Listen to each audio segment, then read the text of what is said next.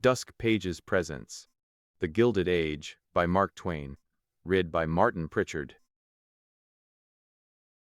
Part 2. Chapter 30. Once more Louise had good news from her Washington senator. Dilworthy was going to sell the Tennessee land to the government. Louise told Laura in confidence. She had told her parents too, and also several bosom friends. All of these people had simply looked sad when they heard the news, except Laura. Laura's face suddenly brightened under it only for an instant, it is true. But poor Louise was grateful for even that fleeting ray of encouragement. When next Laura was alone, she fell into a train of thought something like this. If the senator has really taken hold of this matter, I may look for that invitation to his house at any moment. I am perishing to go. I do long to know whether I am only simply a large-sized pygmy among these pygmies here, tumble over so easily when one strikes them, or whether I am really. Her thoughts drifted into other channels, for a season, then she continued. He said I could be useful in the great cause of philanthropy, and help in the blessed work of uplifting the poor and the ignorant, if he found it feasible to take hold of our land. Well, that is neither here nor there. What I want is to go to Washington and find out what I am. I want money, too. And if one may judge by what she hears, there are chances there for a fascinating woman. She was going to say perhaps, but she did not. Along in the fall the invitation came, sure enough. It came officially through Brother Washington, the private secretary, who appended a postscript that was brimming with delight over the prospect of seeing the Duchess again. He said it would be happiness enough to look upon her face once more. It would be almost too much happiness, when to it was added the fact that she would bring messages with her that were fresh from Louise's lips. In Washington's letter were several important enclosures. For instance, there was the senator's check for $2,000 to buy suitable clothing in New York. It was a loan to be refunded when the land was sold. $2,000, this was fine indeed. Louise's father was called rich, but Laura doubted if Louise had ever had $400 worth of new clothing at one time in her life.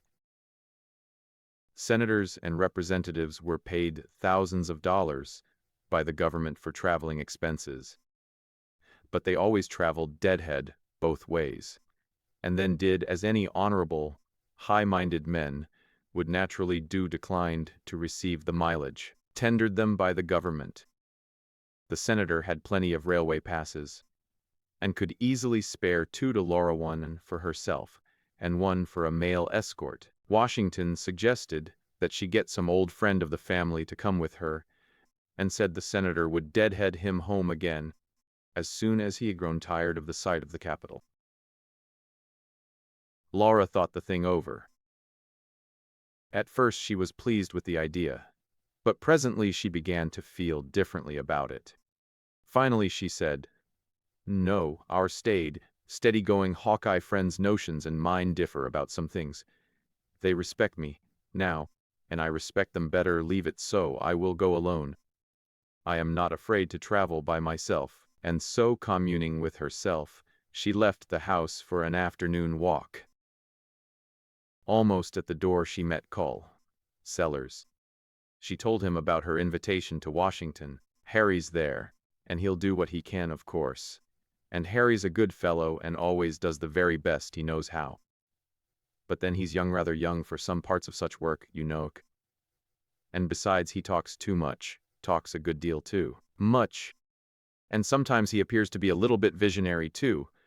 I think the worst thing in the world for a businessman. A man like that always exposes his cards, sooner or later. This sort of thing wants an old, quiet, steady hand, wants an old, cool head, that knows men through and through, and is used to large operations. I'm expecting my salary, and also some dividends from the company, and if they get along in time, I'll go along with you, Laura. Take you under my wing. You mustn't travel alone. Lord, I wish I had the money right now, but plenty soon plenty. Laura reasoned with herself that if the kindly, simple-hearted colonel was going anyhow, what could she gain by traveling alone and throwing away his company? So she told him she accepted his offer gladly, gratefully. She said it would be the greatest of favors if he would go with her and protect her, not at his own expense as far as railway fares were concerned, of course. She could not expect him to put himself to so much trouble for her and pay his fare besides, but he wouldn't hear of her paying his fare. It would be only a pleasure to him to serve her. Laura insisted on furnishing the tickets, and finally, when argument failed, she said the tickets cost neither her nor anyone else a cent. She had 2 of them. She needed but one, and if he would not take the other, she would not go with him. That settled the matter. He took the ticket.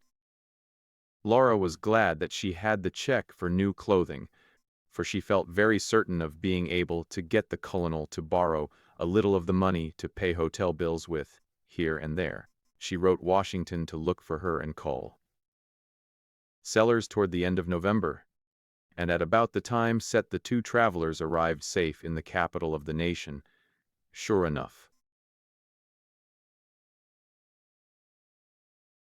Chapter 31. She, the gracious lady, yet no pains did spare to do him ease, or him remedy. Many restoratives of virtues rare, and costly cordials she did apply to mitigate his stubborn malady.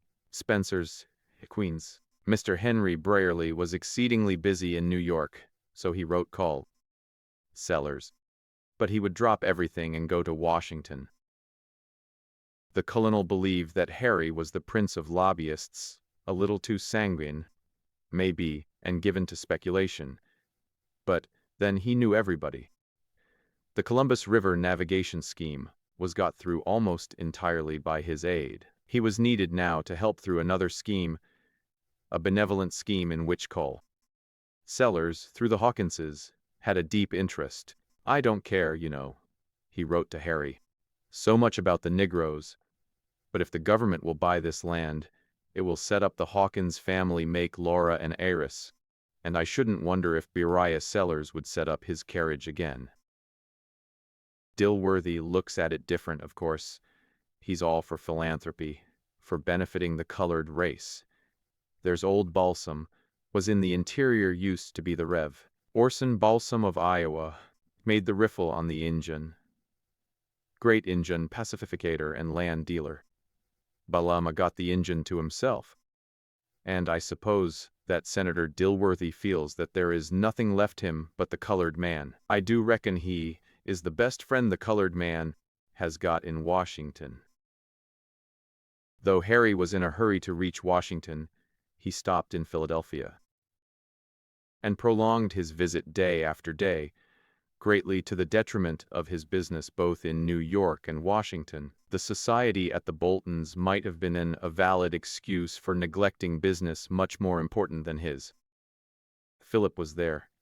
He was a partner with Mr. Bolton now in the new coal venture, concerning which there was much to be arranged in preparation for the spring work. And Philip lingered week after week in the hospitable house. Alice was making a winter visit.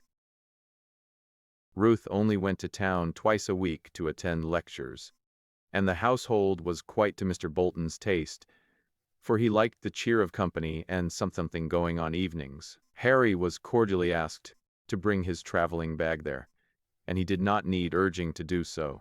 Not even the thought of seeing Laura at the Capitol made him restless in the society of the 2 young ladies. 2 birds in hand are worth 1 in the bush, certainly. Philip was at home. He sometimes wished he were not so much so. He felt that too much or not enough was taken for granted.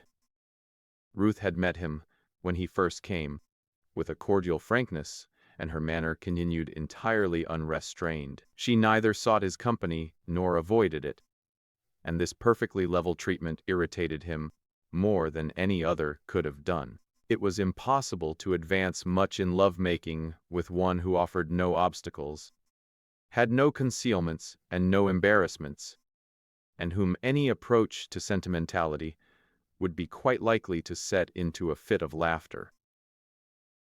"Why, Phil," she would say, "what puts you in the dumps today? You are as solemn as the upper bench in meeting. I shall have to call Alice to raise your spirits. My presence seems to depress you." "It's not your presence, but your absence when you are present," began Philip dolefully, with the idea that he was saying a rather deep thing. "But you won't understand me." "No, I confess I cannot. If you really are so low as to think I am absent when I am present, it's a frightful case of aberration. I shall ask Father to bring out Dr. Jackson." "Does Alice appear to be present when she is absent?" "Alice has some human feeling, anyway. She cares for something besides musty books and dry bones." "I think, Ruth, when I die," said Philip, intending to be very grim and sarcastic, "I'll leave you my skeleton. You might like that. It might be more cheerful than you are at times," Ruth replied with a laugh. "But you mustn't do it without consulting Alice. She might not like it. I don't know why you should bring Alice up on every occasion. Do you think I am in love with her?" "Bless you, no. It never entered my head. Are you?"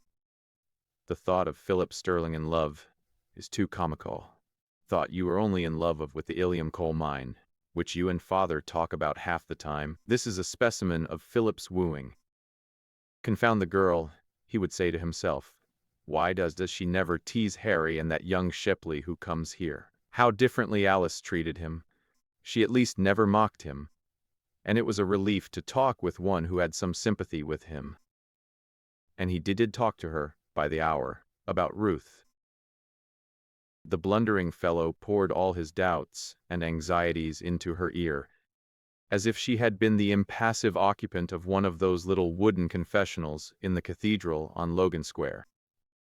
Has a confessor, if she is young and pretty, any feeling? Does it mend the matter by calling her your sister? Philip called Alice his good sister and talked to her about love and marriage, meaning Ruth, as if sisters could by no possibility have any personal concern in such things. Did Ruth ever speak of him? Did she think Ruth cared for him? Did Ruth care for anybody at Fallkill? Did she care for anything except her profession? And so on. Alice was loyal to Ruth, and if she knew anything, she did not betray her friend. She did not, at any rate, give Philip too much encouragement. What woman, under the circumstances, would? "I can tell you one thing, Philip," she said. "If ever Ruth Bolton loves, it will be with her whole soul, in a depth of passion that will sweep everything before it and surprise even herself." A remark that did not much console Philip, who imagined that only some grand heroism could unlock the sweetness of such a heart. And Philip feared that he wasn't a hero. He did not know out of what materials a woman construct a hero when she is in the creative mood. Harry skipped into this society with his usual lightness and gaiety. His good nature was inexhaustible, and though he liked to relate his own exploits, he had a little tact in adapting himself to the tastes of his hearers.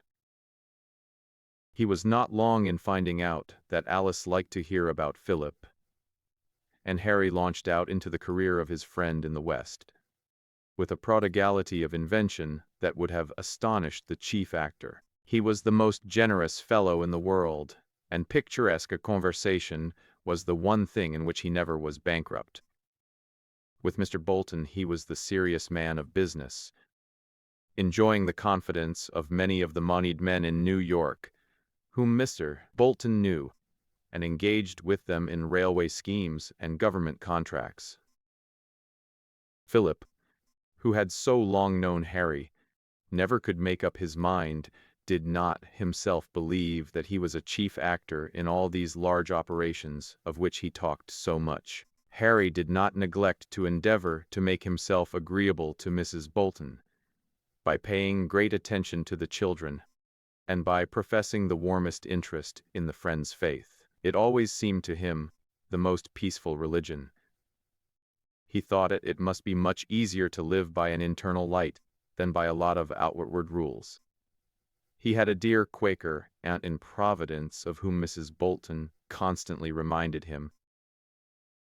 He insisted upon going with Mrs. Bolton and the children to the Friends' meeting on first day, when Ruth and Alice and Philip, world's people, went to a church in town, and he sat through the hour of silence with his hat on, in most exemplary patience. In short, this amazing actor succeeded so well with Mrs. Bolton that she said to Philip one day, "Thy friend, Henry Brierly, appears to be a very worldly-minded young man. Does he believe in anything?" "Oh, yes," said Philip, laughing. "He believes in more things than any other person I ever saw." To Ruth, Harry seemed to be very congenial. He was never moody for one thing, lent himself with alacrity to whatever her fancy was. He was gay or grave as the need might be. No one apparently could enter more fully into her plans for an independent career. "My father," said Harry, "was bred a physician and practiced a little before he went into Wall Street. I always had a leaning to the study. There was a skeleton hanging in the closet of my father's study when I was a boy that I used to dress up in old clothes. Oh, I got quite familiar with the human frame." "You must have," said Philip. "Was that where you learned to play the bones?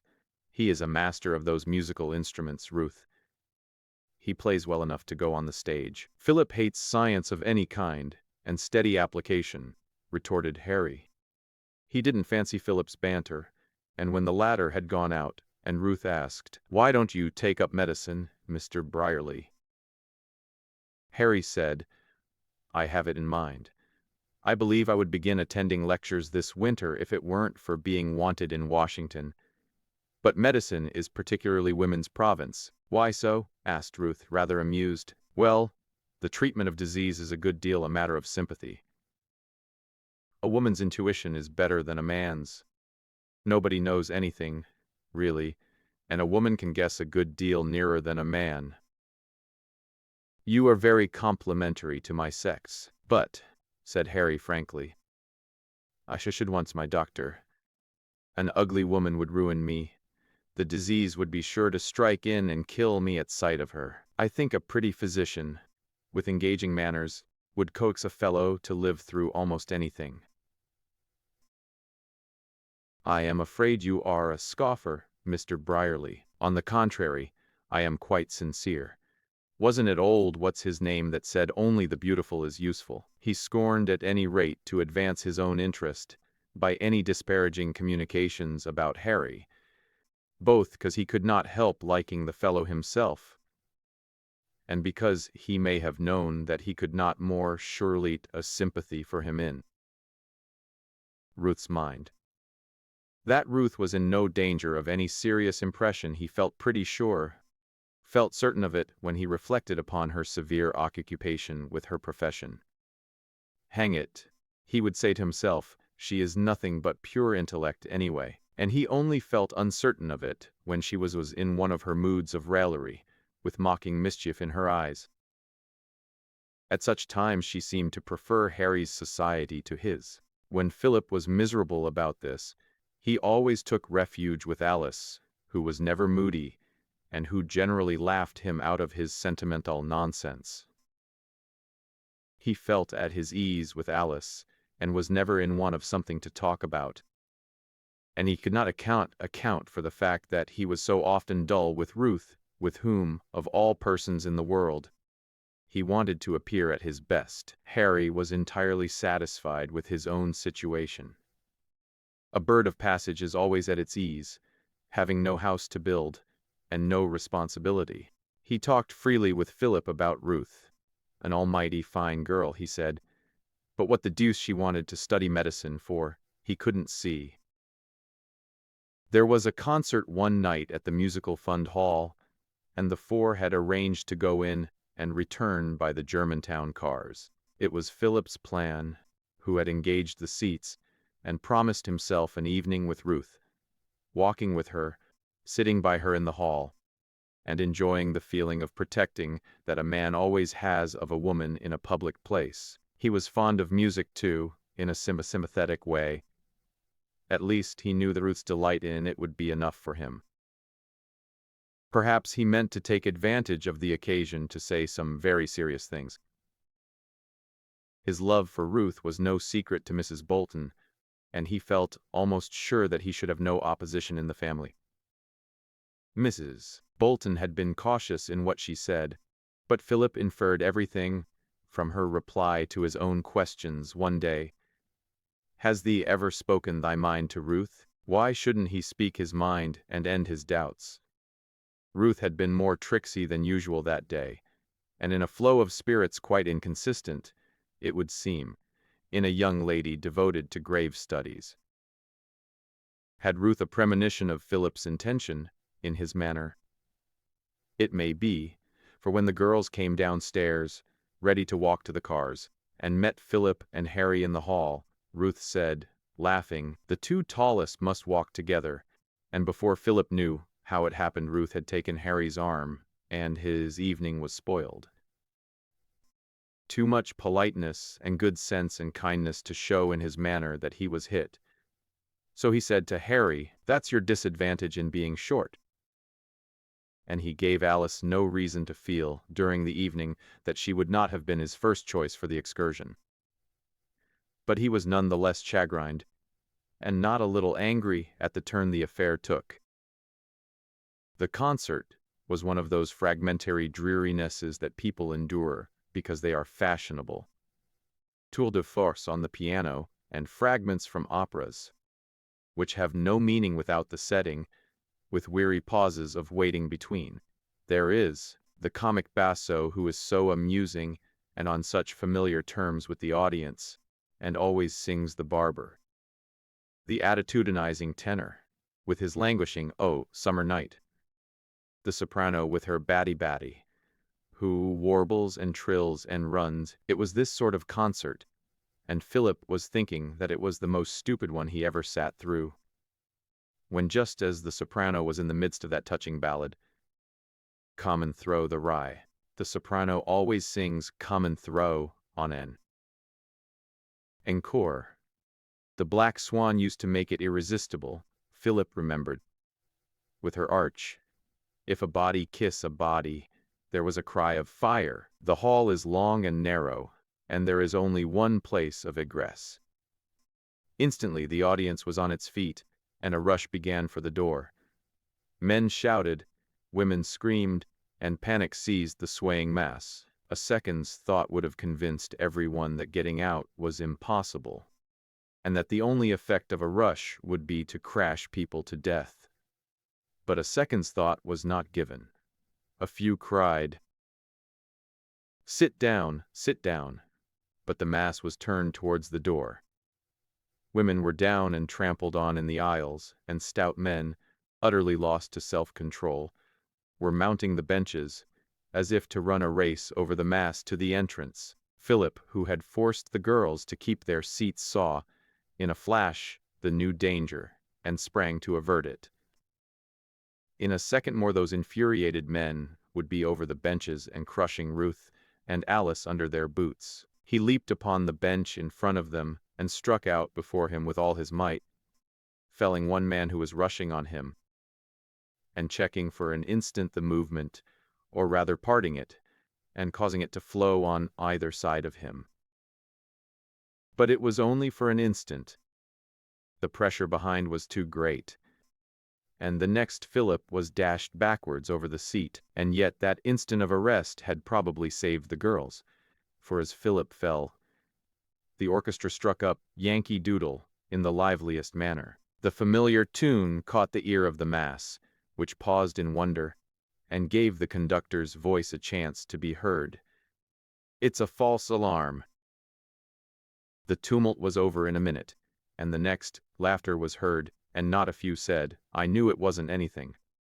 What fools people are at such a time. The concert was over, however. A good many people were hurt, some of them seriously. and among them Philip Sterling was found bent across the seat, insensible, with his left arm hanging limp and a bleeding wound on his head. When he was carried into the air, he revived and said it was nothing. A surgeon was called, and it was thought best to drive at once to the Boltons, the surgeon supporting Philip, who did not speak the whole way. His arm was set and his head dressed, and the surgeon said he would come round all right in his mind by morning. He was very weak. Alice, who was not much frightened while the panic lasted in the hall, was very much unnerved by seeing Philip so pale and bloody. Ruth assisted the surgeon with the utmost coolness and, with skillful hands, helped to dress Philip's wounds, and there was a certain intentness and fierce energy in what she did that might have revealed something to Philip if he had been in his senses. But he was not, or he would not have murmured, "Let Alice do it, she is not too tall." It was Ruth's first case. Chapter 32. Washington's delight in his beautiful sister was measureless. He said that she had always been the queenliest creature in the land, but that she was only commonplace before, compared to what she was now. So extraordinary was the improvement wrought by rich, fashionable attire. But your criticisms are too full of brotherly partiality to be depended on, Washington. Other people will judge differently. Indeed, they won't. You'll see. There will never be a woman in Washington that can compare with you. You'll be famous within a fortnight. Everybody will want to know you. You wait, you'll see. Laura wished in her heart that the prophecy might come true. And privately she even believed it might, for she had brought all the women whom she had seen since she left home under sharp inspection, and the result had not been unsatisfactory to her. During a week or two Washington drove about the city every day with her and familiarized her with all of its salient features. She noticed with secret pleasure the little start of admiration that always manifested itself in the faces of the guests when she entered the drawing-room arrayed in evening costume. She took comforting note of the fact that these guests directed a very liberal share of their conversation toward her. She observed with surprise that famous statesmen and soldiers did not talk like gods, as a general thing, but said rather commonplace things for the most part, and she was filled with gratification to discover that she, on the contrary, was making a good many shrewd speeches, and now and then a really brilliant one, and furthermore, that they were beginning to be repeated in social circles about the town. Here was a larger field and a wider competition, but still she saw that many eyes were uplifted toward her face, and that first one person and then another called a neighbor's attention to her. She was not too dull to perceive that the speeches of some of the younger statesmen were delivered about as much and perhaps more at her than to the presiding officer, and she was not sorry to see that the dapper young senator from Iowa came at once and stood in the open space before the president's desk to exhibit his feet as soon as she entered the gallery, whereas she had early learned from common report that his usual custom was to prop them on his desk and enjoy them himself with a selfish disregard of other people's longings. Senator Dilworthy had become well convinced by this time that his judgment of the country-bred Missouri girl had not deceived him. It was plain that she was going to be a peerless missionary in the field of labor he designed her for, and therefore it would be perfectly safe and likewise judicious to send her forth well panoplied for her work. So he had added new and still richer costumes to her wardrobe, and assisted their attractions with costly jewelry loans on the future land sale. This first select reception took place at a cabinet minister's, or rather a cabinet secretary's mansion. When Laura and the senator arrived, about 9:30 or 10 in the evening, the place was already pretty well crowded, and the white-gloved Negro servant at the door was still receiving streams of guests. The host and hostess stood just within the door of entrance. Laura was presented, and then she passed on into the maelstrom of bejeweled and richly attired low-necked ladies and white-kid-gloved and steel-pen-coated gentlemen, and wherever she moved, she was followed by a buzz of admiration that was grateful to all her senses, so grateful, indeed, that her white face was tinged and its beauty heightened by a perceptible suffusion of color. She caught such remarks as, "Who is she?" "Superb woman, that is the new beauty from the West," etc., etc. Whenever she halted, she was presently surrounded by ministers, generals, congressmen, and all manner of aristocratic people. Introductions followed, and then the usual original question, "How do you like Washington, Miss Hawkins?" Supplemented by that other usual original question, "Is this your first visit?" These two exciting topics being exhausted, conversation generally drifted into calmer channels, only to be interrupted at frequent intervals by new introductions and new inquiries as to how Laura liked the capital, and whether it was her first visit or not. And thus for an hour or more the Duchess moved through the crush in a rapture of happiness, for her doubts were dead and gone. Now she knew she could conquer here. A familiar face appeared in the midst of the multitude, and Harry Brierly fought his difficult way to her side, his eyes shouting their gratification, so to speak. "Oh, this is a happiness.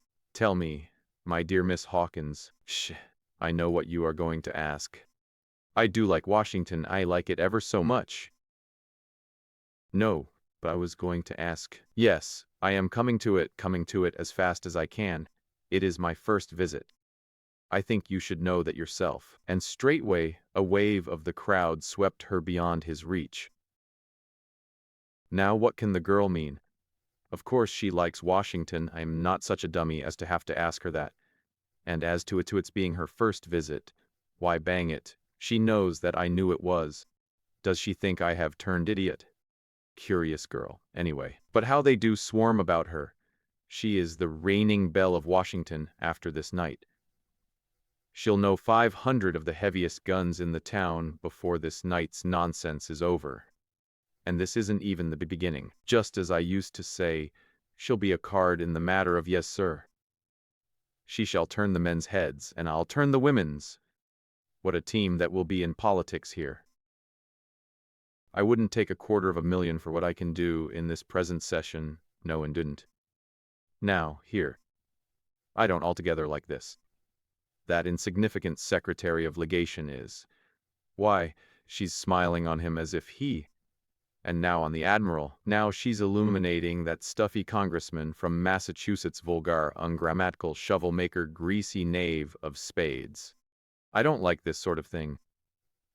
She doesn't appear to be much distressed about me. She hasn't looked this once. All right, my bird of paradise, if it suits you, go on. But I think I know your sex.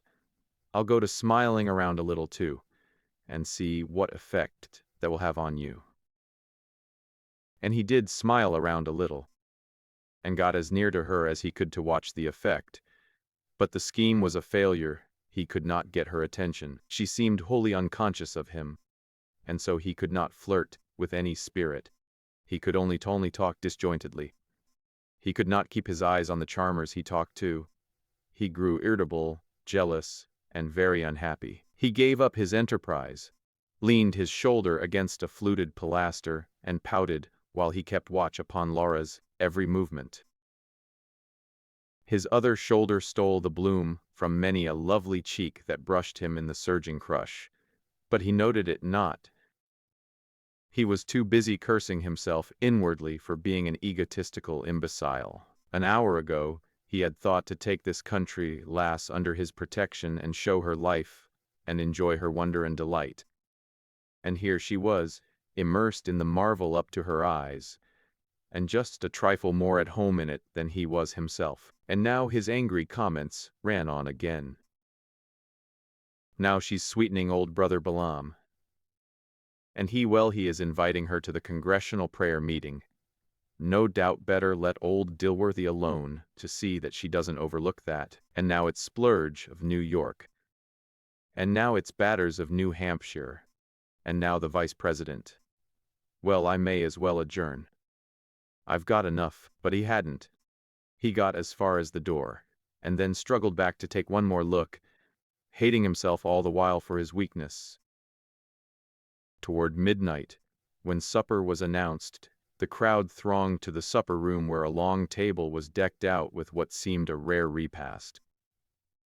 But it consisted of things better calculated to feast the eye than the appetite. The ladies were soon seated in files along the wall, and in groups here and there, and the colored waiters filled the plates and glasses, and the male guests moved hither and thither conveying them to the privileged sex. Harry took an ice and stood up by the table with other gentlemen, and listened to the buzz of conversation while he ate.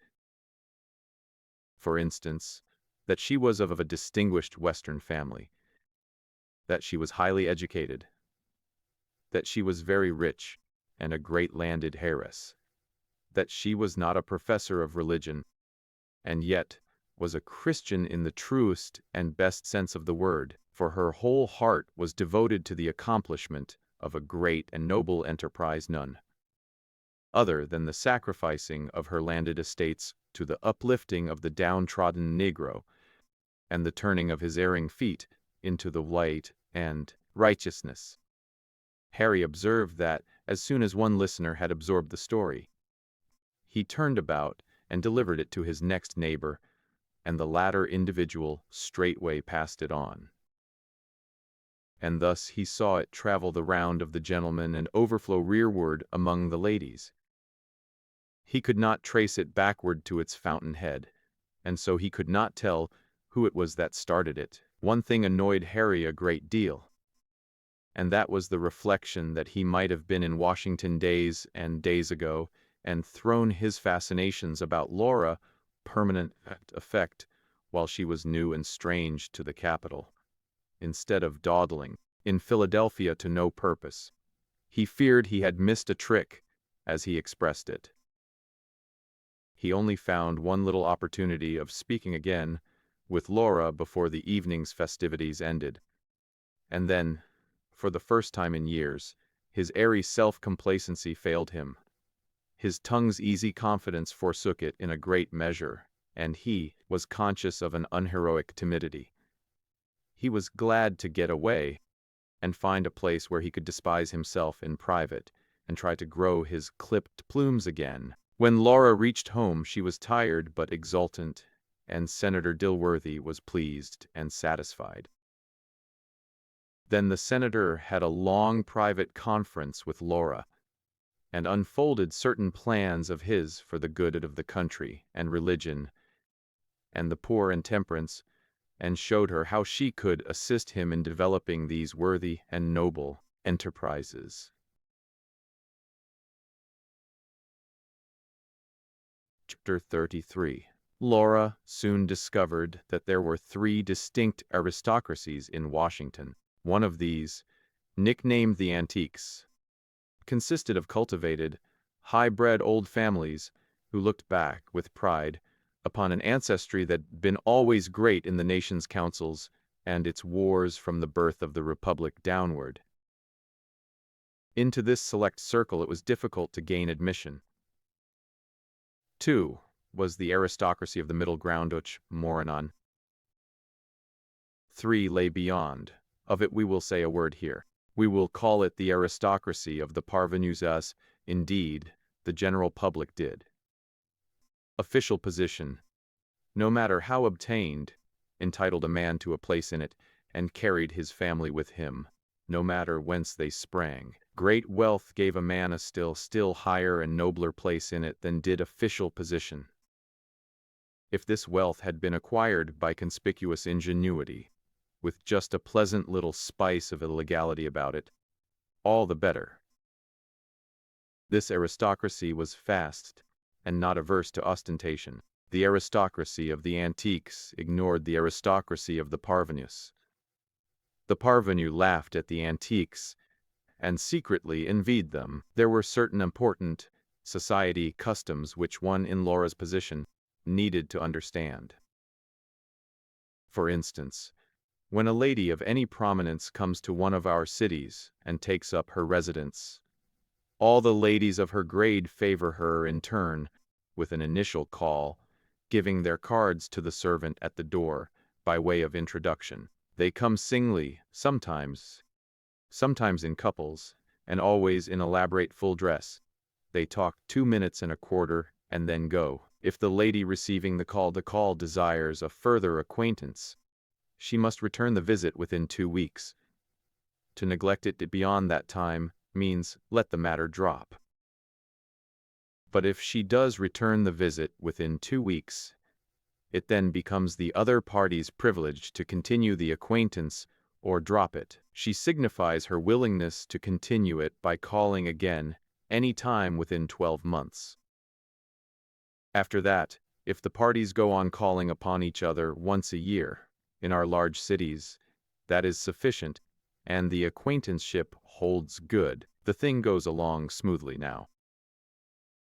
The annual visits are made and returned with peaceful regularity and bland satisfaction. Although it is not necessary that the two ladies shall actually see each other oftener than once every few years, their cards preserve the intimacy and keep the acquaintanceship intact. For instance, Mrs. A pays her annual visit, sits in her carriage, and sends in her card with the lower right-hand corner turned down, which signifies that she has called in person. Mrs. B sends down word that she is engaged or wishes to be excused, or if she is a parvenu and low-bred, she perhaps sends word that she is not at home.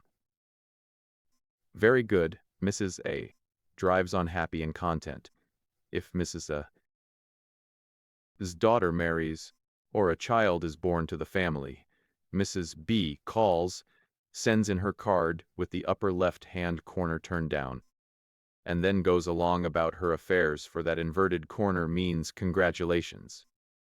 If Mrs. B's husband falls downstairs and breaks his neck, Mrs. A calls, leaves her card with the upper right-hand corner turned down, and then takes her departure. This corner means condolence. It is very necessary to get the corners right, else one may unintentionally condole with a friend on a wedding or congratulate her upon a funeral. If either lady is about to leave the city, she goes to the other's house and leaves her card with P.C.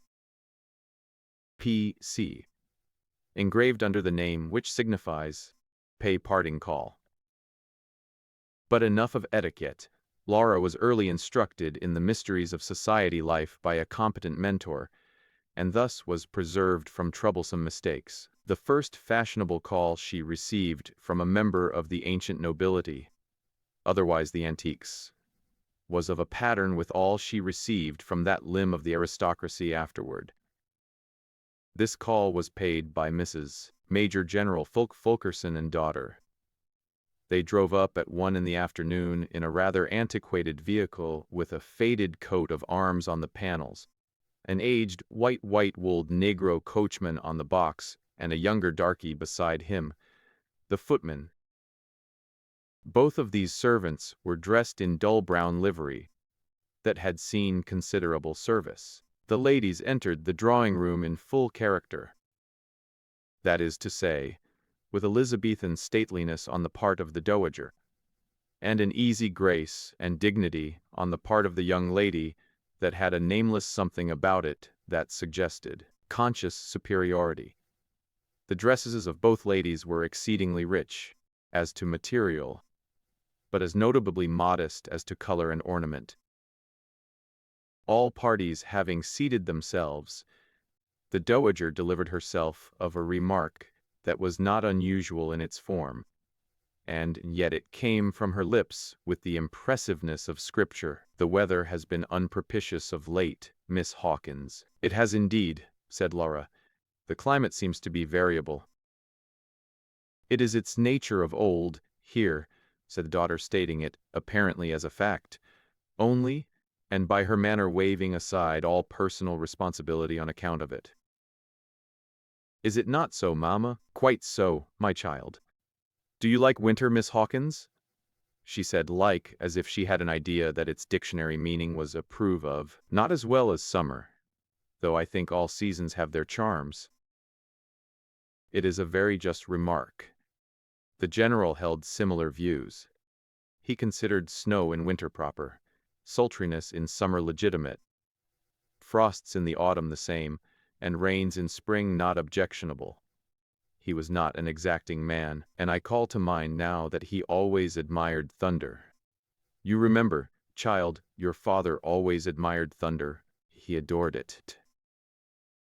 No doubt it reminded him of battle, said Laura. Yes, I think perhaps it did. He had a great respect for nature. He often said there was something striking about the ocean. You remember his saying that, daughter? Yes, often, mother. I remember it very well. And hurricanes. He took a great interest in hurricanes. Dogs, especially hunting dogs. Also comets. I think we all have our predilections. I think it is this that gives variety to our tastes. Laura coincided with this view. Do you find it hard and lonely to be so far from your home, Miss Hawkins? I do find it depressing sometimes. But then there is so much about me here that is novel and interesting that my days are made up more of sunshine than shadow. Washington is not a dull city in the season, said the young lady. We have some very good society indeed, and one need not be at a loss for means to pass the time pleasantly. Are you fond of watering places, Miss Hawkins? I have really had no experience of them, but I have always felt a strong desire to see something of fashionable watering place life. We of Washington are unfortunately situated in that respect, said the dowager. It is a tedious distance to Newport, but there is no help for it, Laura said to herself. Long Branch and Cape May are nearer than Newport. Doubtless these places are low. I'll feel my way a little and see. Then she said aloud, why I thought that Long Branch. There was no need to feel any further. There was that in both faces before her which made that truth apparent. The dowager said, nobody goes there, Miss Hawkins. At least only persons of no position in society, and the president. She added that with tranquility. Newport is damp and cold and windy and excessively disagreeable, said the daughter. But it is very select. One cannot be fastidious about minor matters when one has no choice. The visit had spun out nearly 3 minutes now. Both ladies rose with grave dignity, conferred upon Laura a formal invitation to call, and then retired from the conference. Laura remained in the drawing-room and left them to pilot themselves out of the house and inhospiting, it seemed to her, but then she was following her instructions. She stood, steeped in reverie, a while, and then she said, I think I could always enjoy icebergs, as scenery, but not as company. Still, she knew these two people by reputation, and was aware that they were not icebergs when they were in their own waters and amid their legitimate surroundings, but on the contrary were people to be respected for their stainless characters and esteemed for their social virtues and their benevolent impulses. She thought it a pity that they had to be such changed and dreary creatures on occasions of state. The first call Laura received from the other extremity of the Washington aristocracy followed close upon the heels of the one we have just been describing. The callers this time were the Hun. Mrs. Oliver Higgins, the Hun, Mrs.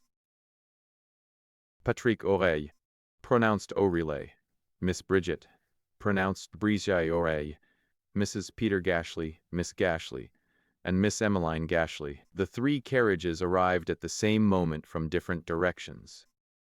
They were new and wonderfully shiny, and the brasses on the harness were highly polished and bore complicated monograms. There were showy coats of arms, too, with latent mottos. The coachman and footman were clad in bright new livery of striking colors. And they had black rosettes with shaving brushes projecting above them, on the sides of their stovepipe hats. When the visitors swept into the drawing room, they filled the place with a suffocating sweetness procured at the perfumer's. Their costumes, as to architecture, were the latest fashion intensified. They were rainbow-hued. They were hung with jewels, chiefly diamonds.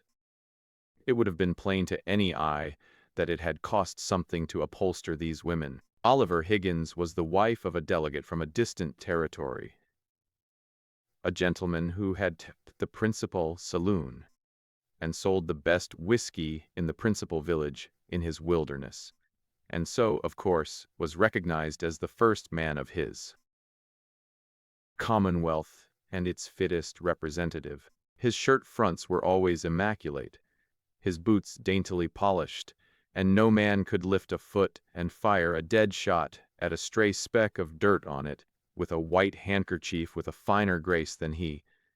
His watch chain weighed a pound. The gold in his finger ring was worth $45. He wore a diamond cluster pin, and he parted his hair behind. He had always been regarded as the most elegant gentleman in his territory, and it was conceded by all that no man thereabouts was anywhere near his equal in the telling of an obscene story, except the venerable white-haired governor himself. The Hun. Higgins had not come to serve his country in Washington for nothing. The appropriation which he had engineered through Congress for the maintenance of the Indians in his territory would have made all those savages rich, if it had ever got to them. The Hun. Mrs. Higgins was a picturesque woman, and a fluent talker, and she held a tolerably high station among the parvenus. Her English was fair enough, as a general thing, though. Being of New York origin, she had the fashion peculiar to many natives of that city of pronouncing saw as if they were spelt sar and lar. Petroleum was the agent that had suddenly transformed the Gashleys from modest, hard-working country village folk into loud aristocrats and ornaments of the city. When he first landed in New York with his wife, he had only halted at Castle Garden for a few minutes to receive and exhibit papers showing that he had resided in this country 2 years. And then he voted the Democratic ticket and went uptown to hunt a house. He found one and then went to work as assistant to an architect and builder, carrying a hod all day and studying politics evenings. Industry and economy soon enabled him to start a low rum shop in a foul locality, and this gave him political influence. In our country, it is always our first care to see that our people have the opportunity of voting for their choice of men to represent and govern them. We do not permit our great officials to appoint the little officials. The publicans and their retainers rule the ward meetings, for everybody else hates the worry of politics and stays at home. The delegates from the ward meetings organize as a nominating convention and make up a list of candidates, one convention offering a Democratic and another a Republican list of incorruptibles. And then the great meek public come forward at the proper time and make unhampered choice and bless heaven that they live in a free land where no form of despotism can ever intrude. Patrick O'Reilly, as his name then stood, created friends and influence very fast, for he was always on hand at the police courts to give straw bail for his customers, or establish an alibi for them in case they had been beating anybody to death on his premises. Consequently, he presently became a political leader, and was elected to a petty office under the city government. Out of a meager salary, he soon saved money enough to open quite a stylish liquor saloon higher uptown, with a faro bank attached and plenty of capital to conduct it with. This gave him fame and great respectability. The position of alderman was forced upon him, and it was just the same as presenting him a gold mine.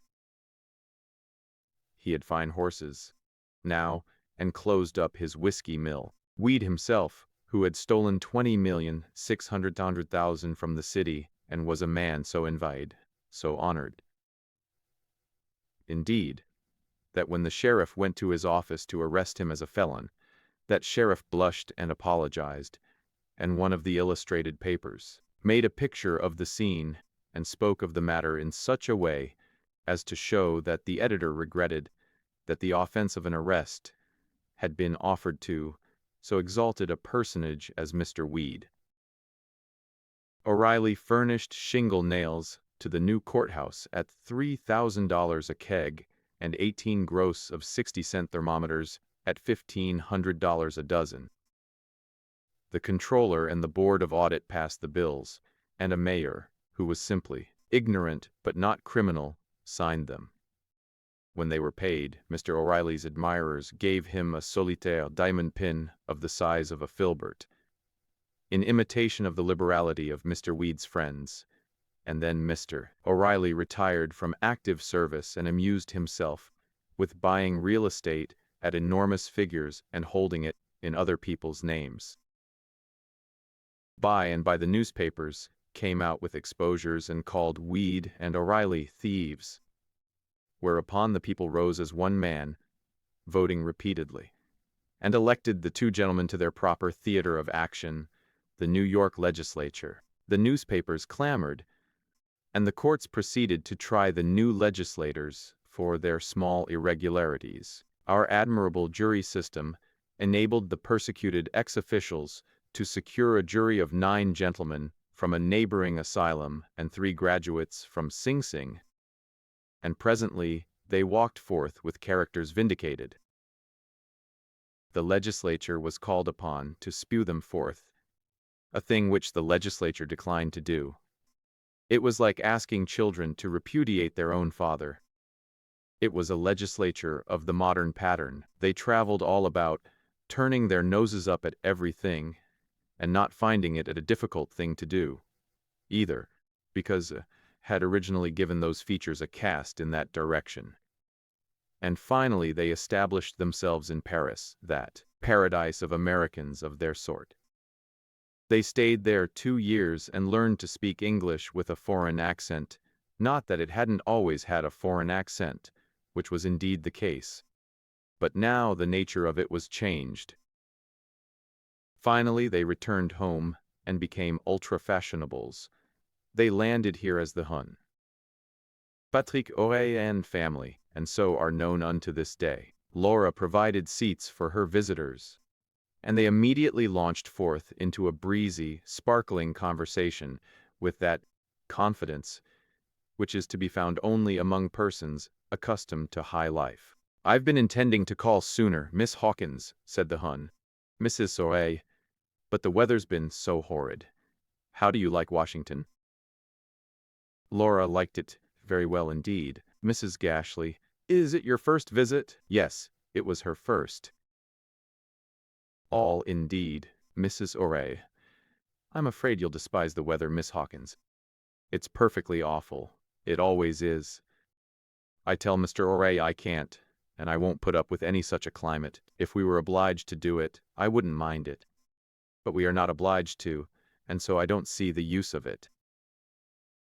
Sometimes it's real pitiful the way the children pine for Perry don't look so sad. Bridget, ma chère, poor child, she can't hear Perry mentioned without getting the blues." Mrs. Gashly, "Well, I should think so, Mrs. Auray. A body lives in Paris, but a body only stays here. I dote on Paris. I'd druther scrimp along on $10,000 a year there than suffer and worry here on a real decent income." Miss Gashly, "Well then, I wish you'd take us back, mother. I'm sure I hate this stupid country enough, even if it is our dear native land." Miss Emmeline Gashly, "What, and leave poor Johnny Peterson behind?" An airy genial laugh applauded this sally. Miss Gashly, "Sister, I should think you'd be ashamed of yourself." Miss Emmeline, "Oh, you needn't ruffle your feathers so. I was only joking. He don't mean anything by coming to the house every evening, only comes to see mother. Of course, that's all." General laughter. Miss G, prettily confused, "Emmeline, how can you?" Mrs. G, "Let your sister alone. Emmeline. I never saw such a tease. Mrs. O'Reilly. What lovely corals you have, Miss Hawkins. Just look at them, Bridget, dear. I've a great passion for corals. It's a pity they're getting a little common. I have some elegant ones. Not as elegant as yours. But of course I don't wear them now. Laura. I suppose they are rather common. But still I have a great affection for these, because they were given to me by a dear old friend of our family named Murphy. He was a very charming man, but very eccentric. We always supposed he was an Irishman. But after he got rich he went abroad for a year or two, and when he came back you would have been amused to see how interested he was in a potato. He asked what it was. Now you know, when Providence shapes a mouth, especially for the accommodation of a potato, you can detect that fact at a glance when that mouth is in repose. Foreign travel can never remove that sign. But he was a very delightful gentleman, and his little foible did not hurt him at all. We all have our shams. I suppose there is a sham somewhere about every individual, if we could manage to ferret it out. I would so like to go to France. I suppose our society here compares very favorably with French society, does it not? Mrs. O'Reilly? Mrs. O. Not by any means, Miss Hawkins. French society is much more elegant, much more so. Laura. I am sorry to hear that. I suppose ours has deteriorated of late, Mrs. O. Very much indeed. There are people in society here that have really no more money to live on than what some of us pay for servant hire.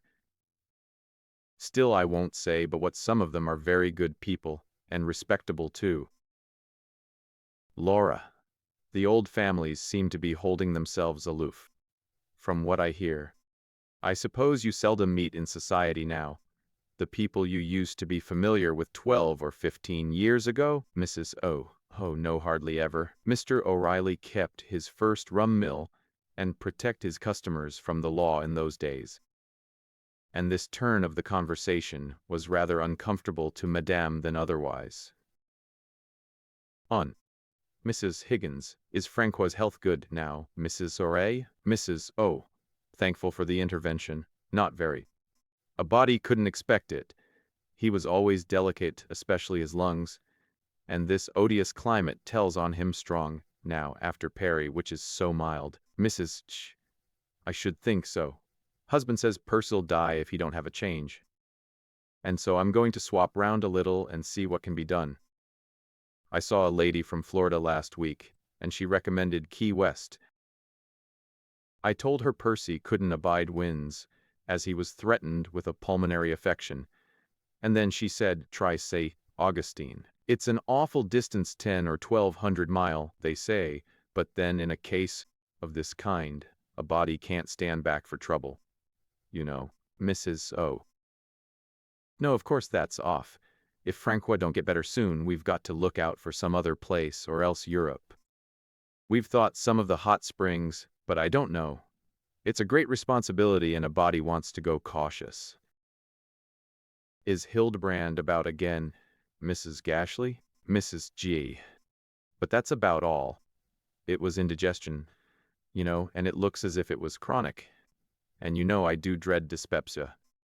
We've all been worried a good deal about him. The doctor recommended baked apple and spoiled meat, and I think it done him good. It's about the only thing that will stay on his stomach nowadays. We have Dr. Shovel now. Who's your doctor, Mrs. Higgins? Mrs. H. Well, we had Dr. Spooner a good while. We're much to emetics, which I think are weakening, that we changed off and took Dr. Leathers. We like him very much. He has a fine European reputation, too. The first thing he suggested for Percy was to have him taken out in the backyard for an airing every afternoon, with nothing at all on. Mrs. O. and Mrs. G. What? Miss H. As true as I'm sitting here. And it actually helped him for 2 or 3 days. It did indeed. But after that the doctor said it seemed to be too severe, and so he has fell back hot foot baths at night, and cold showers in the morning. But I don't think there can be any good sound help for him in such a climate as this. I believe we are going to lose him if we don't make a change, Mrs. O. You suppose you heard of the fright we had 2 weeks ago last Saturday? Why, that is strange. But come to remember, you've all been away to Richmond. Francois tumbled from the skylight in the second-story hall, clean down to the first floor. Mercy, Mrs. O. Yes, indeed, and broke 2 of his ribs. Everybody. What, Mrs. O? Just as true as you live. First we thought he must be injured internally. It was 15 minutes past 8 in the evening. Of course, we were all distracted in a moment. Everybody was flying everywhere, and nobody doing anything worth anything. Sprague, president of the medical university, no time to go for our own doctor, of course. And the minute he saw Francois, he said, "Send for your own physician, madam." Said it as cross as a bear, too, and turned right on his heel, and cleared out. Without doing a thing. Everybody. The mean, contemptible brute, Mrs. O. Well, you may say it. I was nearly out of my wits by this time. But we hurried off the servants after our own doctor and telegraphed mother. She was in New York and rushed down on the first train. And when the doctor got there, lo and behold he found Francois had broke one of his legs, too. Everybody. Goodness, Mrs. O. Yes. So he set his leg and bandaged it up, and fixed his ribs, and gave him a dose of to quiet down his excitement, and put him to sleep. Poor thing, he was trembling and frightened to death, and it was pitiful to see him. We had him in my bed, Mère Aurélie slept in the guest room, and I laid down beside Francois. But not to sleep, bless you, no. Bridget and I saw all night, and the doctor stayed till 2 in the morning, bless his old heart. When mother got there, she was so used up with anxiety that she had to go to bed and have the doctor. But when she found that Francois was not in immediate danger, she rallied. And by night she was able to take a watch herself. Well, for 3 days and nights, we 3 never left that bedside, only to take an hour's nap at a time. And then the doctor said Francois was out of danger, and if ever there was a thankful set in this world, it was us. Laura's respect for these women had augmented during this conversation, naturally enough. Affection and devotion are qualities that are able to adorn and render beautiful a character that is otherwise unattractive and even repulsive. Mrs. Gashly, I do believe I should have died if I had been in your place, Mrs. Aurélie. One afternoon he had a fit, and jumped up and run out on the portico of the hotel with nothing in the world on, and the wind a-blowing like ice, and we after him scared to death. And when the ladies and gentlemen saw that he had a fit, every lady scattered for her room, and not a gentleman lifted his hand to help the wretches. Well, at his life hung by a thread for as much as 10 days, and the minute he was out of danger, Emmeline and me just went to bed sick and worn out. I never want to pass through such a time again. Poor dear Francois. Which leg did he break, Mrs. Aurélie? Mrs. O. It was his right-hand hind leg. Jump down, Francois dear, and show the ladies what a cruel limp you've got yet. Francois demurred, but being coaxed and delivered gently upon the floor, he performed very satisfactorily, with his right-hand hind leg in the air. All were affected, even Laura, but hers was an affection of the stomach. The country-bred girl had not suspected that the little whining 10-ounce black and tan reptile, clad in a red embroidered pygmy blanket and reposing in Mrs. Aurélie's lap all through the visit, was the individual whose sufferings had been stirring the dormant generosities of her nature. She said, "Poor creature, you might have lost him, Mrs. O. Oh, pray don't mention it, Miss Hawkins, it gives me such a turn. Laura, and Hildebrand and Percy, are they like this one?" Mrs. G. Hilly has considerable sky blood in him, I believe. Mrs. H. Percy's the same, only he is 2 months and 10 days older and has his ears cropped. His father, Martin Farquhar Tupper, was sickly and died young, but he was the sweetest disposition. His mother had heart disease, but was very gentle and resigned, and a wonderful ratter. As impossible and exasperating as this conversation may sound to a person who's not an idiot, it is scarcely in any respect an exaggeration of one which one of us actually listened to in an American drawing room otherwise we could not venture to put. So, Chapter 1 to a book which professes to deal with social possibilities. The authors, so carried away had the visitors become by their interest attaching to this discussion of family matters, that their stay had been prolonged to a very improper and unfashionable length. But they suddenly recollected themselves now and took their departure. The more she thought of these people and their extraordinary talk, the more offensive they seemed to her. And yet she confessed that if one must choose between the two extreme aristocracies, it might be best, on the whole, looking at things from a strictly business point of view, to herd with the parvenus. She was in Washington solely to compass a certain matter, and to do it at any cost, and these people might be useful to her, while it was plain that her purposes and her schemes for pushing them would not find favor in the eyes of the antiques. If it came to choice, it might come to that. Sooner or later, she believed she could come to a decision without much difficulty or many pangs.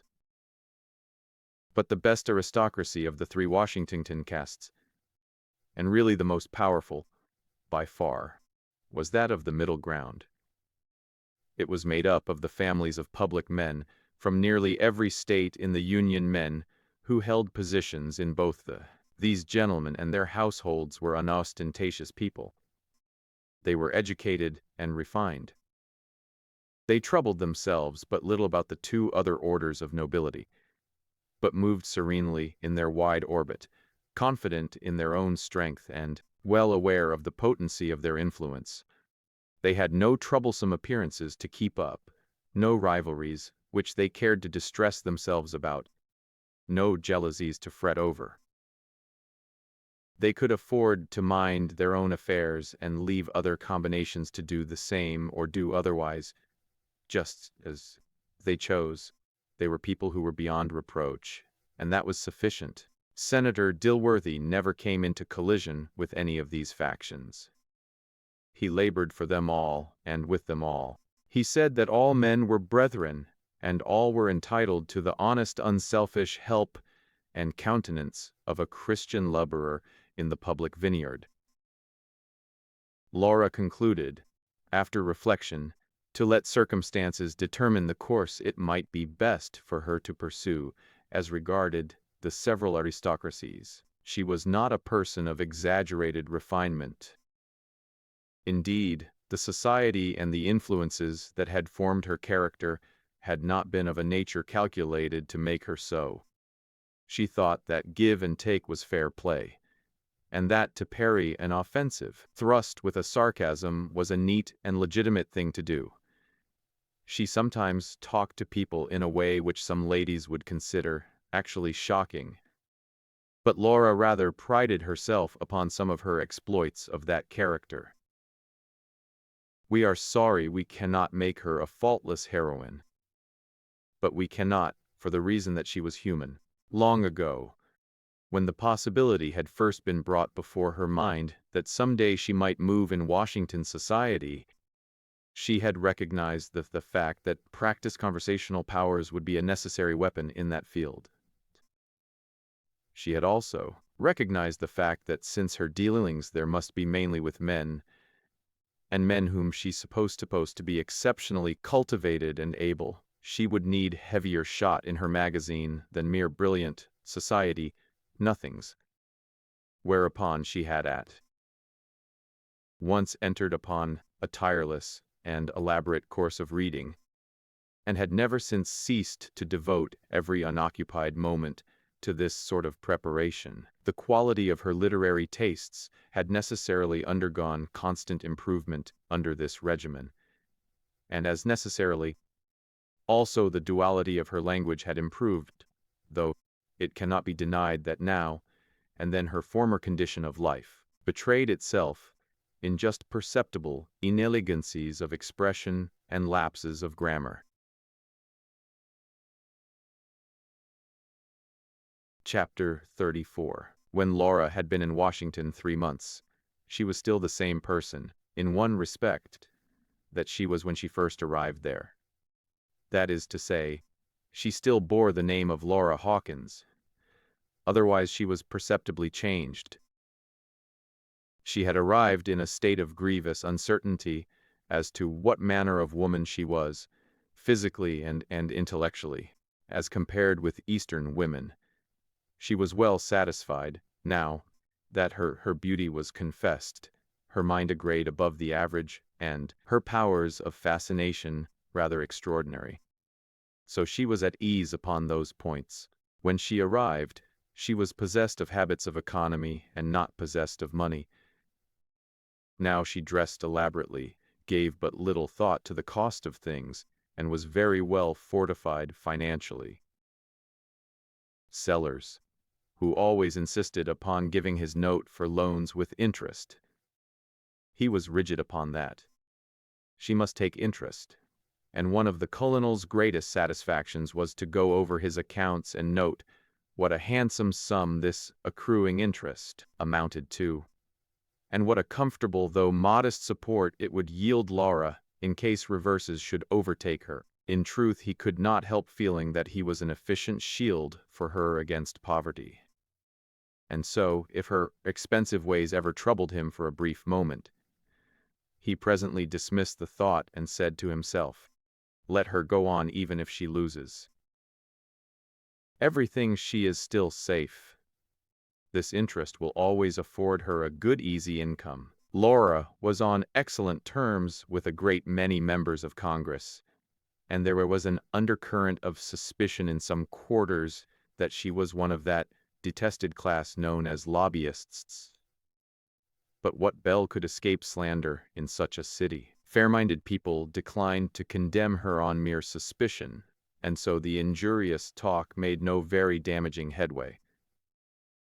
She was very gay now, and very celebrated, and she might well expect to be assailed by many kinds of gossip. She was growing used to celebrity, and could already sit calm and seemingly unconscious under the fire of 50 lorgnettes in a theater, or even overhear the low voice, "That's she," as she passed along the street without betraying annoyance. All that anyone felt sure about was that Laura's landed estates were princely in value and extent, and that the government was anxious to get hold of them for public purposes, and that Laura was willing to make the sale, but not at all anxious about. It was whispered that Senator Dilworthy was a stumbling block in the way of an immediate sale, because he was resolved that the government should not have the lands, except with the understanding that they should be devoted to the uplifting of the Negro race. Laura did not care what they were devoted to, it was said. A world of very different gossip to the contrary notwithstanding. But there were several other heirs, and they would be guided entirely by the senator's wishes. And finally many people averred that while it would be easy to sell the lands to the government for the benefit of the Negro, by resorting to the usual methods of influencing votes, Senator Dilworthy was unwilling to have so noble a charity sullied by any taint of corruption. He was resolved that not a vote should be bought. Nobody could get anything definite from Laura about these matters, and so gossip had to feed itself chiefly upon guesses. But the effect of it all was that Laura was considered to be very wealthy and likely to be vastly more so in a little while. Consequently, she was much courted and as much envied. Her wealth attracted many suitors. Perhaps they came to worship her riches, but they remained to worship her. Some of the noblest men of the time succumbed to her fascinations. She frowned upon no lover when he made his first advances, but by and by, when she was hopelessly enthralled, he learned from her own lips that she had formed a resolution never to marry. Then he would go away hating and cursing the whole sex, and she would calmly add his scalp to her string, while she mused upon the bitter day that call. Selby trampled her love and her pride in the dust. In time it came to be said that her way was paved with broken hearts. Poor Washington gradually woke up to the fact that he too was an intellectual marvel, as well as his gifted sister. He could not conceive how it had come about, did not occur to him, that the gossip about his family's great wealth had anything to do with it. He could not account for it by any process of reasoning, and was simply obliged to accept the fact and give up trying to solve the riddle. He found himself dragged into society and courted, wondered at, and envied very much, as if he were one of those foreign barbers who flit over here now and then, a self-conferred title of nobility, and marry some rich fool's absurd daughter. Being obliged to say something, he would mine his brain and put in a blast, and when the smoke and flying debris had cleared away, the result would be what seemed to him but a poor little intellectual clod of dirt or two. And then he would be astonished to see everybody as lost in admiration as if he had brought up a ton or two of virgin gold. Every remark he made delighted his hearers and compelled their applause. He overheard people say he was exceedingly bright. They were chiefly mammas and marriageable young ladies. At first he could not see that the remark was anything than a parrot might originate. But by and by he began to feel that perhaps he underrated his powers. And after that he used to analyze his good things with a deal of comfort, and find in them a brilliancy which would have been unapparent to him in earlier days. And then he would make a note of that good thing, and say it again the first time he found himself in a new company. Presently he had saved up quite a repertoire of brilliancies. And after that he confined himself to repeating these, and ceased to originate any more, lest he might injure his reputation by an unlucky effort. He was constantly having young ladies thrust upon his notice at receptions, or left upon his hands at parties. And in time he began to feel that he was being deliberately persecuted in this way. And after that he could not enjoy society because of. He was distressed to find that nearly every time he showed a young lady a polite attention, he was straightway reported to be engaged to her. And as some of these reports got into the newspapers occasionally, he had to keep writing to Louise that they were lies, and she must believe in him, and not mind them or allow them to grieve her. Washington was as much in the dark as anybody with regard to the great wealth that was hovering in the air and seemingly on the point of tumbling into the family pocket. Laura would give him no satisfaction. All she would say was, "Wait, be patient, you will see." But will it be soon, Laura? It will not be very long, I think. But what makes you think so? I have reasons, and good ones. Just wait and be patient. But is it going to be as much as people say it is? What do they say it is? Oh, ever so much, millions. Yes, it will be a great sum. But how great, Laura? Will it be millions? Yes, you may call it that. Yes, it will be millions. There, now does that satisfy you? Splendid! I can wait. I can wait patiently, ever so patiently. Once I was near selling the land for $20,000. Once for $30,000.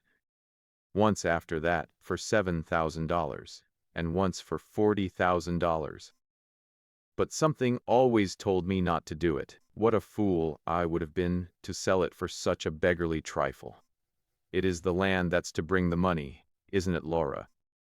You can tell me that much, can't you?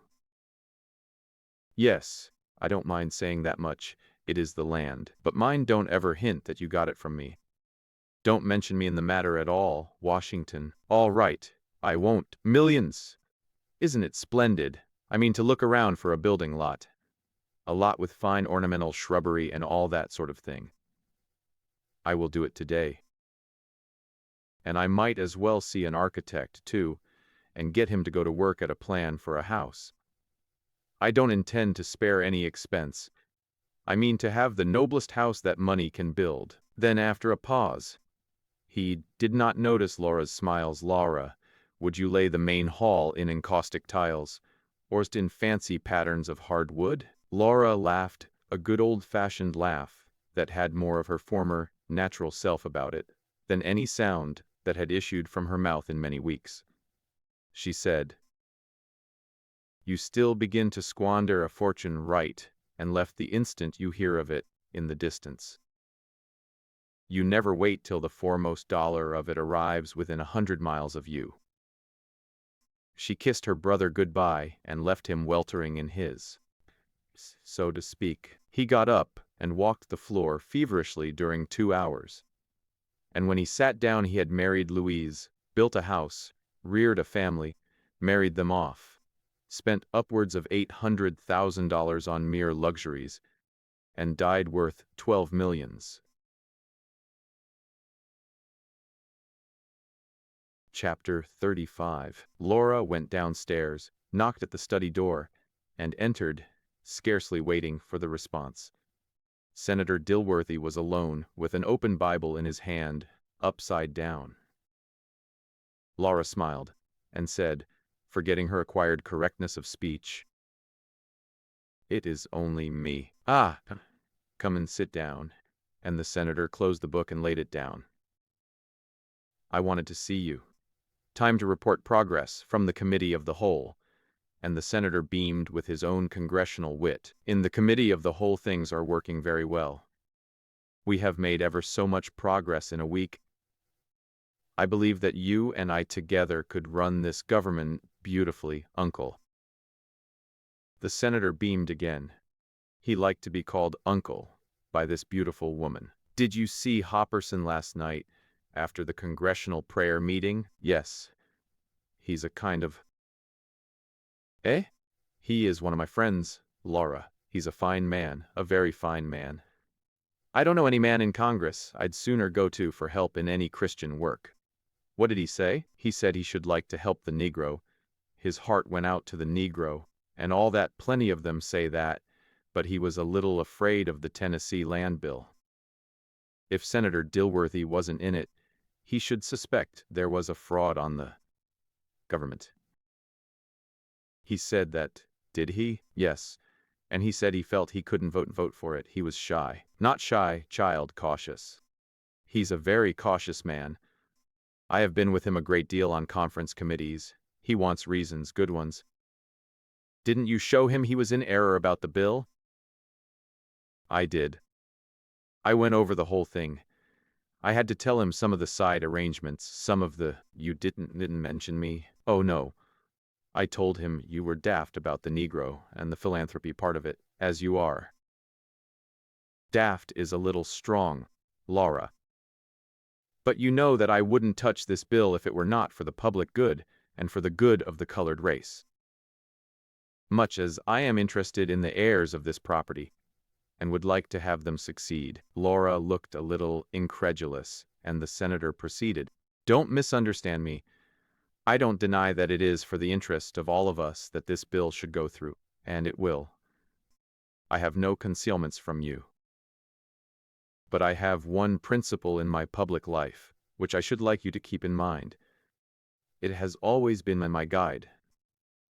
I never push a private interest if it is not justified and ennobled by some larger public good. I doubt if a Christian would be justified in working for his own salvation if it was not to aid in the salvation of his fellow men." The senator spoke with feeling, and then added, "I hope you showed Hopperson that our motives were pure." "Yes," and he seemed to have a new light on the measure. I think we'll vote for it. I hope so. His name will give tone and strength to it. I knew you would only have to show him that it was just and pure in order to secure his cordial support. I think I convinced him. Yes, I am perfectly sure he will vote right now. That's good, said the senator, smiling and rubbing his hands. Is there anything more? You'll find some changes in that, I guess. Handing the senator a printed list of names. Those checked off are all right. Running his eye down the list. That's encouraging. What is the before some of the names, and the B? Those are my private marks. That stands for convinced with argument. The B is a general sign for a relative. You see it stands before 3 of the Hun committee. I expect to see the chairman of the committee today, Mr. Buckstone. So, he ought to be seen without any delay. Buckstone is a worldly sort of a fellow, but he has charitable impulses. If we secure him, we shall have a favorable report by the committee. And it will be a great thing to be able to state that fact quietly, where it will do good. Oh, saw Senator Balloon. He will help us, I suppose? Balloon is a whole-hearted fellow.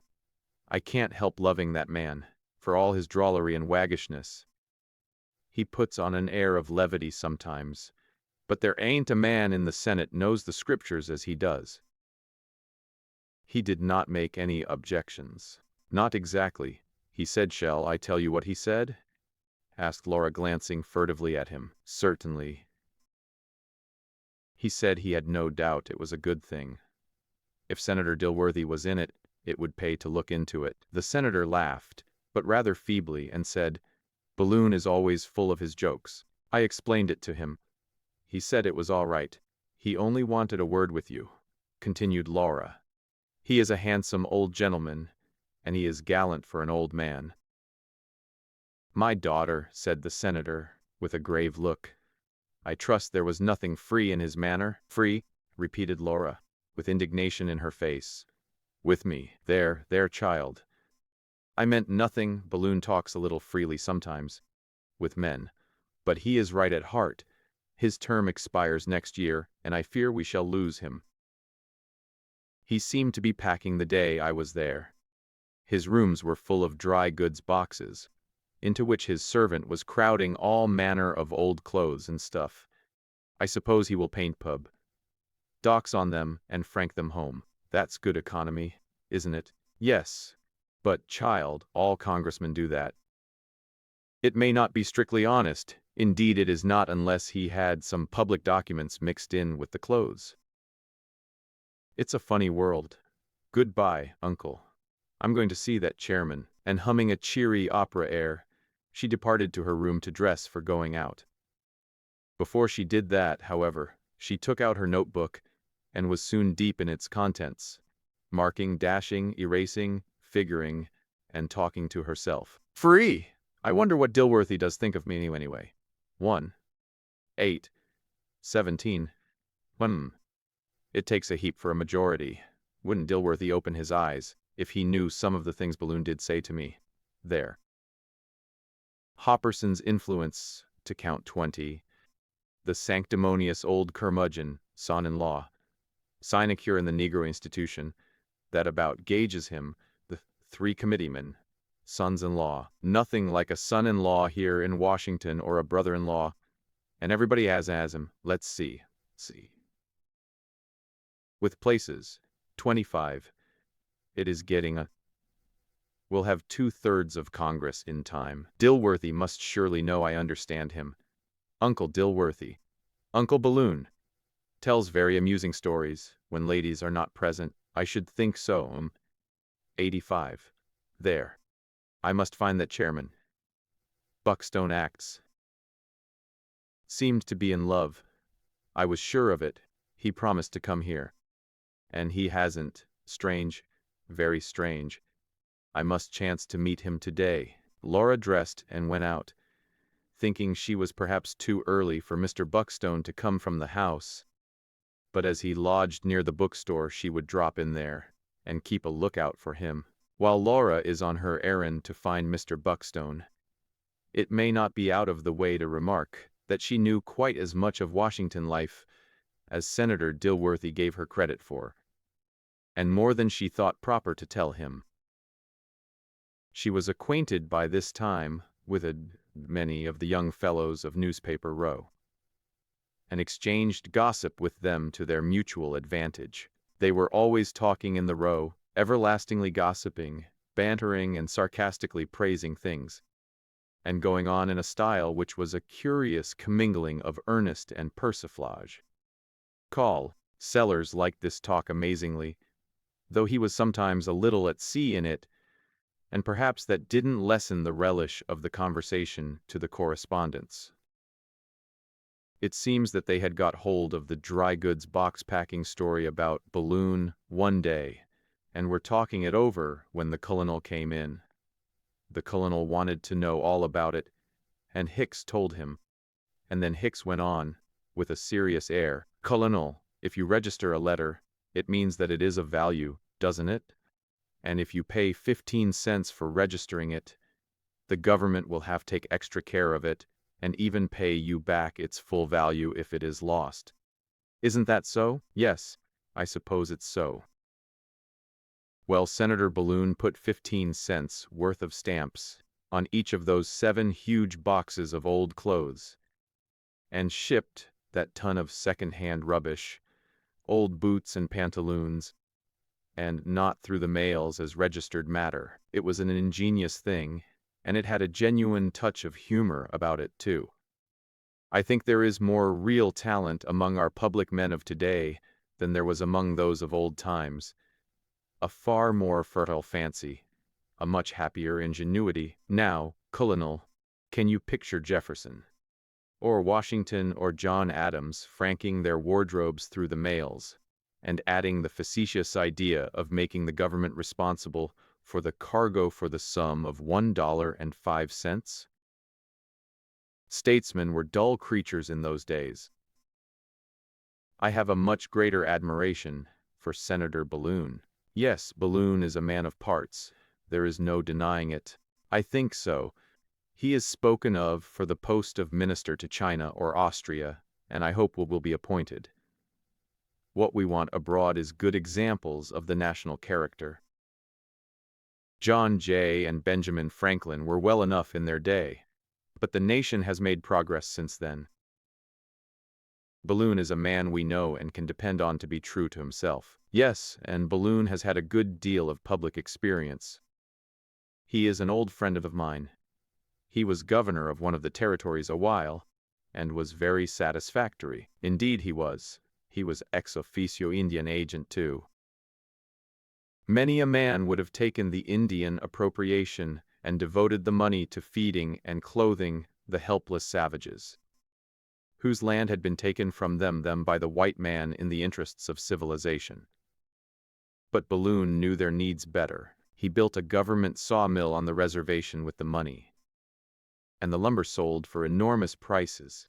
A relative of his did all the work free of charge. That is to say, he charged nothing more than the lumber would bring. But the poor Injuns, not that I care much for Injuns, what did he do for them?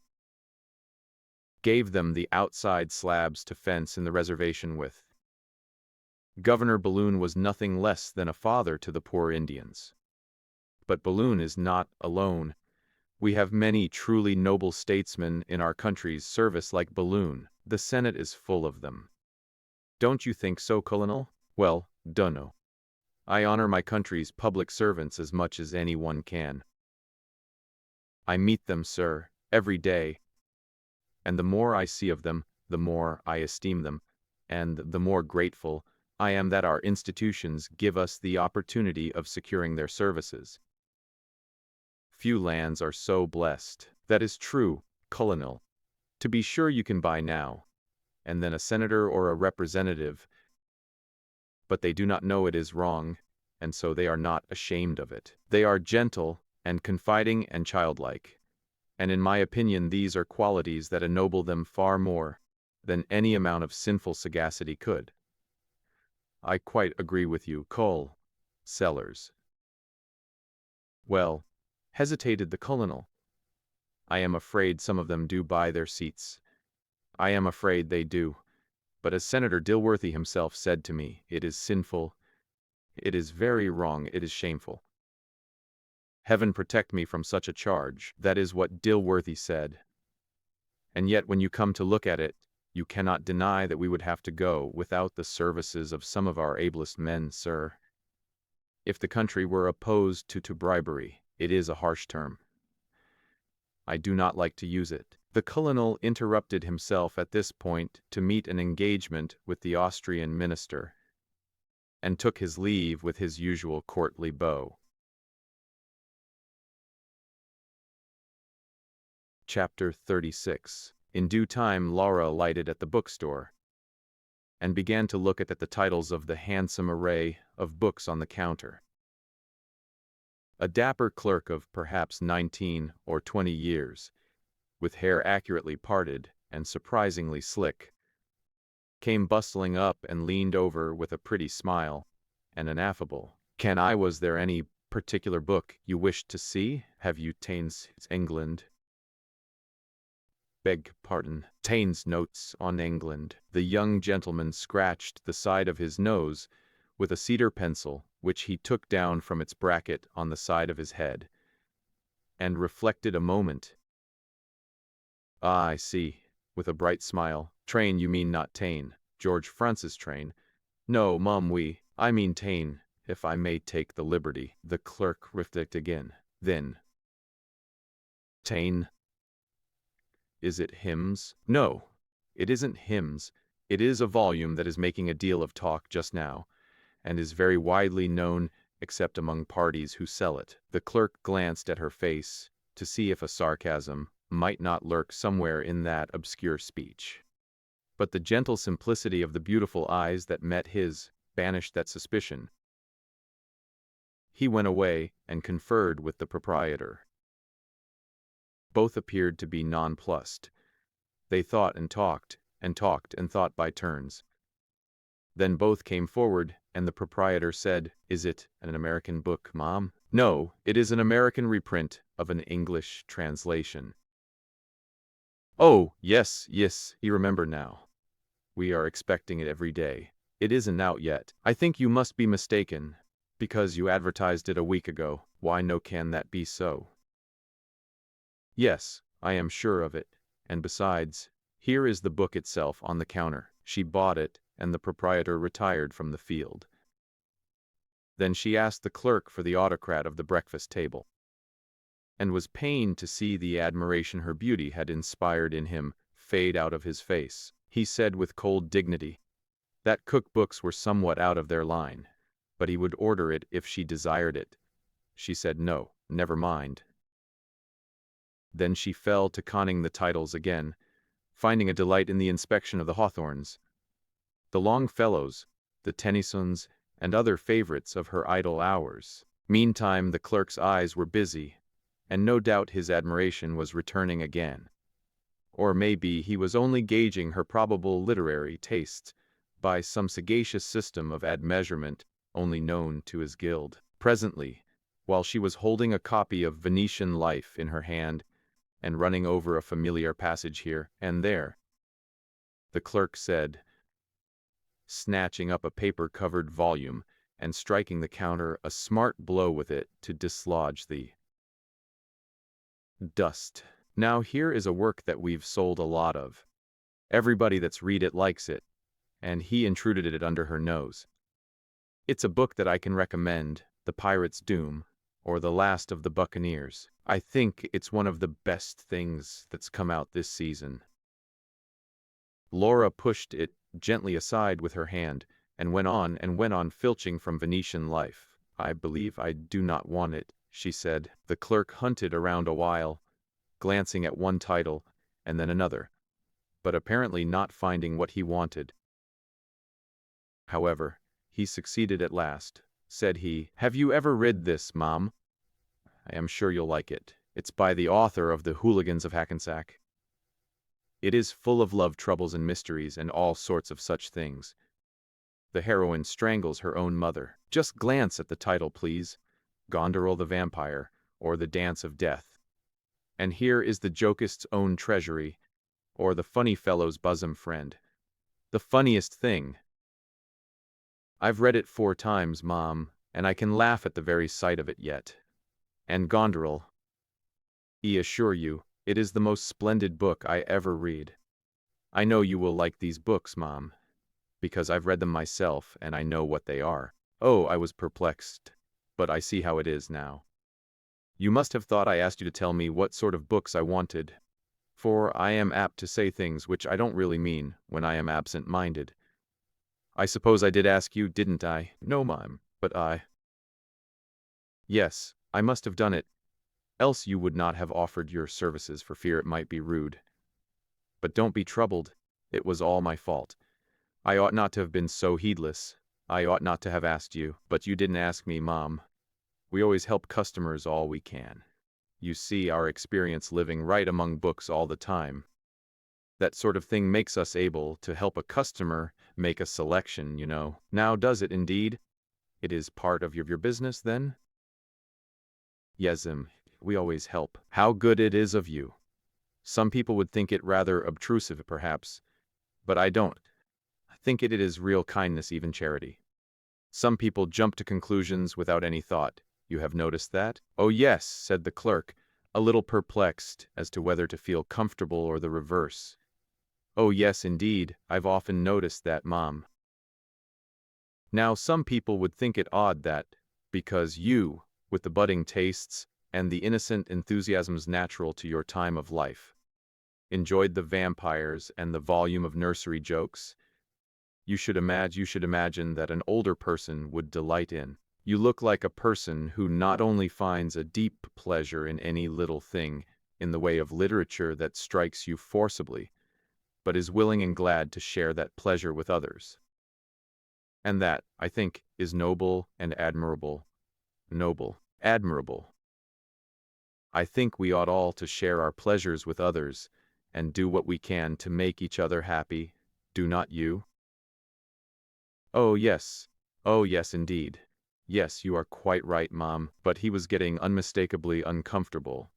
Now, notwithstanding Laura's confiding sociability and almost affectionate tone, many people would think that what a bookseller, or perhaps his clerk, knows about literature as literature, in contradistinction to its character as merchandise, would hardly be of much assistance to a person, that is, to an adult, of course, in the selection of food for the mind, except, of course, wrapping paper, or twine, or wafers, or something like that.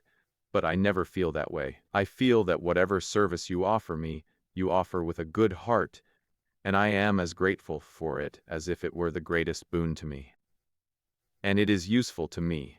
It is bound to be so. It cannot be otherwise. If you show me a book which you have read, not skimmed over or merely glanced at, but read, and you tell me that you enjoyed it and that you could read it 3 or 4 times, then I know what book I want. Thank you. To avoid. Yes, indeed. I think that no information ever comes amiss in this world. Arthur, if you are fond of poetry, or he hands you a volume of distressing jokes, or a copy of the American Miscellany, if you particularly dislike that sort of literary fatty degeneration of the heart, just for the world like a pleasant-spoken, well-meaning gentleman in any bookstore. But here I am running on, as if businessmen had nothing to do but listen to women talk. You must pardon me, for I was not thinking. And you must let me thank you again for helping me. I read a good deal, and shall be in nearly every day, and I would be sorry to have you think me a customer who talks too much and buys too little. Might I ask you to give me the time? 2:22. Thank you very much. I will set mine while I have the opportunity. But she could not get her watch open, apparently. She tried and tried again. Then the clerk, trembling at his own audacity, begged to be allowed to assist. She allowed him. Then he gave her the exact time again, and anxiously watched her turn the hands slowly till they reached the precise spot without accident or loss of life. And then he looked as happy as a man who had helped a fellow being through a momentous. When she bowed her adieu and turned away, he was no longer suffering torture in the pillory where she had him trussed up during so many distressing moments. But he belonged to the list of her conquests, and was a flattered and happy thrall, with the dawn light breaking over the eastern elevations of his heart. It was about the hour, now, for the chairman of the House Committee on Benevolent Appropriations to make his appearance, and Laura stepped to the door to reconnoiter. She glanced up the street, and sure enough, Chapter 37. That chairman was nowhere in sight. Such disappointments seldom occur in novels, but are always happening in real life. She was obliged to make a new plan. She sent him a note, and asked him to call in the evening, which he did. She received the Hun, Mr. Buckstone, with a sunny smile, and said, "I don't know how I ever dared to send you a note, Mr. Buckstone, for you have the reputation of not being very partial to our sex. Why, I am sure my reputation does me wrong, then, Miss Hawkins. I have been married once. Is that nothing in my favor?" "Oh yes, that is, it may be and it may not be. If you have known what perfection is in woman, it is fair to argue that inferiority cannot interest you now. Even if that were the case, it could not affect you, Miss Hawkins," said the chairman gallantly. "Fame does not place you in the list of ladies who rank below perfection." This happy speech delighted Mr. Buckstone as much as it seemed to delight Laura. But it did not confuse him as much as it apparently did her.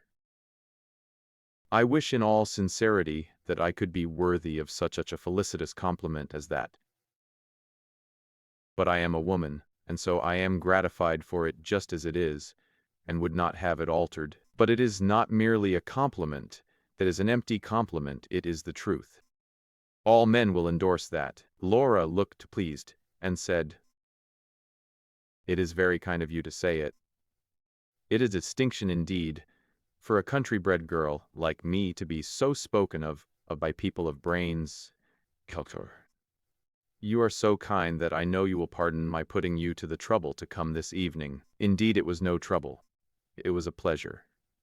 I am alone in the world since I lost my wife, and I often long for the society of your sex, Miss Hawkins, notwithstanding what people may say to the contrary. If I feel lonely at times, because of my exile from old friends, although surrounded by new ones who are already very dear to me, how much more lonely must you feel, bereft as you are, and with no wholesome relief from the cares of state that weigh you down. For your own sake, as well as for the sake of others, you ought to go into society oftener. I seldom see you at a reception, and when I do, you do not usually give me very much of your attention. I never imagined that you wished it, or I would have been very glad to make myself happy in that way. But one seldom gets an opportunity to say more than a sentence to you in a place like that. You are always the center of a group, fact which you may have noticed yourself. But if one might come here, indeed you would always find a hearty welcome, Mr. Buckstone. I have often wished you would come and tell me more about Cairo and the pyramids, as you once promised me you would. Why, do you remember that yet, Miss Hawkins? I thought ladies' memories were more fickle than that. Oh, they are not so fickle as gentlemen's promises. And besides, if I had been inclined to forget, did you not give me something by way of a remembrancer? Did I think? It does seem to me that I did, but I have forgotten what it was now. Never, never call a lady's memory fickle again. Do you recognize this? A little spray of box. I am beaten, I surrender. But have you kept that all this time? Laura's confusion was very pretty. She tried to hide it, but the more she tried, the more manifest it became, and withal the more captivating to look upon. Presently she threw the spray of box from her with an annoyed air, and said, I forgot myself. I have been very foolish. I beg that you will forget this absurd thing." Mr. Buckstone picked up the spray, and sitting down by Laura's side on the sofa, said, "Please let me keep it, Miss Hawkins. I set a very high value upon it now. Give it to me, Mr. Buckstone, and do not speak so. I have been sufficiently punished for my thoughtlessness. You cannot take pleasure in adding to my distress. Please give it to me. Indeed, I do not wish to distress you. But do not consider the matter so gravely. You have done yourself no wrong. You probably forgot that you had it. But if you had given it to me, I would have kept it, and not forgotten it. Do not talk so, Mr. Buckstone. Give it to me, please, and forget the matter. It would not be kind to refuse, since it troubles you so, and so I restore it. But if you would give me part of it, and keep the rest, so that you might have something to remind you of me when you wish to laugh at my foolishness? Oh, by no means, no. Simply that I might remember that I had once assisted to discomfort you, and be reminded to do so no more." Laura looked up and scanned his face a moment.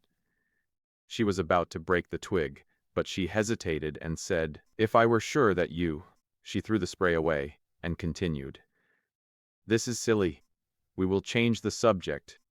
No, do not insist. I must have my way in this." Then Mr. Buckstone drew off his forces and proceeded to make a wily advance upon the fortress under cover of carefully contrived artifices and stratagems of war. But he contended with an alert and suspicious enemy. And so at the end of 2 hours it was manifest to him that he had made but little progress. Still, he had made some. He was sure of that. Laura sat alone and communed with herself. "He is fairly hooked, poor thing. I can play him at my leisure and land him when I choose. He was all ready to be caught, and days ago saw that very well. He will vote for our bill, no fear about that. And moreover, he will work for it too, before I am done with him. If he had a woman's eyes, he would have noticed that the spray of box had grown 3 inches since he first gave it to me. But a man never sees anything and never suspects. If I had shown him a whole bush, he would have thought it was the same. Well, it is a good night's work. The committee is safe.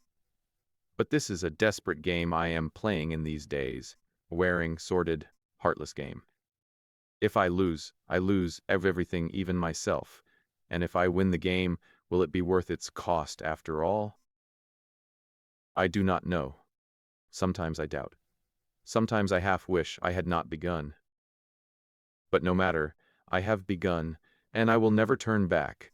Never while I live." Mr. Buckstone indulged in a reverie as he walked homeward. "She is shrewd and deep, and plays her cards with considerable discretion, but she will lose for all that.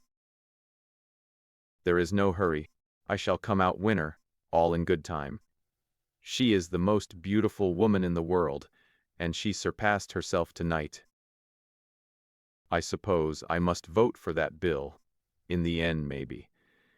But that is matter of much consequence. The government can stand it. She is bent on capturing me, that is plain. But she will find by and by that what she took for a sleeping garrison was an ambuscade." Chapter 38. Now this surprising news caused her fall in a trance, life as she were dead, no limbs she could advance. Then her dear brother came, her from the ground he took, and she spake up and said, "Oh, my poor heart is broke." The Barnard Castle tragedy.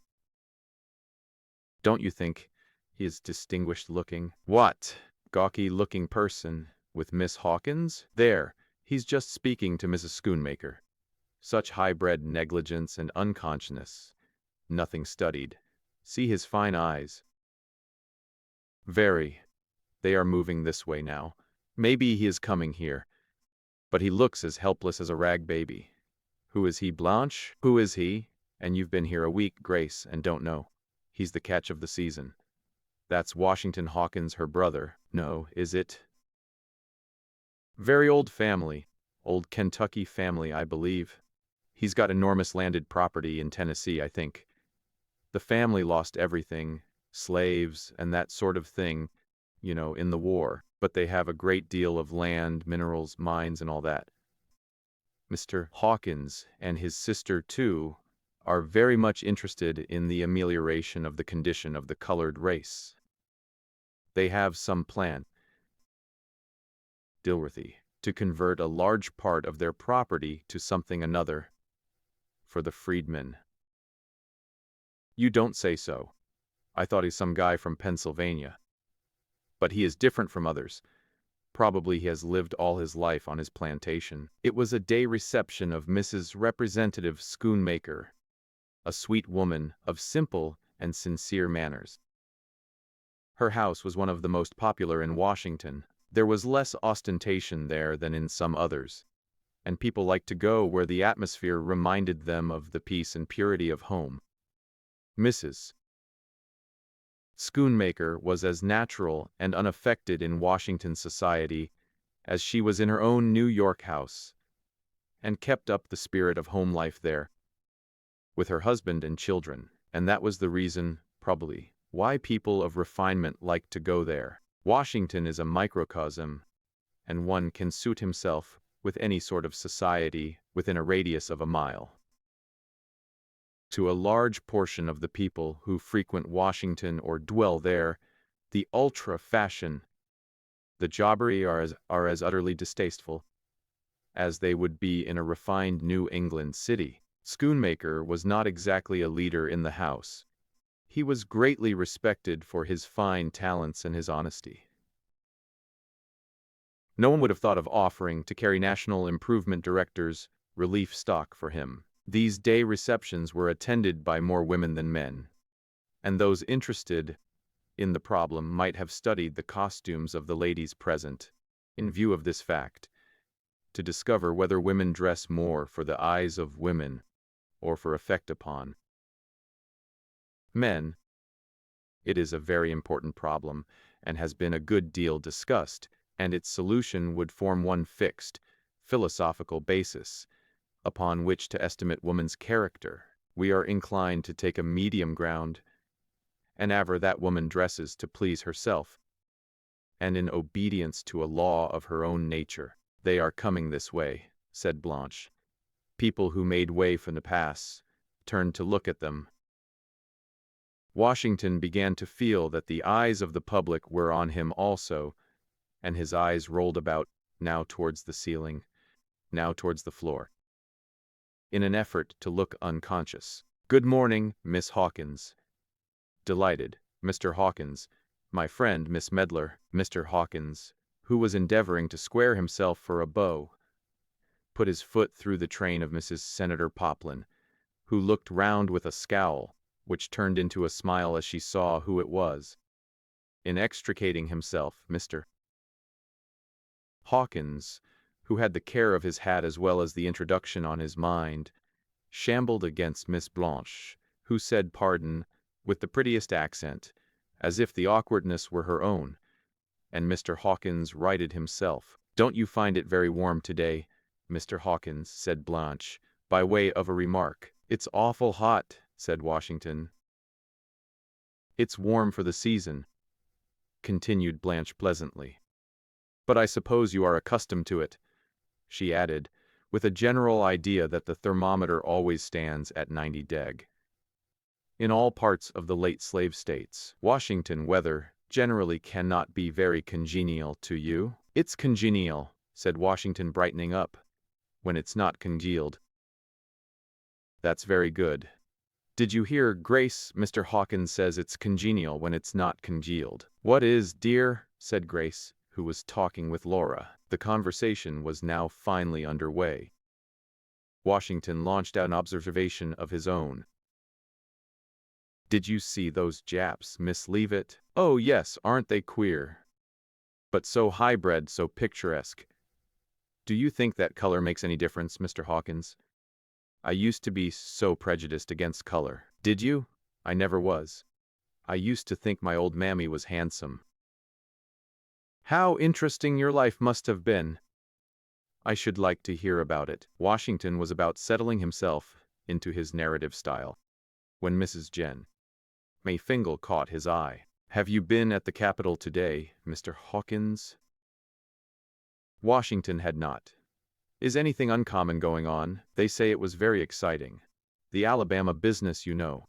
Jen, Sutler of Massachusetts, defied England, and they say he wants war. He wants to make himself conspicuous more like, said Laura. He always, you have noticed, talks with one eye on the gallery, while the other is on the speaker. Well, my husband says it's nonsense to talk of war and wicked. He knows what war is. If we do have war, I hope it will be for the patriots of Cuba. Don't you think we want Cuba, Mr. Hawkins? I think we want it bad, said Washington. And Santo Domingo. Senator Dilworthy says, we are bound to extend our religion over the isles of the sea. We've got to round out our territory, and Washington's further observations were broken off by Laura, who whisked him off to another part of the room, and reminded him that they must make their adieu. How stupid and tiresome these people are, she said. Let's go. They were turning to say goodbye to the hostess, when Laura's attention was arrested by the sight of a gentleman who was just to Mrs. Schoonmaker. For a second her heart stopped beating. He was a handsome man of 40 and perhaps more, with grayish hair and whiskers, and he walked with a cane, as if he were slightly lame. He might be less than 40, for his face was worn into hard lines, and he was pale. No, it could not be, she said to herself. It is only a resemblance. But as the gentleman turned and she saw his full face, Laura put out her hand and clutched Washington's arm to prevent herself from falling. Washington, who was not minding anything, as usual, looked round in wonder. Laura's eyes were blazing fire and hatred. He had never seen her look so before, and her face was livid. Why, what is it, sis? Your face is as white as paper. It's he, come, come. And she dragged him away. It's who? Asked Washington, when they had gained the carriage. It's nobody, it's nothing. Did I say he? I was faint with the heat. Don't mention it. Don't you speak of it, she added earnestly, grasping his arm. When she had gained her room, she went to the glass and saw a pallid and haggard face. My God, she cried, this will never do. I should have killed him if I could. The scoundrel still lives and dares to come here. I ought to kill him. He has no right to live. How I hate him. And yet I loved him. Oh, heavens, how I did love that man. And why didn't he kill me? He might better. He did kill all that was good in me. Oh, but he shall not escape this time. He may have forgotten. He will find that a woman's hate doesn't forget. The law? What would the law do? Protect him and make me an outcast. How all Washington would gather up its virtuous skirts and avoid me, if it knew. I wonder if he hates me as I do him? So Laura raved, in tears and in rage by turns, tossed in a tumult of passion, which she gave way to with little effort to control. A servant came to summon her to dinner. She had a headache. The hour came for the president's reception. She had a raving headache, and the senator must go without her. That night of agony was like another night she recalled. How vividly it all came back to her, and at that time she remembered she thought she might be mistaken. He might come back to her. Perhaps he loved her, a little, after all. Now, she knew he did not. Now, she knew he was a cold-blooded scoundrel, without pity. Never a word in all these years. She had hoped he was dead. Did his wife live, she wondered. She caught at that and gave a new current to her thoughts. Perhaps, after all, she must see him. She could not live without seeing him. Would he smile as in the old days when she loved him so? Or would he sneer as when she last saw him? If he looked so, she hated him. If he should call her Laura, darling, and look so, she must find him. She must end her doubts. Laura kept her room for 2 days, on one excuse, and another a nervous headache, cold to the great anxiety of the senator's household. Callers, who went away, said she had been too gay. They did not say fast. though some of them may have thought it. One so conspicuous and successful in society as Laura could not be out of the way 2 days without remarks being made, and not all of them complimentary. When she came down, she appeared as usual, a little pale maybe, but unchanged in manner. If there were any deepened lines about the eyes, they had been concealed. Her course of action was quite determined. At breakfast she asked if anyone had heard any unusual noise during the night. Nobody had. Washington never heard any noise of any kind after his eyes were shut. Some people thought he never did when they were open either. Senator Dilworthy said he had come in late. He was detained in a little consultation after the congressional prayer meeting. Perhaps it was his entrance. No, Laura said. She heard that. It was later. She might have been nervous, but she fancied somebody was trying to get into the house. Mr. Brierly humorously suggested that it might be, as none of the members were occupied in night session. The senator frowned and said he did not like to hear that kind of newspaper slang. There might be burglars about. Laura said that very likely it was only her nervousness. But she thought she would feel safer if Washington would let her take one of his pistols. Washington brought her one of his revolvers and instructed her in the art of loading and firing it. During the morning, Laura drove down to Mrs. Schoonmaker's to pay a friendly call. "Your receptions are always delightful," she said to that lady. "The pleasant people all seem to come here." "It's pleasant to hear you say so, Miss Hawkins. I believe my friends like to come here, though society in Washington is mixed. We have a little of everything. I suppose, though, you don't see much of the old rebel element," said Laura with a smile. If this seemed to Mrs. Schoonmaker a singular remark for a lady to make, who was meeting rebels in society every day, she did not express it in any way, but only said, "You know we don't say rebel anymore. Before we came to Washington, I thought rebels would learn like other people. I find we are very much alike, and that kindness and good nature wear away prejudice. And then, you know, there are all sorts of common interests. My husband sometimes says he doesn't see Confederates are just as eager to get at the treasury as Unionists. You know that Mr. Schoonmaker is on the appropriations. Does he know many Southerners?" "Oh, yes. There were several at my reception the other day. Among others, a Confederate colonel, a stranger handsome man, with gray hair, probably you didn't notice him, uses a cane in walking, a very agreeable man. I wondered why he called. When my husband came home and looked over the cards, he said he had a cotton claim. A real Southerner. Perhaps you might know him if I could think of his name." "Yes, here's his card, Louisiana." Laura took the card, looked at it intently till she was sure of the address, and then laid it down, with, "No, he is no friend of ours." That afternoon, Laura wrote and dispatched the following note. It was in a round hand, unlike her flowing style, and it was directed to a number and street in Georgetown. "A lady at Senator Dilworthy's would like to see call. George Selby, on business connected with the cotton claims. Can he call Wednesday at 3:00 p.m. on Wednesday at 3 p.m.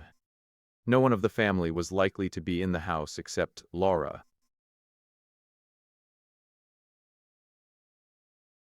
Chapter 39. Coal.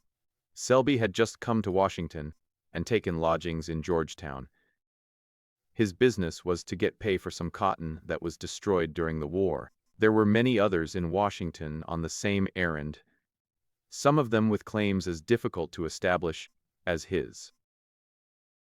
A concert of action was necessary, and he was not, therefore, at all surprised to receive the milady asking him to call at Senator Dilworthy's. At a little after 3 on Wednesday, he rang the bell of the senator's residence. It was a handsome mansion on the square opposite the president's house. As this thought passed through his mind, he was looking at the remarkable figure of the hero of New Orleans. holding itself, by main strength, from sliding off the back of the rearing bronze horse, and lifting its hat in the manner of one who acknowledges the playing of that martial air. "See, the conquering hero comes." "Gad," said the colonel to himself. Hickory ought to get down and give his seat to Jen. Sutler. They'd have to tie him on. Laura was in the drawing room. She heard the bell. She heard the steps in the hall, and the emphatic thud of the supporting cane. She had risen from her chair and was leaning against the piano, pressing her left hand against the violent beating of her heart.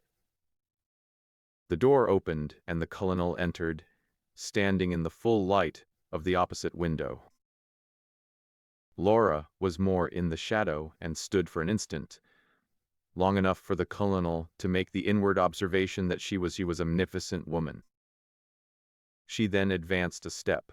"Call, Selby, is it not?" The colonel staggered back, caught himself by a chair, and turned towards her a look of terror. "Laura, my God, yes, your wife. Oh no, it can't be. How came you here? I thought you were... You thought I was dead? You thought you were rid of me? Not so long as you live, Sol.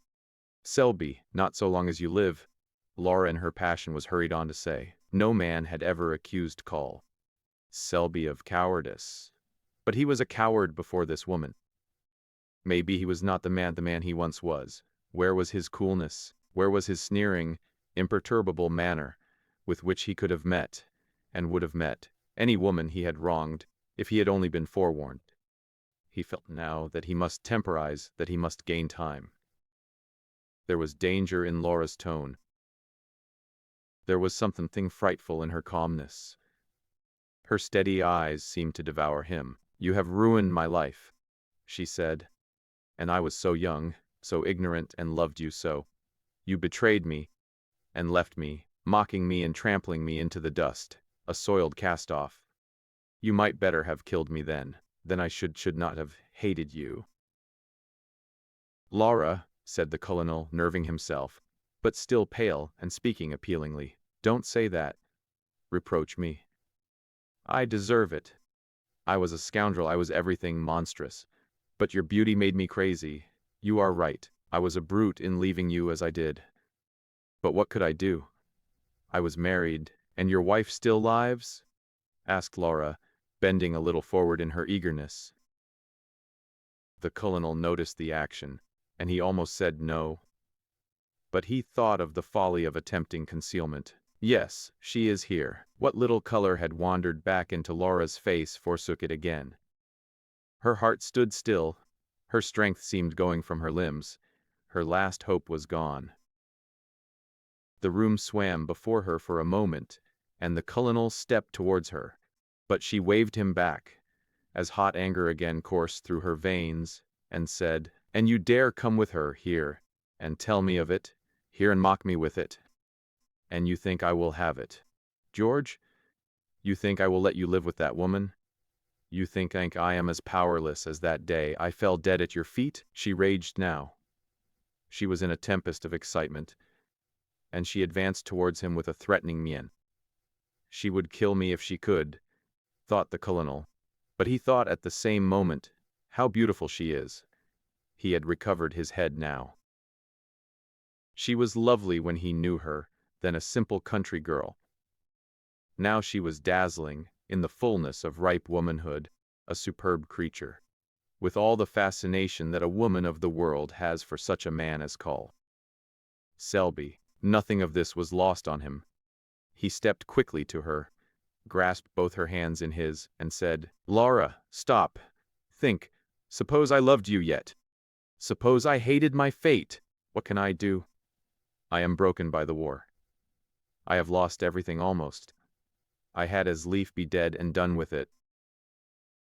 The colonel spoke with a low, remembered voice that thrilled through Laura.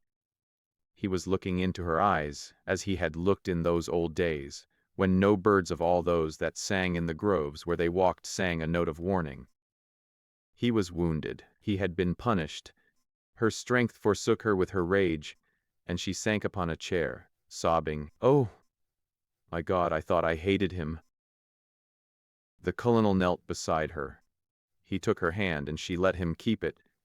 She looked down into his face with a pitiable tenderness and said in a weak voice, "And you do love me a little?" The colonel vowed and protested. He kissed her hand and her lips. He swore his false soul into perdition. She wanted love, this woman. Was not her love for George Selby deeper than any other woman's could be? Had she not a right to him? Did he not belong to her by virtue of her overmastering passion? His wife. She was not his wife, except by the law. She could not be. Even with the law, she could have no right to stand between two souls that were one. It was an infamous condition in society that George should be tied to her. Laura thought this, believed it, because she desired to believe it. She came to it as an original proposition founded on the requirements of her own nature. She may have heard, doubtless she had, similar theories that were prevalent at that day. Theories of the tyranny of marriage and of the freedom of marriage. She had even heard women lecturers say that marriage should only continue so long as it pleased either party to it for a year or a month or a day. She had not given much heed to this, but she saw its justice now in a dash of revealing desire. It must be right. God would not have permitted her to love George Selby as she did, and him to love her, if it was right for society to raise up a barrier between them. He belonged to her. Had he not confessed it himself? Not even the religious atmosphere of Senator Dilworthy's house had been sufficient to instill into Laura that deep Christian principle which had been somehow omitted in her training. Indeed, in that very house had she not heard women, prominent before the country and besieging Congress, utter sentiments that fully justified the course she was marking out for herself. They were seated now, side by side, talking with more calmness. Laura was happy, or thought she was. But it was that feverish sort of happiness which is snatched out of the black shadow of falsehood, and is at the moment recognized as fleeting and perilous, and indulged tremblingly. She loved. She was loved. That is happiness, certainly, and the black past, and the troubled present, and the uncertain future could not snatch that from her. What did they say as they sat there? What nothings do people usually say in such circumstances, even if they are 70. It was enough for Laura to hear his voice and be near him. It was enough for him to be near her and avoid committing himself as much as he could. Enough for him was the present also. Had there not always been some way out of such scrapes? And yet Laura could not be quite content without prying into tomorrow. How could the colonel manage to free himself from his wife? Would it be long? Could he not go into some state where it would not take much time? He could not say exactly that they must think of, that they must talk over, and so on. Did this seem like a damnable plot to Laura against the life, maybe of a sister, a woman like herself? Probably not. It was right, this man should be hers, and there were some obstacles in the way. That was all.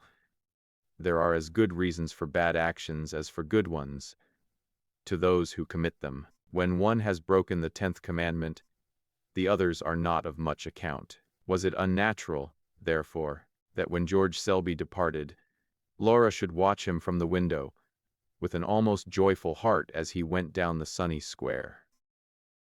I shall see him tomorrow, she said, and the next day, and the next. He is mine now. Damn the woman, said the colonel as he picked his way down the steps. Or, he added as his thoughts took a new turn, I wish my wife was in New Orleans. Chapter 40. Open your ears, for which of you will stop the vent of hearing? Loud rumor speaks. I, from the Orient to the drooping West, making the wind post-horse still unfold, the acts commenced on this ball of earth. Upon my tongue's continual slanders ride. the which in every language I pronounce, stuffing the ears of men with false reports. King Henry Iv, as may be readily believed, call. Beriah Sellers was by this time one of the best-known men in Washington. For the first time in his life his talents had a fair field. He was now at the center of the manufacture of gigantic schemes, of speculations of all sorts, of political and social gossip. The atmosphere was full of little and big rumors and of vast, undefined expectations. Everybody was in haste to push on his private plan, and feverish in his haste, as if in constant apprehension that tomorrow would be Judgment Day. Work while Congress is in session, said the uneasy spirit, for in the recess there is no work and no device. The colonel enjoyed this bustle and confusion amazingly. He thrived in the air of indefinite expectation. All his own schemes took larger shape and more misty and majestic proportions. And in this congenial air, the colonel seemed even to himself to expand into something large and mysterious. If he respected himself before, he almost worshipped Beriah Sellers now as a superior being. If he could have chosen an official position out of the highest, he would have been embarrassed in the selection. The presidency of the Republic seemed too limited and cramped in the constitutional restrictions. If he could have been Grand Jama of the United States, that might have come the nearest to his idea of a position. And next to that he would have luxuriated in the irresponsible omniscience of the special correspondent. Call. Sellers knew the president very well, and had access to his presence when officials were kept cooling their heels in the waiting room. The president liked to hear the colonel talk. His voluble ease was a refreshment after the decorous dullness of men who only talked business and government, and everlastingly expounded their notions of justice and the distribution of patronage. The colonel was as much a lover of farming and of horses as Thomas Jefferson was. He talked to the president by the hour about his magnificent stud and his plantation at Hawkeye. A kind of principality he represented it. He urged the president to pay him a visit during the recess and see his stock farm. The president's table is well enough, he used to say, to the loafers who gathered about him at Willard's, well enough for a man on a salary, but God bless my soul, I should like him to see a little old-fashioned hospitality open house, you know. A person seeing me at home might think I'd no attention to what was in the house. Just let things flow in and out. He'd be mistaken. What I look to is quality, sir. The president has variety enough, but the quality. Vegetables, of course, you can't expect here. I'm very particular about mine. Take celery, now. There's only one spot in this country where celery will grow. But I am surprised about the wines. I should think they were manufactured in the New York Custom House. I must send the president some from my cellar. I was really mortified the other day at dinner to see Black Bay leave his standing in the glasses. When the colonel first came to Washington, he had thoughts of taking the mission to Constantinople in order to be on the spot to look after the dissemination of his eye water. But as that invention was not yet quite ready, the project shrank a little in the presence of vaster schemes. Besides, he felt that he could do the country more good by remaining at home. He was one of the Southerners who were constantly quoted as heartily accepting the situation. I'm whipped, he used to say with a jolly laugh. The government was too many for me. I'm cleaned out, done for, except my plantation and private mansion. We played for a big thing and lost it, and I don't whine, for one. I go for putting the old flag on all the vacant lots. I said to the president, says I, Grant, why don't you take Santo Domingo, annex the whole thing, and settle the bill afterwards? That's my way. I'd take the job to manage Congress. The South would come into it. You've got to conciliate the South. Consolidate two debts. pay him off in greenbacks, and go ahead. That's my notion. Buell's got the right notion about the value of paper, but he lacks courage. I should like to run the Treasury Department about 6 months. I'd make things plenty, and business look up. The colonel had access to the departments. He knew all the senators and representatives, and especially the lobby. He was consequently a great favorite in Newspaper Row, and was often lounging in the offices there, dropping bits of private, official information, which were immediately caught up and telegraphed all over the country. But it used to surprise even the colonel when he read it. It was embellished to that degree that he hardly recognized it, and the hint was not lost on him. He began to exaggerate his heretofore simple conversation to suit the newspaper demand. People used to wonder in the winters of 187 and 187. The specials got that remarkable information with which they every morning surprised the country, revealing the most secret intentions of the president and his cabinet, the private thoughts of political leaders, the hidden meaning of every movement. This information was furnished by Cole. Sellers, when he was asked afterwards about the stolen copy of the Alabama Treaty which got into the New York Tribune, he only looked mysterious and said that neither he nor Senator Dilworthy knew anything about it. But those whom he was in the habit of meeting occasionally, almost certain that he did know. The Columbus River navigation scheme absorbed only a part of his time, so he was enabled to throw quite a strong reserve force of energy into the Tennessee land plan, a vast enterprise commensurate with his abilities, and in the prosecution of which he was greatly aided by Mr. Henry Brierly, who was buzzing about the Capitol and the hotels day and night, and making capital for it in some mysterious way. "We must create a public opinion," said Senator Dilworthy. "My only interest in it is a public one, and if the country wants the institution, Congress will have to yield." It may have been after a conversation between the colonel and Senator Dilworthy that the following special dispatch was sent to a New York newspaper. "We understand that a philanthropic plan is on foot in relation to the colored race that will, if successful, revolutionize the whole character of Southern industry. An experimental institution is in contemplation in Tennessee, which will do for that state what the industrial school at Zurich did for Switzerland. We learn that approaches have been made to the heirs of the late Hon. Silas Hawkins of Missouri, in reference to a lease of a portion of their valuable property in East Tennessee.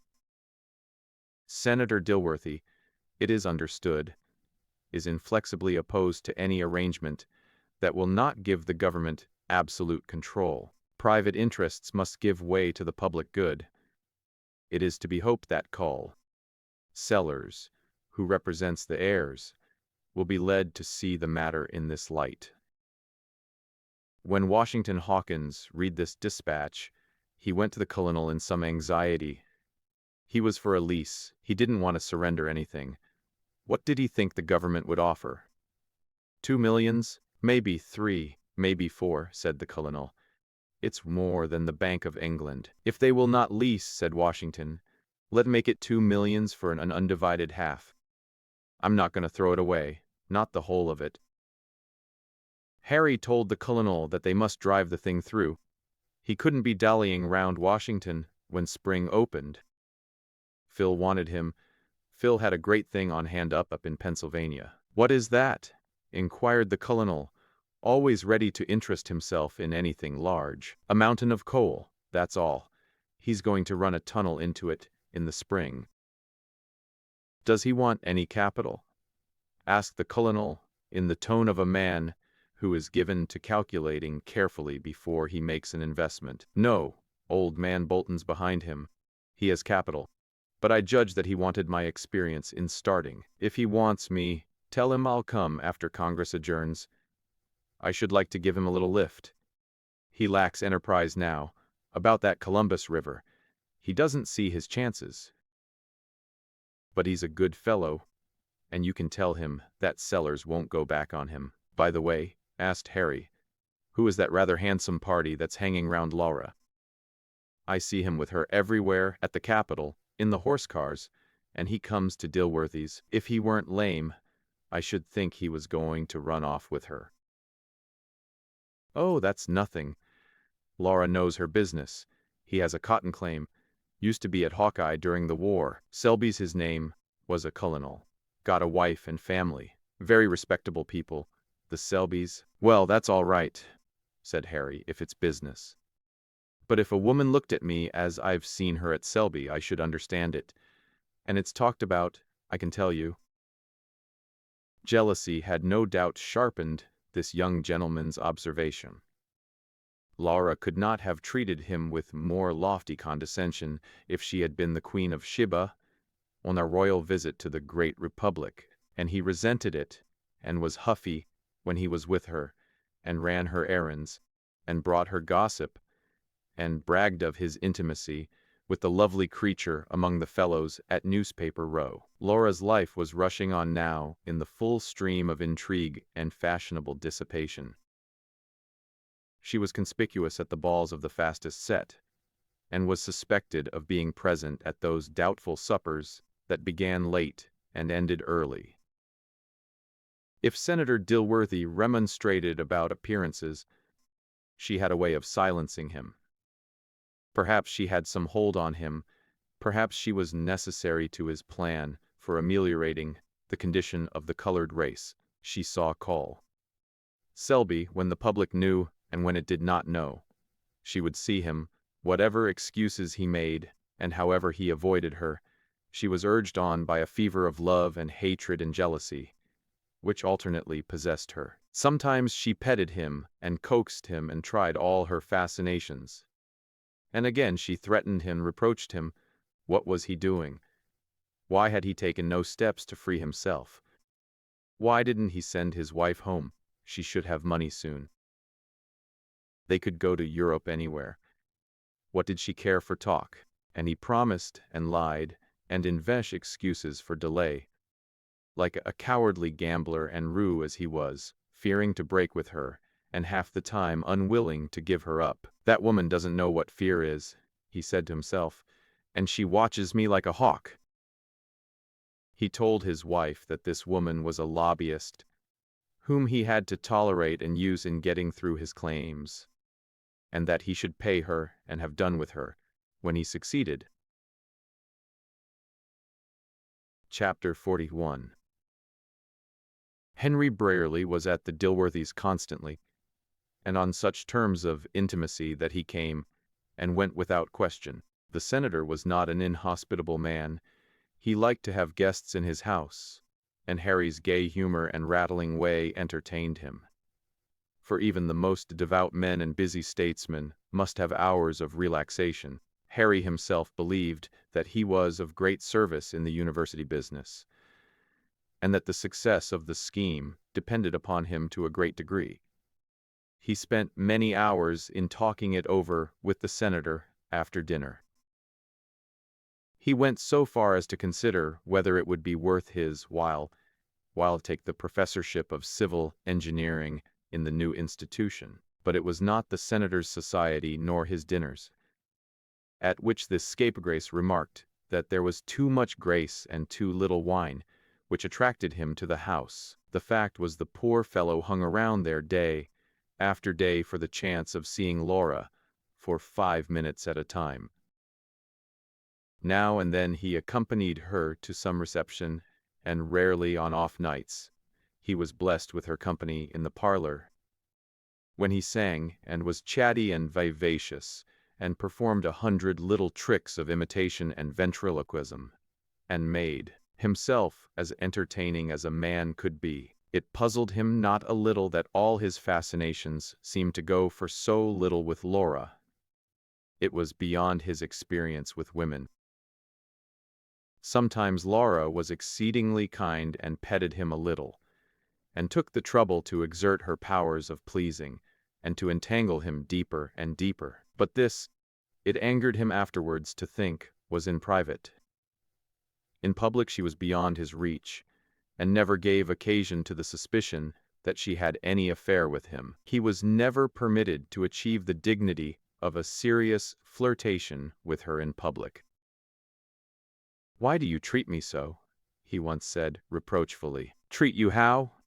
asked Laura in a sweet voice, lifting her eyebrows. "You know well enough. You let other fellows monopolize you in society, and you are as indifferent to me as if we were strangers. Can I help it if they are attentive? Can I be rude? But we are such old friends, Mr. Brierly, that I didn't suppose you would be jealous. I think I must be a very old friend, then, by your conduct towards me. By the same rule I should judge that call. Selby must be very new." Laura looked up quickly, as if about to return an indignant answer to such impertinence. She only said, "Well, what of call? Selby, saucebox." "Nothing, probably, you'll care for. Your being with him so much is the town talk, that's all." "What do people say?" asked Laura calmly. "Oh, they say a good many things. You are offended, though, to have me speak of it?" "Not in the least. You are my true friend. I feel that I can trust you. You wouldn't deceive me, Harry," throwing into her eyes a look of trust and tenderness that melted away all his petulance and distrust. "What do they say?" "Some say that you've lost your head about him. Others that you don't care any more for him than you do for a dozen others, but that he is completely fascinated with you and about to dirt his wife. And others say it is nonsense to suppose you would entangle yourself with a married man, and that your intimacy only arises from the matter of the cotton claims for which he wants your influence with Dilworthy. But you know, everybody is talked about more or less in Washington. I shouldn't care, but I wish you wouldn't have so much to do with Selby, Laura," continued Harry, fancying that he was now upon such terms that his advice would be heeded. "And you believed these slanders?" "I don't believe anything against you, Laura, but call. Selby does not mean you any good. I know you wouldn't be seen with him if you knew his reputation." "Do you know him?" Laura asked, as indifferently as she could. "Only a little. I was at his lodgings in Georgetown a day or two ago, with Cole Sellers. Sellers wanted to talk with him about some patent remedy he has, eye water, or something of that sort, which he wants to introduce into Europe. Selby is going abroad very soon." Laura started, in spite of her self-control. "And his wife? Does he take his family? Did you see his wife?" "Yes. A dark little woman. Rather worn, must been pretty once, though. Has 3 or 4 children, one of them a baby. They'll all go, of course. She said she should be glad enough to get away from Washington. You know Selby has got his claim allowed, and they say he has had a run of luck lately at Morrissey's." Laura heard all this in a kind of stupor, looking straight at Harry, without seeing him. Is it possible, she was thinking, that this base wretch, after all his promises, will take his wife and children and leave me? Is it possible the town is saying all these things about me? And a look of bitterness coming into her face, does the fool think he can escape so? "You are angry with me, Laura," said Harry, not comprehending in the least what was going on in her mind. "Angry?" she said, forcing herself to come back to his presence. "With you? Oh no. I'm angry with the cruel world, which pursues an independent woman as it never does a man. I'm grateful to you, Harry. I'm grateful to you for telling me of that odious man." And she rose from her chair and gave him her pretty hand, which the silly fellow took, and kissed and clung to.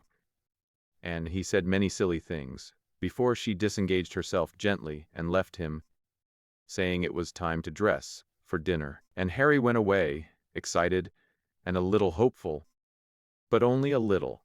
The happiness was only a gleam which departed and left him thoroughly miserable. She never would love him, and she was going to the devil, besides. He couldn't shut his eyes to what he saw, nor his ears to what he heard of her. What had come over this thrilling young lady killer? It was a pity to see such a gay butterfly broken on a wheel. Was there something good in him, after all, that had been touched? He was in fact madly in love with this woman. It is not for us to analyze the passion and say whether it was a worthy one. It absorbed his whole nature and made him wretched enough.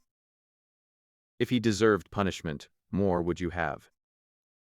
Perhaps this love was kindling a new heroism in him. He saw the road on which Laura was going clearly enough, though he did not believe the worst he heard of her. He loved her too passionately to credit that for a moment. And it seemed to him that if he could compel her to recognize her position and his own devotion, she might love him, and that he could save her. His love was so far ennobled and become a very different thing from its beginning in Hawkeye. Whether he ever thought that he could save her from ruin, he could give her up himself, is doubtful. Such a pitch of virtue does not occur often in real life, especially in such natures as Harry's, whose generosity and unselfishness were matters of temperament rather than habits or principles.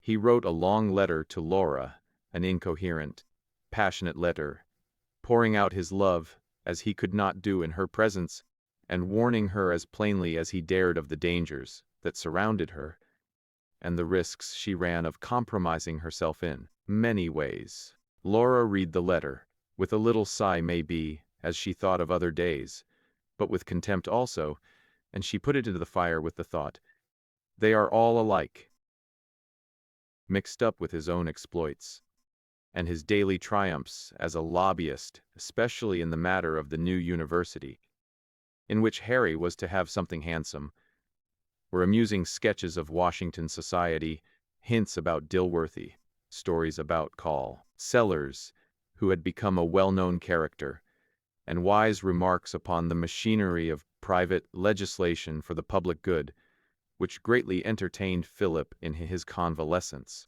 Laura's name occurred very often in these letters, at first in casual mention as the belle of the season, carrying everything before her with her wit and beauty, and then more seriously, as if Harry did not exactly like so much general admiration of her, and was a little nettled by her treatment of him. This was so different from Harry's usual tone about women, that Philip wondered a good deal over it. Could it be possible that he was seriously affected? Then came stories about Laura, town talk, gossip, which Harry denied the truth of indignantly. But he was evidently uneasy, and at length wrote in such miserable spirits that Philip asked him squarely what the trouble was. Was he in love? Upon this, Harry made a clean breast of it, and told Philip all he knew about the Selby affair and Laura's treatment of him, sometimes encouraging him, and then throwing him off, and finally his belief that she would go to the bad if something was not done to arouse her from her infatuation. He wished Philip was in Washington. He knew Laura, and she had a great respect for his character, his opinions, his judgment. Perhaps he, as an uninterested person in whom she would have some confidence, and as one of the public, could say something to her that would show her where she stood. Philip saw the situation clearly enough.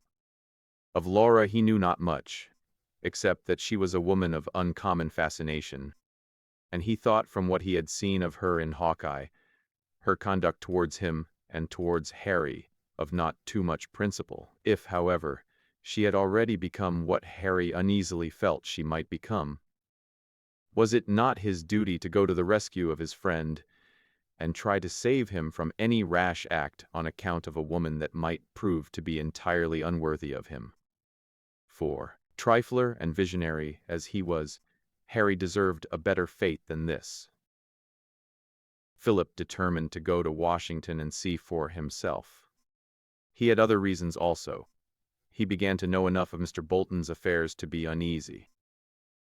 Pennybacker had been there several times during the winter, and he suspected that he was involving Mr. Bolton in some doubtful scheme. Pennybacker was in Washington, and Philip thought he might perhaps find out something about him and his plans that would be of service to Mr. Bolton. Philip had enjoyed his winter very well, for a man with his arm broken and his head smashed. With two such nurses as Ruth and Alice, illness seemed to him rather a nice holiday, and every moment of his convalescence had been precious and all too fleeting. With a young fellow of the habits of Philip, such injuries cannot be counted on to tarry long, even for the purpose of love-making, and Philip found himself getting strong with even disagreeable rapidity. She was clear, decisive, and peremptory in whatever she did. But often when Philip opened his eyes in those first days of suffering and found her standing by his bedside, he saw a look of tenderness in her anxious face that quickened his already feverish pulse, a look that remained in his heart long after he closed his eyes.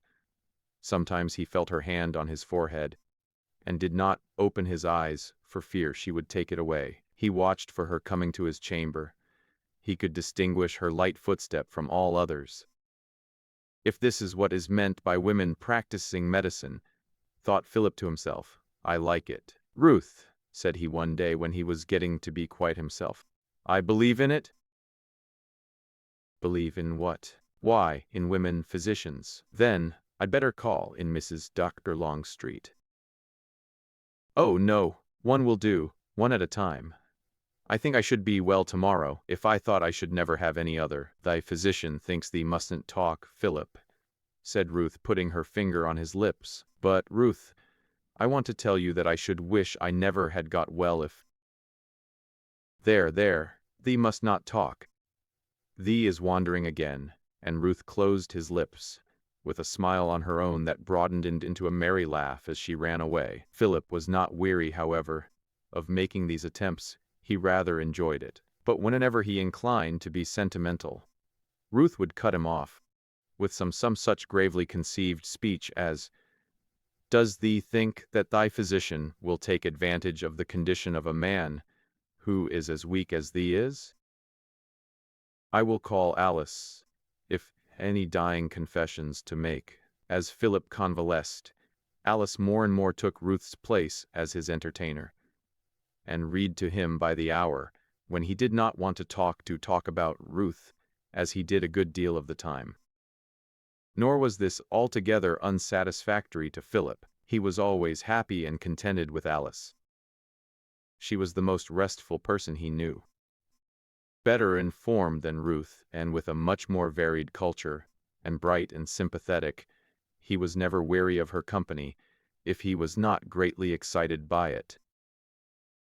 She had upon his mind that peaceful influence that Mrs. Bolton had when, occasionally, she sat by his bedside with her work. People have this influence, which is like an emanation. They bring peace to a house. They diffuse serene content in a room full of mixed company, though they may say very little, and are apparently unconscious of their own power. Not that Philip did not long for Ruth's presence all the same. Since he was well enough to be about the house, she was busy again with her studies. Now and then her teasing humor came again. She always had a playful shield against his sentiment. Philip used sometimes to declare that she had no sentiment, and then he doubted if he should be pleased with her, after all, if she were at all sentimental. And he rejoiced that she had, in such matters, what he called the airy grace of sanity. She was the most gay, serious person he ever saw. Perhaps he was not so much at rest or so contented with her as with Alice. But then he loved her. And what have rest and contentment to do with love? Chapter 42. He began it purposing to win Laura without being won himself. But his experience was of all who had fought on that field before him.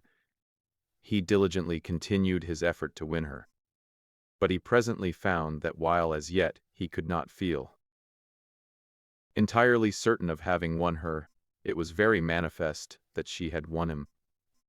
He had made an able fight, brief as it was, and that at least was to his credit. He was good company now. He walked in a leash of conspicuous captives. These unfortunates followed Laura helplessly, for whenever she took a prisoner, he remained her slave henceforth. Sometimes they chafed in their bondage. Sometimes they tore themselves free and said their serfdom was ended. But sooner or later they always came back penitent and worshipping. Laura pursued her usual course. She encouraged Mr. She constituted him chief champion of the Knobs University Bill, and he accepted the position, at first reluctantly, but later as a valued means of serving her. He even came to look upon it as a piece of great good fortune, since it brought him into such frequent contact with her. Through him she learned that the Hun, Mr. Trollope, was a bitter enemy of her bill. He urged her not to attempt to influence Mr. Trollope in any way, and explained that whatever she might attempt in that direction would surely be used against her, and with damaging effect. Buckstone said that he was not able to conceive what so curious a phrase as blank blank might mean, and had no wish to pry into the matter. Since it was probably private, he would nevertheless venture the blind assertion that nothing would answer in this particular case and during this particular session, but to be exceedingly wary and keep clear away from Mr. Trollope. Any other course would be fatal. It seemed that nothing could be done. Laura was seriously troubled. Everything was looking well, and yet it was plain that one vigorous and determined enemy might eventually succeed in overthrowing all her plans. A suggestion came into her mind presently, and she said, "Can't you fight against his great pension bill and bring him to terms?" "Oh, never. He and I are sworn brothers on that measure. We work in harness, and are very loving. Do everything I possibly can for him there. But I work with might and main against his immigration bill, as pertinaciously and as vindictively, indeed, as he works against our university. We hate each other through half a conversation, and are all affection through the other half. We understand each other. He is an admirable worker outside the capital. He will do more for the pension bill than any other man could do. I wish he would make the great speech on it, which he wants to make. And then I would make another, and we would be safe." "Well, if he wants to make a great speech, why doesn't he do it?" Visitors interrupted the conversation, and Mr. Buckstone took his leave. It was not of the least moment to Laura that her question had not been answered, inasmuch as it concerned a thing which did not interest her.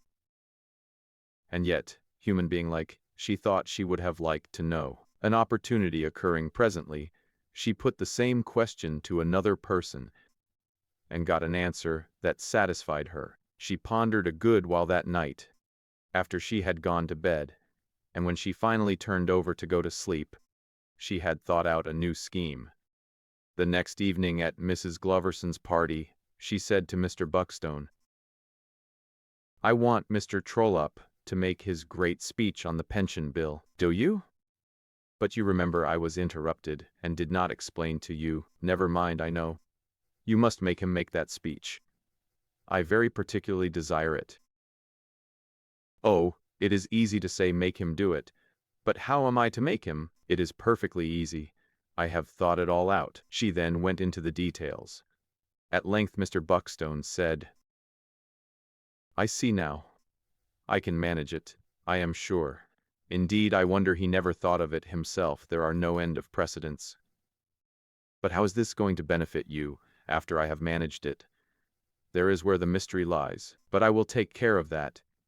It will benefit me a great deal. I only wish I could see how. It is the oddest freak. You seem to go the furthest around to get at a thing. But you are in earnest, aren't you?" "Yes, I am, indeed." "Very well. I will do it. But why not tell me how you imagine it is going to help you?" "I will, by and by. Now there is nobody talking to him. Go straight and do it. There's a good fellow." A moment or two later the two sworn friends, the pension bill, were talking together, earnestly and seemingly unconscious of the moving throng about them. An hour, and then Sir Buckstone came back and said he hardly fancied it at first, but he fell in love with it after a bit, and we have made a compact too. I am to keep his secret, and he is to spare me in future when he gets ready to denounce the supporters of the university bill, and I can easily believe he will keep his word on this occasion. A fortnight elapsed, and the university bill had gathered to itself many friends. Meantime, Senator Dilworthy began to think the harvest was ripe. He conferred with Laura privately. She was able to tell him exactly how the House would vote. There was a majority. The bill would pass, unless weak members got frightened at the last and deserted. A thing pretty likely to occur. The senator said, "I wish we had one more good strong man. Now Trollope ought to be on our side, for he is a friend of the Negro. But he is against us, and is our bitterest opponent. If he would simply vote no, but keep quiet and not molest us, I would feel perfectly cheerful and content. But perhaps there is no use in thinking of that. Why, I laid a little plan for his benefit 2 weeks ago. I think he will be tractable, maybe. He is to come here tonight. Look out for him, my child. He means mischief, sure. It is said that he claims to know of improper practices having been used in the interest of this bill, and he thinks he sees a chance to make a great sensation when the bill comes up. Be wary. Be very, very, very careful, my dear. Do your very ablest talking now. You can convince a man of anything when you try. You must convince him that if anything improper has been done, you at least are ignorant of it and sorry for it, and if you could only persuade him out of his hostility to the bill, too. But don't overdo the thing. Don't seem too anxious, dear. I won't. I'll be ever so careful. I'll talk as sweetly to him as if he were my own child. You may trust me, indeed you may." The doorbell rang. "That is the gentleman now," said Laura. Senator Dilworthy retired to his study. Laura welcomed Mr. Trollope, a grave, carefully dressed and very respectable-looking man, with a bald head, standing collar, and old-fashioned watch seals. "Promptness is a virtue, Mr. Trollope, and I perceive that you have it. You are always prompt with me. I always meet my engagements of every kind, Miss Hawkins. It is a quality which is rarer in the world than it has been, I believe. I wish to see you on business, Mr. Trollope." "I judged so. What can I do for you? You know my bill, the Knobs University bill." "Ah, believe it is your bill. I had forgotten. Yes, I know the bill." "Well, would you mind telling me your opinion of it? Indeed, since you seem to ask it without reserve, I am obliged to say that I do not regard it favorably. I have not seen the bill itself, but from what I can hear, it has a bad look about it. Speak it out, never fear." "Well, they say it contemplates a fraud upon the government." "Well," said Laura tranquilly. "Well, I say well, too. Well, suppose it were a fraud, which I feel able to deny. Would it be the first one? You take a body's breath away. Did you wish me to vote for it? Was that what you wanted to see me about? Your instinct is correct. I do want you to vote for it. Vote for a measure which is generally believed to be at least questionable? I am afraid we cannot come to an understanding, Miss Hawkins. No, I am afraid not. If you have resumed your principles, Mr. Trollope, did you send for me merely to insult me? It is time for me to take my leave, Miss Hawkins." "No, wait a moment. Don't be offended at a trifle. Do not be offish and unsociable. The steamship subsidy bill was a fraud on the government. You voted for it, Mr. Trollope, though you always opposed the measure until after you had an interview one evening with a certain Miss McCarter at her house. She was my agent. She was acting for me." "Ah, that is right. Sit down again. You can be sociable easily enough if you have a mind to." I am waiting. Have you nothing to say? Miss Hawkins, I voted for that bill because when I came to examine into it, yes, when you came to examine into it. Well, I only want you to examine into my bill. Mr. Trollope, you would not sell your vote on that subsidy bill, which was perfectly right. You accepted of some of the stock, with the understanding that it was to stand in your brother-in-law's name. There is no I mean, this is utterly groundless, Miss Hawkins. But the gentleman seemed somewhat uneasy, nevertheless. Well, not entirely so, perhaps. I and a person whom we will call Miss Blank, never mind the real name, were in a closet at your elbow all the while. Mr. Trollope winced. Then he said with dignity, Miss Hawkins, is it possible that you were capable of such a thing as that? It was bad. I confess that it was bad. Almost as bad as selling one's vote for. But I forget. You did not sell your vote, you only accepted a little trifle. A small token of esteem for your brother-in-law. Oh, let us come out, be frank with each other. I know you, Mr. Trollope. I have met you on business 3 or 4 times. True, I never offered to corrupt your principles, never hinted such a thing. But always when I had finished sounding you, I manipulated you through an agent. Let us be frank. Wear this comely disguise of virtue before the public, it will count there. But here it is out of place. My dear sir, by and by there is going to be an investigation into that National Internal Improvement Direct Relief measure of a few years ago, and you know very well that you will be a crippled man, as likely as not, when it is completed. It cannot be shown that a man is a knave merely for owning that stock. I am not distressed about the National Improvement Relief measure. Oh, indeed, I am not trying to distress you. I only wish to make good my assertion that I knew you. Several of you gentlemen bought of that stack, without paying a penny down, received dividends from it. Think of the happy idea of receiving dividends, and very large ones too, from stock one hasn't paid for. And all the while your names never appeared in the transaction. If ever you took the stock at all, you took it in other people's names. Now you see, you had to know one of 2 things, namely, you either knew that the idea of all this preposterous generosity was to bribe you into future legislative friendship, or you didn't know it. That is to say, you had to be either a knave or a fool. There was no middle ground. You are not a fool, Mr. Trollope. Miss Hawking, you flatter me. But seriously, you do not forget that some of the best and purest men in Congress took that stock in that way? Did Senator Blank? Well, no, believe not. Of course you believe not. Do you suppose he was ever approached on the subject? Perhaps not. If you had approached him, for instance, fortified with the fact that some of the best men in Congress, and the purest, etc., etc., what would have been the result? Well, what would have been the result? He would have shown you the door.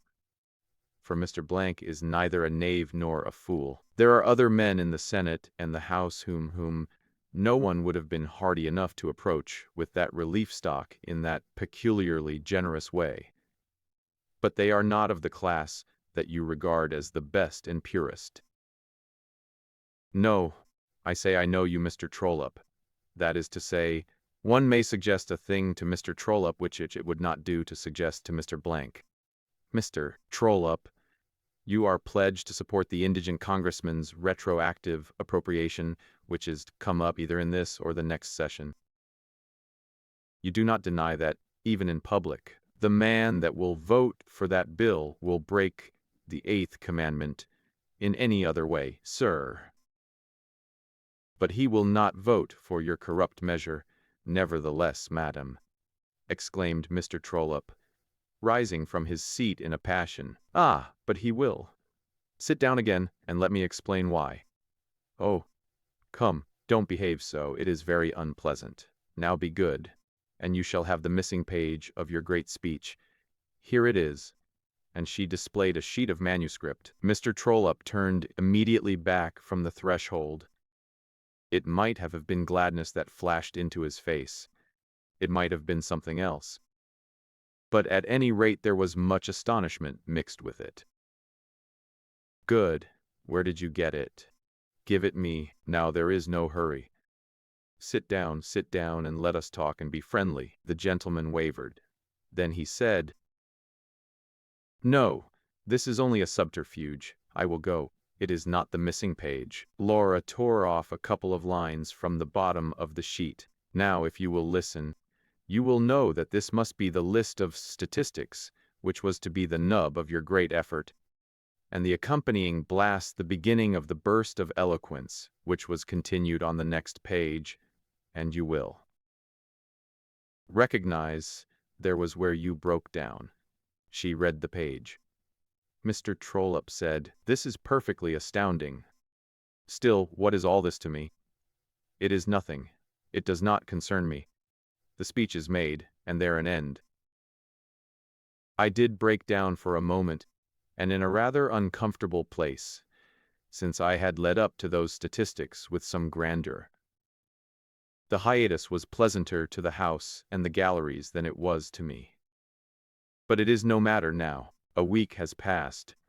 The jests about it ceased 3 or 4 days ago. The whole thing is a matter of indifference to me. Miss Hawkins. But you apologized and promised the statistics for next day. Why didn't you keep your promise? The matter was not of sufficient consequence. The time was gone by to produce an effect with them. But I hear that other friends of the soldiers' pension bill desire them very much. I think you ought to let them have them. Miss Hawkins, this silly blunder of my copyist evidently has more interest for you than it has for me. I will send my private secretary to you, and let him discuss the subject with you at length." "Did he? Your speech for you?" "Of course he did. Why all these questions? Tell me, how did you get hold of that page of manuscript? That is the only thing that stirs a passing interest in my mind." Then she said, much as if she were talking to herself, "It does seem like taking a deal of unnecessary pains, for a body to hire another body to construct a great speech for him, and then go and get still another body to copy it before it can be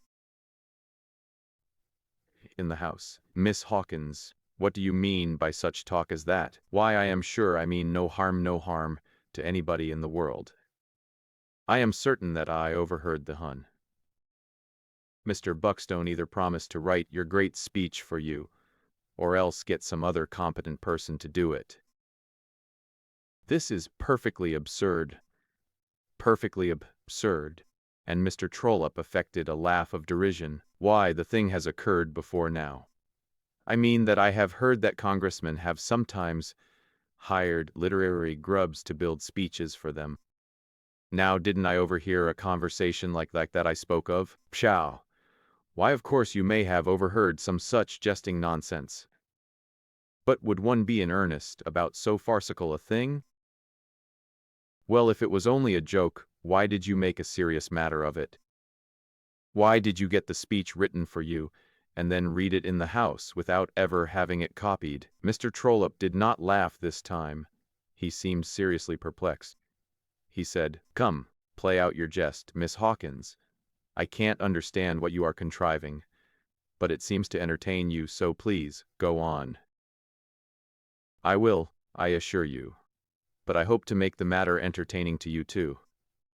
Your private secretary never copied your speech. Indeed, really you seem to know my affairs better than I do myself." "I believe I do. You can't name your own amanuensis, Mr. Trollope." "That is sad indeed. Perhaps Miss Hawkins can?" "Yes, I can. I wrote your speech myself, and you read it from my manuscript. There now." Mr. Trollope did not spring to his feet and smite his brow with his hand, while a cold sweat broke out all over him, and the color forsook his face. No. He only said, "Good God," and looked greatly astonished. Laura handed him her commonplace book, and called his attention to the fact that the handwriting there and the handwriting of this speech were the same. He was shortly convinced. He laid the book aside and said, composedly, "Well, the wonderful tragedy is done, and it transpires that I am indebted to you for my late eloquence. What of it? What was all this for, and what does it amount to after all? What do you propose to do about it? Oh, nothing. It is only a bit of pleasantry." When I overheard that conversation, I took an early opportunity to ask Mr. Buckstone if he knew of anybody who might want a speech written. I had a friend. And so forth and so on. I was the friend myself. I thought I might do you a good turn then and depend on you to do me one by and by. I never let Mr. Buckstone have the speech till the last moment, and when you hurried off to the house with it, you did not know there was a missing page, of course. But I did. And now perhaps you think that if I refuse to support your bill, you will make a grand exposure? Well, I had not thought of that. I only kept back the page for the mere fun of the thing. But since you mention it, I don't know but I might do something if I were angry. My dear Miss Hawkins, if you were to give out that you composed my speech, you know very well that people would say it was only your raillery, your fondness for putting a victim in the pillory and amusing the public at his expense. It is too flimsy, Miss Hawkins, for a person of your fine inventive talent contrive an abler device than that. Come. It is easily done, Mr. Trollope. I will hire a man and pin this page on his breast and label it, "The Missing Fragment of the Hun, Mr." And I will pin round about it notes in my handwriting, which I will procure from prominent friends of mine for the occasion. Also your printed speech in the Globe, showing connection between its bracketed hiatus and my fragment. And I give you my word of honor that I will stand that human bulletin board in the rotunda of the Capitol and make him stay there a week. You see you are premature, Mr. Trollope. The wonderful tragedy is not done yet, by any means. Come now, doesn't it improve? Mr. Trollope opened his eyes rather widely at this novel aspect of the case. He got up and walked the floor and gave himself a moment for reflection. Then he stopped and studied Laura's face a while, and ended by saying, "Well, I am obliged to believe you would be reckless enough to do that. Then don't put me to the test, Mr. Trollope. But let's drop the matter. I have had my joke, and you've borne the infliction becomingly enough. It spoils a jest to harp on it after one has had one's laugh. I would much rather talk about my bill." "So would I, now, my clandestine amanuensis. Compared with some other subjects, even your bill is a pleasant topic to discuss." "Very good indeed. I thought I could persuade you. Now, I am sure you will be generous to the poor Negro and vote for that bill." "Yes, I feel more tenderly toward the oppressed colored man than I did. Shall we bury the hatchet and be good friends and respect each other's little secret, on condition that I vote aye on the measure?" "With all my heart, Mr. Trollope. I give you my word of that. It is a bargain. But isn't there something else you could give me too?" Laura looked at him inquiringly a moment, and then she comprehended. "Oh, yes, you may have it now. I haven't any more use for it." She picked up the page of manuscript, but she reconsidered her intention of handing it to him, and said, "But never mind. I will keep it close. No one shall see it. You shall have it as soon as your vote is recorded." Mr. Trollope looked disappointed, but presently made his adieu, and had got as the hall, when something occurred to Laura. She said to herself, "I don't simply want his vote under compulsion. He might vote aye, but work against the bill in suit, for revenge. That man is unscrupulous enough to do anything. I must have his hearty cooperation as well as his vote. There is only one way to get that." She called him back, and said, "I value your vote, Mr. Trollope, but I value your influence more. You are able to help a measure along in many ways, if you choose. I want to ask you to work for the bill as well as vote for it. It takes so much of one's time, Miss Hawkins, and time is money, you know. Yes, I know it is, especially in Congress. Now, there is no use in you and I dealing in pretenses and going at matters in roundabout ways. We know each other disguises are nonsense. Let us be plain. I will make it an object to you to work for the bill. Don't make it unnecessarily plain, please. Proprieties that are best preserved. What do you propose? Well, this. She mentioned the names of several prominent congressmen. Now, said she, these gentlemen are to vote and work for the bill. Simply out of love for the Negro, and out of pure generosity, I have put in a relative of each as a member of the University Incorporation. A larger number of statesmen are to vote and work for the bill, also out of love for the Negro gentlemen of but moderate influence, these.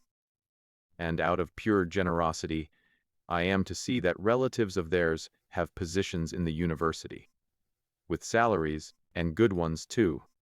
You will vote and work for the bill, from mere affection for the Negro, and I desire to testify my gratitude becomingly.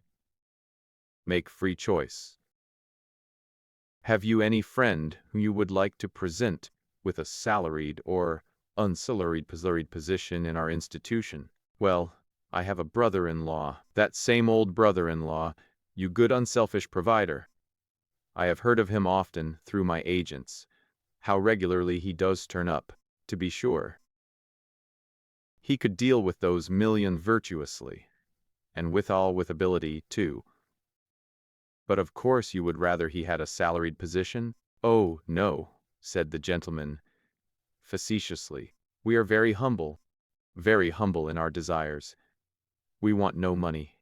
We labor solely for our country and require no reward but the luxury of an applauding conscience. Make him one of those poor, hard-working, unsalaried corporators, and let him do everybody good with those millions, and go hungry himself.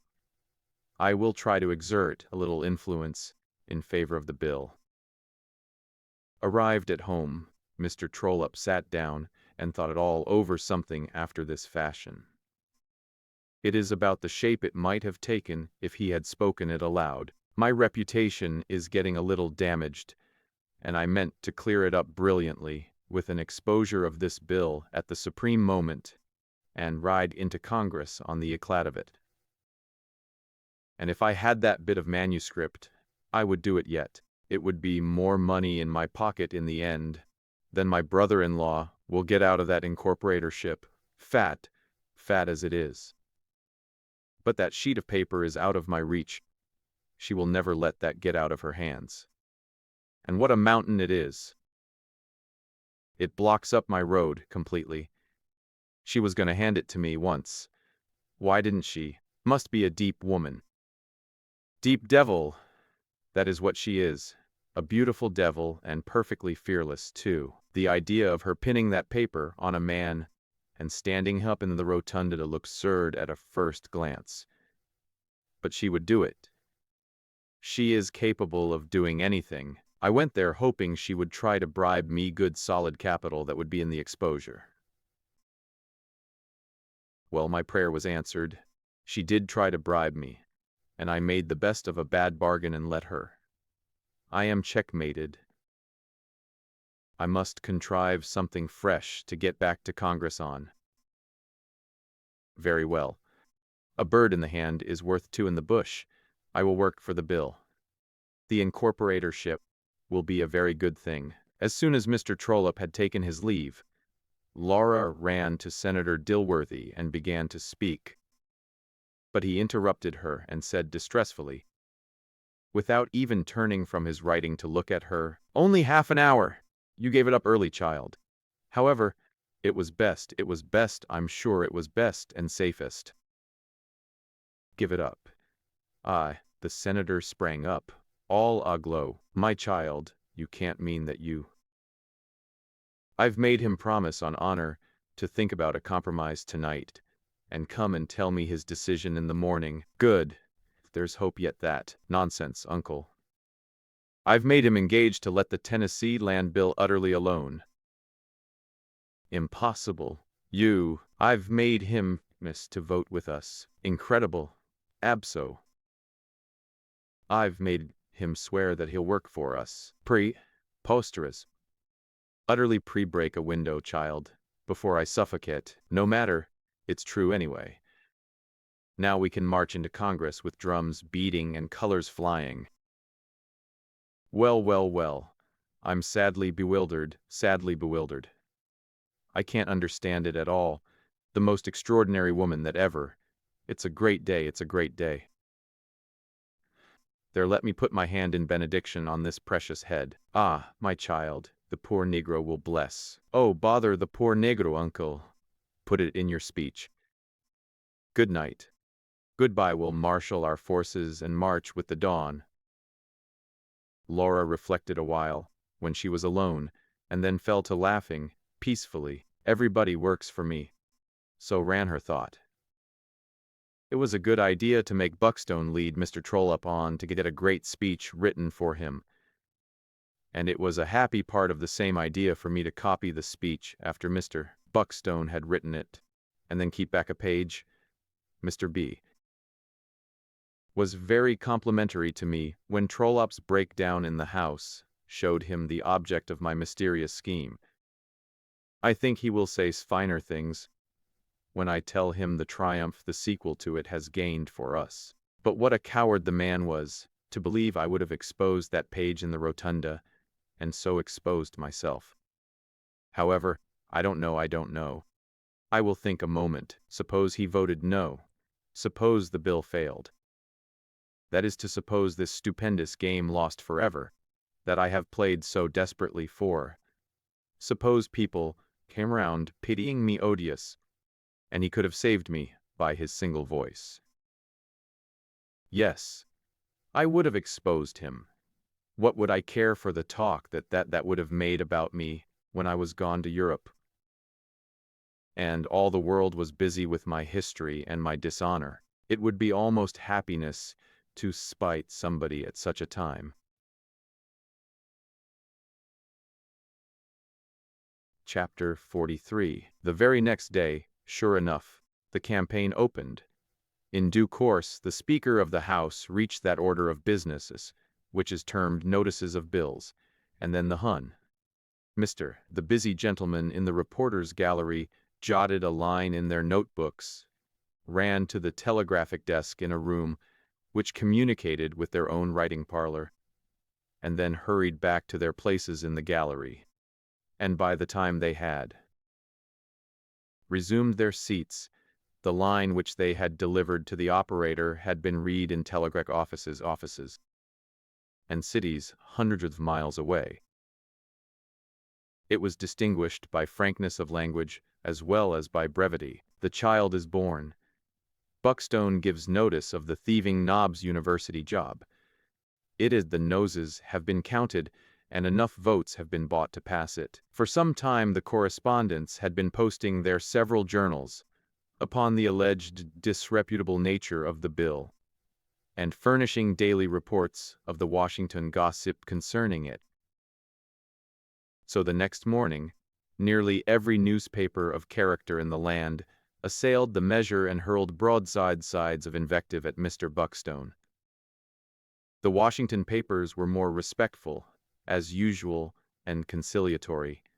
Also, as usual, they generally supported measures when it was possible, but when they could not, they deprecated violent expressions of opinion in other journalistic quarters. This was Senator Balaam's paper, or rather, Brother Balaam, as he was popularly called, for he had been a clergyman in his day. And he himself and all that he did still emitted an odor of sanctity, now that he had diverged into journalism and politics. He was a power in the Congressional prayer meeting, and in all movements that looked to the spread of religion and temperance. His paper supported the new bill with gushing affection. It was a noble measure. It was a just measure. It was a generous measure. It was a pure measure, and that surely should recommend it in these corrupt times. And finally, if the nature of the bill were not known at all, the love feast would support it anyway, and unhesitatingly, for the fact that Senator Dilworthy was the originator of the measure was a guarantee that it contemplated it a worthy and righteous work. Senator Dilworthy was so anxious to know what the New York papers would say about the bill that he had arranged to have synopses of their editorials telegraphed to him. He could not wait for the papers themselves to crawl along down to Washington by. It ought to be attached to the rear car, where it could do some good. But instead, no provision is made there for the protection of the traveling public, and hence it is not a matter of surprise that cows so frequently climb aboard that train among the passengers.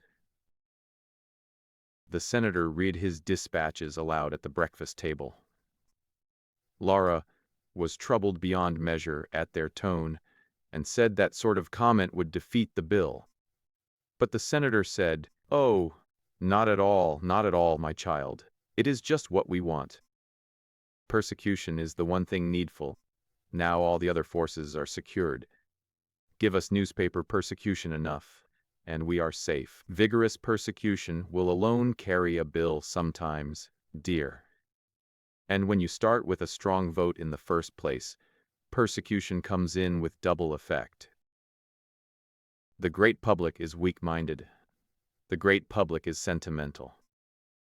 The great public always turns around and weeps for an odious murderer, and prays for him, and carries flowers to his prison, and besieges the governor with appeals to his clemency, as soon as the papers begin to howl for that man's blood.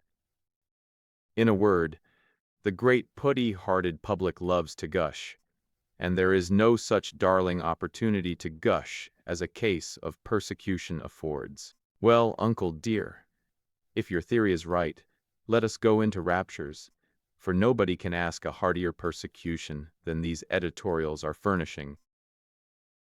I am not so sure of that, my daughter. I don't entirely like the tone of some of these remarks. They lack vim, they lack venom. Here is one calls it a questionable measure. Bah, there is no strength in that. This one is better. It calls it highway robbery. That sounds something like. But now this one seems satisfied to call it an iniquitous scheme. Iniquitous does not exasperate anybody. It is weak puerile. The ignorant will imagine it to be intended for a compliment. But this other one, the one I read last, has the true ring. This vile, dirty effort to rob the public treasury by the kites and vultures that now infest the filthy den called Congress. That is admirable, admirable. We must have more of that sort, but it will come, no fear of that. They're not warmed up yet. A week from now you'll see. Uncle, you and Brother Balaam are bosom friends. Why don't you get his paper to persecute us too? It isn't worthwhile, my daughter. His support doesn't hurt a bill. Nobody reads his editorials but himself. But I wish the New York papers would talk a little plainer. It is annoying to have to wait a week for them to warm up. I expected better things at their hands.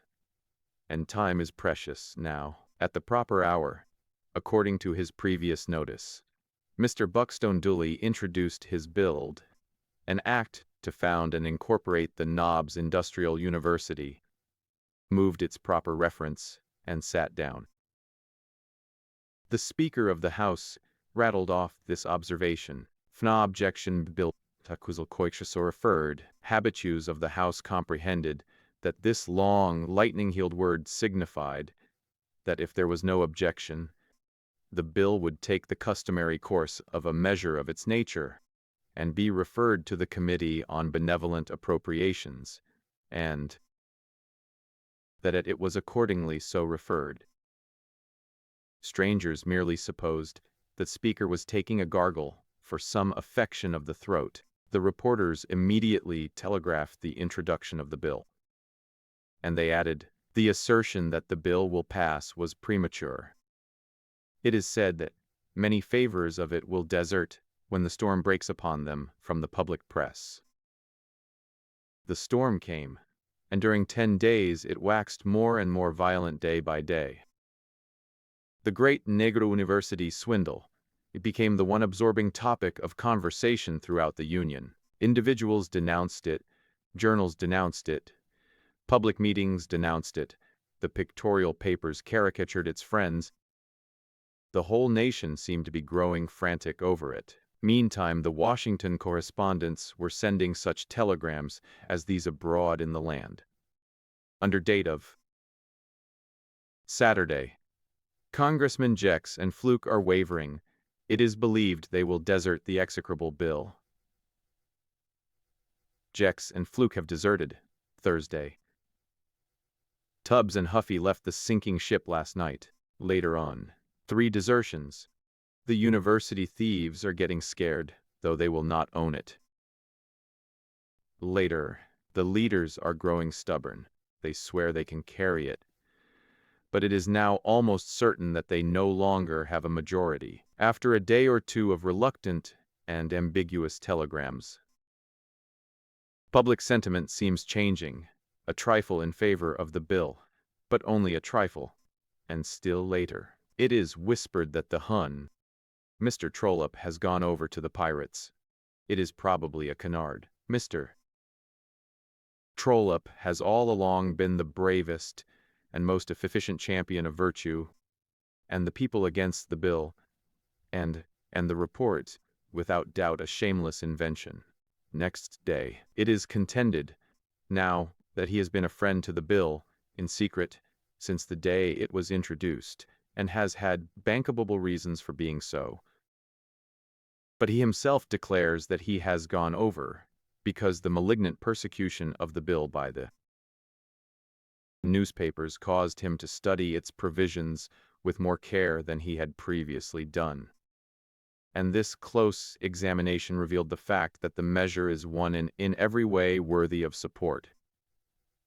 Pretty thin, it cannot be denied that this desertion has had a damaging effect. Jex and Fluke have returned to their iniquitous allegiance, with 6 or 8 others of lesser caliber, and it is reported and believed that Tubbs and Huffy are ready to go back. It is feared that the university swindle is stronger today than it has ever been before. Later midnight. It is said that the committee will report the bill back tomorrow. Both sides are marshaling their forces, and the fight on this bill is evidently going to be the hottest of the session. All Washington is boiling. Chapter 44. "It's easy enough for another fellow to talk," said Harry, despondingly, after he had put Philip in possession of his view of the case. "It's easy enough to say give her up. If you don't care for her, what am I going to do to give her up?" It seemed to Harry that it was a situation requiring some active measures.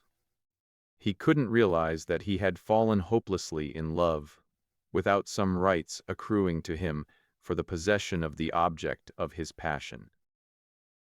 Quiet resignation under relinquishment of anything he wanted was not in his line, and when it appeared to him that his surrender of Laura would be withdrawal of the one barrier that kept her from ruin, it was as unreasonable to expect that he could see how to give her up.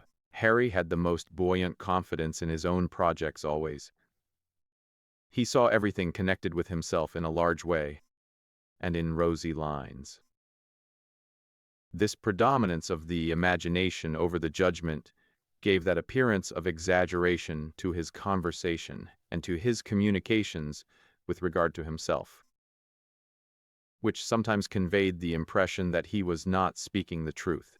His acquaintances had been known to say that they invariably allowed a half for shrinkage in his statements, and held the other half under advisement for confirmation. Philip, in this case, could not tell from Harry's story exactly how much encouragement Laura had given him, nor what hopes he might justly have of winning her.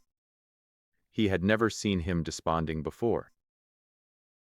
The brag appeared to be all taken out of him, and his airy manner only asserted itself now and then in a comical imitation of its old self. Philip wanted time to look about him before he decided what to do.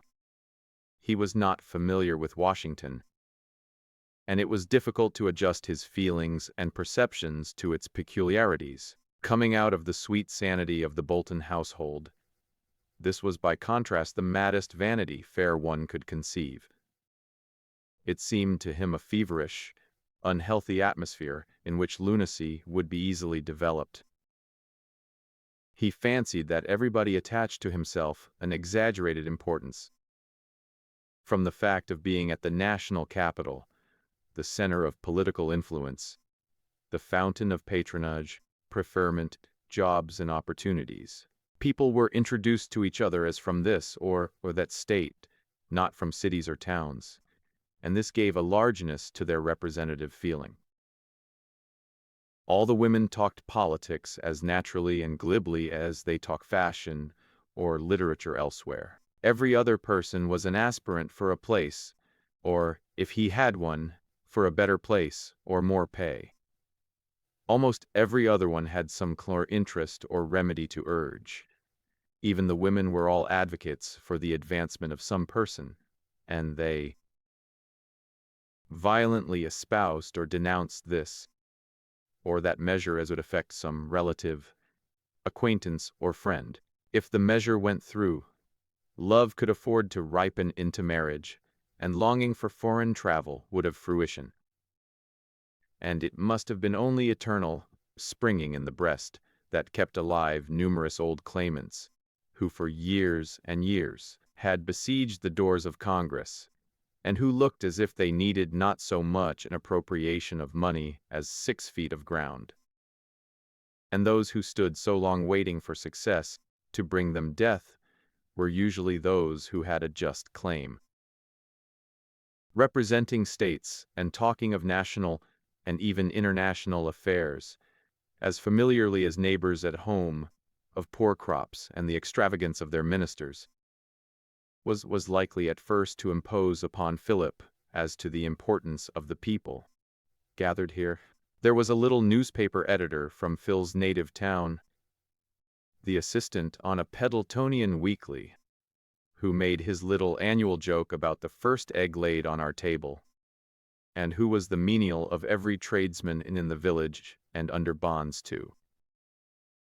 Him for frequent puffs, except the undertaker, about whose employment he was recklessly facetious. In Washington he was an important man, correspondent and clerk of 2 House committees, a worker in politics, and a confident critic of every woman and every man in Washington. He would be a consul, no doubt, by and by, some foreign port, of the language of which he was ignorant, though if ignorance of language were a qualification, he might have been a consul at home. His easy familiarity with great men was beautiful to see, and when Philip learned what a tremendous underground influence this little ignoramus had, he no longer wondered at the queer appointments and the queerer legislation. Philip was not long in discovering that people in Washington did not differ much from other people. They had the same meannesses, generosities, and tastes. A Washington boarding house had the odor of a boarding house the world over. He saw nothing in its society that equaled that of Hawkeye. He sat down to no table that could not be unfavorably contrasted with his own at home. The most airy scheme, inflated in the hot air of the capital, only reached in magnitude some of his lesser fancies, the by-play of his constructive imagination. "The country is getting along very well," he said to Philip, "but our public men are too timid. What we want is more money. I've told Boutwell so. Talk about basing the currency on gold. You might as well base it on pork. Gold is only one product. Base it on everything. You've got to do something for the West. How am I to move my crops? We must have improvements. Grant's got the idea. We want a canal from the James River to the Mississippi. Government ought to build it." It was difficult to get the colonel off from these large themes when he was once started. Philip brought the conversation round to Laura and her reputation in the city. "No," he said. "I haven't noticed much. We've been so busy about this university. It will make Laura rich with the rest of us, and she has done nearly as much as if she were a man. She has great talent, and will make a big match. I see the foreign ministers and that sort after her. Yes, there is talk, always will be about a pretty woman so much in public as she is. Tough stories come to me, but I put 'em away. 'Tain't likely one of Cy Hawkins's children would do that, for she is the same as a child of his. I told her, though, to go slow," added the colonel, as if that mysterious admonition from him would set everything right. "Do you know anything about a Call? Selby?" "Know all about him. Fine fellow. But he's got a wife, and I told him as a friend he'd better sheer off from Laura. I reckon he thought better of it and did." But Philip was not long in learning the truth.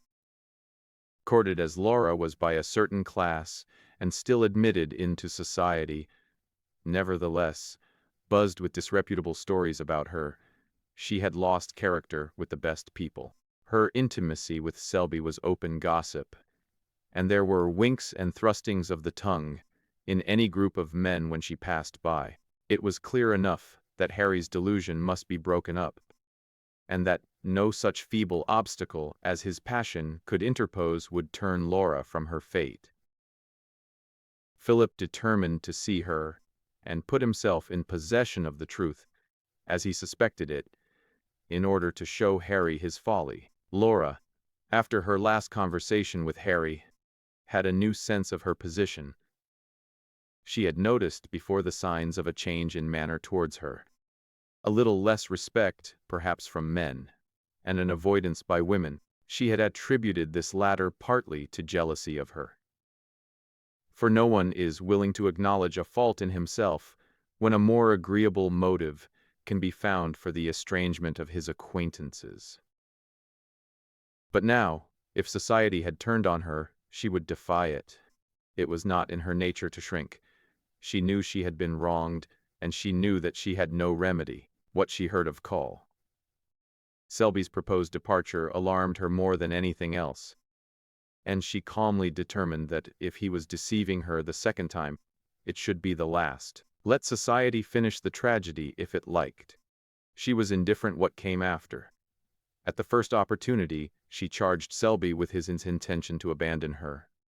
He unblushingly denied it. He had not thought of going to Europe. He had only been amusing himself with Sellers' schemes. He swore that as soon as she succeeded with her bill, he would fly with her to any part of the world. She did not quite believe him, for she saw that he feared her, and she began to suspect that his were the protestations of a coward to gain time. But she showed him no doubts. She only watched his movements day by day, and always held herself ready to act promptly.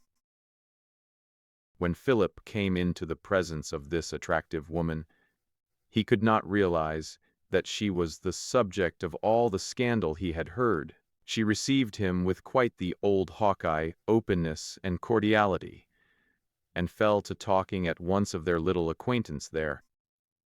And it seemed impossible that he could ever say to her what he had come determined to say. Such a man as Philip has only one standard by which to judge women.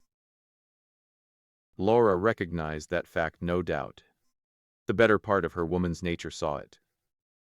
Such a man might, years ago, not now, have changed her nature, and made the issue of her life so different, even after her cruel abandonment. She had a dim feeling of this, and she would like now to stand well with him. The spark of truth and honor that was left in her was elicited by his presence. It was this influence that governed her conduct in this interview. "I have come," said Philip in his direct manner, "from my friend Mr. Brierly. You are not ignorant of his feeling towards you?" "Perhaps not, but perhaps you do not know, you who have so much admiration, how sincere and overmastering his love is for you." Philip would not have spoken so plainly, if he had in mind anything except to draw from Laura something that would end Harry's passion. "And is sincere love so rare, Mr. Sterling?" asked Laura, moving her foot a little, and speaking with a shade of sarcasm. "Perhaps not in Washington," replied Philip, tempted into a similar tone. "Excuse my bluntness," he continued, "but with the knowledge of his love, would his devotion make any difference to you in your Washington life?" "In respect to what?" asked Laura quickly. "Well, to others. I won't equivocate to call Selby." Laura's face flushed with anger or shame. She looked steadily at Philip and began, "By right, sir." "By the right of friendship," interrupted Philip stoutly. "It may matter little to you. It is everything to him. He has a quixotic notion that you would turn back from what is before you for his sake. You cannot be ignorant of what all the city is talking of." Philip said this determinedly, and with some bitterness. It was a full minute before Laura spoke. Both had risen, Philip as if to go, and Laura in suppressed excitement.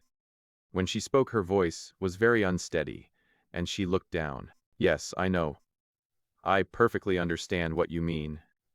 Mr. Brierly is nothing. He is a moth singed, that is all. The trifler with women thought he was a wasp. I have no pity for him, not the least.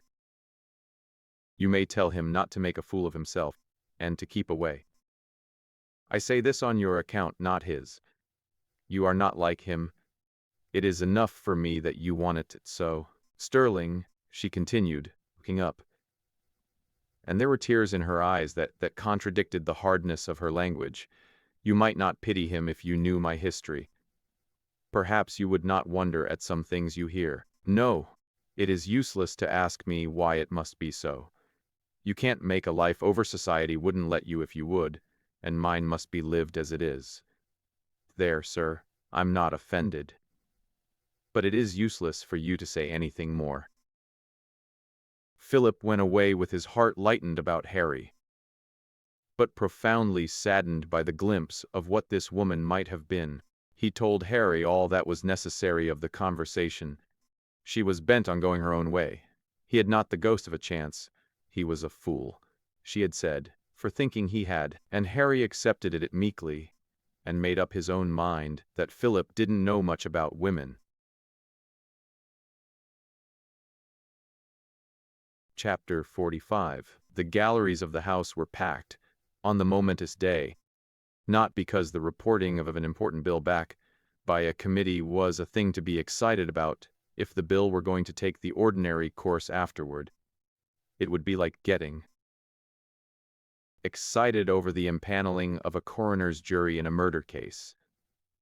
Instead of saving up one's emotions for the grander occasion of the hanging of the accused, 2 years later, after all the tedious forms of law had been gone through with, now it was whispered that the legitimate forms of procedure usual in the House, and which keep a bill hanging along for days, and even weeks, before it is finally passed upon, were going to be overruled, in this case, and short work made of the measure, and so, what was beginning as a mere inquest might turn out to be something very different.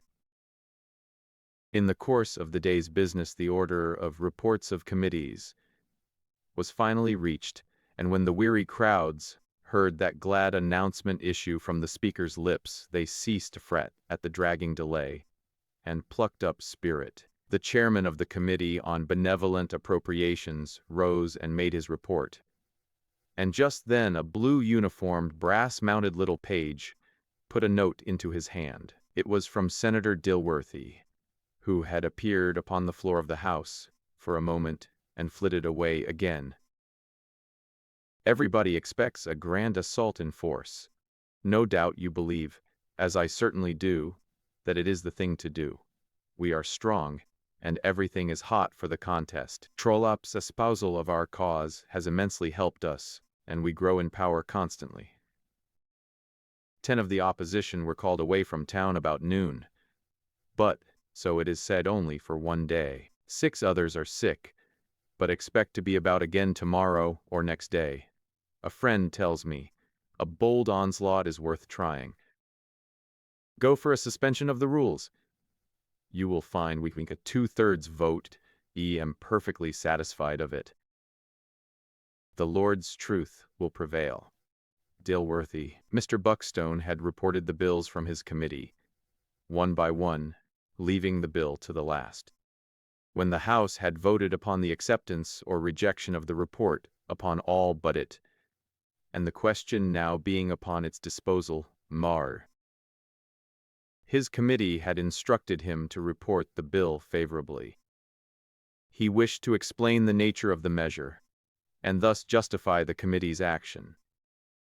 The hostility roused by the press would then disappear, and the bill would shine forth in its true. It incorporated the Knobs Industrial University, locating it in East Tennessee, declaring it open to all persons without distinction of sex, color, or religion, and committing its management to a board of perpetual trustees, with power to fill vacancies in their own number. It provided for the erection of certain buildings for the university, dormitories, lecture halls, museums, libraries, laboratories, workshops, furnaces, and mills. It provided also for the purchase of 65,000 acres of land, fully described for the purposes of the university, in the Knobs of East Tennessee, and it appropriated $dollars for the purchase of the land, which should be the property of the national trustees in trust for the uses named. Every effort had been made to secure the refusal of the whole amount of the property of the Hawkins heirs in the Knobs, some 75,000 acres, Mr. Buckstone said. But Mr. Washington Hawkins, one of the heirs, objected. He was, indeed, very reluctant to sell any part of the land at any price.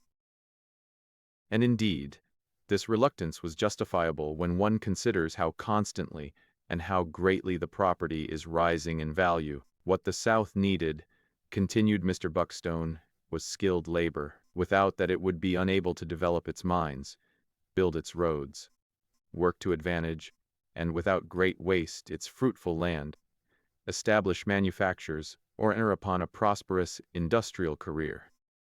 Its laborers were almost altogether unskilled. Change them into intelligent, trained workmen, and you increased at once the capital, the resources of the entire South, which would enter upon a prosperity hitherto unknown. In 5 years, the increase in local wealth would not only reimburse the government for the outlay in this appropriation, but pour untold wealth into the treasury. This was the material view, and the least important in the honorable gentleman's opinion. Here he referred to some notes furnished him by Senator Dilworthy, and then continued. God had given us the care of these colored millions. What account should we render to him of our stewardship? We had made them free. Should we leave them ignorant? We had cast them upon their own resources. Should we leave them without tools? We could not tell what the intentions of Providence are in regard to these peculiar people. But our duty was plain. The Knobs Industrial University would be a vast school of modern science and practice, worthy of a great nation. It would combine the advantages of Zurich, Freiburg, Creusot, and the Sheffield Scientific. Providence had apparently reserved and set apart the Knobs of East Tennessee for this purpose. What else were they for? Was it not wonderful that for more than 30 years, over a generation, the choicest portion of them had remained in one family, untouched, as if separated for some great use? It had nothing comparable to it for the purposes of the university. This was to be a school of mining, of engineering, of the working of metals, of chemistry, zoology, botany, manufactures, agriculture, in short, of all the complicated industries that the hills abounded in metals of all sorts, iron all its combinations, copper, bismuth, gold, and silver in small quantities, platinum he believed, tin, aluminium. It was covered with forests and strange plants. In the woods were found the coon, opossum, the fox, the deer and many other animals who roamed in the domain of natural history. Coal existed in enormous quantity and no doubt oil. It was such a place for the practice of agricultural experiments that any student who had been successful there would have an easy task in any other portion of the country. No place offered equal facilities for experiments in mining, metallurgy, engineering. He expected to live to see the day when the youth of the South would resort to its mines, its workshops, its laboratories, its furnaces and factories for practical instruction in all the great industrial pursuits. The friends of the bill were instructed by the leaders to make no effort to check it. It was deemed better strategy to tire out the opposition. It was decided to vote down every proposition to adjourn, and so continue the sitting into the night. Opponents might desert, then, one by one, and weaken their party, for they had no personal stake in the bill. Sunset came, and still the fight went on. The gas was lit. The crowd in the galleries began to thin, but the contest continued. The crowd returned, by and by, with hunger and thirst appeased, and aggravated the hungry and thirsty house by looking contented and comfortable. But still the wrangle lost nothing of its bitterness. Recesses were moved plaintively by the opposition, and invariably voted down by the university army. The reporters' gallery was merely occupied by one or two watchful sentinels of the quill-driving guild. The main body cared nothing for a debate that had dwindled to a mere vaporing of dull speakers, and now and then a brief quarrel over a point of order. But there was an unusually large attendance of journalists in the reporters' waiting room, chatting, smoking, and keeping on the qui-vive for the general eruption of the congressional volcano that must come when the time was ripe for it. Senator Dilworthy and Philip were in the diplomatic gallery. Washington sat in the public gallery, and Col. Sellers was not far away. The colonel had been flying about the corridors and buttonholing congressmen all the evening, and believed that he had accomplished a world of valuable service. But fatigue was telling upon him now, and he was quiet and speechless for once. A dreary member was speaking. The presiding officer was nodding. Here and there little knots of members stood in the aisles, whispering together. All about the house others sat in all the various attitudes that express weariness. Some, tilted back, had one or more legs disposed upon their desks. Some sharpened pencils indolently, some scribbled aimlessly, some yawned and stretched. A great many lay upon their breasts upon the desks, sound asleep and gently snoring. The flooding gaslight from the fancifully wrought roof poured down upon the tranquil scene. Hardly a sound disturbed the stillness, save the monotonous eloquence of the gentleman who occupied the floor. Now, a warrior of the opposition broke down under the pressure, gave it up, and went home. Mr. Buckstone began to think it might be safe now to proceed to business. He consulted with Trollope and one or two others. Senator Dilworthy descended to the floor of the House, and they went to meet him. After a brief comparison of notes, the congressmen sought their seats and sent pages about the House with messages to friends. These latter instantly roused up, yawned, and began to look alert. The moment the floor was unoccupied, Mr. Buckstone rose, with an injured look, and said it was evident that the opponents of the bill were merely talking against time, hoping in this unbecoming way to tire out the friends of the measure, and so defeat it. Such conduct might be respectable enough in a village debating society, but it was trivial among statesmen. It was out of place in so august an assemblage as the House of Representatives of the United States. The friends of the bill had been not only willing that its opponents should express their opinions, but had strongly desired it. They courted the fullest and freest discussion. But it seemed to him that this fairness was but illy appreciated, since gentlemen were capable of taking advantage of it for selfish and unworthy ends. This trifling had gone far enough. He called for the question.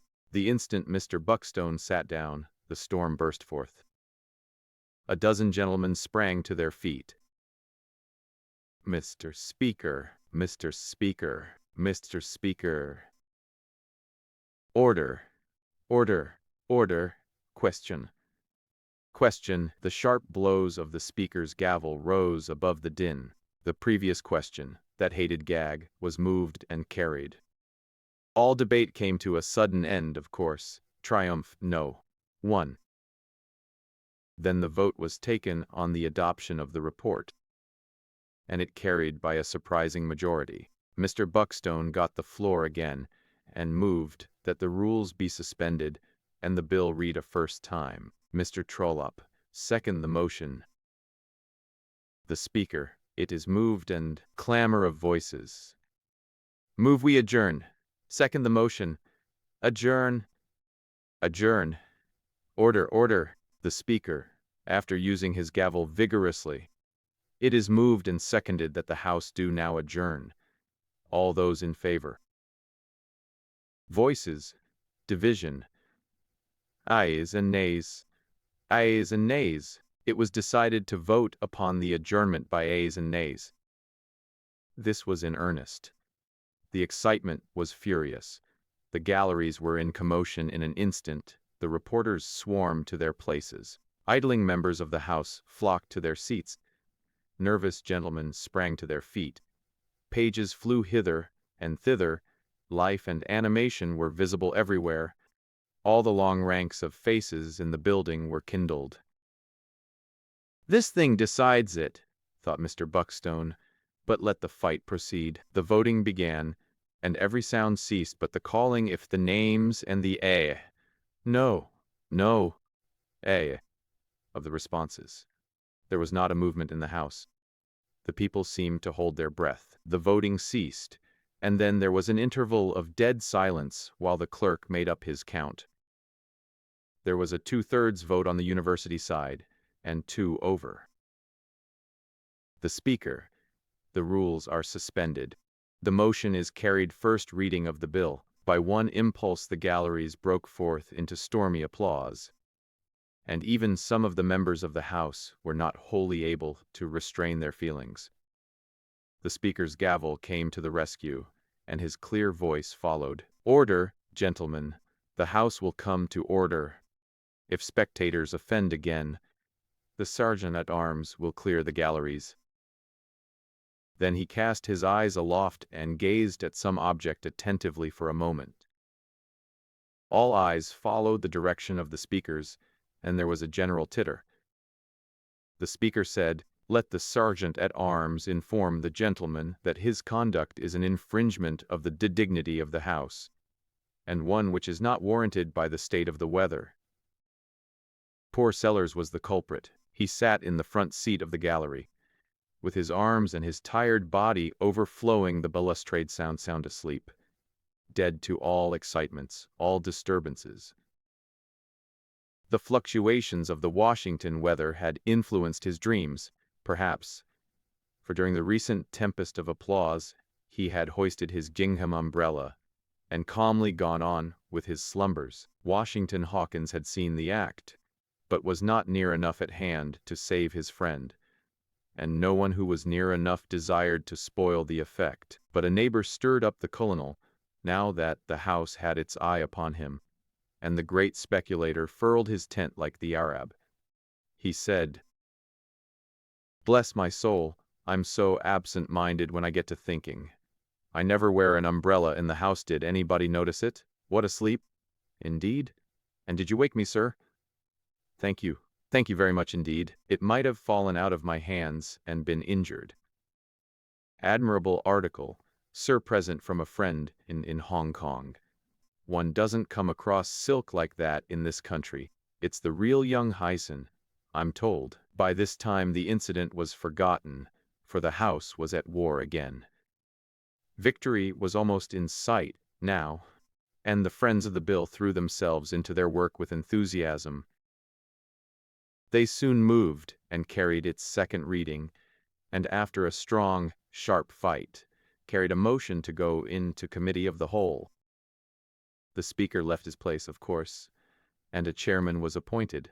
Now the contest raged hotter than ever for the authority that compels order when the House sits as a House, is greatly diminished when it sits as committee. The main fight came upon the filling of the blanks with the sum to be appropriated for the purchase of the land, of course.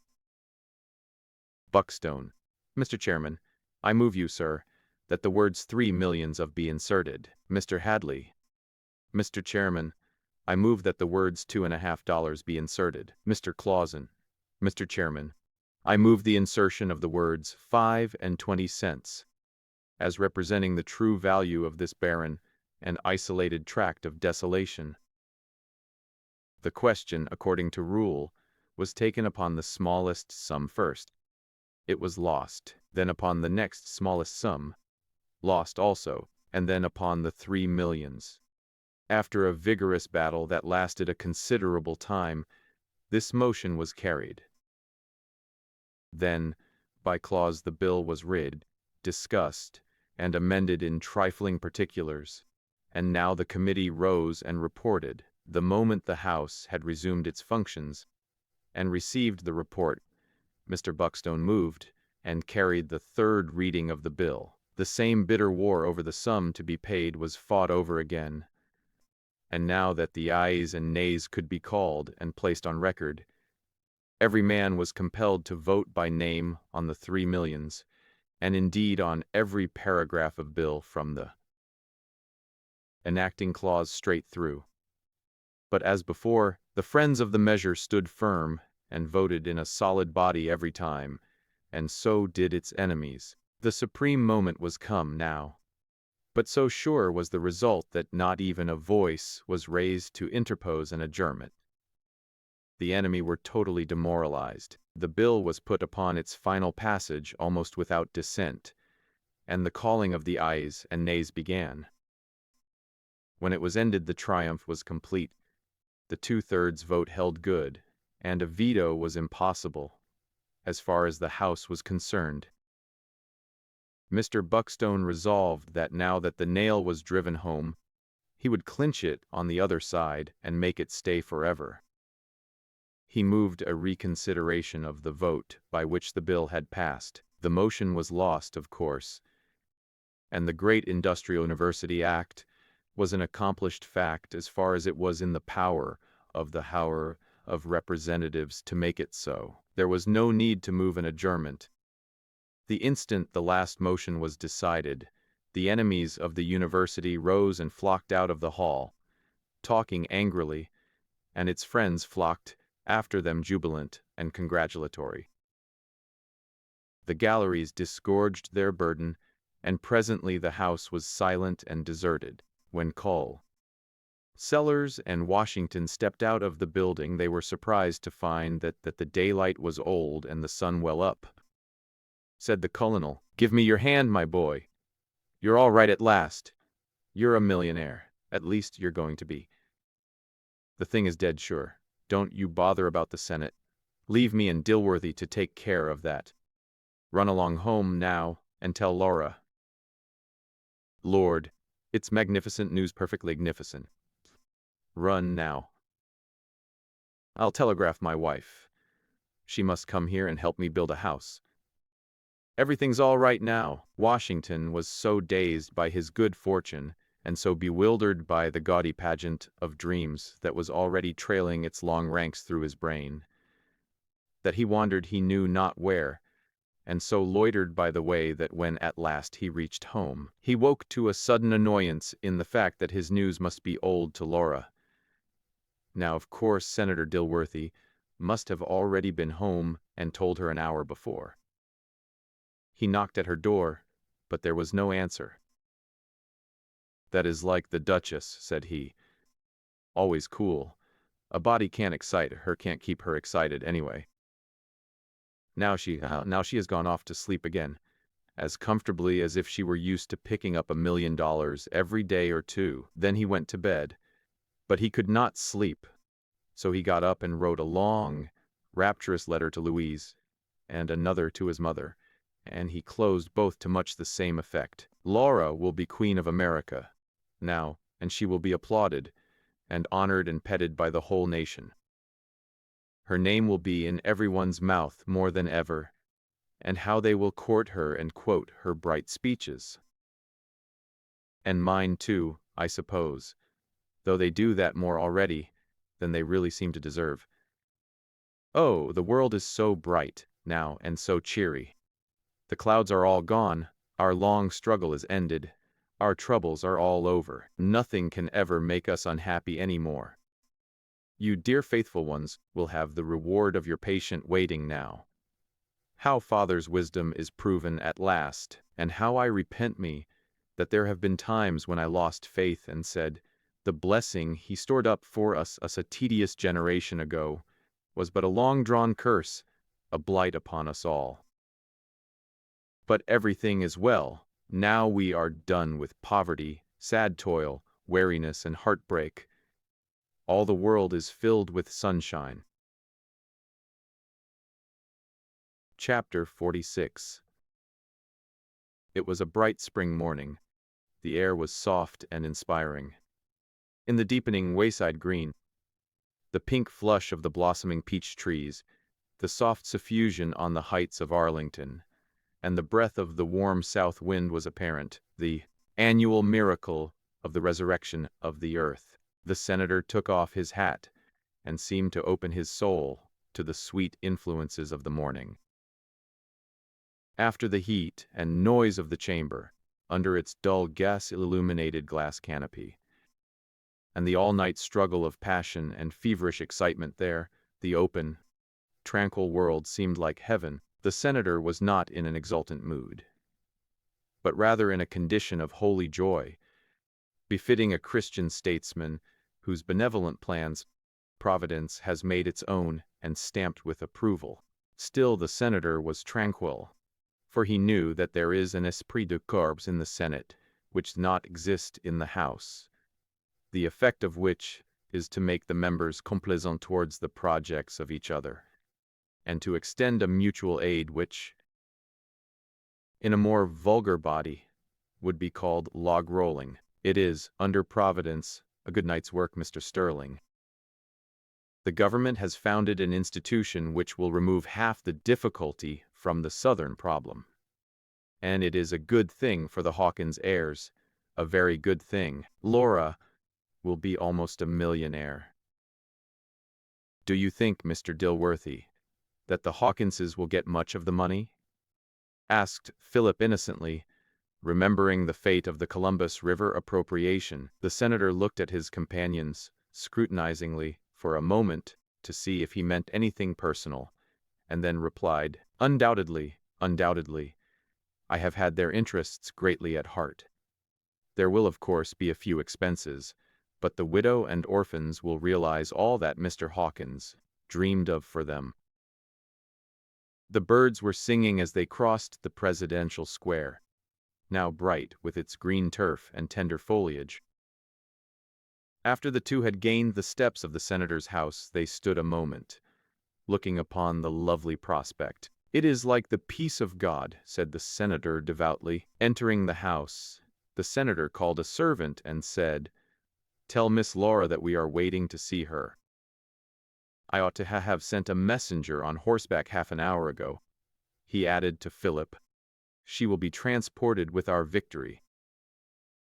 You must stop to breakfast and see the excitement. The servant soon came back, with a wondering look, and reported, Miss Laura ain't da, sah. I reckon she hain't been da all night. The senator and Philip both started up. In Laura's room there were the marks of a confused and hasty departure. Drawers half open, little articles strewn on the floor. The bed had not been disturbed. Upon inquiry it appeared that Laura had not been at dinner, excusing herself to Mrs. Dilworthy on the plea of a violent headache. that she made a request to the servants that she might not be disturbed. The senator was astounded. Philip thought at once of Call. Selby. Could Laura have run away with him? The senator thought not. In fact, it could not be. Jen Leffenwell, the member from New Orleans, had casually told him at the house last night that Selby and his family went to New York yesterday morning and were to sail for Europe today. Philip had another idea which he did not mention. He seized his hat, and saying that he would go and see what he could learn, ran to the lodgings of Harry, whom he had not seen since yesterday afternoon, when he left him to go to the house. Harry was not in. He had gone out with a handbag before 6 o'clock yesterday, saying that he had to go to New York, but should return next day. In Harry's room on the table Philip found this note. Dear Mr. Brierly, can you meet me at the 6 o'clock train and be my escort to New York? I have to go about this university bill. The vote of an absent member we must have here. Senator Dilworthy cannot go. Yours, Elish. Confound it, said Philip. The noodle has fallen into her trap. And she promised she would let him alone. He only stopped to send a note to Senator Dilworthy, telling him what he had found, and that he should go at once to New York, and then hasten to the railway station. He had to wait an hour for a train, and when it did start it seemed to go at a snail's pace. Philip was devoured with anxiety. Where could they have gone? What was Laura's object in taking Harry? Had the flight anything to do with Selby? Would Harry be such a fool as to be dragged into some public scandal? It seemed as if the train would never reach Baltimore. Then there was a long delay at Havre de Grace. A hot box had to be cooled at Wilmington. Would it never get on? Only in passing around the city of Philadelphia did the train not seem to go slow. Philip stood upon the platform and watched for the Boltons' house, fancied he could distinguish its roof among the trees, and wondered how Ruth would feel if she knew he was so near her. Then came Jersey, everlasting Jersey, stupid, irritating Jersey, where the passengers are always asking which line they are on, and where they are to come out, and whether they have yet reached Elizabeth. Launched into Jersey, one has a vague notion that he is on many lines and no one in particular, and that he is liable at any moment to come to Elizabeth. He has no notion what Elizabeth is, and always resolves that the next time he goes that way, he will look out the window and see what it is like. But he never does, or if he does, he probably finds that it is Princeton or something of that sort. He gets annoyed, and never can see the use of having different names for stations, and by there is Newark, 3 or 4 Newarks apparently. Then marshes, then long rock cuttings devoted to the advertisements of patent medicines, and ready-made clothing, and New York tonics for Jersey eggs, and Jersey City is reached. On the ferryboat Philip bought an evening paper from a boy crying, "Here's the Evening Gram," all about the murder, and with breathless haste ran his eyes over the following. Shocking murder, tragedy in high life. A beautiful woman shoots a distinguished Confederate soldier at the Southern Tell. Jealousy the cause.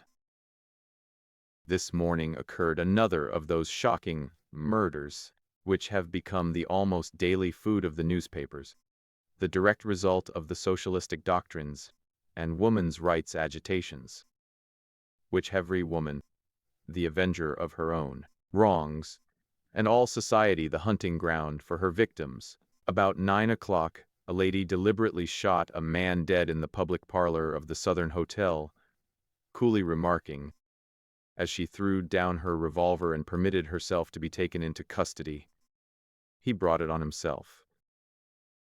Our reporters were immediately dispatched to the scene of the tragedy, and gathered the following particulars. Yesterday afternoon arrived at the hotel from Washington, Col.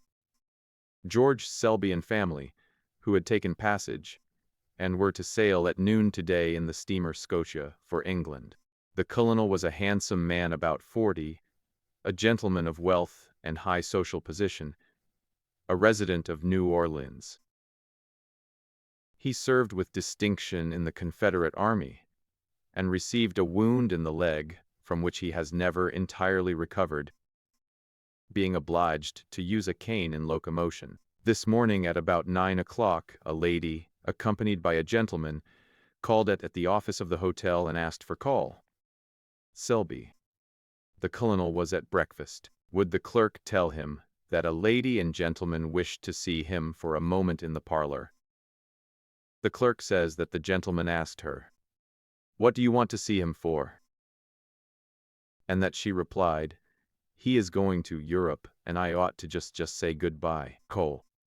Selby was informed, and the lady and gentleman were shown to the parlor, in which were at the time 3 or 4 other persons. 5 minutes after 2 shots were fired in quick succession, and there was a rush to the parlor from which the reports came. Cole. Selby was found lying on the floor bleeding, but not dead. 2 gentlemen, who had just come in, had seized the lady, who made no resistance, and she was at once given in charge of a police officer who arrived. The persons who were in the parlor agree substantially as to what occurred. They had happened to be looking towards the door when the man called Selby entered with his cane, and they looked at him, because he stopped as if surprised and frightened, and made a backward movement. At the same moment the lady in the bonnet advanced towards him and said something like, "George, will you go with me?" He replied, throwing up his hand and retreating, "My God, I can't." And the next instant 2 shots were heard and he fell. The lady appeared to be beside herself with rage or excitement, and trembled very much when the gentleman took hold of her. It was to them she said, "He brought it on himself." Cole. Selby was carried at once to his room, and Dr. Puffer, the eminent surgeon, was sent for. It was found that he was shot through the breast and through the abdomen. Other aid was summoned, but the wounds were mortal, and Cole Selby expired in an hour, in pain, but his mind was clear to the last, and he made a full deposition. The substance of it was that his murderess is a Miss Laura Hawkins, whom he had known at Washington as a lobbyist and had some business with her. She had followed him with her attentions and solicitations, and had endeavored to make him desert his wife and go to Europe with her. When he resisted and avoided her, she had threatened him. Only the day before he left Washington, she had declared that he should never go out of the city alive without her. It seems to have been a deliberate and premeditated murder, the woman following him to Washington on purpose to commit it. We learn that the murderess, who is a woman of dazzling and transcendent beauty, and about 26 or 7, is a niece of Senator Dilworthy, at whose house she has been spending the winter. She belongs to a high Southern family, and has the reputation of being an heiress. Like some other great beauties and belles in Washington, however, there have been whispers that she had something to do with the lobby. If we mistake not, we have heard her name mentioned in connection with the sale of the Tennessee lands to the Knobs University, the bill for which passed the House last night. Her companion is Mr. Harry Brierly, a New York dandy who has been in Washington. His connection with her and with this tragedy is not known, but he was also taken into custody and will be detained at least as a witness. P.S. One of the persons present in the parlor, that after Laura Hawkins had fired twice, she turned the pistol towards herself, but that Brierly sprung and caught it from her hand, and that it was he who threw it on the floor. Further particulars, with full biographies of all the parties in our next edition. Philip hastened at once to the Southern Hotel, where he found still a great state of excitement, and 1,000 different and exaggerated stories passing from mouth to mouth. The witnesses of the event had told it Over so many times, they had worked it up into a most dramatic scene, and embellished it with whatever could heighten its awfulness. Outsiders had taken up invention also. The colonel's wife had gone insane, they said. The children had rushed into the parlor and rolled themselves in their father's blood. The hotel clerk said that he noticed there was murder in the woman's eye when he saw her. A person who had met the woman on the stairs felt a creeping sensation. Some thought Brierly was an accomplice, and that he had set the woman on to kill his rival. Some said the woman showed the calmness and indifference of insanity. Philip learned that Harry and Laura had both been taken to the city prison, and he went there, but he was not admitted. Not being a newspaper reporter, he could not see either of them that night. But the officer questioned him suspiciously and asked him who he was. He might perhaps see Brierly in the morning.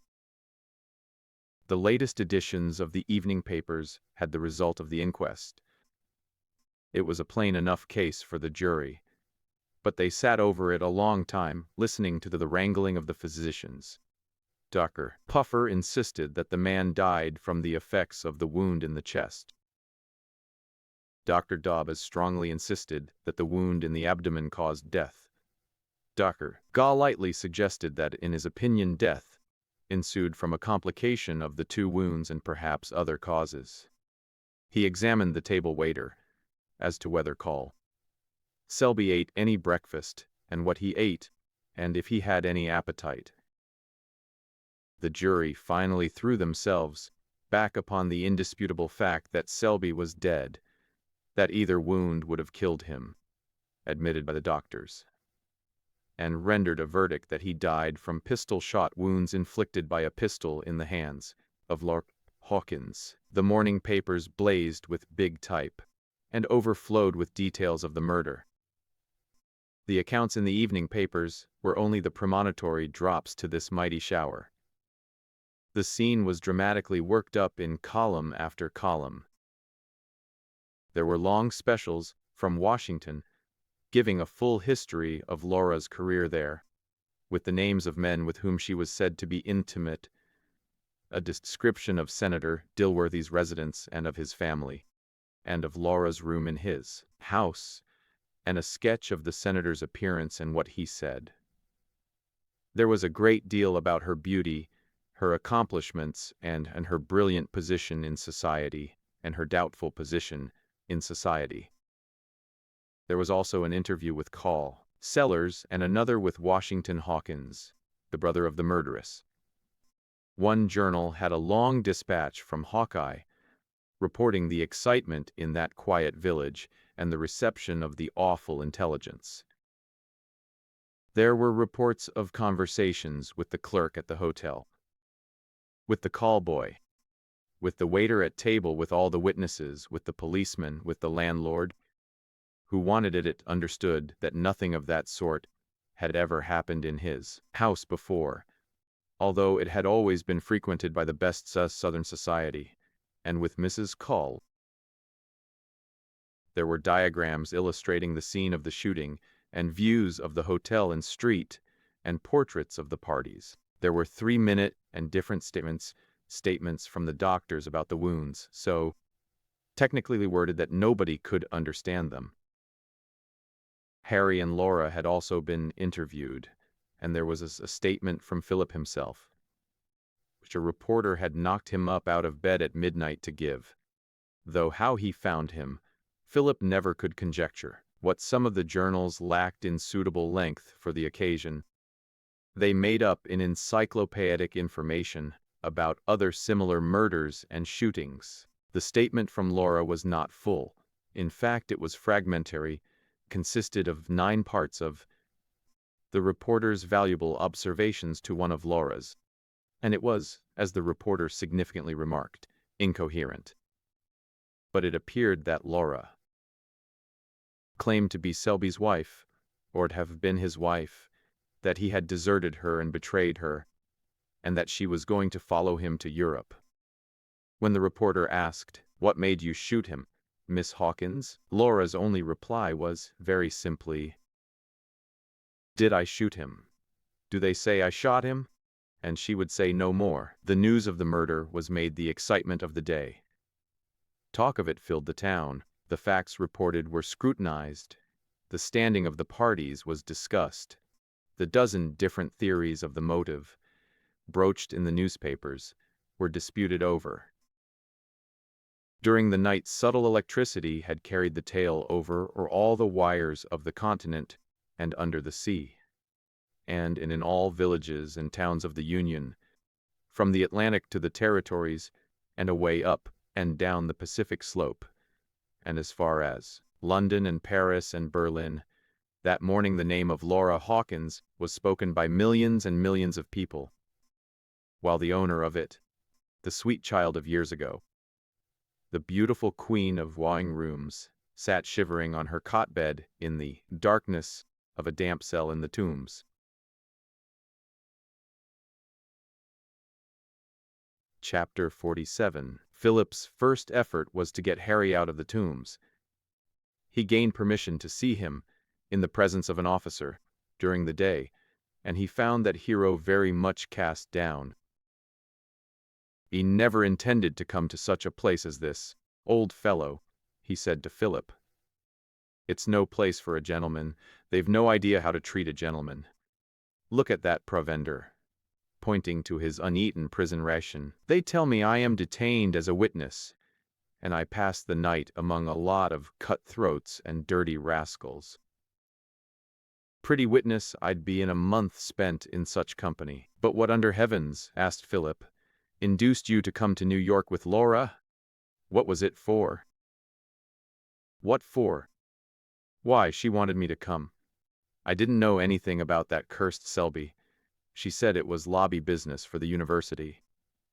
I'd no idea what she was dragging me into that confounded hotel for. I suppose she knew that the Southerners all go there, and thought she'd find her man. Oh, Lord, I wish I'd taken your advice. You might as well murder somebody and have the credit of it as get into the newspapers the way I have. She's pure devil, that girl. You ought to have seen how sweet she was on me. What an ass I am. Well, I'm not going to dispute a poor prisoner. But the first thing is to get you out of this. I've brought the note Laura wrote you, for one thing, and I've seen your uncle, and explained the truth of the case to him.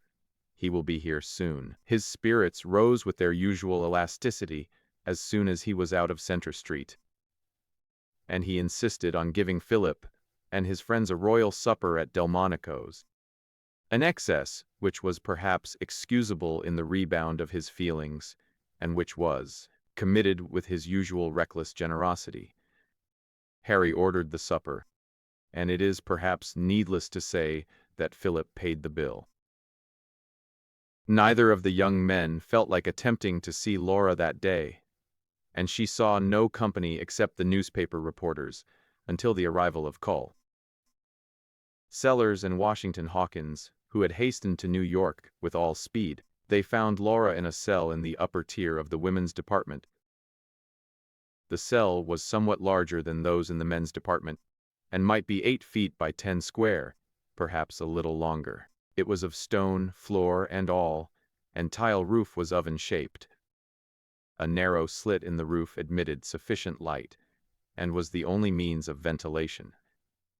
When the window was opened, there was nothing to prevent the rain coming in, the only means of heating being from the corridor. When the door was ajar, the cell was chilly, and at this time damp. It was whitewashed and clean, but it had a slight jail odor. Its only furniture was a narrow iron bedstead, with a tick of straw and some blankets, not too clean. When Cull, Sellers, was conducted to this cell by the matron and looked in, his emotions quite overcame him. The tears rolled down his cheeks and his voice trembled so that he could hardly speak. Washington was unable to say anything.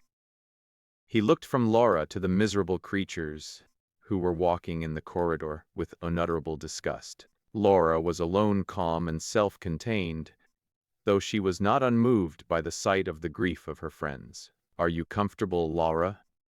was the first word the colonel could get out.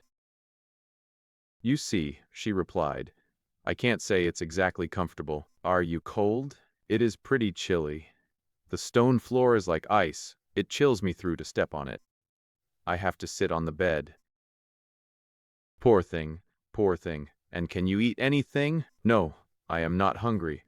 I don't know that I could eat anything. I can't eat that." "Oh dear," continued the colonel, "it's dreadful. But cheer up, dear, cheer up." And the colonel broke down entirely. "But," he went on, "we'll stand by you. We'll do everything for you. I know you couldn't have meant to do it. It must have been insanity, or something of that sort." "You never did anything of the sort before." Laura, very faintly, and said, "Yes, it was something of that sort. It's all a whirl. He was a villain, you don't know. I'd rather have killed him myself in a duel, all fair. I wish I had. But don't you be down. We'll get you the best counsel. The lawyers in New York can do anything. I've read of cases. But you must be comfortable now. We've brought some of your clothes at the hotel. What else can we get for you?" Laura suggested that she would like some sheets for her bed, a piece of carpet to step on, and her meals sent in, and some books and writing materials, if it was allowed. The colonel and Washington promised to procure all these things, and then took their sorrowful leave. A great deal more affected than the criminal was, apparently, by her situation. The colonel told the matron as he went away that if she would look to Laura's comfort a little, shouldn't be the worse for her. And to the turnkey who let them out, he patronizingly said, "You've got a big establishment here, a credit to the city. I've got a friend in there. I shall see you again, sir." By the next day, something more of Laura's own story began to appear in the newspapers, colored and heightened by reporters' rhetoric. Her communications to the reporters were stopped by her lawyers as soon as they were retained and visited her. But this fact did not prevent it may have facilitated the appearance of casual paragraphs here and there which were likely to beget popular sympathy for the poor girl. The occasion did not pass without improvement by the leading journals, and Philip preserved the editorial comments of 3 or 4 of them, which pleased him most. These he used to read to his friends afterwards, and ask them to guess from which journal each of them had been cut. One began in this simple manner: "Washington is not Corinth, and Lays, the beautiful daughter of Timandra, might not have been the prototype of the ravishing Laura, daughter of the plebeian house of Hawkins. But the orators and statesmen who were the purchasers of the favors of the one may have been as incorruptible as the Republican statesmen who learned how to love and how to vote from the sweet lips of the Washington lobbyist. And perhaps the modern Lays would never have departed from the national capital if there had been there even one Republican xenocrates who resisted her blandishments. But here the parallel fails. Lays, wandering away with the youth Repostratus, is slain by the women who are jealous of her charms. Laura, straying into her Thessaly with the youth Brierly, slays her other lover, and becomes the champion of the wrongs of her sex. Another journal began its editorial with less lyrical beauty, but with equal force. It closed as follows: "With Laura Hawkins, fair, fascinating, and fatal, and with the dissolute colonel of a lost cause, who has reaped the harvest he sowed, we have nothing to do." But as the curtain rises on this awful tragedy, we catch a glimpse of the society at the Capitol under this administration, which we cannot contemplate without alarm for the fate of the Republic. A third newspaper took up the subject in a different tone. It said, "We may have done something in averting its ruin in our resolute exposure of the great frauds. We shall not be deterred from insisting that the outraged laws for the protection of human life shall be vindicated now, so that a person can walk the streets or enter the public houses, at least in the daytime, without the risk of a bullet through his brain." A fourth journal began its remarks as follows. The fullness with which we present our readers this morning the details of the Selby Hawkins homicides is a miracle of modern journalism. Subsequent investigation can do little to fill out the picture. It is the old story. A beautiful woman shoots her absconding lover in cold blood. And we shall doubtless learn in due time that if she was not as mad as a hare in this month of March, she was at least laboring under what is termed momentary insanity. It would not be too much to say that upon the first publication of the facts of the tragedy, there was an almost universal feeling of rage against the murderess in the tombs, and that reports of her beauty only heightened the indignation. It was as if she presumed upon that, and upon her sex, to defy the law, and that there was a fervent hope that the law would take its plain course. Yet Laura was not without friends, and some of them very influential too. She had in her keeping a great many secrets, and a great many reputations, perhaps. Who shall set himself up to judge human motives? Those who had known her so well in Washington might find it impossible to believe that the fascinating woman could have had murder in her heart, and would readily give ear to the current sentimentality about temporary aberration of mind under the stress of personal calamity. Senator Dilworthy was greatly shocked, of course, but he was full of charity for the erring. "We shall all need mercy," he said. "Laura, as an inmate of my family, was a most exemplary female, amiable, affectionate, and truthful, perhaps too fond of gaiety and neglectful of the externals of religion, but a woman of principle. She may have had experiences of which I am ignorant, but she could not have gone to this extremity if she had been in her own right mind." To the senator's credit be it said, he was willing to help Laura and her family in this dreadful trial. She, herself, was not without money, for the Washington lobbyist is not seldom more fortunate than the Washington claimant, and she was able to procure a good many luxuries to mitigate the severity of her prison life. It enabled her also to have her own family near her, and to see some of them daily. The tender solicitude of her mother, her childlike grief, and her firm belief in the real guiltlessness of her daughter, touched even the custodians of the tombs, who are inured to scenes of pathos. Mrs. Hawkins had hastened to her daughter as soon as she received money for the journey. She had no reproaches, she had only tenderness and pity. She could not shut out the dreadful facts of the case.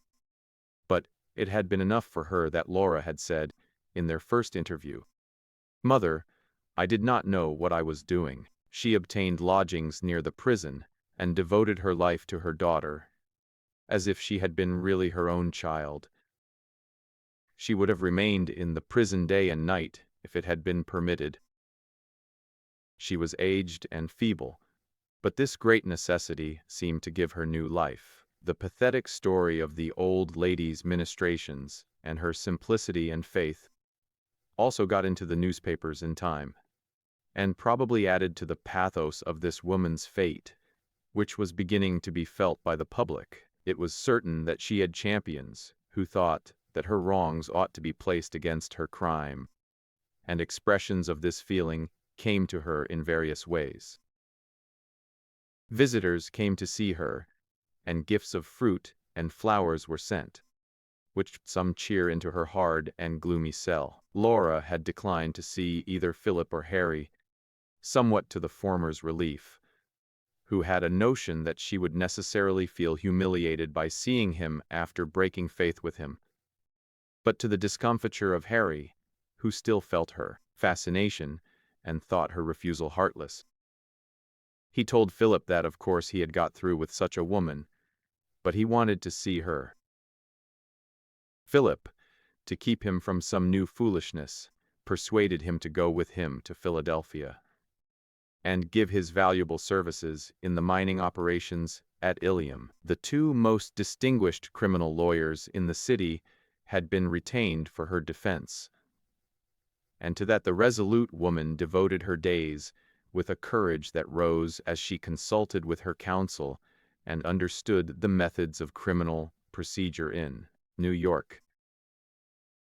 She was greatly depressed, however, by the news from Washington. Congress adjourned and her bill had failed to pass the Senate. It must wait for the next session. Chapter 48.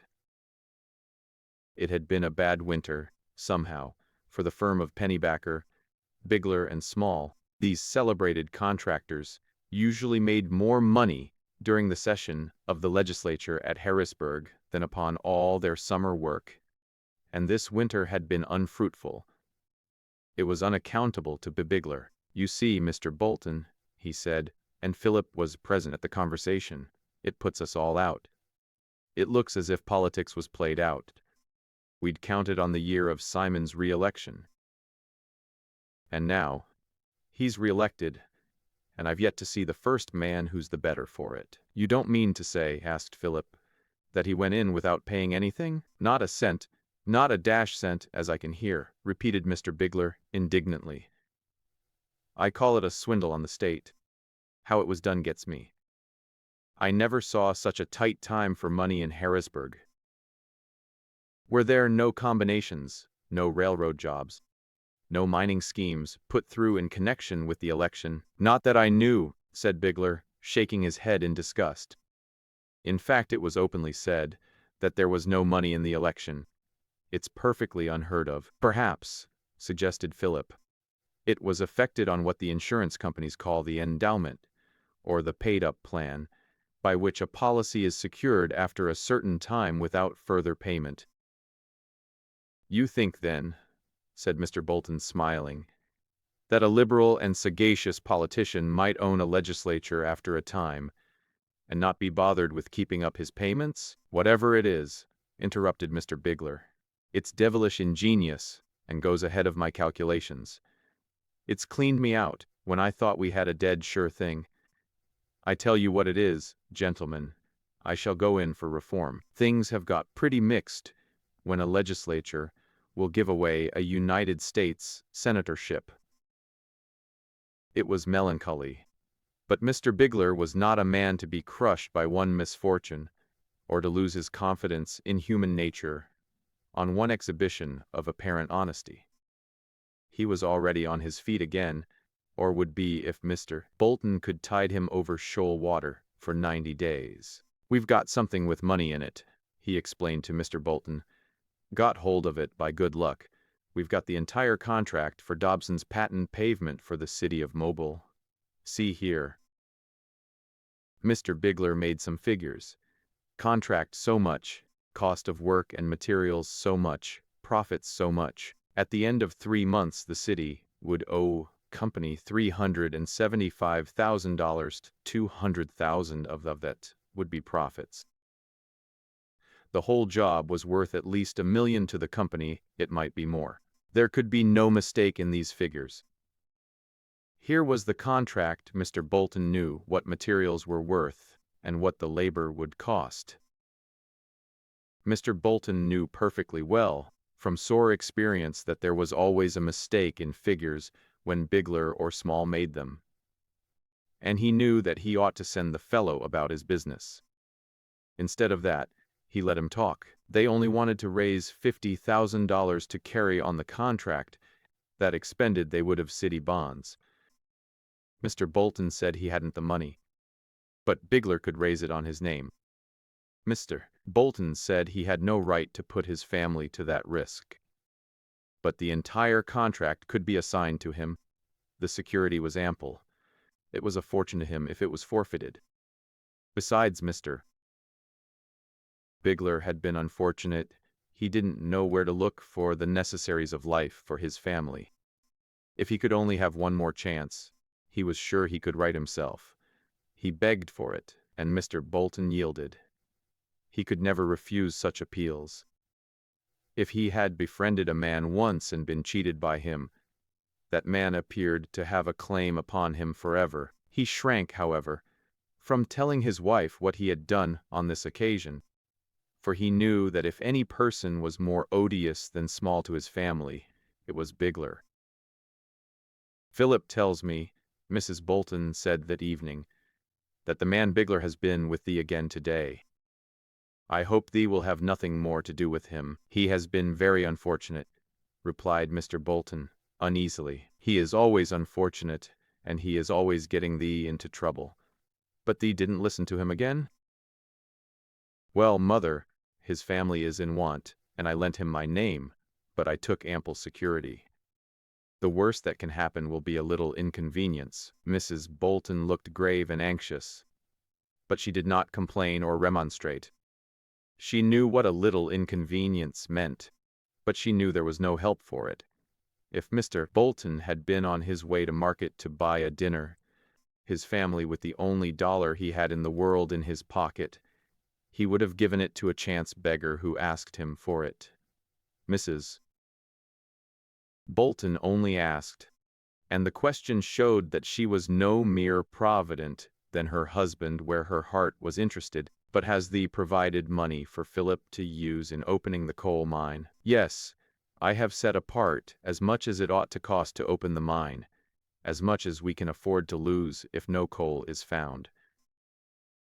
Philip has the control of it, as equal partner in the venture, deducting the capital invested. He has great confidence in his success, and I hope for his sake he won't be disappointed." Philip could not but feel that he was treated very much like one of the Bolton family, by all except Ruth.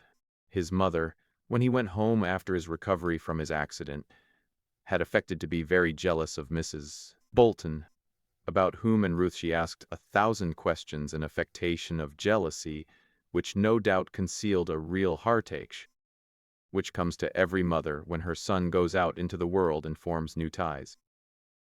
And to Mrs. Sterling, a widow, living on a small income in a remote Massachusetts village. Philadelphia was a city of many splendors. All its inhabitants seemed highly favored, dwelling in ease and surrounded by superior advantages. Some of her neighbors had relations living in Philadelphia, and it seemed to them somehow a guarantee of respectability to have relations in Philadelphia. Mrs. Sterling was not sorry to have Philip make his way among such well-to-do people, and she was sure that no good fortune could be too good for his deserts.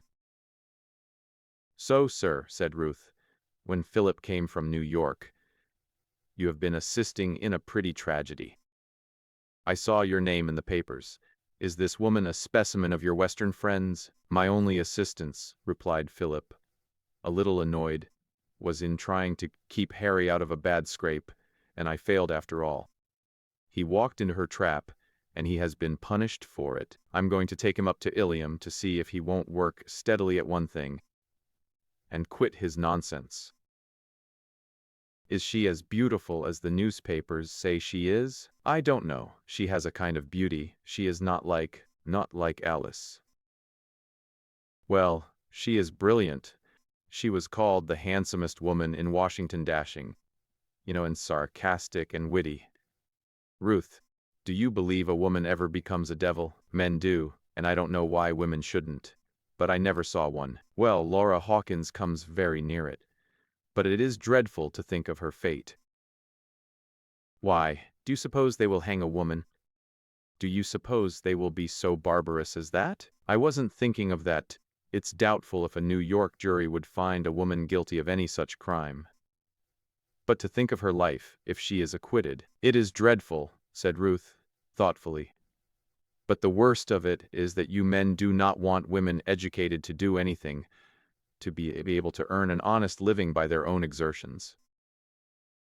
They are educated as if they were always to be petted and supported, and there was never to be any such thing as misfortune. I suppose, now, that you would all choose to have me stay idly at home and give up my profession." "Oh, no," said Philip, earnestly. "I respect your resolution. But, Ruth, do you think you would be happier or do more good in following your profession than in having a home of your own?" "What is to hinder having a home of my own?" Nothing. Only you never would be in it, you would be away day and night, if you had any practice. And what sort of a home would that make for your husband? What sort of a home is it for the wife whose husband is always away riding about in his doctor's gig? Ah, you know that is not fair. The woman makes the home. He was now about to go to Ilium for the season, and he did not like to go without some assurance from Ruth that she might perhaps love him some day, when he was worthy of it, and when he could offer her something better than a partnership in his poverty. I should work with a great deal better heart, Ruth, he said the morning he was taking leave, if I knew you cared for me a little. Ruth was looking down. The color came faintly to her cheeks, and she hesitated. She needn't be looking down, he thought, for she was ever so much shorter than tall Philip. It's not much of a place, Ilium, Philip went on, as if a little geographical remark would fit in here as well as anything else. And I shall have plenty of time to think over the responsibility I have taken. And his observation did not seem to be coming anywhere. But Ruth looked up, and there was a light in her eyes that quickened Phil's pulse. She took his hand and said with serious sweetness, "Thee mustn't lose heart, Philip." And then she added in another mood, "Thee knows I graduate in the summer and shall have my diploma, and if anything happens mines explode sometimes thee can send for me.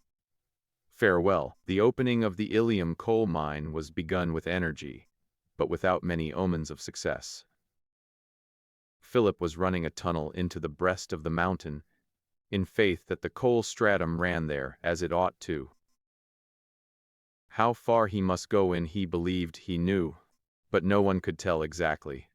Some of the miners said that they should probably go through the mountain, and that the whole could be used for a railway tunnel. The mining camp was a busy place, at any rate. Quite a settlement of board and log shanties had gone up, with a blacksmith shop, a small machine shop, and a temporary store for supplying the wants of the workmen. Philip and Harry pitched a commodious tent, and lived in the full enjoyment of the free life. There is no difficulty in digging a bowl in the ground, if you have money enough to pay for the digging, but those who try this sort of work are always surprised at the large amount of money necessary to make a small hole. The earth is never willing to yield one product, hidden in her bosom, without an equivalent for it, and when a person asks of her coal, she is quite apt to require gold in exchange. It was exciting work for all concerned in it. As the tunnel advanced into the rock, every day promised to be the golden day. This very blast might disclose the treasure. The work went on week after week, and at length during the night as well as the daytime. Gangs relieved each other, and the tunnel was every hour, inch by inch and foot by foot, crawling into the mountain. Philip was on the stretch of hope and excitement. Every payday he saw his funds melting away, and still there was only the faintest show of what the miners call signs. The life suited Harry, whose buoyant hopefulness was never disturbed. He made endless calculations, which nobody could understand, of the probable position of the vein. He stood about among the workmen with the busiest air. When he was down at Ilium, he called himself the engineer of the works, and he used to spend hours smoking his pipe with the Dutch landlord on the hotel porch, and astonishing the idlers there with the stories of his railroad operations in Missouri. He talked with the landlord, too, about enlarging his hotel, and about buying some village lots, in the prospect of a rise, when the mine was opened. He taught the Dutchman how to mix a great many cooling drinks for the summer time, and had a bill at the hotel, the growing length of which Mr. Dusingheimer contemplated with pleasant anticipations. Mr. Brierly was a very useful and cheering person wherever he went. Midsummer arrived. Philip could report to Mr. Bolton only progress, and this was not a cheerful message for him to send to Philadelphia in reply to queries that he thought became more and more anxious. Philip himself was a prey to the constant fear that the money would give out before the coal was struck. At this time Harry was summoned to New York to attend the trial of Laura Hawkins.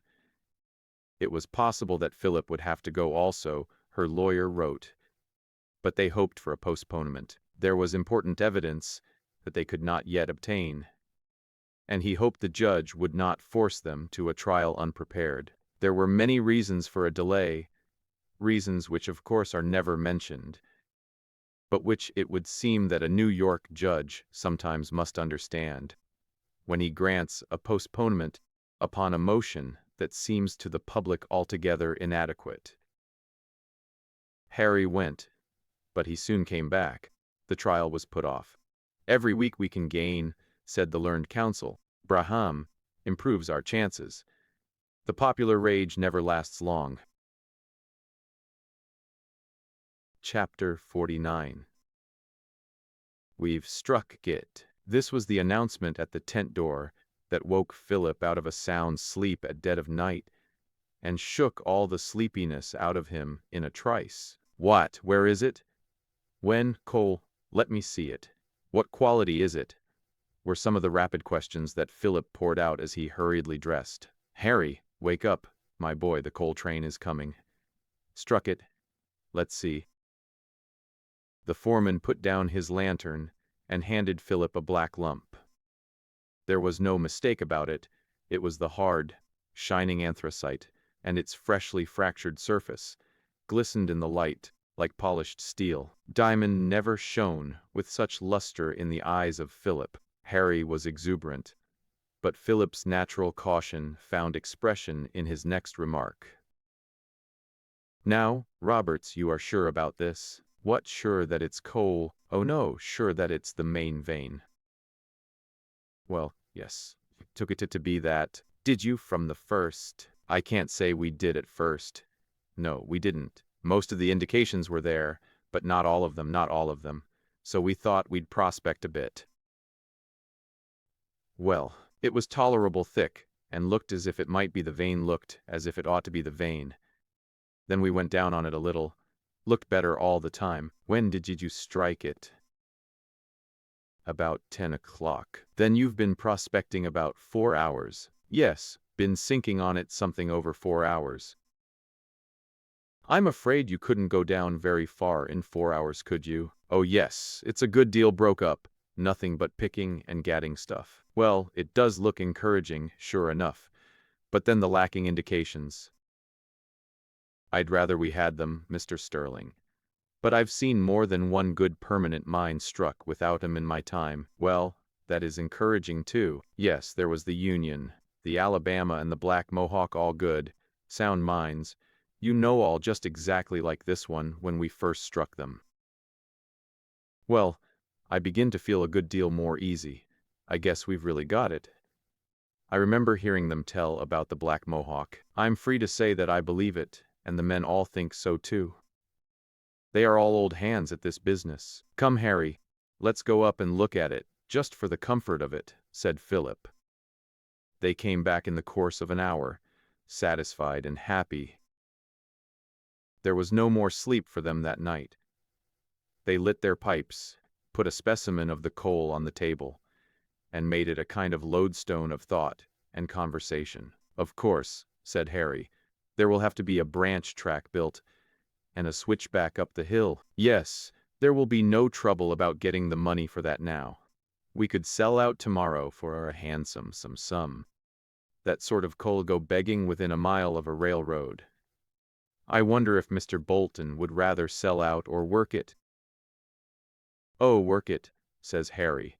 "Probably the whole mountain is coal now you've got to it." "Possibly it might not be much of a vein after all," suggested Philip. "Possibly it is. I'll bet it's 40 feet thick. I told you. I knew the sort of thing as soon as I put my eyes on it." Philip's next thought was to write to his friends and announce their good fortune. To Mr. Bolton he wrote a short, business letter, as calm as he could make it. They had found coal of excellent quality, but they could not yet tell with absolute certainty what the vein was. The prospecting was still going on. Philip also wrote to Ruth, but though this letter may have glowed, it was not with the heat of burning anthracite. He needed no artificial heat to warm his pen and kindle his ardor when he sat down to write to Ruth.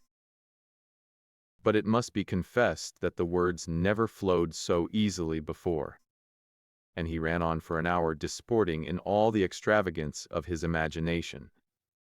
When Ruth read it, she doubted if the fellow had not gone out of his senses, and it was not until she reached the postscript that she discovered the cause. P.S. We have found coal. The news couldn't have come to Mr. Bolton in better time. He had never been so sorely pressed. A dozen schemes which he had in hand, any one of which might turn up a fortune, all languished, and each needed just a little more money to save that which had been invested. He hadn't a piece of real estate that was not covered with mortgages, even to the wild tract which Philip was experimenting on, and which had no marketable value above the encumbrance on it. He had come home that day early, unusually dejected. "I am afraid," he said to his wife, "that we shall have to give up our house. I don't care for myself, but for thee and the children." "That will be the least of misfortunes," said Miss Bolton cheerfully. "If thee can clear thyself from debt and anxiety, which is wearing thee out, we can live anywhere. Thee knows we were never happier than when we were in a much humbler home. The truth is, Margaret, that affair of Bigler and Smalls has come on me just when I couldn't stand another ounce. They have made another failure of it. I might have known they would, and the sharpers, or fools, I don't know which, have contrived to involve me for 3 times as much as the first obligation. The security is in my hands, but it is good for nothing to me. I have not the money to do anything with the contract." Ruth heard this dismal news without great surprise. She had long felt that they were living on a volcano that might go into active operation at any hour. She had little confidence in the many schemes which had been about to lift her father out of all his embarrassments and into great wealth. Ever since she was a child, as she grew older, she rather wondered that they were as prosperous as they seemed. She was nothing but a woman, and did not know how much of the business prosperity of the world is only a bubble of credit and speculation, one scheme helping to float another which is no better than it, and the whole liable to come to naught and confusion as soon as the busy brain that conceived them ceases its power to devise, or when some accident produces a sudden panic. "Perhaps I shall be the stay of the family yet," said Ruth, with an approach to gaiety. "When we move into a little house in town, will thee let me put a little sign on the door? Dr. Ruth Bolton, Mrs. Dr. Longstreet, thee knows, has a great income." "Who will pay for the sign, Ruth?" asked Mr. Bolton. A servant entered with the afternoon mail from the office. Mr. Bolton took his letters listlessly, dreading to open them. He knew well what they contained, new difficulties, more urgent demands for money. "Oh, here is one from Philip, poor fellow. I shall feel his disappointment as much as my own bad luck. It is hard to bear when one is young." He opened the letter and read. As he read, his face lightened, and he fetched such a sigh of relief that Mrs. Bolton and Ruth both exclaimed. "Read that," he cried. "Philip has found coal." The world was changed in a moment. One little sentence had done it. There was no more trouble. Philip had found coal. That meant relief. That meant fortune. A great weight was taken off, and the spirits of the whole household rose magically. Good money! Beautiful demon of money! What an enchanter, art! Ruth felt that she was of less consequence in the household, now that Philip had found coal, and perhaps she was not sorry to feel so. Mr. Bolton was 10 years younger the next morning. He went into the city and showed his letter on 'Change. It was the sort of news his friends were quite willing to listen to. They took a new interest in him. If it was confirmed, Bolton would come right up again. There would be no difficulty about his getting all them wanted. The money market did not seem to be half so tight as it was the day before. Mr. Bolton spent a very pleasant day in his office, and went home revolving some new plans, and the execution of some projects he had long been prevented from entering upon by the lack of money. The day had been spent by Philip in no less excitement. By daylight, with Philip's letters to the mail, word had gone down to Ilium that coal had been found, and very early a crowd of eager spectators had come up to see for themselves. The prospecting continued day and night for upwards of a week, and during the first 4 or 5 days the indications grew more and more promising, and the telegrams and letters kept Mr. Bolton duly posted. But at last a change came, and the promises began to fail with alarming rapidity. In the end, it was demonstrated without the possibility of a doubt that the great find was nothing but a worthless seam. Philip was cast down, all the more so because he had been so foolish as to send the news to Philadelphia before he knew what he was writing about. And now he must contradict it. It turns out to be only a mere seam, he wrote, but we look upon it as an indication of better further in. Alas! Mr. Bolton's affairs could not wait for indications. The future might have a great deal in store, but the present was black and hopeless. It was doubtful if any sacrifice could save him from ruin. Yet sacrifice he must make, and that instantly, in the hope of saving something from the wreck of his fortune. The house that he had built with loving thought for each one of his family, as he planned its luxurious apartments and adorned it. The grounds they had laid out, with so much delight in following the tastes of his wife, with whom the country, cultivation of rare trees and flowers, the care of garden and lawn and conservatories were a passion almost.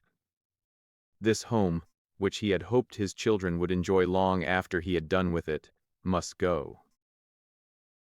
The family bore the sacrifice better than he did. They declared, in fact, women are such hypocrites, that they quite enjoyed the city.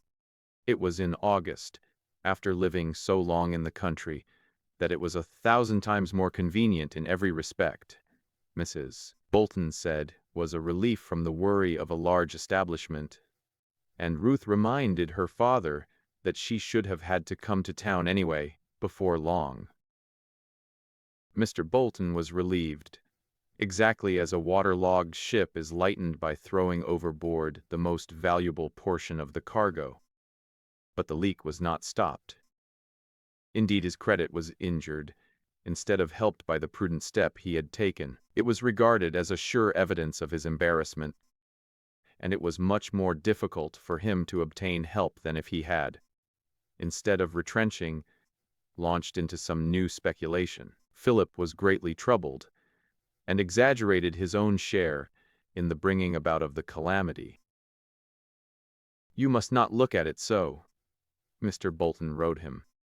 "You have neither helped nor hindered, but you know you may help by and by.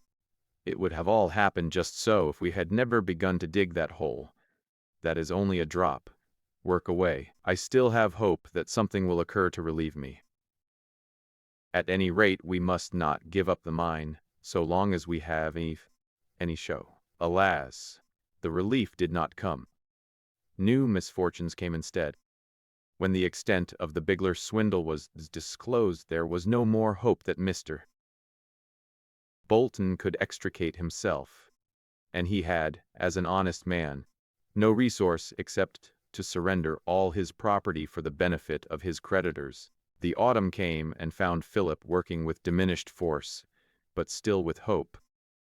He had again and again been encouraged by good indications, but he had again and again been disappointed. He could not go on much longer, and almost everybody except himself had thought it was useless to go on as long as he had been doing. When the news came of Mr. Bolton's failure, of course the work stopped. The men were discharged, the tools were housed, The hopeful noise of pickman and driver ceased, and the mining camp had that desolate and mournful aspect which always hovers over a frustrated enterprise. Philip sat down amid the ruins, and almost wished he were buried in them. How distant Ruth was now from him, now when she might need him most.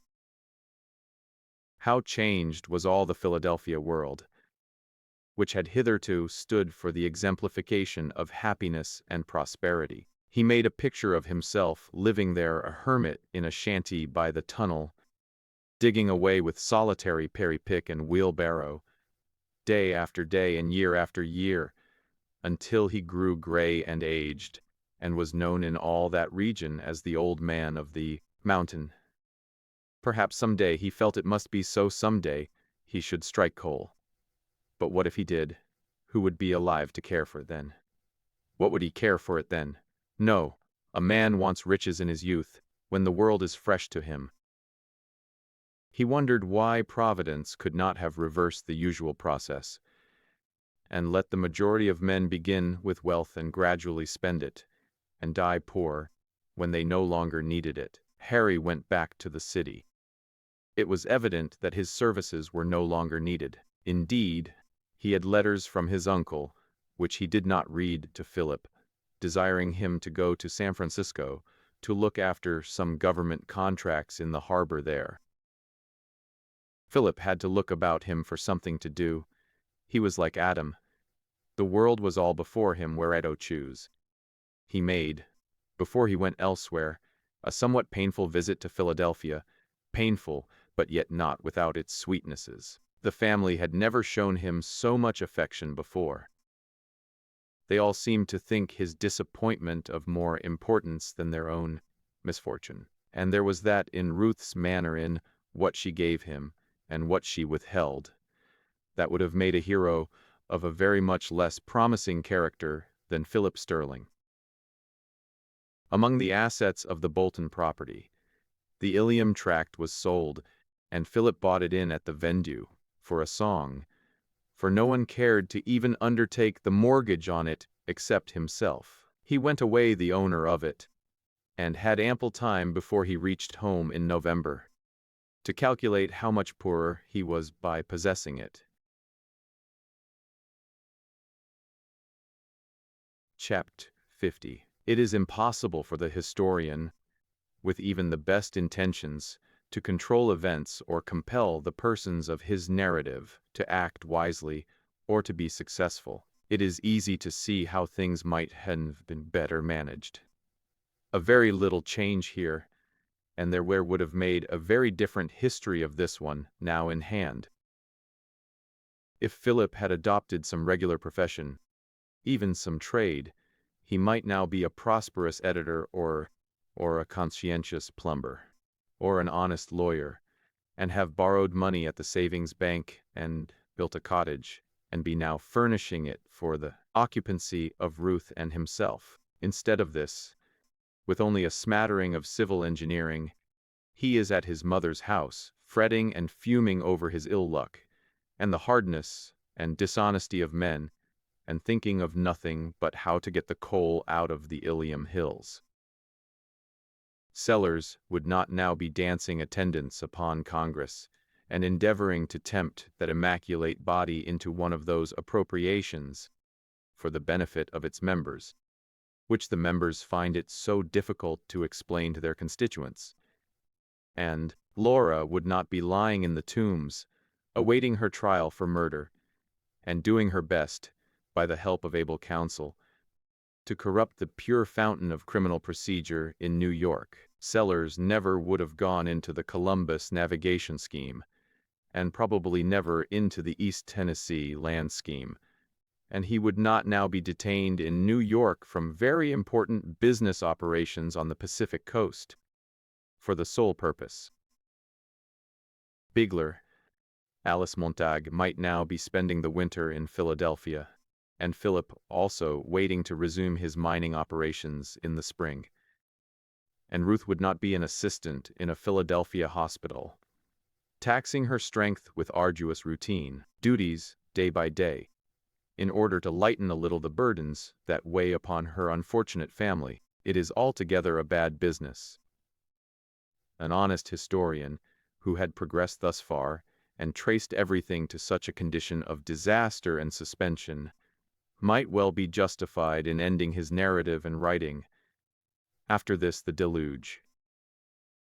His only consolation would be in the reflection that he was not responsible for either characters or events. And the most annoying thought is that a little money, judiciously applied, would relieve the burdens and anxieties of most of these people.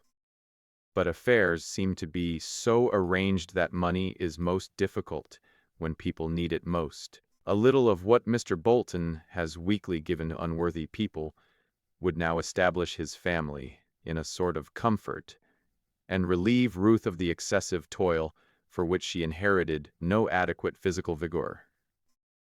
A little money would make a prince of call, Sellers, and a little more would calm the anxiety of Washington Hawkins about Laura, for however the trial ended, he could feel sure of extricating her in the end, and if Philip had a little money, he could unlock the stone door in the mountain, whence would issue a stream of shining riches. It needs a golden wand to strike that rock. If the Knobs University bill could only go through, what a change would be wrought in the condition of most of the persons in this history. Even Philip himself would feel the good effects of it, for Harry would have something and call. Sellers would have something. And have not both these cautious people expressed a determination to take an interest in the Ilium mine when they catch their larks? Philip could not resist the inclination to pay a visit to Fallkill. He had not been at the Montagues since the time he saw Ruth there, and he wanted to consult the squire about an occupation. He was determined now to waste no more time in waiting on Providence, but to go to work at something, if it were nothing better than teaching in the Fallkill Seminary, or digging clams on Hingham Beach. Perhaps he could read law in Squire Montague's office, while earning his bread as a teacher in the seminary. There are many young men like him in American society, of his age, opportunities, education and abilities, who have really been educated for nothing and have let themselves drift, in the hope that they will find somehow, and by some sudden turn of good luck, the golden road to fortune. He was not idle or lazy. He had energy and a disposition to carve his own way. But he was born into a time when all young men of his age caught the fever of speculation, and expected to get on in the world by the omission of some of the regular processes which have been appointed from of old, and examples were not wanting to encourage him. He saw people all around him, poor yesterday, rich today, who had come into sudden opulence by some means which they could not have classified among any of the regular occupations of life. He might have been a railroad man, or a politician, or a land speculator, or one of those mysterious people who travel free on all railroads and steamboats, and are continually crossing and recrossing Atlantic, driven day and night about. Nobody knows what, and make a great deal of money by so doing.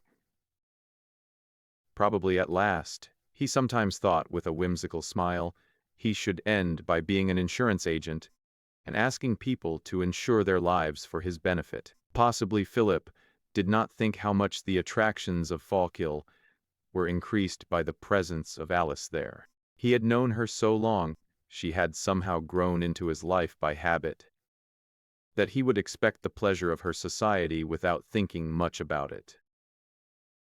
If he ever wondered that Alice herself was not in love and never spoke of the possibility of her own marriage, it was a transient thought, for love did not seem necessary, exactly, to one so calm and evenly balanced, and with so many resources in herself. Whatever her thoughts may have been, they were unknown to Philip, as they are to these historians. If she was seeming to be what she was not, and carrying a burden heavier than anyone else carried, because she had to bear it alone, she was only doing what thousands of women do, with a self-renunciation and heroism of which men, impatient and complaining, have no conception. Have not these big babies with beards filled all literature, with their outcries, their griefs, and their lamentations? It is always the gentle sex which is hard and cruel and fickle and implacable. Do you think you would be contented to live in Fallkill and attend the county court? Asked Alice, when Philip had opened the budget of his new program. Perhaps not always, said Philip. I might go and practice in Boston maybe, or go to Chicago, or you might get elected to Congress. Philip looked at Alice to see if she was in earnest and not chaffing him. Her face was quite sober. Alice was one of those patriotic women in the rural districts who think men are still selected for Congress on account of qualifications for the office. No, said Philip. The chances are that a man cannot get into Congress now without resorting to arts and means that should render him unfit to go there. Of course there are exceptions, but do you know that I could not go into politics if I were a lawyer without losing standing somewhat in my profession, and without raising at least a suspicion of my intentions and unselfishness?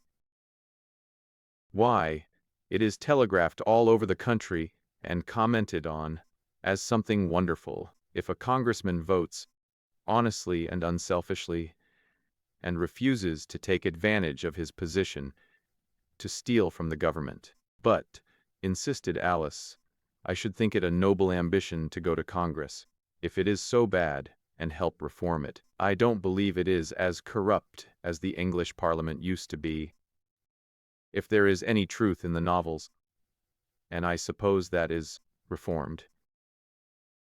I'm sure I don't know where the reform is to begin. I've seen a perfectly capable, honest man, time and again, run against an illiterate trickster and get beaten. I suppose if the people wanted decent members of Congress, they would elect them. Perhaps, continued Philip with a smile, the women will have to vote. Well, I should be willing to, if it were a necessity, just as I would go to war and do what I could, if the country couldn't be saved otherwise, said Alice, with a spirit that surprised Philip, well as he thought he knew her. If I were a young gentleman in these times, Philip laughed outright. It's just what Ruth used to say, if she were a man. I wonder if all the young ladies are contemplating a change of sex. No, only a changed sex, retorted Alice. We contemplate for the most part young men who don't care for anything they ought to care for. Well, said Philip, looking humble, I care for some things, you and Ruth for instance. Perhaps I ought not to. Perhaps I ought to care for Congress and that sort of thing. Don't be a goose, Philip. I heard from Ruth yesterday. Can I see her letter? No, indeed. But I am afraid her hard work is telling on her, together with her anxiety about her father. Do you think Alice, asked Philip, with one of those selfish thoughts that are not seldom mixed with real love, that Ruth prefers her profession to marriage? Philip, exclaimed Alice, rising to quit the room, and speaking hurriedly as if the words were forced from her, you are as blind as a bat. Ruth would cut off her right hand for you this minute. Philip never noticed that Alice's face was flushed and that her voice was unsteady.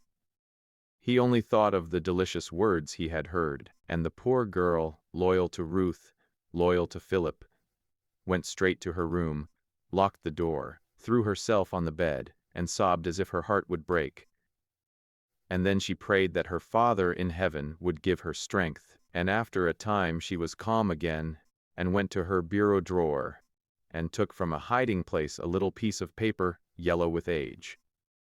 Upon it was pinned a 4-leaved clover, dry and yellow also. She looked long at this foolish memento. Under the clover leaf was written in a schoolgirl's hand, Philip, June 186. Squire Montague thought very well of Philip's proposal. It would have been better if he had begun the study of the law as soon as he left college, but it was not too late now, and besides he had gathered some knowledge of the world. But, asked the squire, do you mean to abandon your land in Pennsylvania? This tract of land seemed an immense possible fortune to this New England lawyer-farmer. Hasn't it good timber? And doesn't the railroad almost touch it? I can't do anything with it now. Perhaps I can sometime. What is your reason for supposing that there is coal there? The opinion of the best geologist I could consult, my own observation of the country, and the little veins of it we found. I feel certain it is there. I shall find it some day. I know it. If I can only keep the land till I make money enough to try again. Philip took from his pocket a map of the anthracite coal region and pointed out the position of the Ilium mountain, which he had begun to tunnel. Doesn't look like it? It certainly does, said the squire, very much interested. It is not unusual for a quiet country gentleman to be more taken with such a venture than a speculator has had more experience in its uncertainty. It was astonishing how many New England clergymen, in the time of the petroleum excitement, took chances in oil. The Wall Street brokers are said to do a good deal of small business for country clergymen, who are moved, no doubt, with the laudable desire of purifying the New York Stock Board. I don't see that there is much risk, said the squire, at length. The timber is worth more than the more, and if that coal seam does run there, it's a magnificent fortune. Would you like to try it again in the spring, Phil? Like to try it. If he could have a little help, he would work himself, with pick and barrow, and live on a crust. Only give him one more chance. And this is how it came about that the cautious old Squire Montague was drawn into this young fellow's speculation, and began to have his serene old age disturbed by anxieties, and by the hope of a great stroke of luck. To be sure, I only care about it for the boy, he said. The squire was like everybody else. Sooner or later he must take a chance. It is probably on account of the lack of enterprise in women that they are not so fond of stock speculations and mine ventures as men.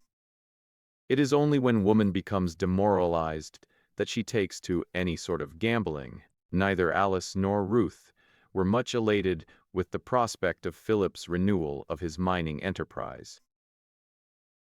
But Philip was exultant. He wrote to Ruth as if his fortune were already made, and as if the clouds that lowered over the house of Bolton were already in the deep bosom of a coal mine buried. Towards spring he went to Philadelphia, with his plans all matured for a new campaign. His enthusiasm was irresistible. Philip has come, cried the children, as if some great good had again come into the household. And the refrain even sang itself over in Ruth's heart as she went hospital rounds. Mr. Bolton felt more courage than he had had in months, at the sight of his manly face and the sound of his cheery voice. Ruth's course was vindicated now, and it certainly did not become Philip, who had nothing to offer but a future chance against the visible result, her determination and industry, to open an argument with her. Ruth was never more certain that she was right, and that she was sufficient unto herself. She, maybe, did not much heed the still small voice that sang in her maiden heart as she went about her work, and which lightened it and made it easy. Philip has come. I am glad for father's sake, she said to Philip, that thee has come. I can see that he depends greatly upon what thee can do. He thinks women won't hold out long, added Ruth with the smile that Philip never exactly understood. And aren't you tired sometimes of the struggle? Tired? Yes, everybody is tired, I suppose. But it is a glorious profession. And would you want me to be dependent, Philip? Well, yes, a little, said Philip, feeling his way towards what he wanted to say. On what, for instance, just now? Asked Ruth. A little maliciously, Philip thought. Why on? He couldn't quite say it, for it occurred to him that he was a poor stick for anybody to lean on in the present state of his fortune. and that the woman before him was at least as independent as he was. "I don't mean depend," he began again, "but I love you, that's all. Am I nothing to you?" And Philip looked a little defiant, and as if he had said something that ought to brush away all the sophistries of obligation on either side, between man and woman. Perhaps Ruth saw this. Perhaps she saw that her own theories of a certain equality of power, which ought to precede a union of two hearts, might be pushed too far. Perhaps she had felt sometimes her own weakness, and the need, after all, of so dear a sympathy, and so tender an interest confessed, as that which Philip could give, whatever moved her. The riddle is as old as creation. She simply looked up to Philip and said in a low voice, "Everything." And Philip, clasping both her hands in his, and looking down into her eyes, which drank in all his tenderness with the thirst of a true woman's nature. "Oh, come out here," shouted young Eli, throwing the door wide open, and Ruth escaped away to her room, her heart singing again, and now as if it would burst for joy. Philip has come. That night Philip received a dispatch from Harry. The trial begins tomorrow. Chapter 51. December 18. Found Washington Hawkins and Call. Sellers once more at the capital of the nation, standing guard over the university bill. The former gentleman was despondent, the latter hopeful. Washington's distress of mind was chiefly on Laura's account. The court would soon sit to try her case, he said, and consequently a great deal of ready money would be needed in the engineering of it. The university bill was sure to pass this time, and that would make money plenty. But might not the help come too late? Congress had only just assembled, and delays were to be feared. "Well," said the colonel, "I don't know, but you are more or less right there. Now let's figure up a little on the preliminaries. I think Congress always tries to do as near right as it can, according to its lights. A man can't ask any fairer than that. The first preliminary it always starts out on is to clean itself, so to speak. It will arraign 2 or 3 dozen of its members, or maybe 4 or 5 dozen, for taking bribes to vote, for this and that, and the other bill, last winter. It goes up into the dozens, does it? Well, yes, in a free country like ours, where any man can run for Congress and anybody can vote for him, you can't expect immortal purity all the time. It ain't in nature. 60 or 80 or 150 people are bound to get in who are not angels in disguise, as young Hicks, the correspondent, says. But still it is a very good average, very good indeed. As long as it averages as well as that, I think we can feel very well satisfied. Even in these days, when people growl so much, and the newspapers are so out of patience, there is still a very respectable minority of honest men in Congress. Why a respectable minority of honest men can't do any good, Colonel? Oh yes, it can too. Why, how? Oh, in many ways, many ways. But what are the ways? Well, I don't know. It is a question that requires time. A body can't answer every question right offhand. But it does do good. I am satisfied of that. All right, then, grant that it does good. Go on with the preliminaries. That is what I am coming to. First, as I said, they will try a lot of members for taking money for votes. That will take 4 weeks. Yes, that's like last year. And it is a sheer waste of the time for which the nation pays those men to work. That is what that is. And it pinches when a body's got a bill waiting, a waste of time, to purify the fountain of public law. Well, I never heard it express an idea like that before. But if it were, it would still be the fault of the minority. For the majority don't institute these proceedings. There is where that minority becomes an obstruction, but still one can't say it is on the wrong side. Well, after they have finished the bribery cases, they will take up cases of members who have bought their seats with money. That will take another 4 weeks. Very good. You have accounted for 2/3 of the session. Next, they will try each other for various smaller irregularities, like the sale of appointments to West Point cadetships, and that sort of thing, mere trifling pocket money enterprises that might better be passed over in silence, perhaps. But then, one of our Congresses can never rest easy till it has thoroughly purified itself of all blemishes. And that is a thing to be applauded. How long does it take to disinfect itself of these minor impurities? Well, about 2 weeks, generally. So Congress always lies helpless in quarantine till 10 weeks of a session. That's encouraging. Colonel, poor Laura will never get any benefit from our bill. Her trial will be over before Congress has half purified itself. And doesn't it occur to you, by the time it has expelled all its impure members, there may not be enough members to do business legally? Why I did not say Congress would expel anybody.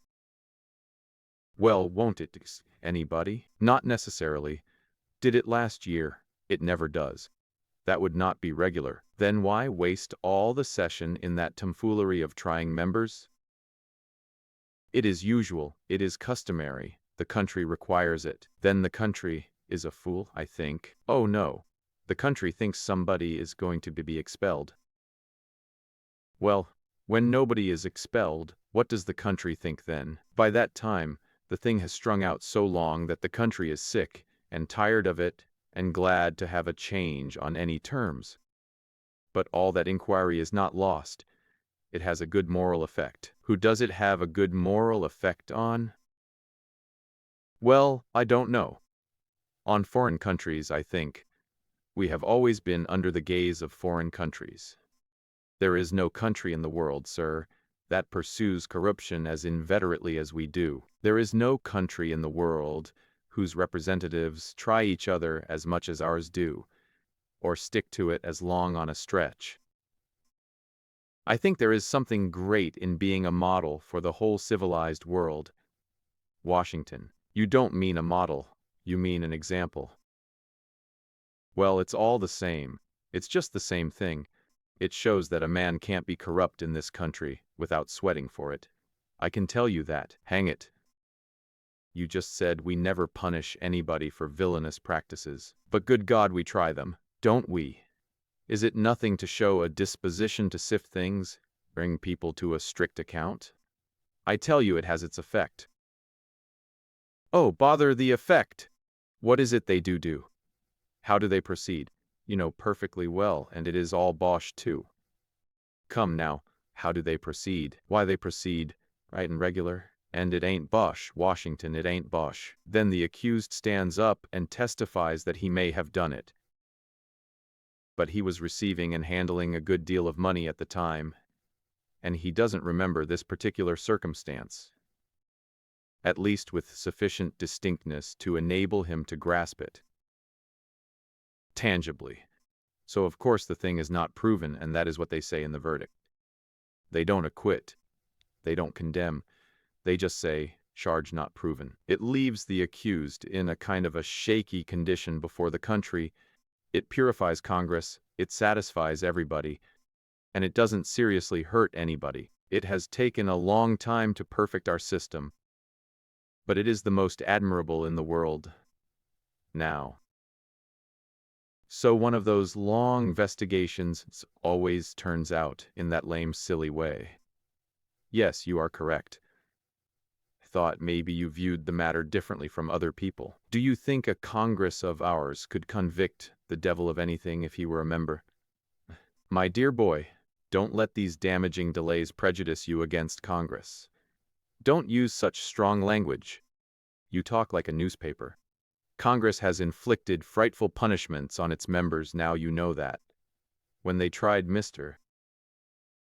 Fair Oaks, and a cloud of witnesses proved him to be.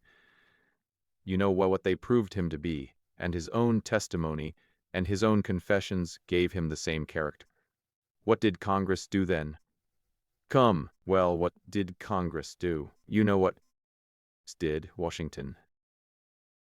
Congress intimated plainly enough that they considered him almost a stain upon their body, and without waiting 10 days, hardly, to think the thing over, they rose up and hurled at him, declaring that they disapproved of his conduct. Now you know, Washington, it was a terrific thing, there is no denying that.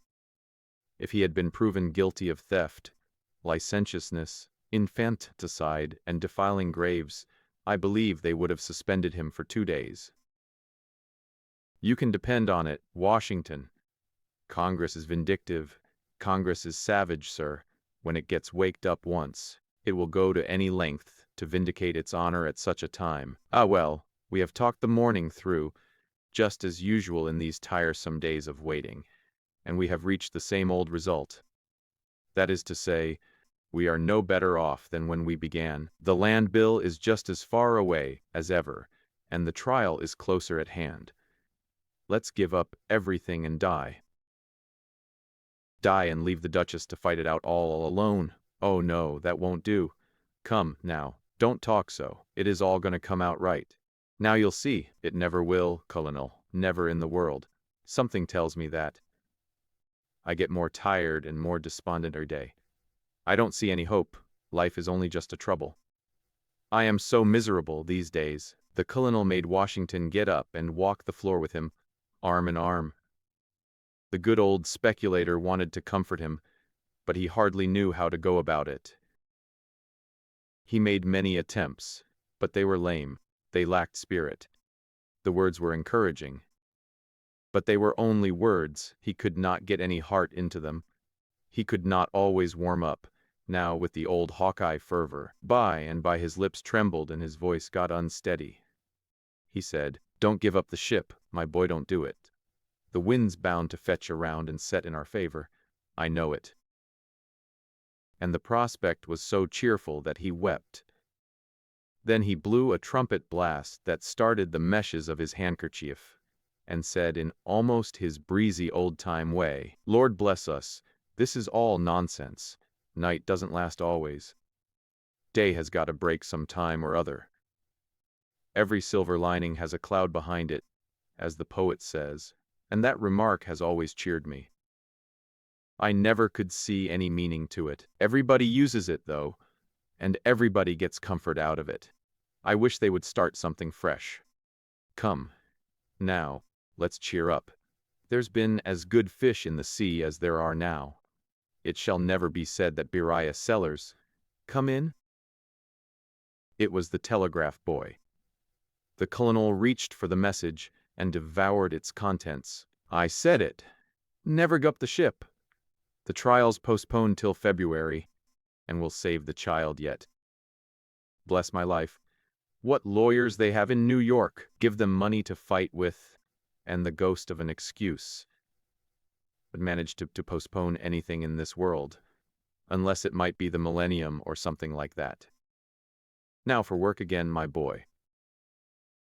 Our bill will go through in 48 hours. And we'll telegraph $1 million to the jury, to the lawyers, I mean. And the verdict of the jury will be accidental murder resulting from justifiable insanity. Or something to that effect. Something to that effect. Everything is dead sure now. Come, what is the matter? What are you wilting down like that for? You mustn't be a girl, you know. Oh, Colonel, I am become so used to troubles, so used to failures, disappointments, hard luck of all kinds, that a little good news breaks me right down. Everything has been so hopeless that now I can't stand good news at all. It is too good to be true anyway. Don't you see how our bad luck has worked on me? My hair is getting gray, and then many nights I don't sleep at all. I wish it was all over and we could rest. I wish we could lie down and just forget everything, and let it all be just a dream that is done and can't come back to trouble us any more. I am so tired. Ah, poor child. Don't talk like that, cheer up. There's daylight ahead. Don't give up. You'll have Laura again, and Louise, and your mother, and oceans of money. And then you can go away, ever so far away somewhere, if you want to, and forget all about this infernal place. And by George, I'll go with you. I'll go with you. Now there's my word on it. Cheer up. I'll run out and tell the friends the news." And he wrung Washington's hand and was about to hurry away when his companion, in a burst of grateful admiration, said, "I think you are the best soul and the noblest I ever knew, Colonel Sellers. And if the people only knew you as I do, you would not be tagging around here a nameless man, you would be in Congress." The gladness died out of the colonel's face, and he laid his hand upon Washington's shoulder and said gravely, "I've always been a friend of your family, Washington, and I think I have always tried to do right as between man and man, according to my lights. Now, I don't think there has ever been anything in my conduct that should make you feel justified saying a thing like that."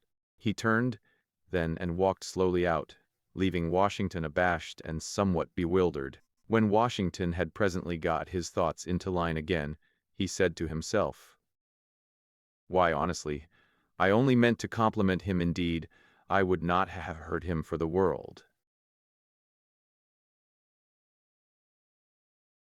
Chapter 52. The preliminaries continued to drag along in Congress, and life was a dull suspense to Sellers and Washington. A weary waiting which might have broken their hearts, maybe, but for the relieving change which they got out of an occasional visit to. Standing guard in Washington or anywhere else is not an exciting business in time of peace, but standing guard was all that the two friends had to do. All that was needed of them was that they should be on hand and ready for any emergency that might come up. There was no work to do. That was all finished. This was but the second session of the last winter's Congress, and its action on the bill could have but one result: its passage. The House must do its work over again, of course, but the same membership was there to see that it did it. The Senate was secure. Senator Dilworthy was able to put all doubts to rest on that head. Indeed, it was no secret in Washington that a 2/3 vote in the Senate was ready and waiting to be cast for the university bill as soon as it should come before that body. Washington did not take part in the gaieties of the season as he had done the previous winter. He had lost his interest in such things. He was oppressed with cares now. Senator Dilworthy said to Washington that an humble deportment under punishment was best, and that there was but one way in which the troubled heart might find perfect repose and peace. The suggestion found a response in Washington's breast, and the senator saw the sign of it in his face. From that moment one could find the youth with the senator even oftener than with Cole. Sellers, when the statesman presided at great temperance meetings, he placed Washington in the front of impressive dignitaries that gave tone to the occasion and pomp to the platform. His bald-headed surroundings made the youth the more conspicuous. When the statesman made remarks in these meetings, he not infrequently alluded with effect to the encouraging spectacle of one of the wealthiest and most brilliant young favorites of society forsaking the light vanities of that butterfly existence to nobly and self-sacrificingly devote his talents and his riches to the cause of saving his hapless fellow creatures from shame and misery here and eternal regret hereafter. At the prayer meetings, the senator always brought Washington up the aisle on his arm and seated him prominently. In his prayers, he referred to him in the cant terms which the senator employed, perhaps unconsciously, and mistook, maybe, for religion, and in other ways brought him into notice. He had him out at gatherings for the benefit of the Negro, gatherings for the benefit of the Indian, gatherings for the benefit of the heathen in distant lands. Upon all these occasions the senator made casual references to many benevolent enterprises, which his ardent young friend was planning against the day when the passage of the university bill should make his means available for the amelioration of the condition of the unfortunate among his fellow men of all nations and all climes. A great moral influence was thus brought to bear in favor of the bill. The weightiest of friends flocked to its standard. Its most energetic enemies said it was useless to fight longer. They had tacitly surrendered while as yet the day of battle was not come.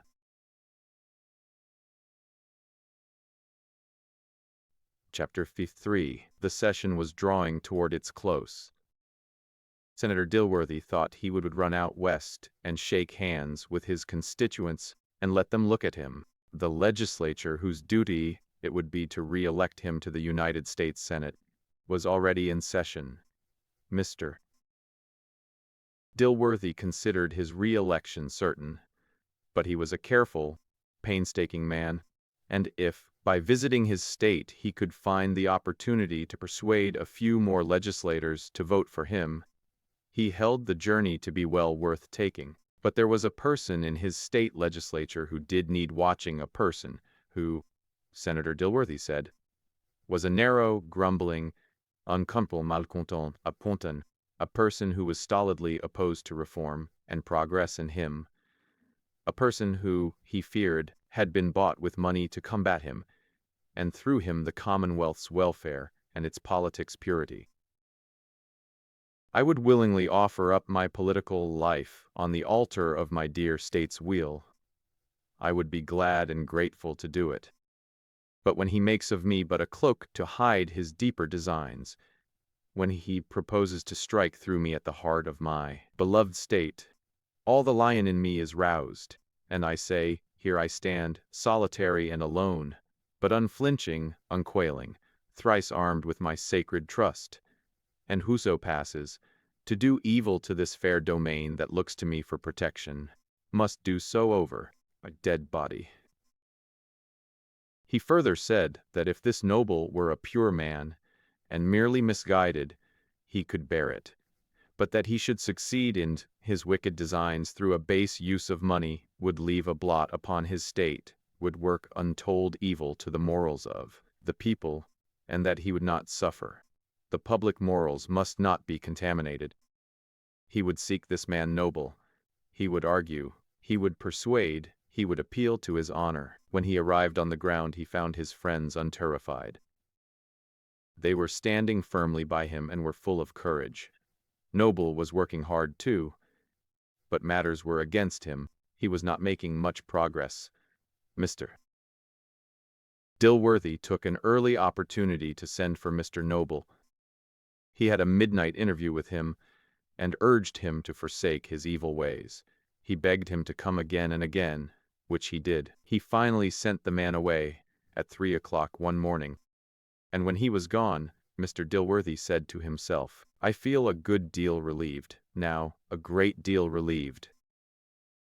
He appeared in church. He took a leading part in prayer meetings. He met and encouraged the temperance societies. He graced the sewing circles of the ladies with his presence, and even took a needle now and then and made a stitch or two upon a calico shirt for some poor bibulous pagan of the South Seas. And this act enchanted the ladies, who regarded the garments thus honored as in a manner sanctified. The senator wrought in Bible classes, and nothing could keep him away from the Sunday schools, neither nor storms nor weariness. He even traveled a tedious 30 miles in a poor little rickety stagecoach, to comply with the desire of the miserable hamlet of Cattleville that he would let its Sunday school look upon him. All the town was assembled at the stage office when he arrived. 2 bonfires were burning, and a battery of anvils was popping exultant broadsides. For a United States senator was a sort of god in the understanding of these people, who never had seen any creature mightier than a county judge. To them a United States senator was a vast, vague colossus, an awe-inspiring unreality. Next day everybody was at the village church a full half-hour before time for Sunday school to open. Ranchmen and farmers had come with their families from 5 miles around, all eager to get a glimpse of the great man. the man who had been to Washington, the man who had seen the President of the United States and had even talked with him, the man who had seen the actual Washington Monument, perhaps touched it with his hands. When the senator arrived, the church was crowded. The windows were full, the aisles were packed. So was the vestibule, and so indeed was the yard in front of the building.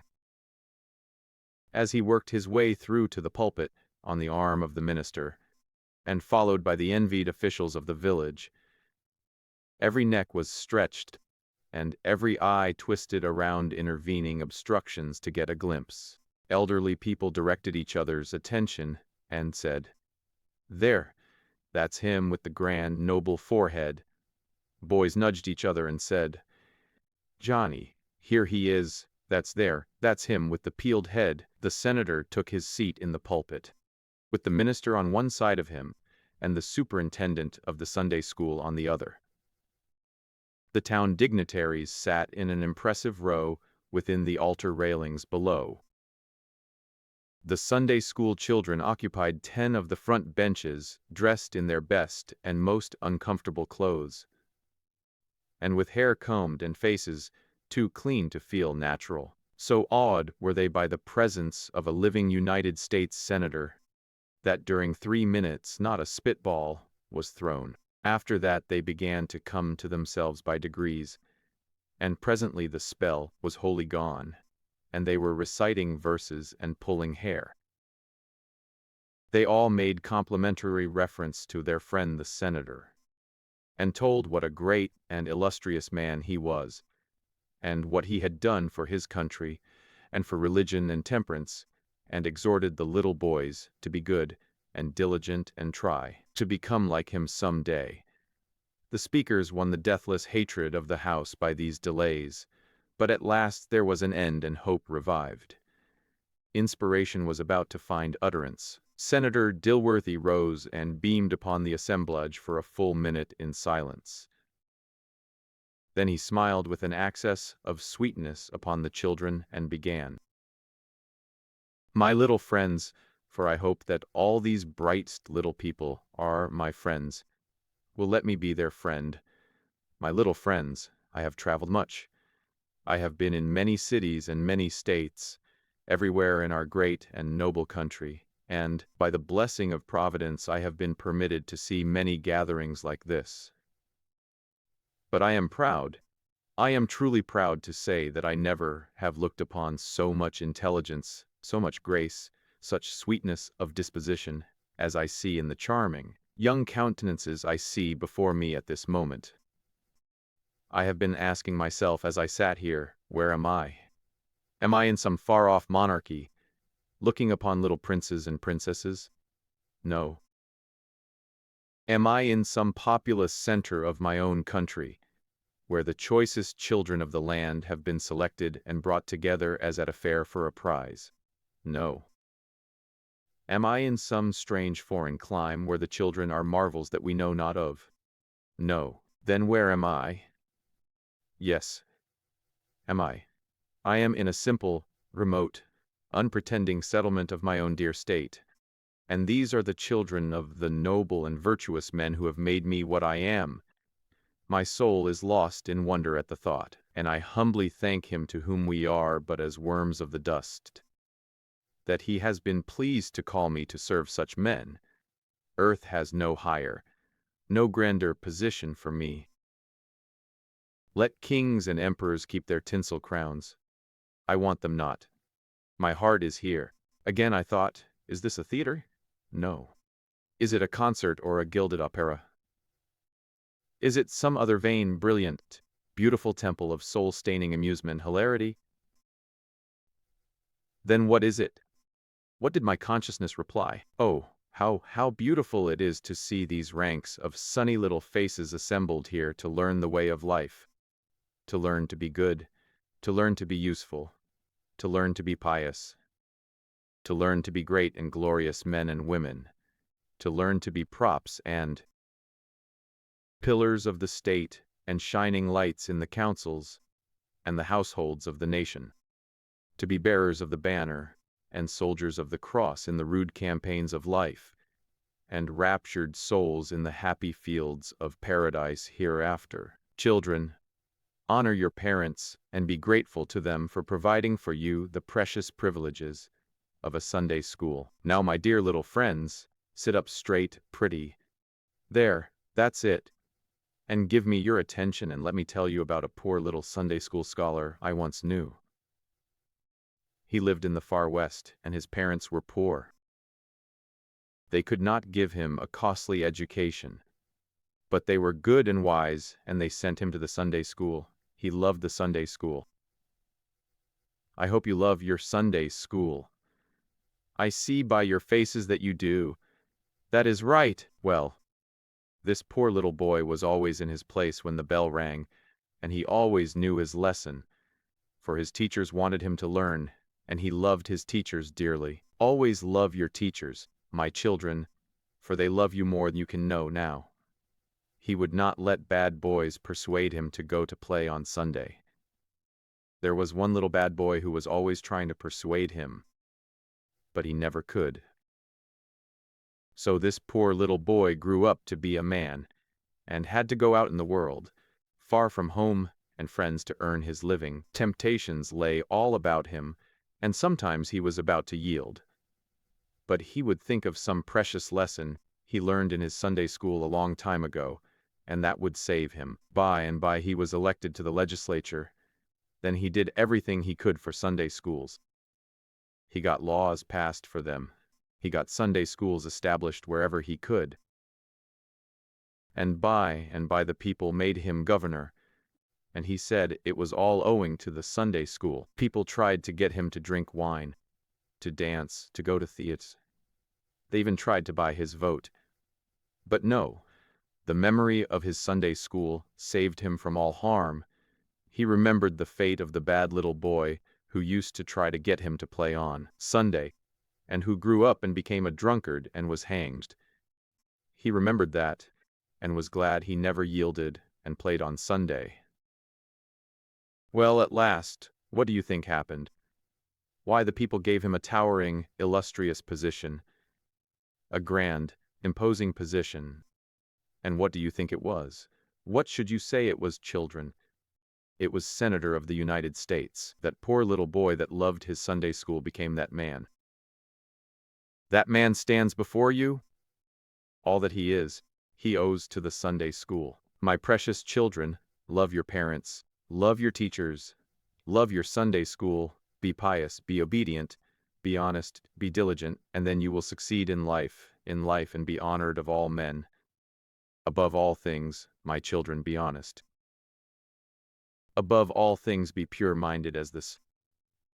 Let us join in prayer. When Senator Dilworthy departed from Cattleville, he left 36 boys behind him arranging a campaign of life, whose objective point was the United States Senate. When he arrived at the state capitol at midnight, Mr. Noble came and held a 3-hour conference with him, and then, as he was about leaving, said, "6 of them haven't got quite backbone enough to slew around and come right out for you on the first ballot tomorrow, but that they're going to vote against you on the first for the sake of appearances, and then come out for you all in a body on the second. I've fixed all that.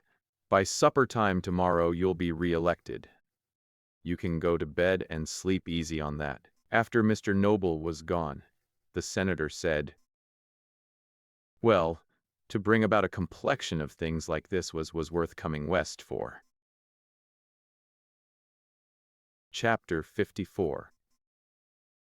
The case of the state of New York against Laura Hawkins was finally set down for trial on the 15th day of February, less than a year after the shooting of George Selby. The sex, the age, the beauty of the prisoner, her high social position in Washington, the unparalleled calmness with which the crime was committed had all conspired to fix the event in the public mind. Although nearly 365 subsequent murders had occurred to vary the monotony of metropolitan life. No, the public read from time to time of the lovely prisoner, languishing in the city prison, the tortured victim of the law's delay. And as the months went by, it natural that the horror of her crime should become a little indistinct in memory, while the heroine of it should be invested with a sort of sentimental interest.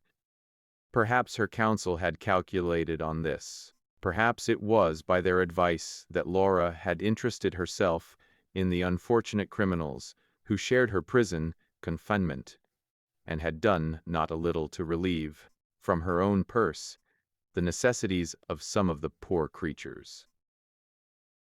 That she had done this, the public read in the journals of the day, and the simple announcement cast a softening light upon her character. There is no enjoyment so keen to certain minds as that of looking upon the slow torture of a human being on trial for life, except it be an execution. There is no display of human ingenuity, wit and power so fascinating as that made by trained lawyers in the trial of an important case. Nowhere else is exhibited such subtlety, acumen, address, eloquence. All the conditions of intense excitement meet in a murder trial. The awful issue at stake gives significance to the lightest word or look. How the quick eyes of the spectators rove from the stolid jury to the keen lawyers, the impassive judge, the anxious prisoner. Nothing is lost of the sharp wrangle of the counsel on points of law, the measured decisions of the bench, the duels between the attorneys and the witnesses. The crowd sways with the rise and fall of the shifting testimony in sympathetic interest, and hangs upon the dicta of the judge in breathless silence. It speedily takes sides for or against the accused, and recognizes as quickly its favorites among the lawyers.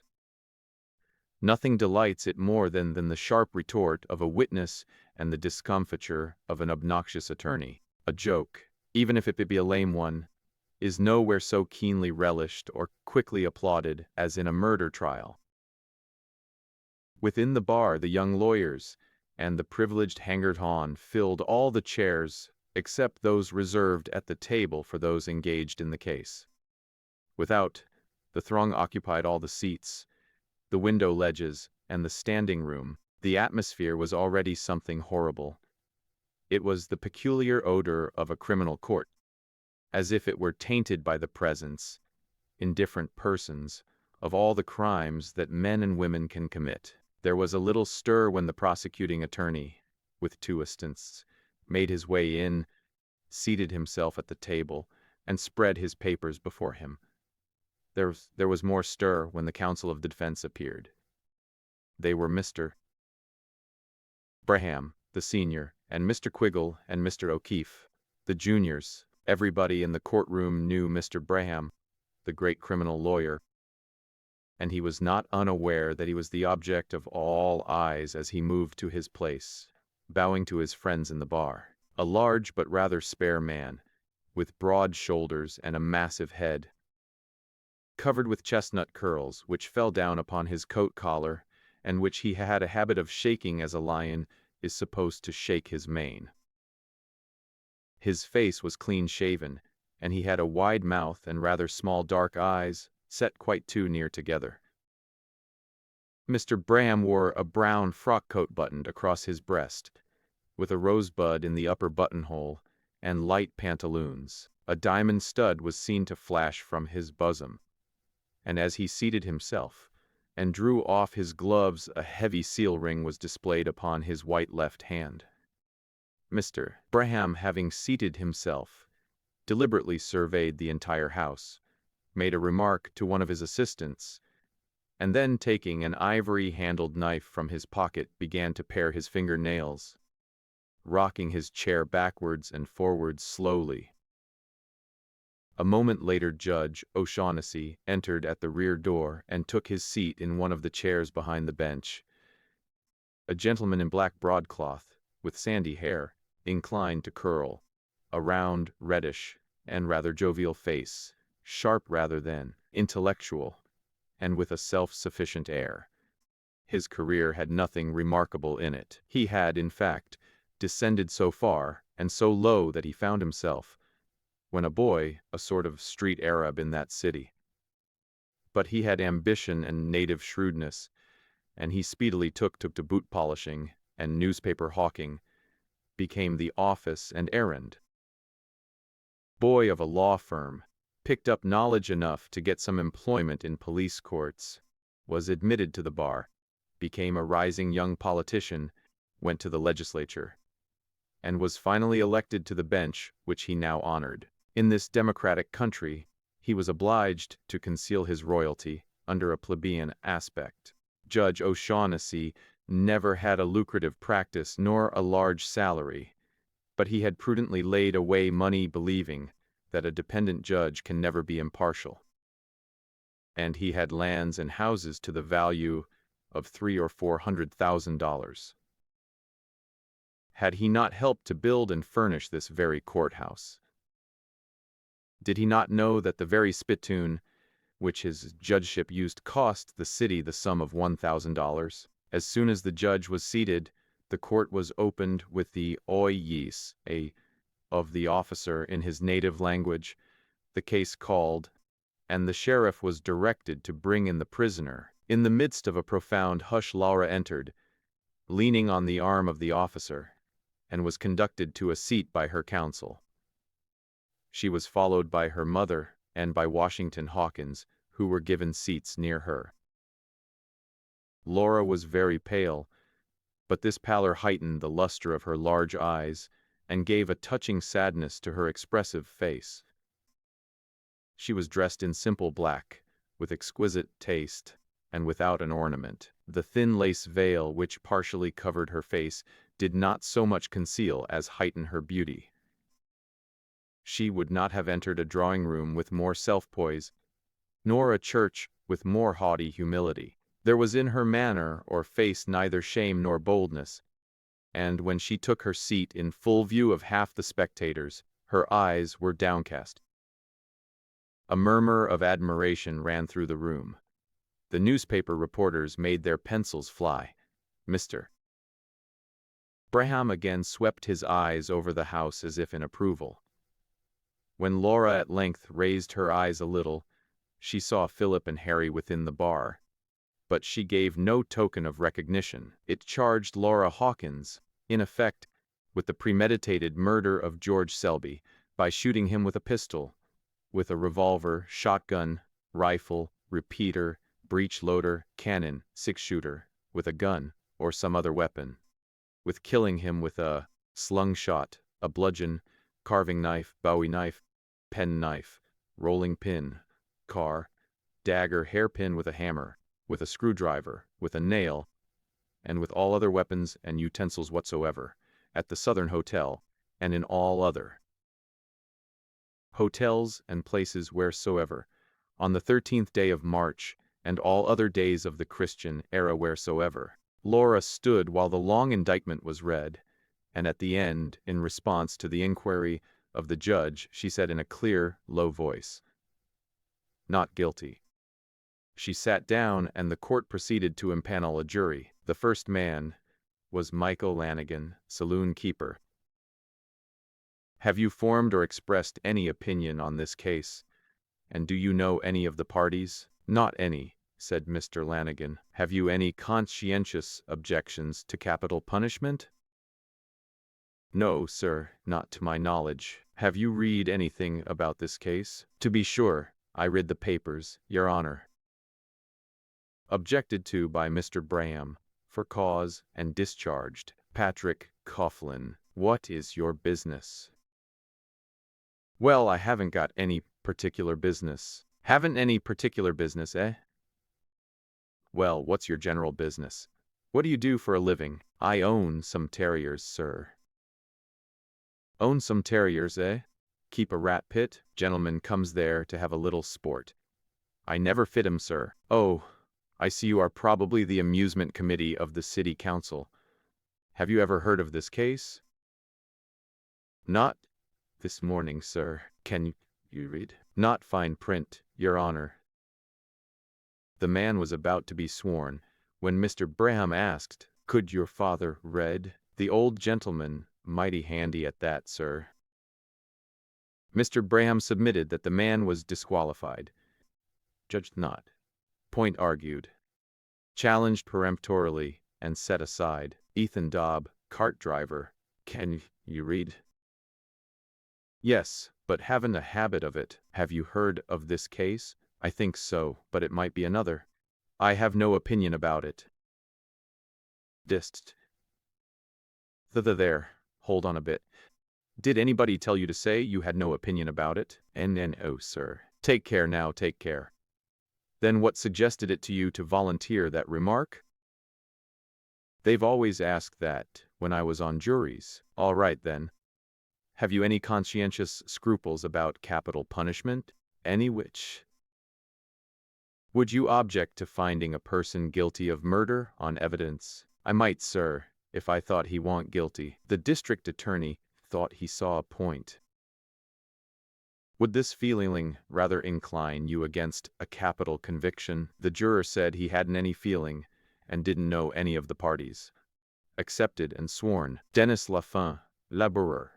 Have neither formed nor expressed an opinion. Never had heard of the case.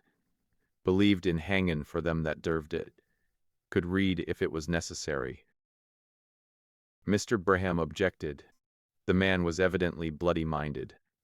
Challenged peremptorily. Larry O'Toole, contractor. A shawly dressed man of the style known as vulgar genteel. Had a sharp eye and a ready tongue.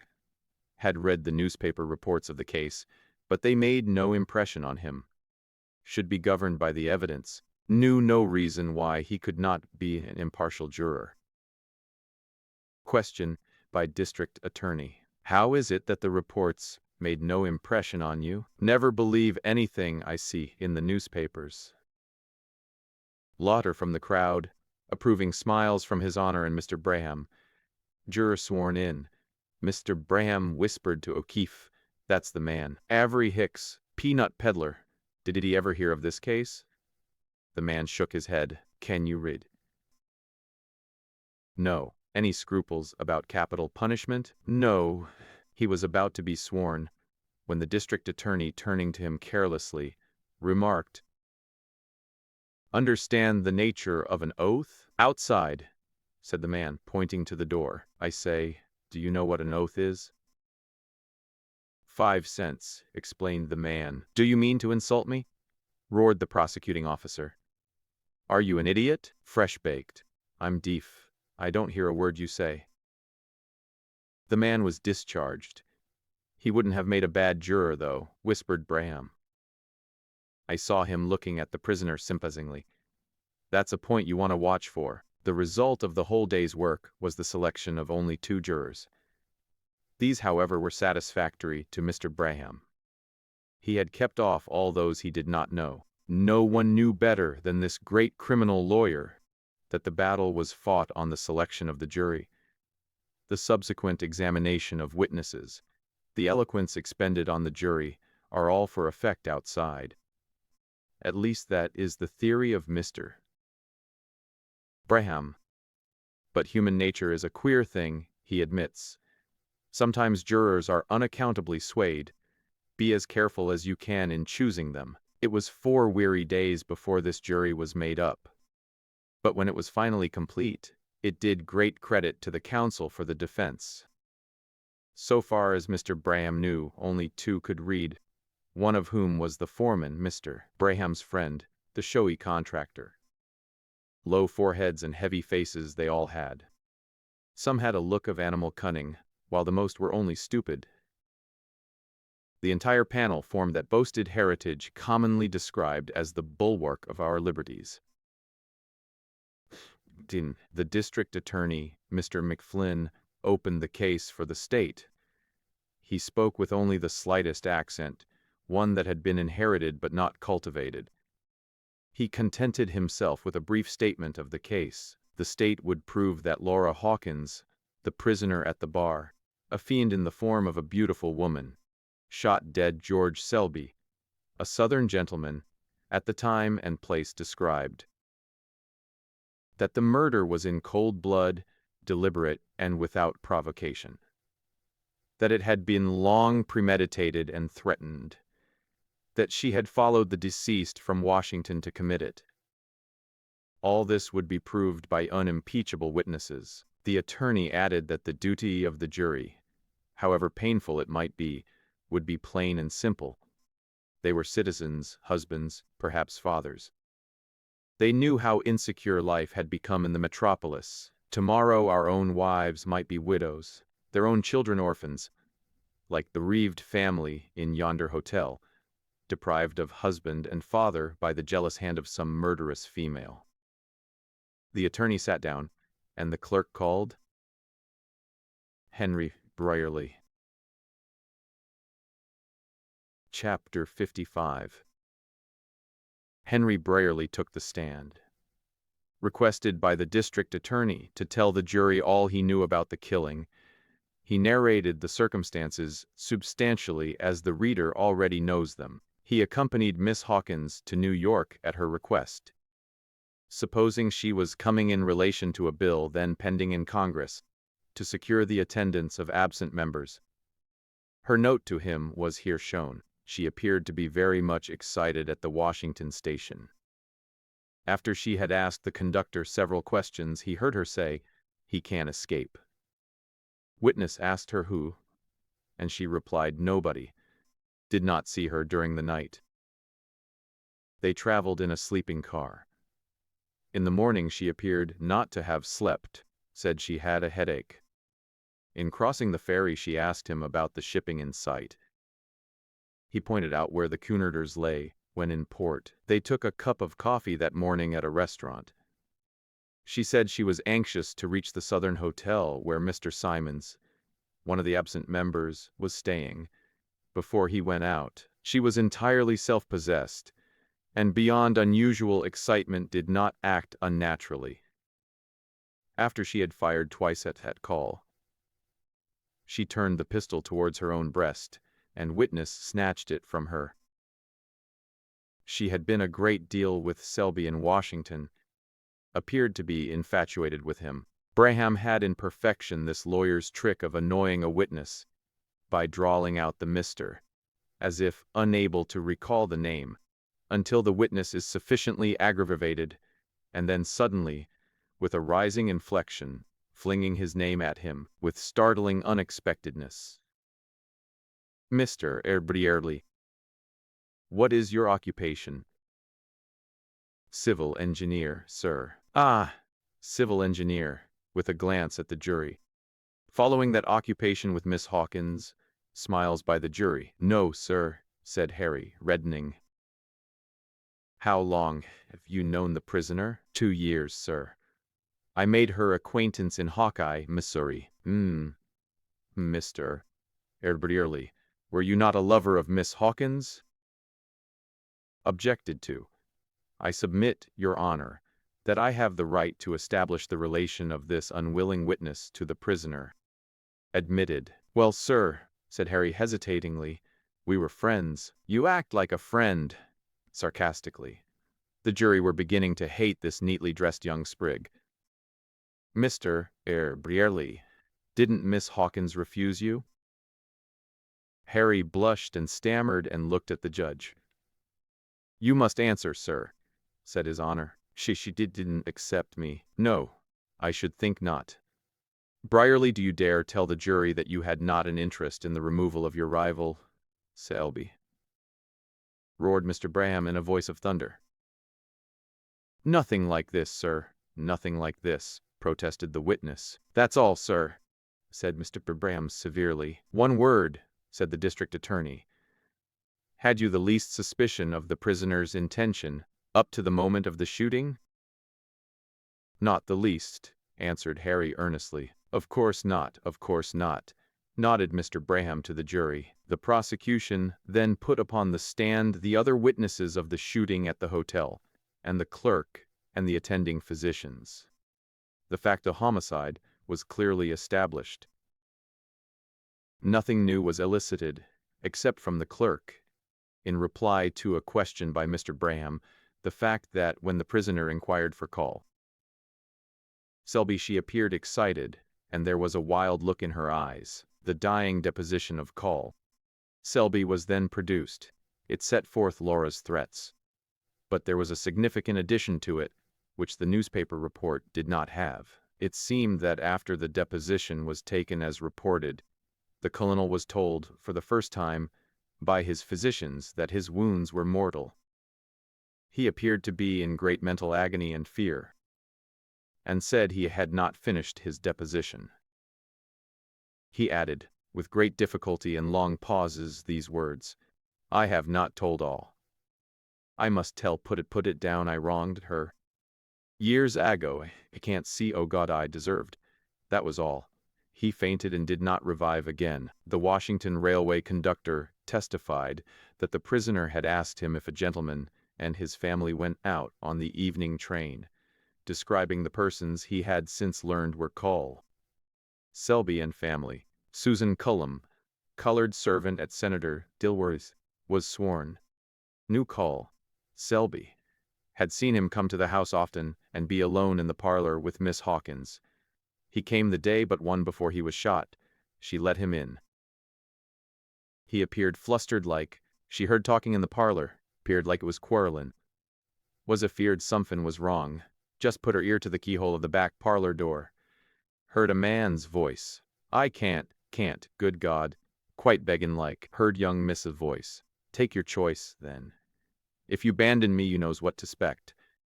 Then he rushes out in the house. I goes in and I says, "Missus, did you ring?" She was a standin' like a tiger, her eyes flashin'. I come right out. This was the substance of Susan's testimony, which was not shaken in the least by severe cross-examination. In reply to Mr. Braham's question, if the prisoner did not look insane, Susan said, "Lord, no, sir, just mad as a hornet." Washington Hawkins was sworn. The pistol, identified by the officer as the one used in the homicide, was produced. Washington admitted that it was his. She had asked him for it one morning, saying she thought she had heard burglars the night before. Admitted that he never had heard burglars in the house. Had anything unusual happened just before that? Nothing that he remembered. Did he accompany her to a reception at Mrs. Schoonmaker's a day or two before? What occurred? Little by little it was dragged out of the witness that Laura had behaved strangely there, appeared to be sick, and he had taken her home. Upon being pushed, he admitted that she had afterwards confessed that she saw Selby there.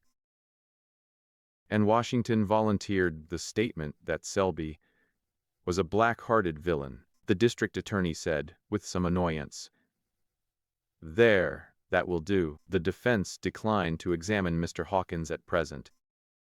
The case for the prosecution was closed.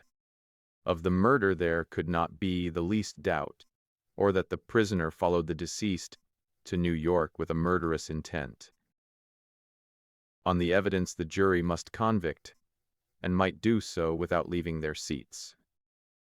This was the condition of the case 2 days after the jury had been selected. A week had passed since the trial opened, and a Sunday had intervened. The public who read the reports of the evidence saw no chance for the prisoner's escape. The crowd of spectators who had watched the trial were moved with the most profound sympathy for Laura. Mr. Braham opened the case for the defense, was subdued, and he spoke in so low a voice that it was only by reason of perfect silence in the courtroom that he could be heard.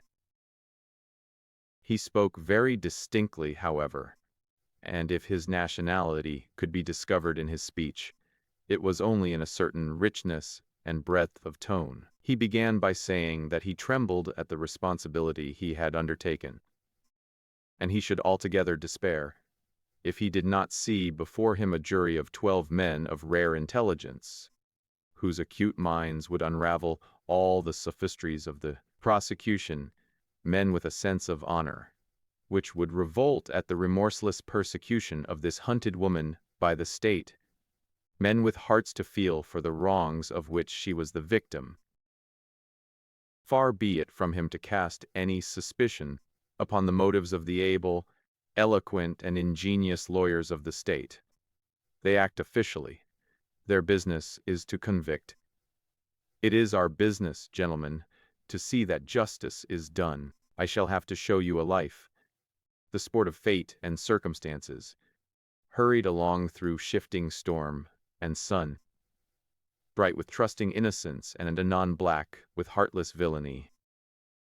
A career which moves on in love and desertion and anguish, always hovered over by the dark specter of insanity, an insanity hereditary and induced by mental torture.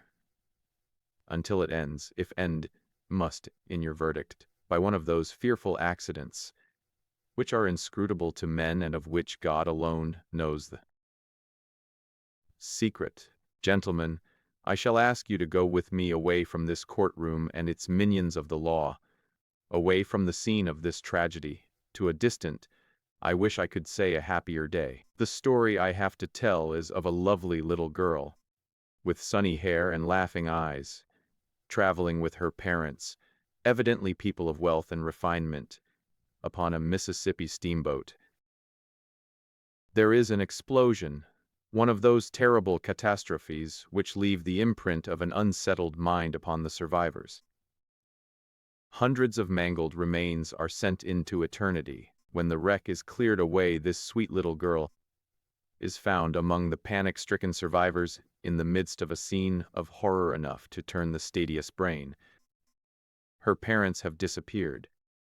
Search even for their bodies is in vain. The bewildered, stricken child, who can say what changes the fearful event in her tender brain, clings to the first person who shows her sympathy.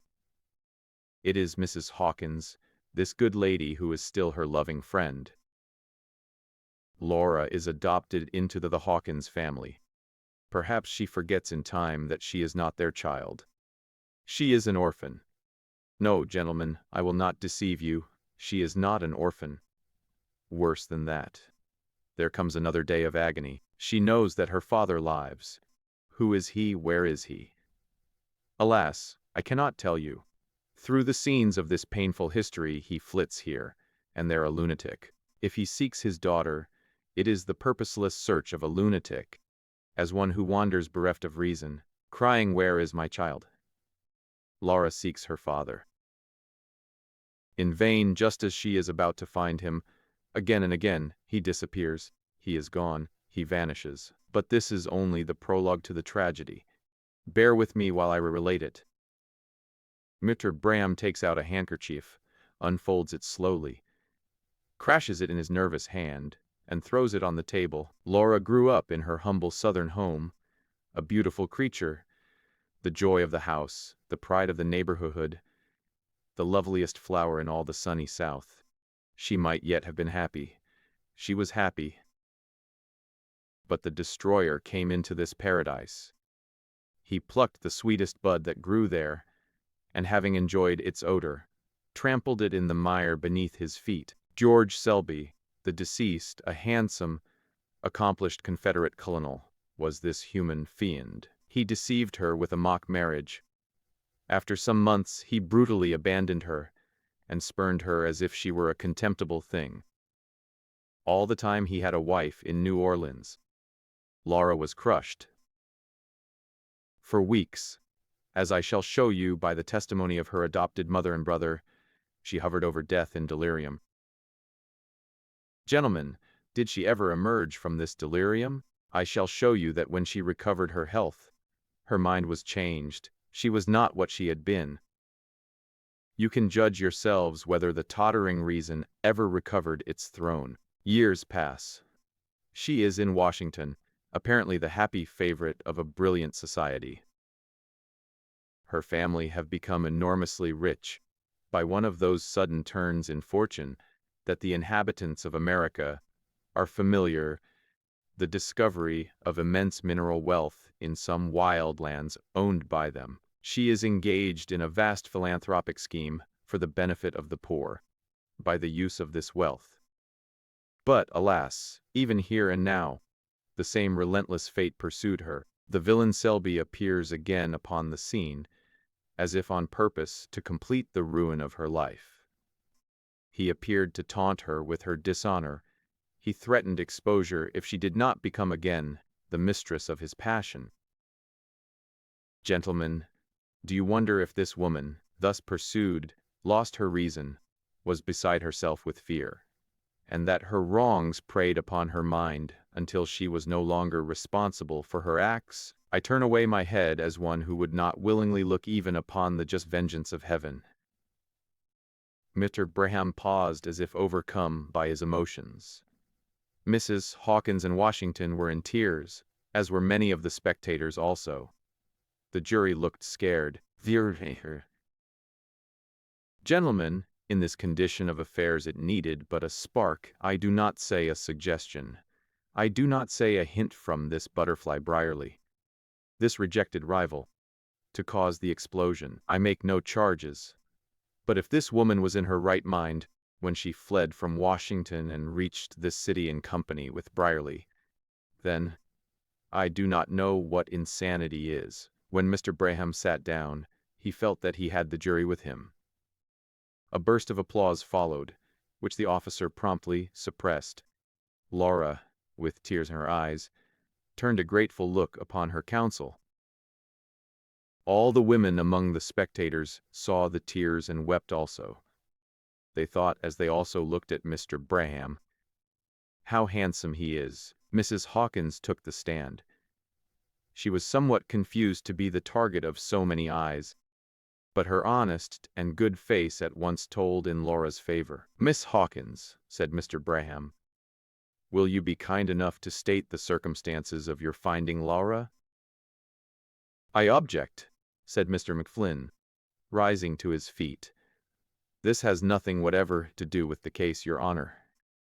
I am surprised at it, even after the extraordinary speech of my learned friend." "How do you propose to connect it, Mr. Braham?" asked the judge. "If it please the court," said Mr. Braham, rising impressively, Your Honor has permitted the prosecution, and I have submitted without a word, to go into the most extraordinary testimony to establish a motive. I purpose, may it please Your Honor, to show the cause and the origin of an aberration of mind, to follow it up with other like evidence, connecting it with the very moment of the homicide, showing a condition of the intellect of the prisoner that precludes responsibility. The state must insist upon its objections," said the district attorney. "The purpose evidently is to open the door to a mass of irrelevant testimony. The object is to produce an effect upon the jury Your Honor well understands." "Perhaps," suggested the judge, "the court ought to hear the testimony and exclude it afterwards if it is irrelevant. Will Your Honor hear argument on that?" "Certainly."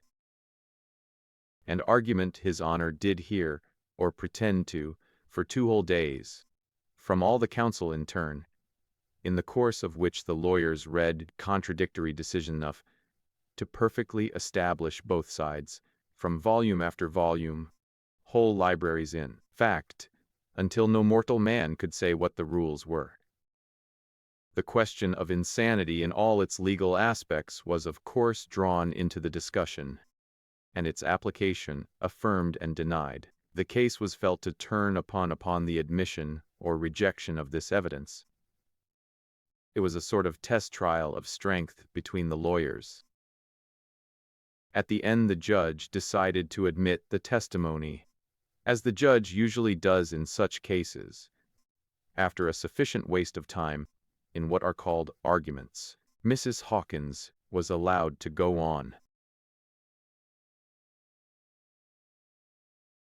Chapter 56. Mrs. Hawkins slowly and conscientiously, as if every detail of her family history was important, told the story of the steamboat explosion, of the finding and adoption of Laura.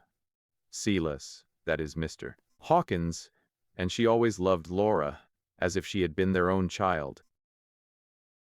She then narrated the circumstances of Laura's supposed marriage, her abandonment and long illness, in a manner that touched all hearts. Laura had been a different woman since then. Cross-examined. At the time of first finding Laura on the steamboat, did she notice that Laura's mind was at all deranged? She couldn't say that she did.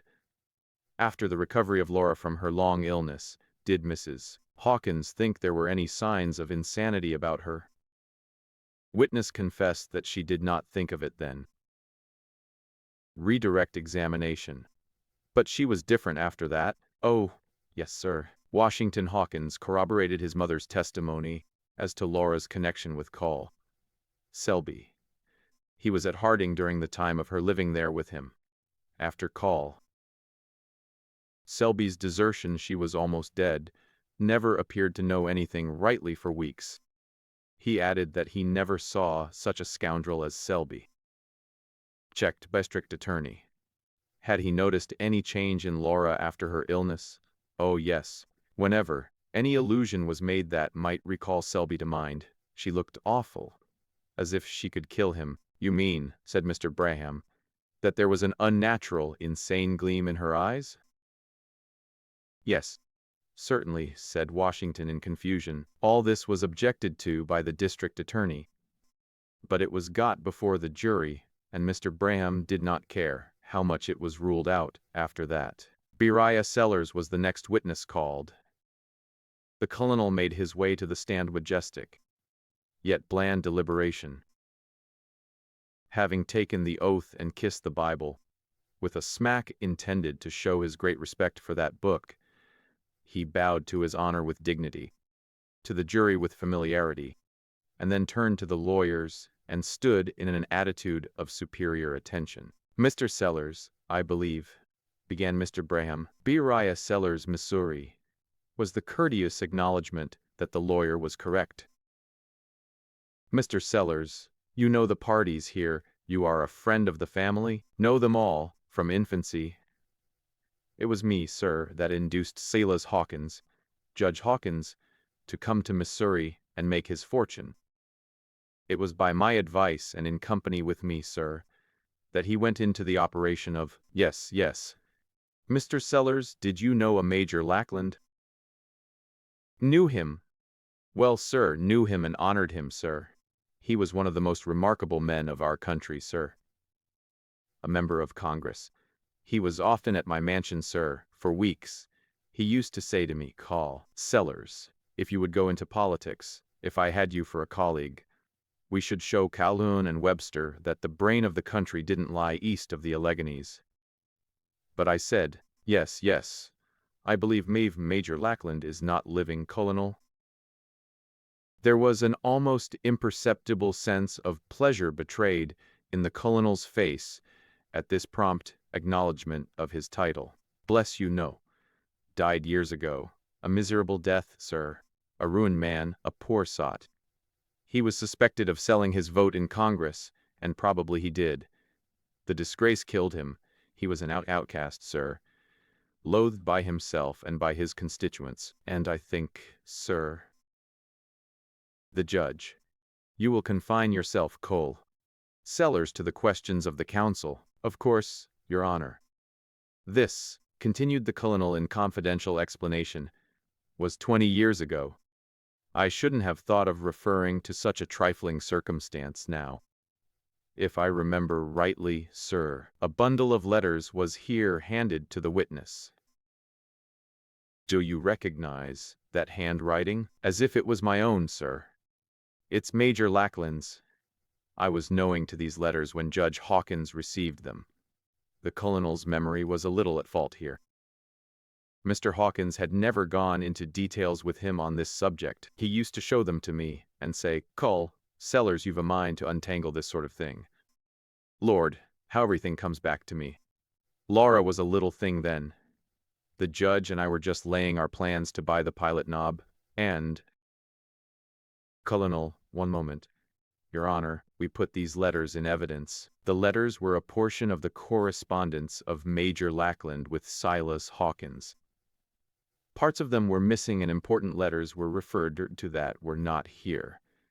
They related, as the reader knows, to Laura's father. Lackland had come upon the track of a man who was searching for a lost child in a Mississippi steamboat explosion years before. The man was lame in one leg and appeared to be flitting from place to place.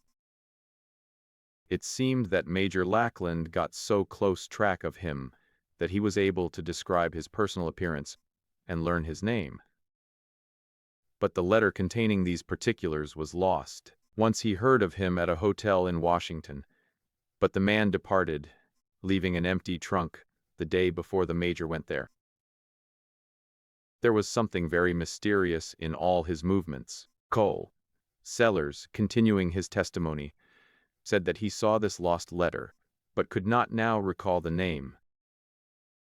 Search for the supposed father had been continued by Lackland, Hawkins and himself for several years, but Laura was not informed of it till after the death of Hawkins, for fear of raising false hopes in her mind. Here the district arose and said, "Your Honor, I must positively object to letting the witness wander off into all these irrelevant details.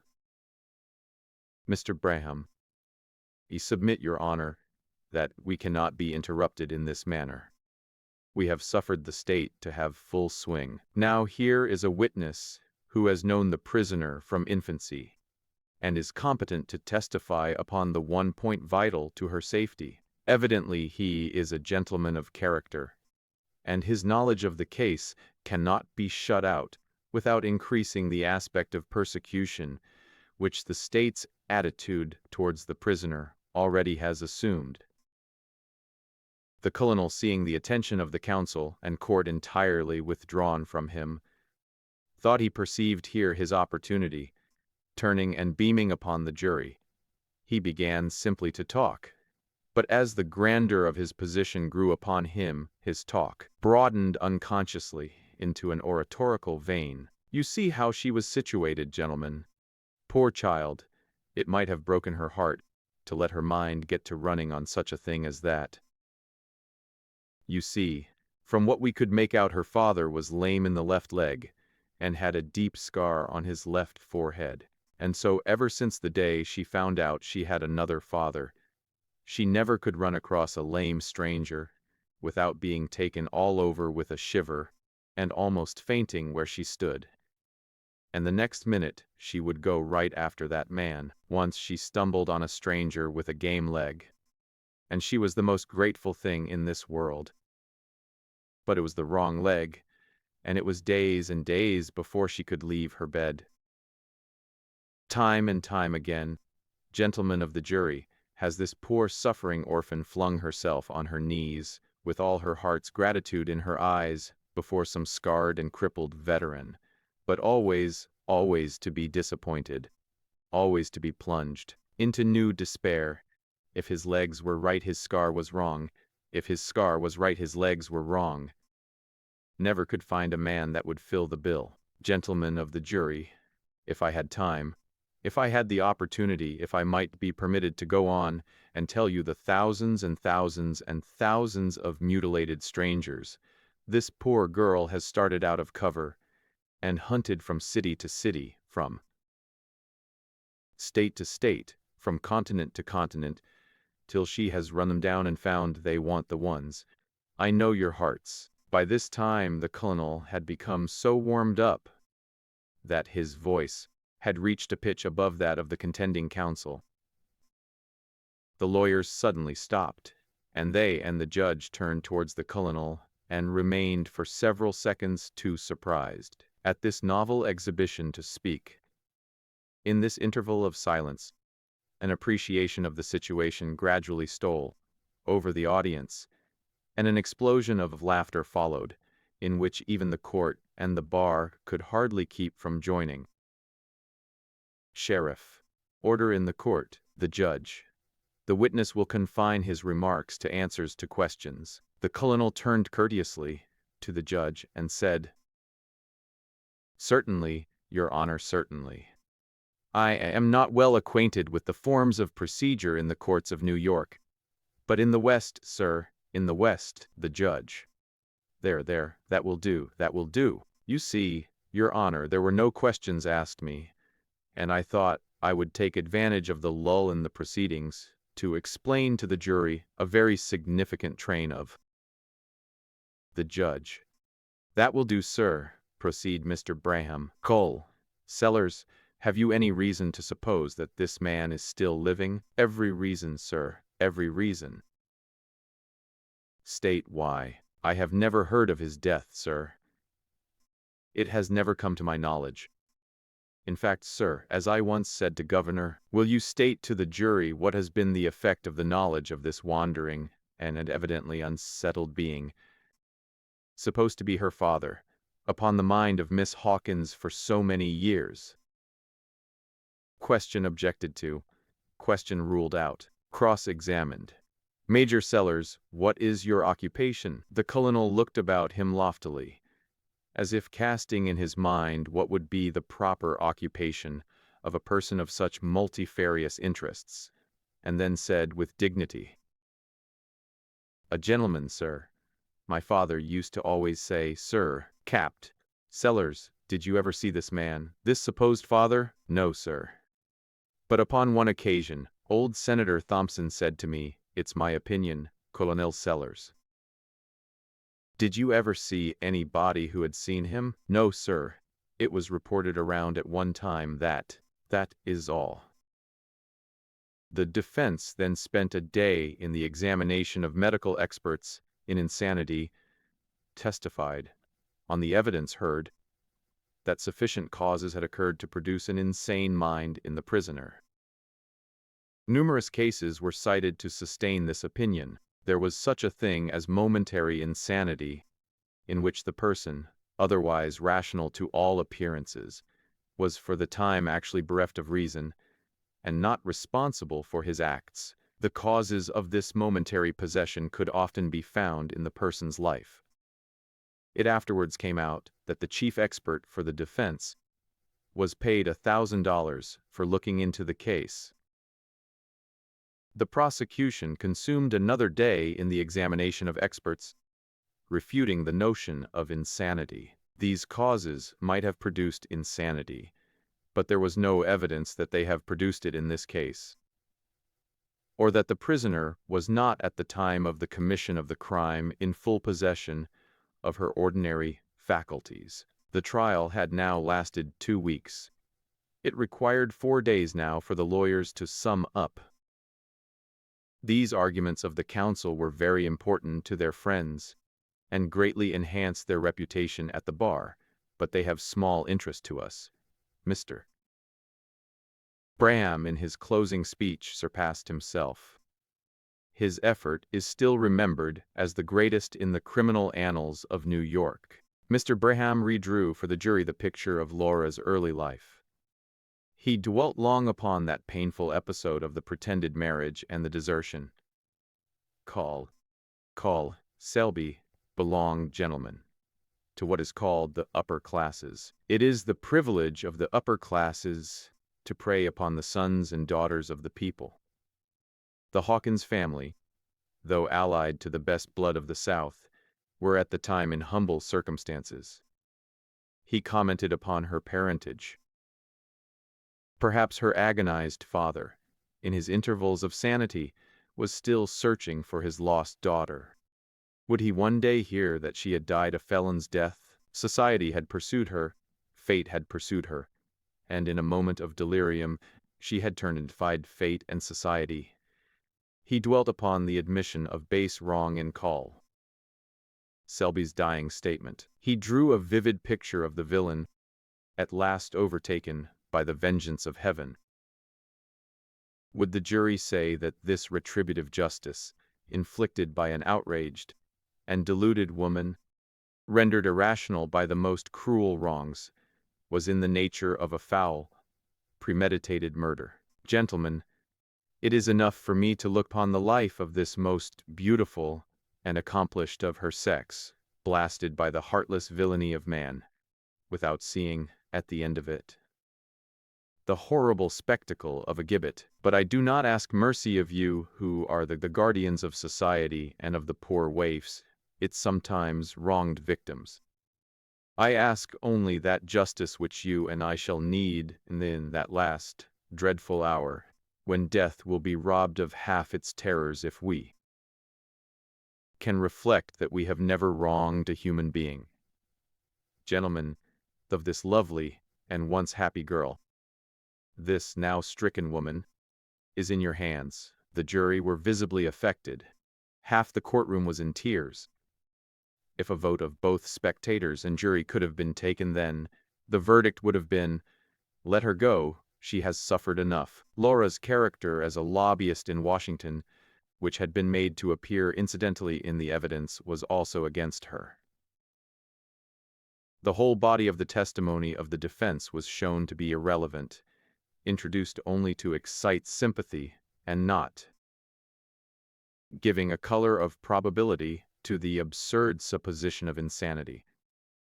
The attorney then dwelt upon the insecurity of life in the city and the growing immunity with which women committed murders. Mr. McFlynn made a very able speech, convincing the reason without touching the feelings. The judge in his charge reviewed the testimony with great show of impartiality. He ended by saying that the verdict must be acquittal or murder in the first degree. If you find that the prisoner committed a homicide in possession of her reason and with premeditation, your verdict will be accordingly. If you find she was not in her right mind, that she was the victim of insanity, hereditary or momentary, as it has been explained, your verdict will take that into account. As the judge finished his charge, the spectators anxiously watched the faces of the jury. It was not a remunerative study. In the courtroom, the general feeling was in favor of Laura. But whether this feeling extended to the jury, their stolid faces did not reveal. The public outside hoped for a conviction, as it always does. It wanted an example. The newspapers trusted the jury would have the courage to do its duty. When Laura was convicted, then the public would turn around and abuse the governor if he did not pardon her. The jury went out. Mr. Braham preserved his serene confidence. But Laura's friends were dispirited. Washington and Sellers had been obliged to go to Washington, and they had departed under the unspoken fear the verdict would be unfavorable. A disagreement was the best they could hope for, and money was needed. The necessity of the passage of the university bill was now imperative. The court waited for some time, but the jury gave no signs of coming in. Mr. Braham said it was extraordinary. The court then took a recess for a couple of hours. Upon again coming in, word was brought that the jury had not yet agreed, but the jury had a question. The point upon which they wanted instruction was this. They wanted to know if Sellers was related to the Hawkins family. The court then adjourned till morning. Mr. Braham, who was in something of a pet, remarked to Mr. O'Toole that they must have been deceived. That juryman with the broken nose could read. Chapter 57. The momentous day was at hand, a day that promised to make or mar the fortunes of Hawkins' family for all time. Washington Hawkins and Sellers were both up early, for neither of them could sleep. The university was on file for its third reading this day, and tomorrow Washington would be a millionaire and Sellers no longer impecunious, but this day also, or at farthest the next, the jury in Laura's case would come to a decision of some kind or other. They would find her guilty, Washington secretly feared, and then the care and the trouble would all come back again, and these would be wearing months of besieging judges for new trials. On this day, also, the re-election of Mr. Dilworthy to the Senate would take place. So Washington's mind was in a state of turmoil. There were more interests at stake than it could handle with serenity. He exulted when he thought of his millions. He was filled with dread when he thought of Laura. But Sellers was excited and happy. He said, "Everything is going right. Everything's going perfectly right. Pretty soon the telegrams will begin to rattle in, and then you'll see, my boy. Let the jury do what they please. Difference is it going to make? Tomorrow we can send $1 million New York and set the lawyers at work on the judges. Bless your heart, they will go before judge after judge and exhort and betray and shed tears. They always do, and they always win too. And they will win this time. They will get a writ of habeas corpus, and a stay of proceedings, and a super seduces, and a new trial and a null prosecute, and there you are. That's the routine. And it's no trick at all to a New York lawyer. That's the regular routine. Everything's red tape and routine in the law. You see, it's all Greek to you, of course. But to a man who is acquainted with those things, it's mere. I'll explain it to you sometime. Dilworthy will be elected today, and by day after tomorrow night he will be in New York ready to put in his shovel. And you haven't lived in Washington all this time, not to know that the people who walk right by a senator whose term is up without hardly seeing him will be down at the depot to say welcome back and God bless you. Senator, I'm glad to see you, sir, when he comes along back re-elected, you know. Well, you see, his influence was naturally running low when he left here. But now he has got a new 6 years start, and his suggestions will simply just weigh a couple of tons apiece day after tomorrow. Lord bless you, he could rattle through that habeas corpus and super seduces, and all those things for Laura all by himself if he wanted to, when he gets back. I hadn't thought of that, said Washington, brightening, but it is so. A newly elected senator is a power, I know that. Yes, indeed he is. Why, it is just human nature. Look at me. When we first came here, I was Mr. Sellers and Major Sellers, Captain Sellers, but nobody could ever get it right, somehow. But the minute our bill went through the House, I was called Sellers every time.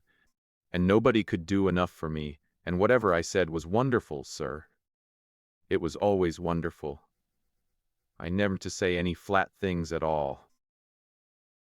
It was, Colonel, won't you come and dine with us? And Colonel, why don't we ever see you at our house? And the Colonel says this, and the Colonel says that. And we know such and such is so and so because my husband heard call. Sellers say so. Don't you see? Well, the Senate adjourned and left our bill high and dry, and I'll be hanged if I warn old Sellers from that day till our bill passed the House again last week. Now I'm the Colonel again. And if I were to eat all the dinners I am invited to, I reckon I'd wear my teeth down level with my gums in a couple of weeks. Well, I do wonder what you will be tomorrow, Colonel, after the President signs the bill. Lord bless me. You'll see the newspapers say, General Sellers and servants arrived in the city last night, and is stopping at the Fifth Avenue. And General Sellers has accepted a reception and banquet by the Cosmopolitan Club. You'll see the General's opinions quoted, too. And what the General has to say about the propriety of a new trial and a habeas corpus for the unfortunate Miss Hawkins will not be without weight in influential quarters, I can tell you. And I want to be the first to shake your faithful old hand and salute you with your new honors. And I want to do it now, General, said Washington, suiting the action to the word, and accompanying it with all the meaning that a cordial grasp and eloquent eyes could give it. The Colonel was touched. He was pleased and proud, too. His face answered for that. Not very long after breakfast the telegrams began to arrive. The first was from Braham, and ran thus, "We feel certain that the verdict will be rendered today. Be it good or bad, let it find us ready to make the next move instantly, whatever it may be." "That's the right talk," said Sellers. "That Braham's a wonderful man. He was the only man there that really understood me. He told me so himself afterwards." The next telegram was from Mr. Dilworthy. "I have not only brought over the great invincible, but through him a dozen more of the opposition, shall be re-elected today by an overwhelming majority." "Good again," said the Colonel. "That man's talent for organization is something marvelous. He wanted me to go out there and engineer that thing. But I said, no, Dilworthy, I must be on hand here, both on Laura's account and the bill's. You've no trifling genius for organization yourself, said I, and I was right. You go ahead, said I, you can fix it, and so he has. But I claim no credit for that. If I stiffened up his backbone a little, I simply put him in the way to make didn't undertake it myself. He has captured Noble. I consider that a splendid piece of diplomacy. Splendid, sir. By and by came another dispatch from New York. Jury still out. Laura calm and firm as a statue. The report that the jury have brought her in guilty is false and premature. Premature, gasped Washington, turning white. Then they all expect that sort of a verdict when it comes in. And so did he. But he had not had courage enough to put it into words. He had been preparing himself for the worst. But after all his preparation, the bare suggestion of the possibility of such a verdict struck him cold as death. The friends grew impatient now. The telegrams did not come fast enough. Even the lightning could not keep up with their anxieties. They walked the floor, talking disjointedly and listening for the doorbell. Telegram after telegram came, still no result. By and by there was one which contained a single line. Court now coming in after brief recess to hear verdict. Jury ready. Oh, I wish they would finish, said Washington. This suspense is killing me by inches. Then came another telegram. Another hitch somewhere. Jury want a little more time and further instructions. Well, this is trying, said the colonel. And after a pause, no dispatch from Dilworthy for 2 hours now. Even a dispatch from him would be better than nothing. Just to vary this thing, they waited 20 minutes. It seemed 20 hours. Come, said Washington. I can't wait for the telegraph boy to come all the way up here. Let's go down to newspaper row, meet him on the way. While they were passing along the avenue, they saw someone putting up a great display sheet on the bulletin board of a newspaper office. And an eager crowd of men was collecting aboard the place. Washington and the colonel ran to the spot and read this. Noble rose in his place and drew forth a package, walked forward and laid it on the speaker's desk, saying, "This contains $7,000 in bank bills, and was given me by Senator Dilworthy in his bedchamber at midnight last night to buy my vote for him. Wish the speaker to count the money and retain it to pay the expense of prosecuting this infamous traitor for bribery."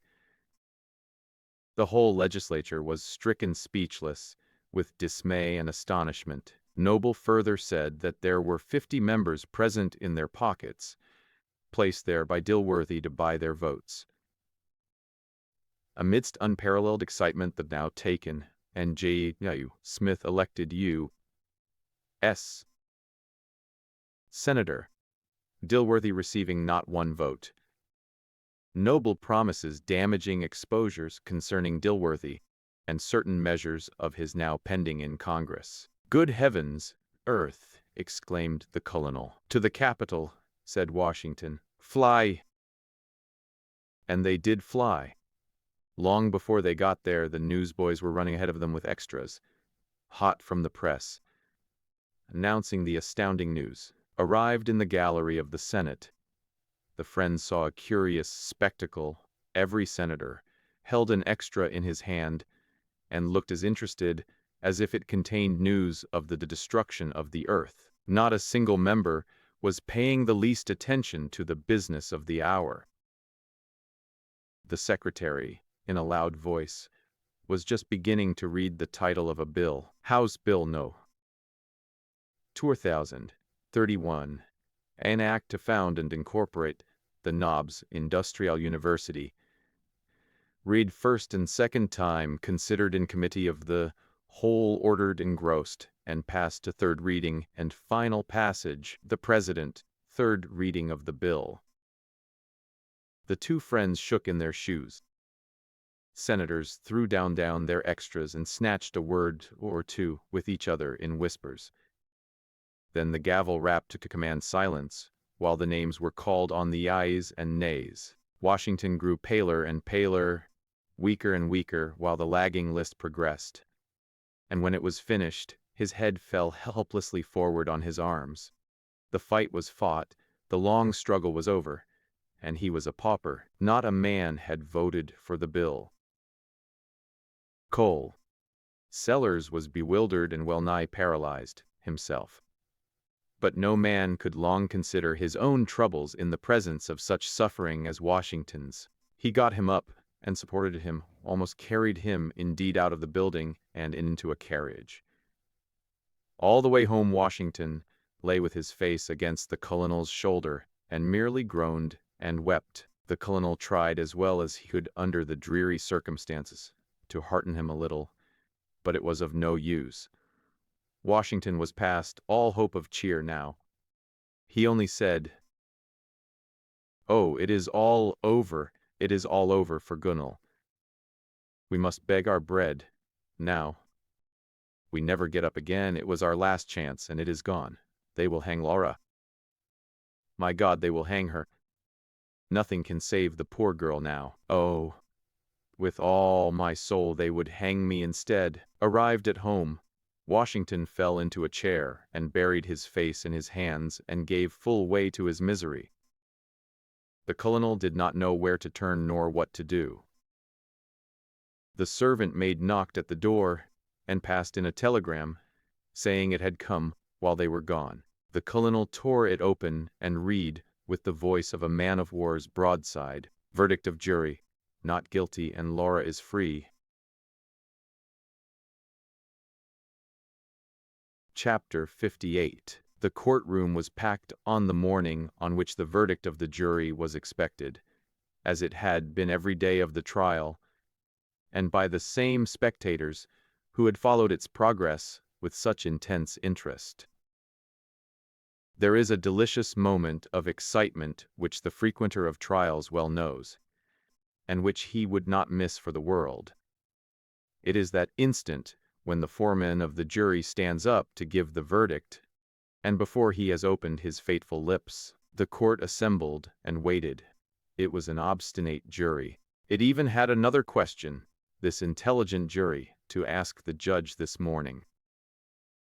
The question was this: were the doctors clear that the deceased had no disease which might soon have carried him off, if he had not been shot? There was evidently one juryman who didn't want to waste life, and was willing to stake a general average, as the jury always does in a civil case, deciding not according to the evidence, but reaching the verdict by some occult mental process. During the delay, the spectators exhibited unexampled patience, finding amusement and relief in the slightest movements of the court, the prisoner and the lawyers. Mr. Braham divided with Laura the attention of the House. Bets were made by the sheriff's deputies on the verdict, with large odds in favor of a disagreement. It was afternoon when it was announced that the jury was coming in. The reporters took their places and were all attention. The judge and lawyers were in their seats. The crowd swayed and pushed in eager expectancy as the jury walked in and stood up in silence. Judge: have you agreed upon your verdict? Foreman: we have. Judge: what is it? Foreman: not guilty. A shout went up from the entire room, and a tumult of cheering, which the court in vain attempted to quell. For a few moments all order was lost. The spectators crowded within the bar and surrounded Laura, who, calmer than anyone else, was supporting her aged mother, who had almost fainted from excess of joy. And now occurred one of those beautiful incidents which no fiction writer would dare to imagine. A scene of touching pathos, creditable to our fallen humanity. In the eyes of the women of the audience, Mr. Braham, in a transport of gratitude, they kissed him again and again, the young as well as the advanced in years, the married as well as the ardent single women. They improved the opportunity with a touching self-sacrifice. In the words of a newspaper of the day, they lavished him with kisses. It was something sweet to do, and it would be sweet for a woman to remember in after years that she had kissed Braham. Mr. Braham himself received these fond assaults with the gallantry of his nation, enduring the ugly and heartily paying back beauty in its own coin. This beautiful scene is still known in New York as the kissing of Bram. When the tumult of congratulation had a little spent itself, and order was restored, Judge O'Shaughnessy said that it now became his duty to provide for the proper custody and treatment of the acquitted, in accordance with the directions of the law in such cases, said Judge, and in obedience to the dictates of a wise humanity, I hereby commit Laura Hawkins to the care of the superintendent of the state hospital for insane criminals to be held in confinement until the state commissioners on insanity shall order her discharge. Mr. Sheriff, you will attend at once to the execution of this decree. Laura was overwhelmed and terror-stricken. She had expected to walk forth in freedom in a few moments. The revulsion was terrible. Her mother appeared like one shaken with an ague fit. Laura insane, and about to be locked up with madmen. She had never contemplated this. Mr. Graham said he should move at once for a writ of habeas corpus, but the judge could not do less than his duty. The law must have its way. As in the stupor of a sudden calamity, and not fully comprehending it, Mrs. Hawkins saw Laura led away by the officer. It was only when she was received by the kind physician and read pity in his eyes, and saw his look of hopeless incredulity when she attempted to tell him that she was not insane. It was only when she passed through the ward to which she was consigned and saw the horrible creatures, the victims of a double calamity, whose dreadful faces she was hereafter to see daily, and was locked into the small, bare room that was to be her home, that all her fortitude forsook her. She sank upon the bed as soon as she was left alone. She had been searched by the matron and tried to think, but her brain was in a whirl. She recalled Braham's speech. She recalled the testimony regarding her lunacy. She wondered if she were not mad. She felt that she soon should be among these loathsome creatures. Better almost to have died than to slowly go mad in this confinement. We beg the reader's pardon. This is not history, which has just been written. It is really what would have occurred if this were a novel. If this were a work of fiction, we should not dare dispose of Laura otherwise. True art and any attention to dramatic proprieties required it. The novelist who would turn loose upon society an insane murderess could not escape condemnation. Besides, the safety of society, the decencies of criminal procedure, what we call our modern civilization, all would demand that Laura should be disposed in the manner we have described. Foreigners who read this sad story will be unable to understand any other termination of it. But this is history and not fiction. There is no such law or custom as that to which His Honor is supposed to have referred. Judge O'Shaughnessy would not probably pay any attention to it if there were. There is no hospital for insane criminals. There is no state commission of lunacy. What actually occurred when the tumult in the courtroom had subsided, the sagacious reader will now learn. Laura left the courtroom, accompanied by her mother and other friends, amid the congratulations of those assembled, and was cheered as she entered a carriage and drove away. How sweet was the sunlight!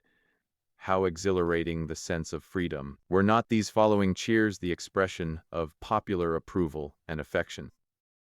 Was she not the heroine of the hour?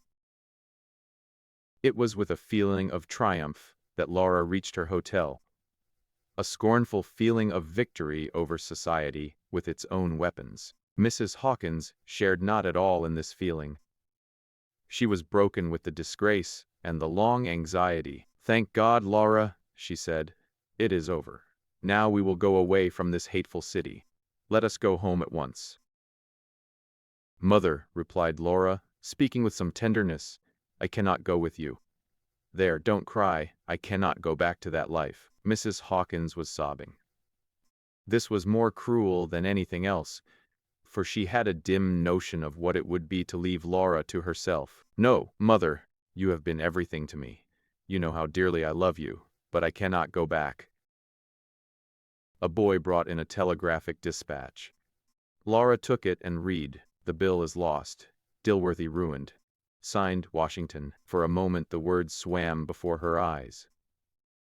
The next her eyes flashed fire as she handed the dispatch to her mother and bitterly said, "The world is against me.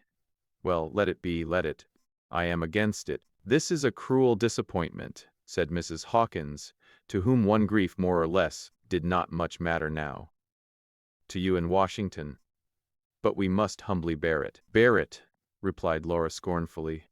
"I've all my life borne it, and fate has thwarted me at every step."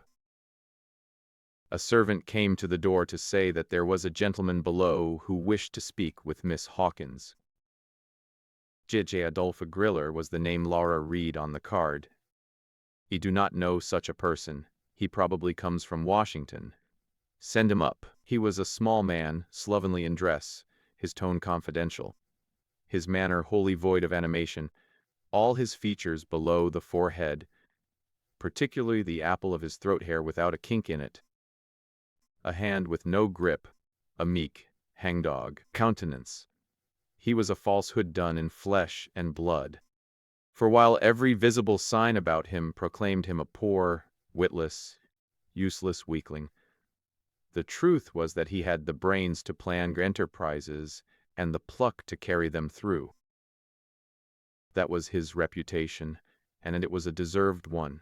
He softly said, "I called to see you on business, Miss Hawkins. You have my card?" Laura bowed.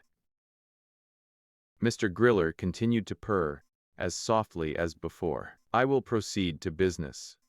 I am a businessman.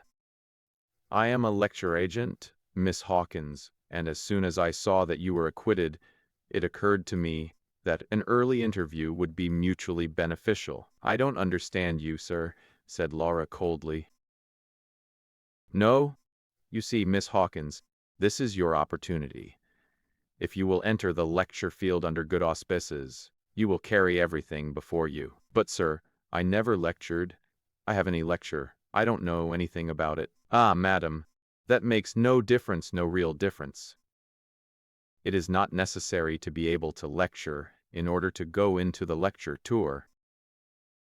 If one's name is celebrated all over the land, especially, and if she is also beautiful, she is certain to draw large audiences." "But what should I lecture about?"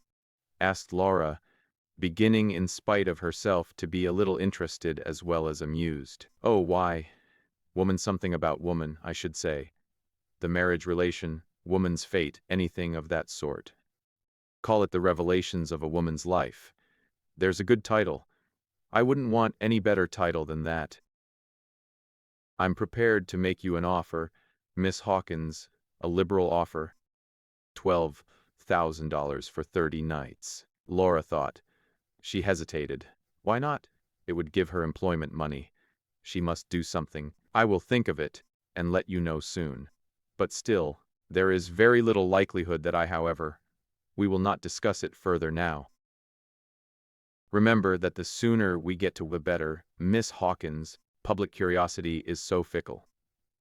Good day, madam." The close of the trial released Mr. Harry Brierly and left him free to depart upon his long-talked of Pacific Coast mission. He was very miss about it, even to Philip. "It's confidential, old boy. A little scheme we have hatched up. I don't mind telling you that it's a good deal bigger thing than that in Missouri, and a sure thing. I wouldn't take $500,000 just for my share. And it will open something for you, Phil. You will hear from me." Philip did hear from Harry a few months afterward. Everything promised splendidly, but there was a little delay.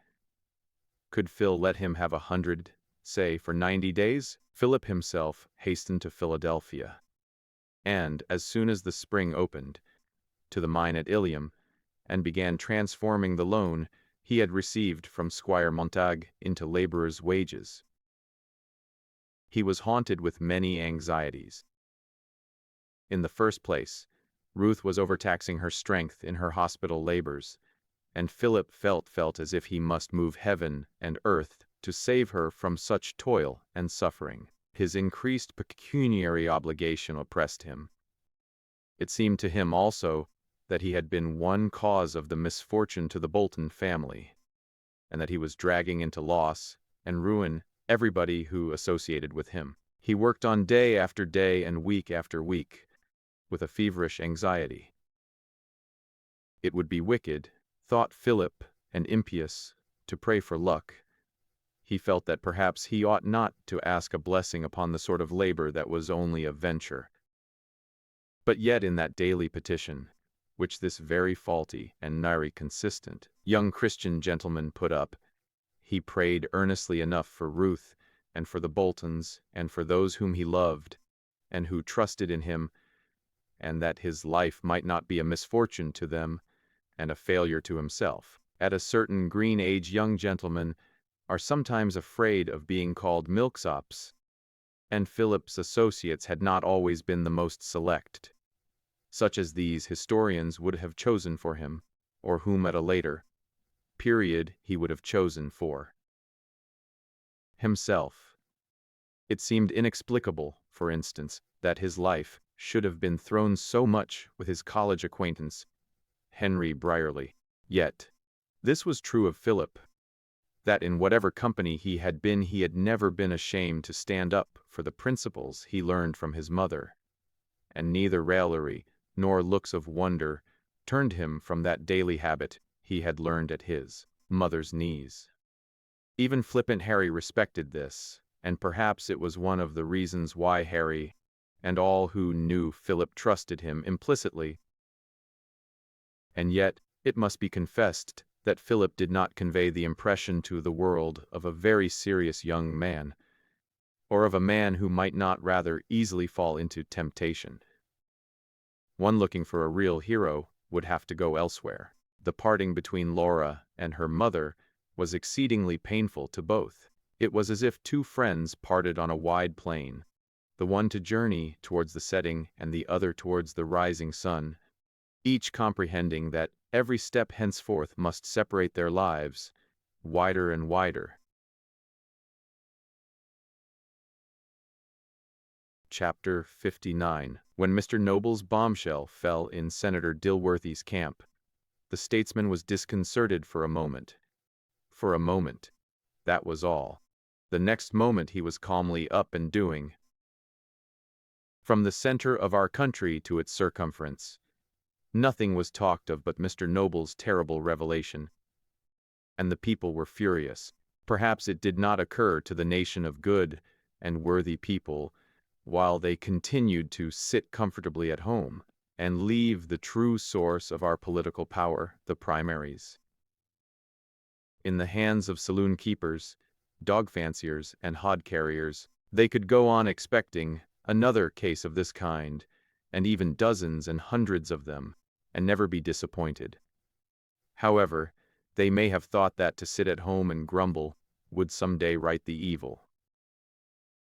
Yes, the nation was excited, but Senator Dilworthy was calm, what was left of him after the explosion of the shell.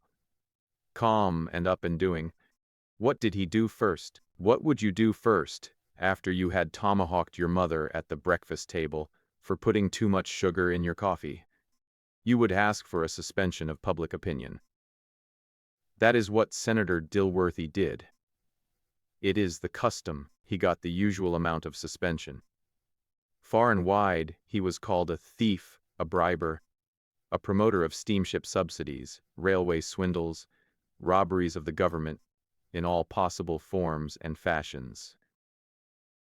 Newspapers and everybody else called him a pious hypocrite, a sleek, oily fraud, a reptile who manipulated temperance movements, prayer meetings, Sunday schools, public charities, missionary enterprises, all for his private benefit. And as these charges were backed up by what seemed to be good and sufficient evidence, they were believed with national unanimity. Then Mr. Dilworthy made another move.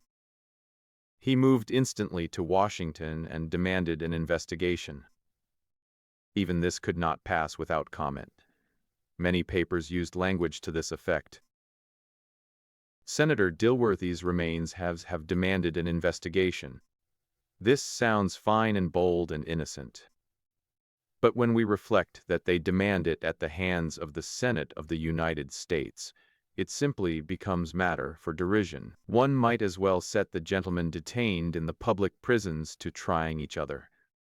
This investigation is likely to be, like all other senatorial investigations, amusing, but not useful. Query: why does the Senate still stick to this pompous word, investigation? One does not blindfold oneself in order to investigate an object. Mr. Dilworthy appeared in his place in the Senate and offered a resolution appointing a committee to investigate his case. It carried, of course, and the committee was appointed. Straightway the newspapers said, under the guise of appointing a committee to investigate the late Mr. Dilworthy, the Senate yesterday appointed a committee to investigate his accuser, Mr. Noble. This is the exact spirit and meaning of the resolution, and the committee cannot try anybody, Mr. Noble, without overstepping its authority. That Dilworthy had the effrontery to such a resolution will surprise no one, and that the Senate could entertain it without blushing and pass it without shame will surprise no one. We are now reminded of a note which we have received from the notorious burglar Murphy, in which he finds fault with a statement of ours to the effect that he had served one term in the penitentiary and also one in the U.S. Senate. He says, the latter statement is untrue and does me great injustice. After an unconscious sarcasm like that, further comment is unnecessary.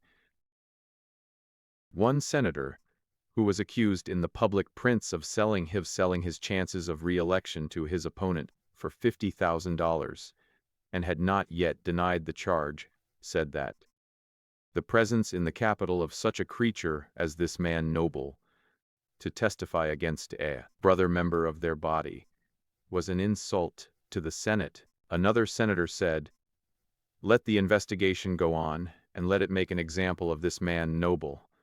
Let it teach him and men like him that they could knock the reputation of a United States with impunity.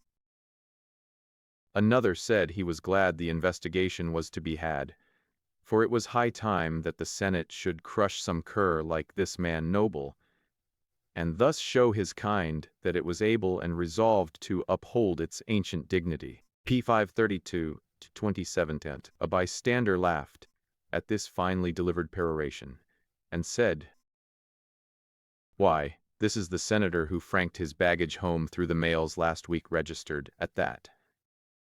However, perhaps he was merely engaged in upholding the ancient dignity of the Senate, then. No, the modern dignity of it, said another bystander.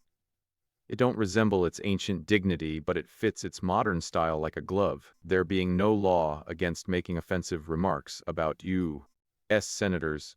This conversation, and others like it, continued without let or hindrance. But our business is with the investigating committee.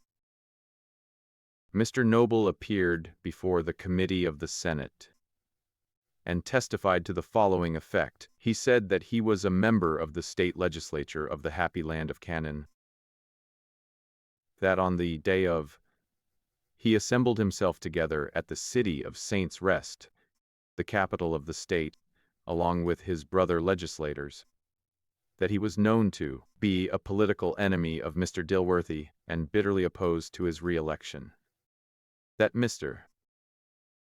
Dilworthy came to Saints' Rest and reported to be buying pledges of votes with money, that the said Dilworthy sent for him to come to his room in the hotel at night, and he went, was introduced to Mr. Dilworthy, urged him to vote for him. Noble declined. Dilworthy argued, said he was bound to be elected, and could then ruin him Noble if he voted no. Said he had every railway and every public office and stronghold of political power in the state under his thumb, and could set up or pull down any man he chose. gave instances showing where and how he had used this power.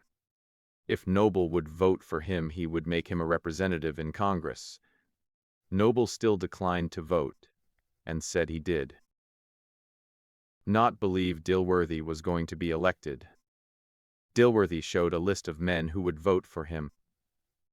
A majority of the legislature gave further proofs of his power by telling Noble everything the opposing party had done or said in secret caucus, claimed that his spies reported everything to him, and that, here a member of the committee objected that this evidence was irrelevant and also in opposition to the spirit of the committee's instructions.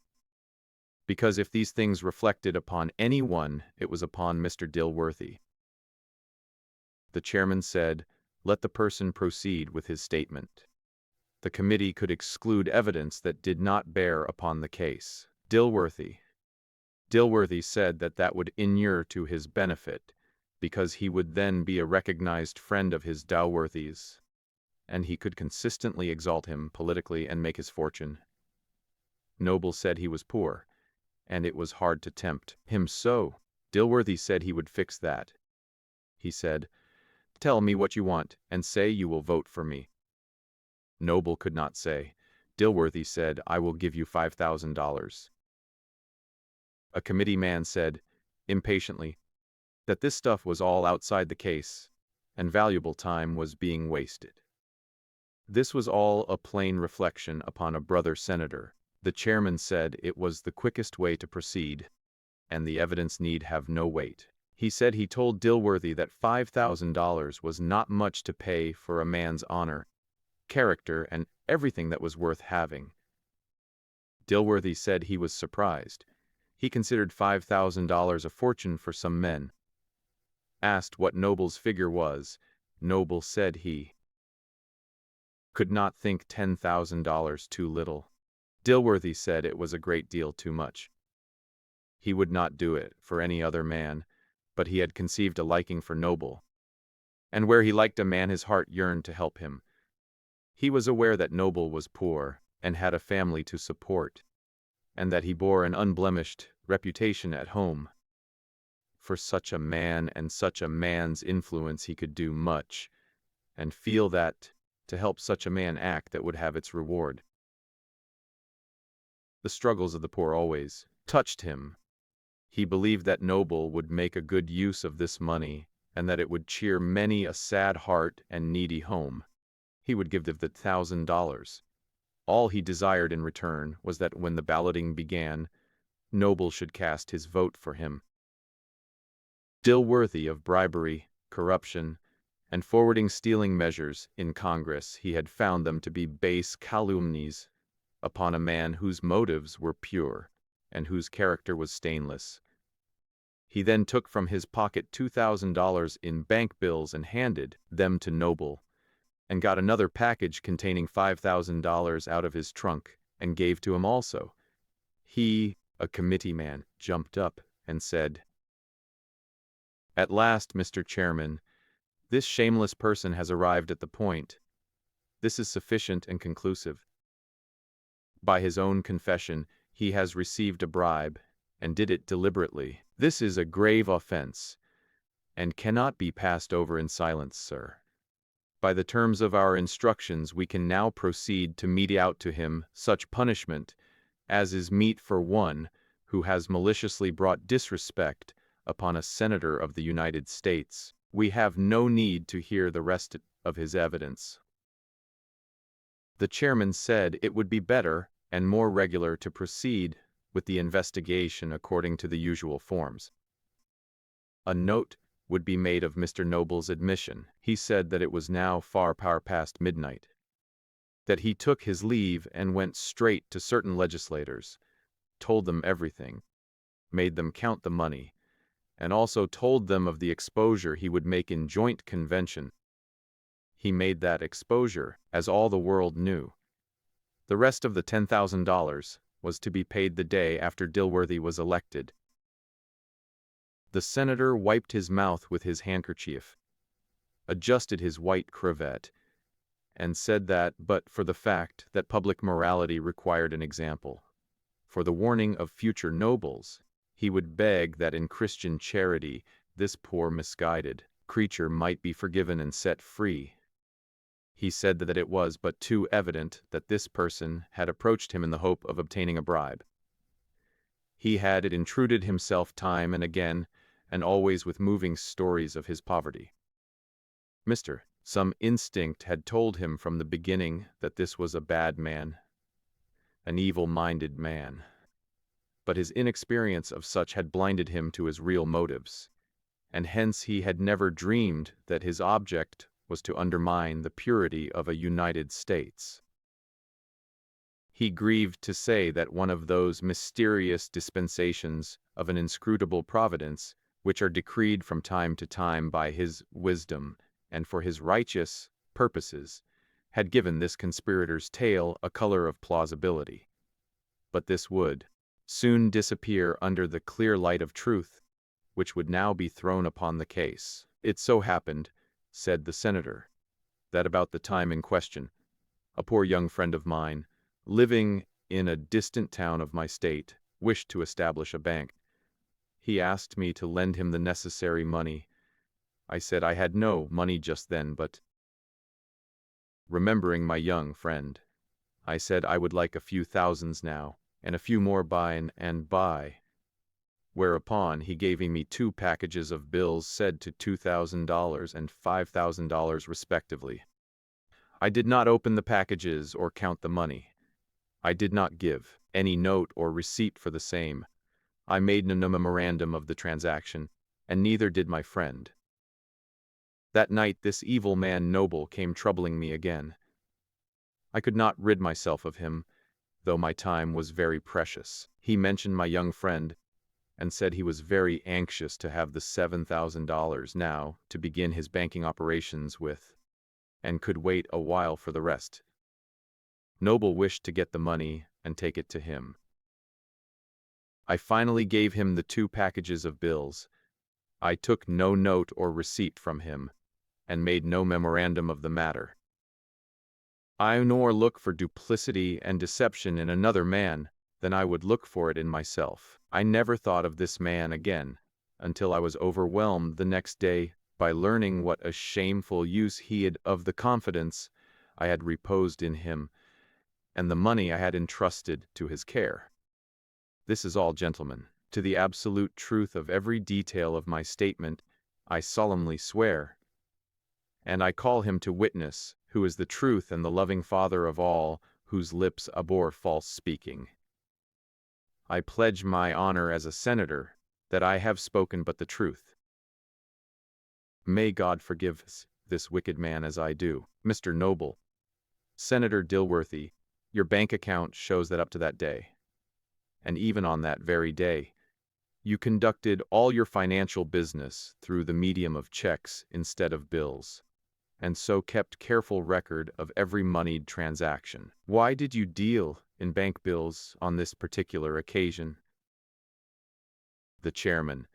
The gentleman will please to remember that the committee is conducting this investigation. Mr. Noble. Then will the committee ask the question? The chairman. The committee will, when it desires to know. Mr. Noble. Which will not be during this century, perhaps. The chairman. Another remark like sir. Will procure you the attentions of the sergeant-at-arms, Mr. Noble. D.N. the sergeant-at-arms, and the committee too. Several committeemen. Mr. Chairman. This is contempt, Mr. Noble. Contempt of whom? Of the committee. Of the Senate of the United States. Mr. Noble. Then I am become the acknowledged representative of a nation. You know as well as I do that the whole nation hold as much as 3/5 of the United States Senate in entire contempt. 3/5 of you are Dilworthys. The sergeant-at-arms very soon put a quietus upon the observations of the representative of the nation, and convinced him that he was not in the over-free atmosphere of his happy land of Canaan. The statement of Senator Dilworthy naturally carried conviction to the minds of the committee. It was close, logical, unanswerable. It bore many internal evidences of its truth. For instance, it is customary in all countries for businessmen to loan large sums of money in bank bills instead of checks. It is customary for the lender to make no memorandum of the transaction. It is customary for the borrower to receive the money without making a memorandum of it, or giving a note or a receipt for its use. The borrower is not likely to die or forget about it. It is customary to lend nearly anybody money to start a bank with, especially if you have not the money to lend him and have to borrow it for the purpose. It is customary to carry large sums of money in bank bills about your person or in your trunk. It is not customary to make a memorandum of this transaction. It is not customary for the conveyor to give a note or a receipt.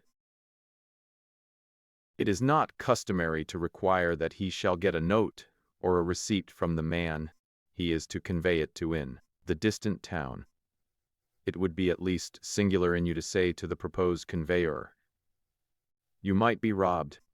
I will deposit the money and send a check to my friend through the mail." It being plain that Senator Dilworthy's statement was rigidly true, and this fact being strengthened by his adding to it the support of his honor as a senator, the committee rendered a verdict of not proven that a bribe had been offered and accepted. This in a manner exonerated Noble and let him escape. One senator indeed. Several senators objected that the committee had failed of its duty. They had proved this man Noble guilty of nothing. They had meted out no punishment to him. If the report were accepted, he would go forth free and scathless, glorying in his crime, and it would be a tacit admission that any blackguard could insult the Senate of the United States and conspire against the sacred reputation of its members with impunity. The Senate owed it the upholding of its ancient dignity to make an example of this man Noble. He should be crushed. An elderly senator got up and took another view of the case. This was a senator of the worn-out and obsolete pattern, a man still lingering among the cobwebs of the past and behind the spirit of the age. He said that there seemed to be a curious misunderstanding of the case. Gentlemen seemed exceedingly anxious to preserve and maintain the honor and dignity of the Senate.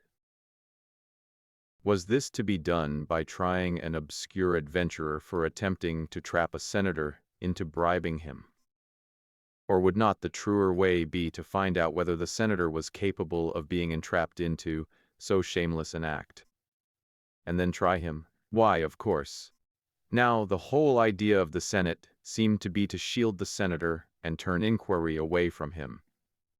The true way to uphold the honor of the Senate was to have none but honorable men in its body. If this senator had yielded to temptation and had offered a bribe, he was a soiled man and ought to be instantly expelled.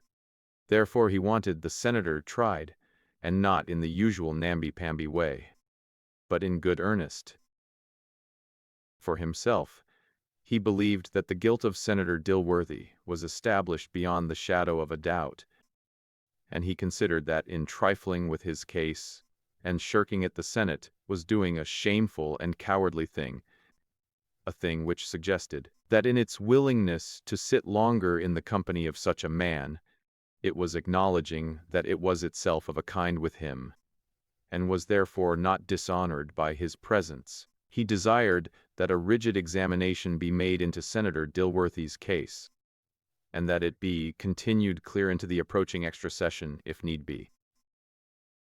There was no dodging this thing with the lame excuse of want of time. In reply, an honorable senator said that he thought it would be as well to drop the matter and accept the committee's report. He said with some jocularity that the more one agitated this thing, the worse it was for the agitator. He was not able to deny that he believed Senator Dilworthy to be guilty. But what then? Was it such an extraordinary case? This humorous sally was received with smiling admiration notwithstanding. It was not wholly new, having originated with the Massachusetts general in the House a day or two before, upon the occasion of the proposed expulsion of a member for selling his vote for money. The Senate recognized the fact that it could not be contaminated by sitting a few days longer with Senator Dilworthy, and so it accepted the committee's report and dropped the unimportant matter. Mr. Dilworthy occupied his seat to the last hour of the session. He said that his people had reposed a trust in him, and it was not for him to desert them. He would remain at his post till he perished, if need be.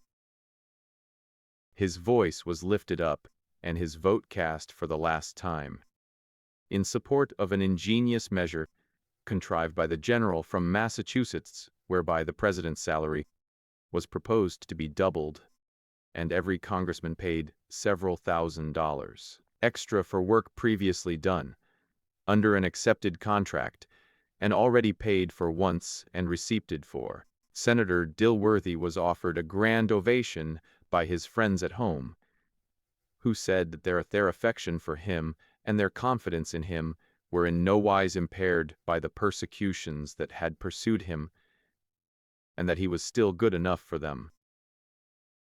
The $7,000 left by Mr. Noble with his state legislature was placed in safe keeping to await the claim of the legitimate owner. Senator Dilworthy made one little effort through his protege, the embryo banker, to recover it, but there being no notes of hand or other memoranda to support the claim, it failed. The moral of which is that when one loans money to start a bank with, one ought to take the party's written acknowledgment of the fact. Chapter 60. During this time, she had experienced first 2 or 3 days of excitement, congratulations, a sort of sunburst of gladness, after a long night of gloom and anxiety. Then 2 or 3 days of calming down, by degrees a receding of tides, quieting of the storm wash to a murmurous surf beat, a diminishing of devastating winds to a refrain that bore the spirit of a truce days given to solitude, rest, self-communion, and the reasoning of herself into a realization of the fact that she was actually done with bolts and bars, prison horrors and impending death. Then came a day whose hours filed slowly by her, each laden with some remnant, some remaining fragment of the dreadful time so lately ended, a day which, closing at last, left the past a fading shore behind her, and turned her eyes toward the broad sea of the future. So speedily do we put the dead away, and come back to our place in the ranks to march in the pilgrimage of life again. And now the sun rose once more and ushered in the first day of what Laura comprehended and accepted as a new life. The past had sunk below the horizon and existed no more for her. She was done with it for all time. She was gazing out over the trackless expanses of the future now with troubled eyes. Life must be begun again at 28 years of age, and where to begin? The page was blank and waiting for its first record. So this was indeed a momentous day. As far as the long highway receded over the plain of her life, it was lined with the gilded and pillared splendors of her ambition, all crumbled to ruin and ivy-grown.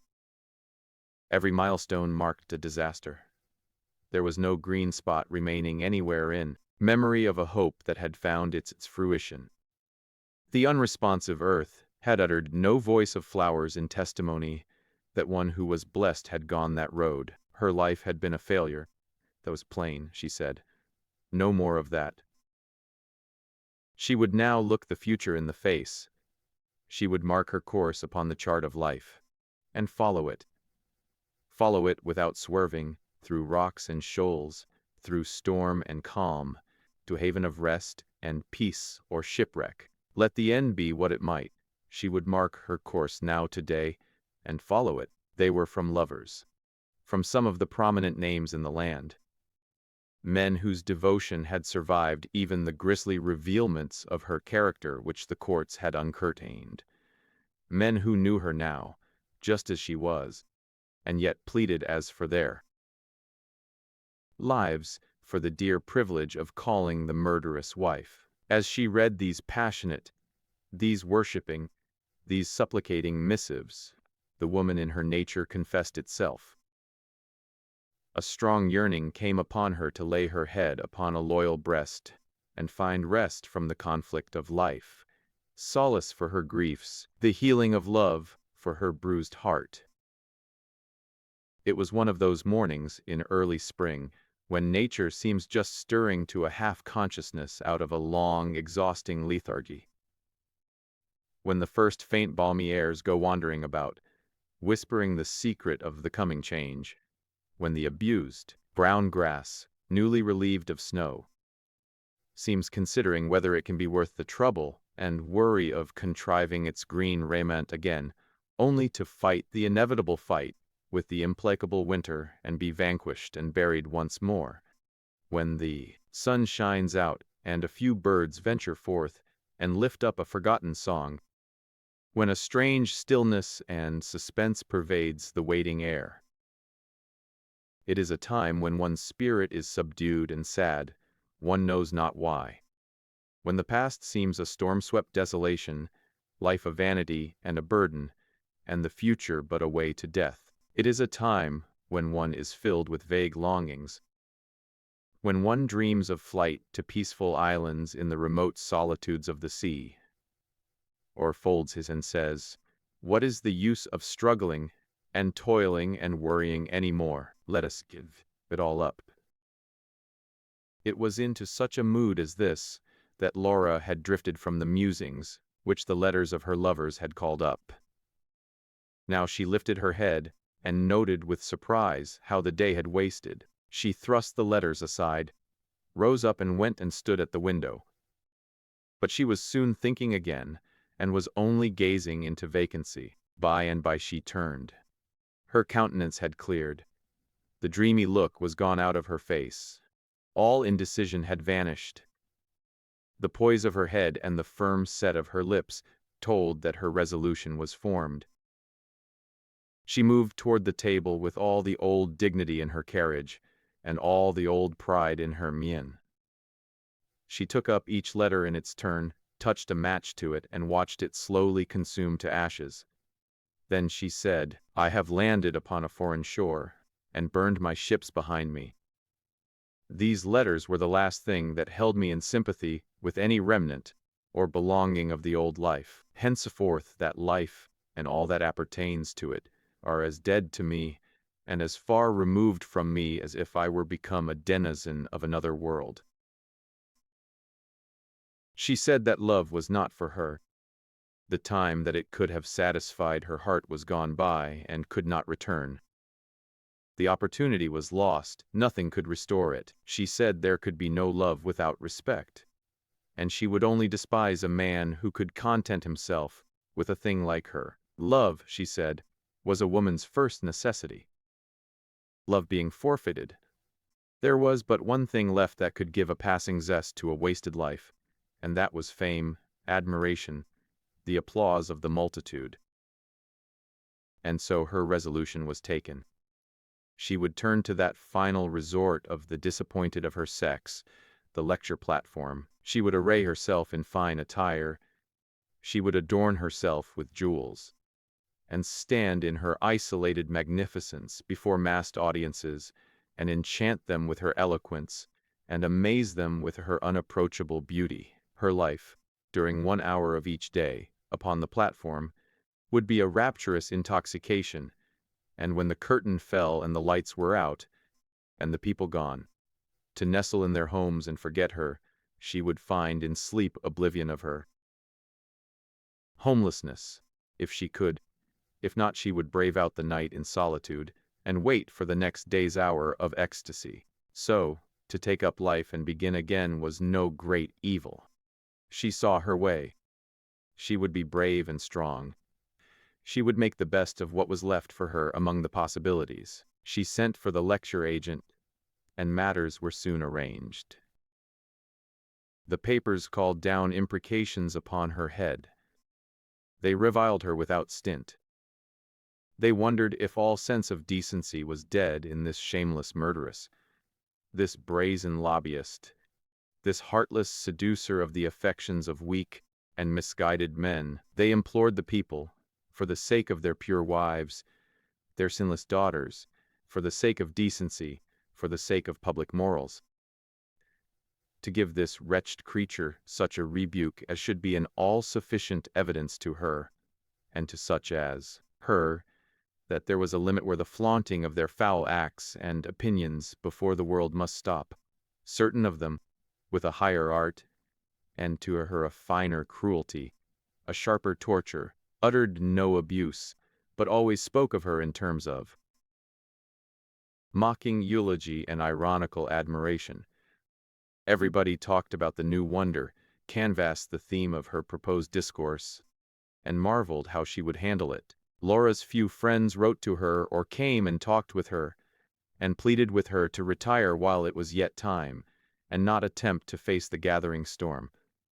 But it was fruitless. She was stung to the quick by the comments of the newspapers. Her spirit was roused. Her ambition was towering now. She was more determined than ever. She would show these people what a hunted and persecuted woman could do. The eventful night came. Laura arrived before the great lecture hall in a close carriage within 5 minutes of the time set for the lecture to begin. When she stepped out of the vehicle, her heart beat fast and her eyes flashed with exultation. The whole street was packed with people, and she could hardly force her way to the hall. She reached the anteroom, threw off her wraps, and placed herself before the dressing-glass. She turned herself this way and that. Everything was satisfactory. Her attire was perfect. She smoothed her hair, rearranged a jewel here and there, and all the while her heart sang within her, and her face was radiant. She had not been so happy for ages and ages, it seemed to her. Oh no, she had never been so overwhelmingly grateful and happy in her whole life before. The lecture agent appeared at the door. She waved him away and said, "Do not disturb me. I want no introduction, and do not fear for me. The moment the hands point to 8, I will step upon the platform." He disappeared. She held her watch before her. She was so impatient that the second hand seemed whole tedious minutes dragging its way around the circle. At last the supreme moment came, and with head erect and the bearing of an empress, she swept through the door and stood upon the stage. Her eyes fell upon only a vast, brilliant emptiness. There were not 40 people in the house. There were only a handful of coarse men and 10 or 12 still coarser women, lolling upon the benches and scattered about singly and in couples. Her pulses stood still, her limbs quaked, the gladness went out of her face. There was a moment of silence, and then a brutal laugh, and an explosion of catcalls and hisses saluted her from the audience. The clamor grew stronger and louder, and insulting speeches were shouted at her. A half-intoxicated man rose up and threw something, which missed her but bespattered a chair at her side, and this an outburst of laughter and boisterous admiration. She was bewildered. Her strength was forsacking her. She reeled away from the platform, reached the anteroom, and dropped helpless upon a sofa. The lecture agent ran in, with a hurried question upon his lips, but she put forth her hands, and with the tears raining from her eyes, said, "Oh, do not speak. Take me away, please take me away. Out of this dreadful place. This is all my life failure, disappointment, misery, always failure. What have I done to be so pursued? Take me away. I beg of you, I implore you." Upon the pavement she was hustled by the mob. The surging masses roared her name and accompanied it with every species of insulting epithet. They thronged after the carriage, hooting, jeering, cursing, and even assailing the vehicle with missiles. A stone crushed through a blind, wounding Laura's forehead, and so stunning her that she hardly knew what further transpired during her flight. It was long before her faculties were wholly restored, and then she found herself lying on the floor by a sofa in her own sitting room, and alone. So she supposed she must have sat down upon the sofa and afterward fallen. She raised herself up, with difficulty, for the air was chilly and her limbs were stiff. She turned up the gas and sought the glass. She hardly knew herself, so worn and old she looked, and so marred with blood were her features. The night was far spent, and a dead stillness reigned. She sat down by her table, leaned her elbows upon it, and put her face in her hands. Her thoughts wandered back over her old life again, and her tears flowed unrestrained. Her pride was humbled, her spirit was broken. She saw herself again in the budding grace of her 12 years, decked in her dainty pride of ribbons, consorting with the bees and the butterflies, believing in fairies, holding confidential converse with the flowers, busying herself all day long with airy trifles that were as weighty to her as the affairs that tax the brains of diplomats and emperors. She was without sin then, and unacquainted with grief. The world was full of sunshine and her heart was full of music. From this, "If I could only die," she said. "If I could only go back and be as I was then, for 1 hour, and hold my father's hand in mine again, and see all the household about me, as in that old innocent time, and then die. My God, I am humbled, my pride is all gone, my stubborn heart repents, have pity." All day long the figure sat there, the sunshine enriching its costly raiment and flashing from its jewels. Twilight came, and presently the stars, but still the figure remained. The moon found it there still, and framed the picture with the shadow of the window sash, and flooded it with mellow light. By and by the darkness swallowed it up, and later the gray dawn revealed it again. The new day grew toward its prime, and still the forlorn presence was undisturbed. But now the keepers of the house had become uneasy. Their periodical knocking still finding no response, they burst open the door. The jury of inquest found that death had resulted from heart disease, and was instant and painless. That was all, merely heart disease. Chapter 61. Clay Hawkins, years gone by, had yielded, after many a struggle, to the migratory and speculative instinct of our age and our people, and had wandered further and further westward upon trading ventures. Settling finally in Melbourne, Australia, he ceased to roam, became a steady-going substantial merchant, and prospered greatly. His life lay beyond the theater of this tale. Clay was away on a long absence in some of the eastward islands when Laura's troubles began, trying, and almost in vain, to arrange certain interests which had become disordered through a dishonest agent, and consequently he knew nothing of the murder till he returned and read his letters and papers. His natural impulse was to hurry to the States and save his sister if possible, for he loved her with a deep and abiding affection. His business was so crippled now, and so deranged, that to leave it would be ruin. Therefore he sold out at a sacrifice that left him considerably reduced in worldly possessions, and began his voyage to San Francisco. Arrived there, he perceived by the newspapers that the trial was near its close.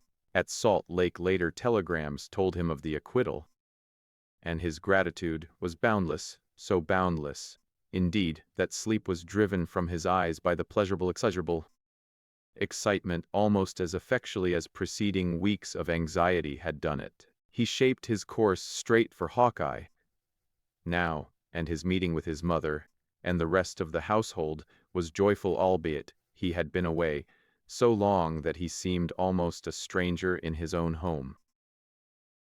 But the greetings and congratulations were hardly finished when all the journals in the land clamored the news of Laura's miserable death. Mrs. Hawkins was prostrated by this last blow, and it was well that Clay was at her side to stay her with comforting words and take upon himself the ordering of the household with its burden of labors and cares. His hair was already turning gray when the late session of Congress began its sittings. It grew grayer still, and rapidly, after the memorable day that saw Laura proclaimed a murderess. It waxed grayer and still grayer during the lagging suspense that succeeded it, and after the crash which ruined his last hope, the failure of his bill in the Senate, and the destruction of its champion, Dilworthy. A few days later, when he stood uncovered while the last prayer was pronounced over Laura's grave, his hair was whiter and his face hardly less old than the venerable ministers whose words were sounding in his ears. A week after this, he was sitting in a double-bedded room in a cheap boarding house in Washington with Cole, Sellers.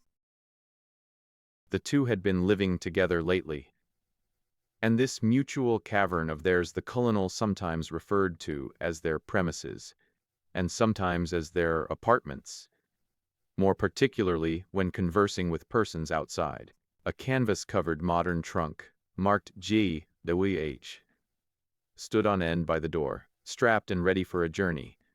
On it lay a small Morocco satchel, also marked G. Adish. There was another trunk close by, a worn and scarred, an ancient hair relic, with B.S.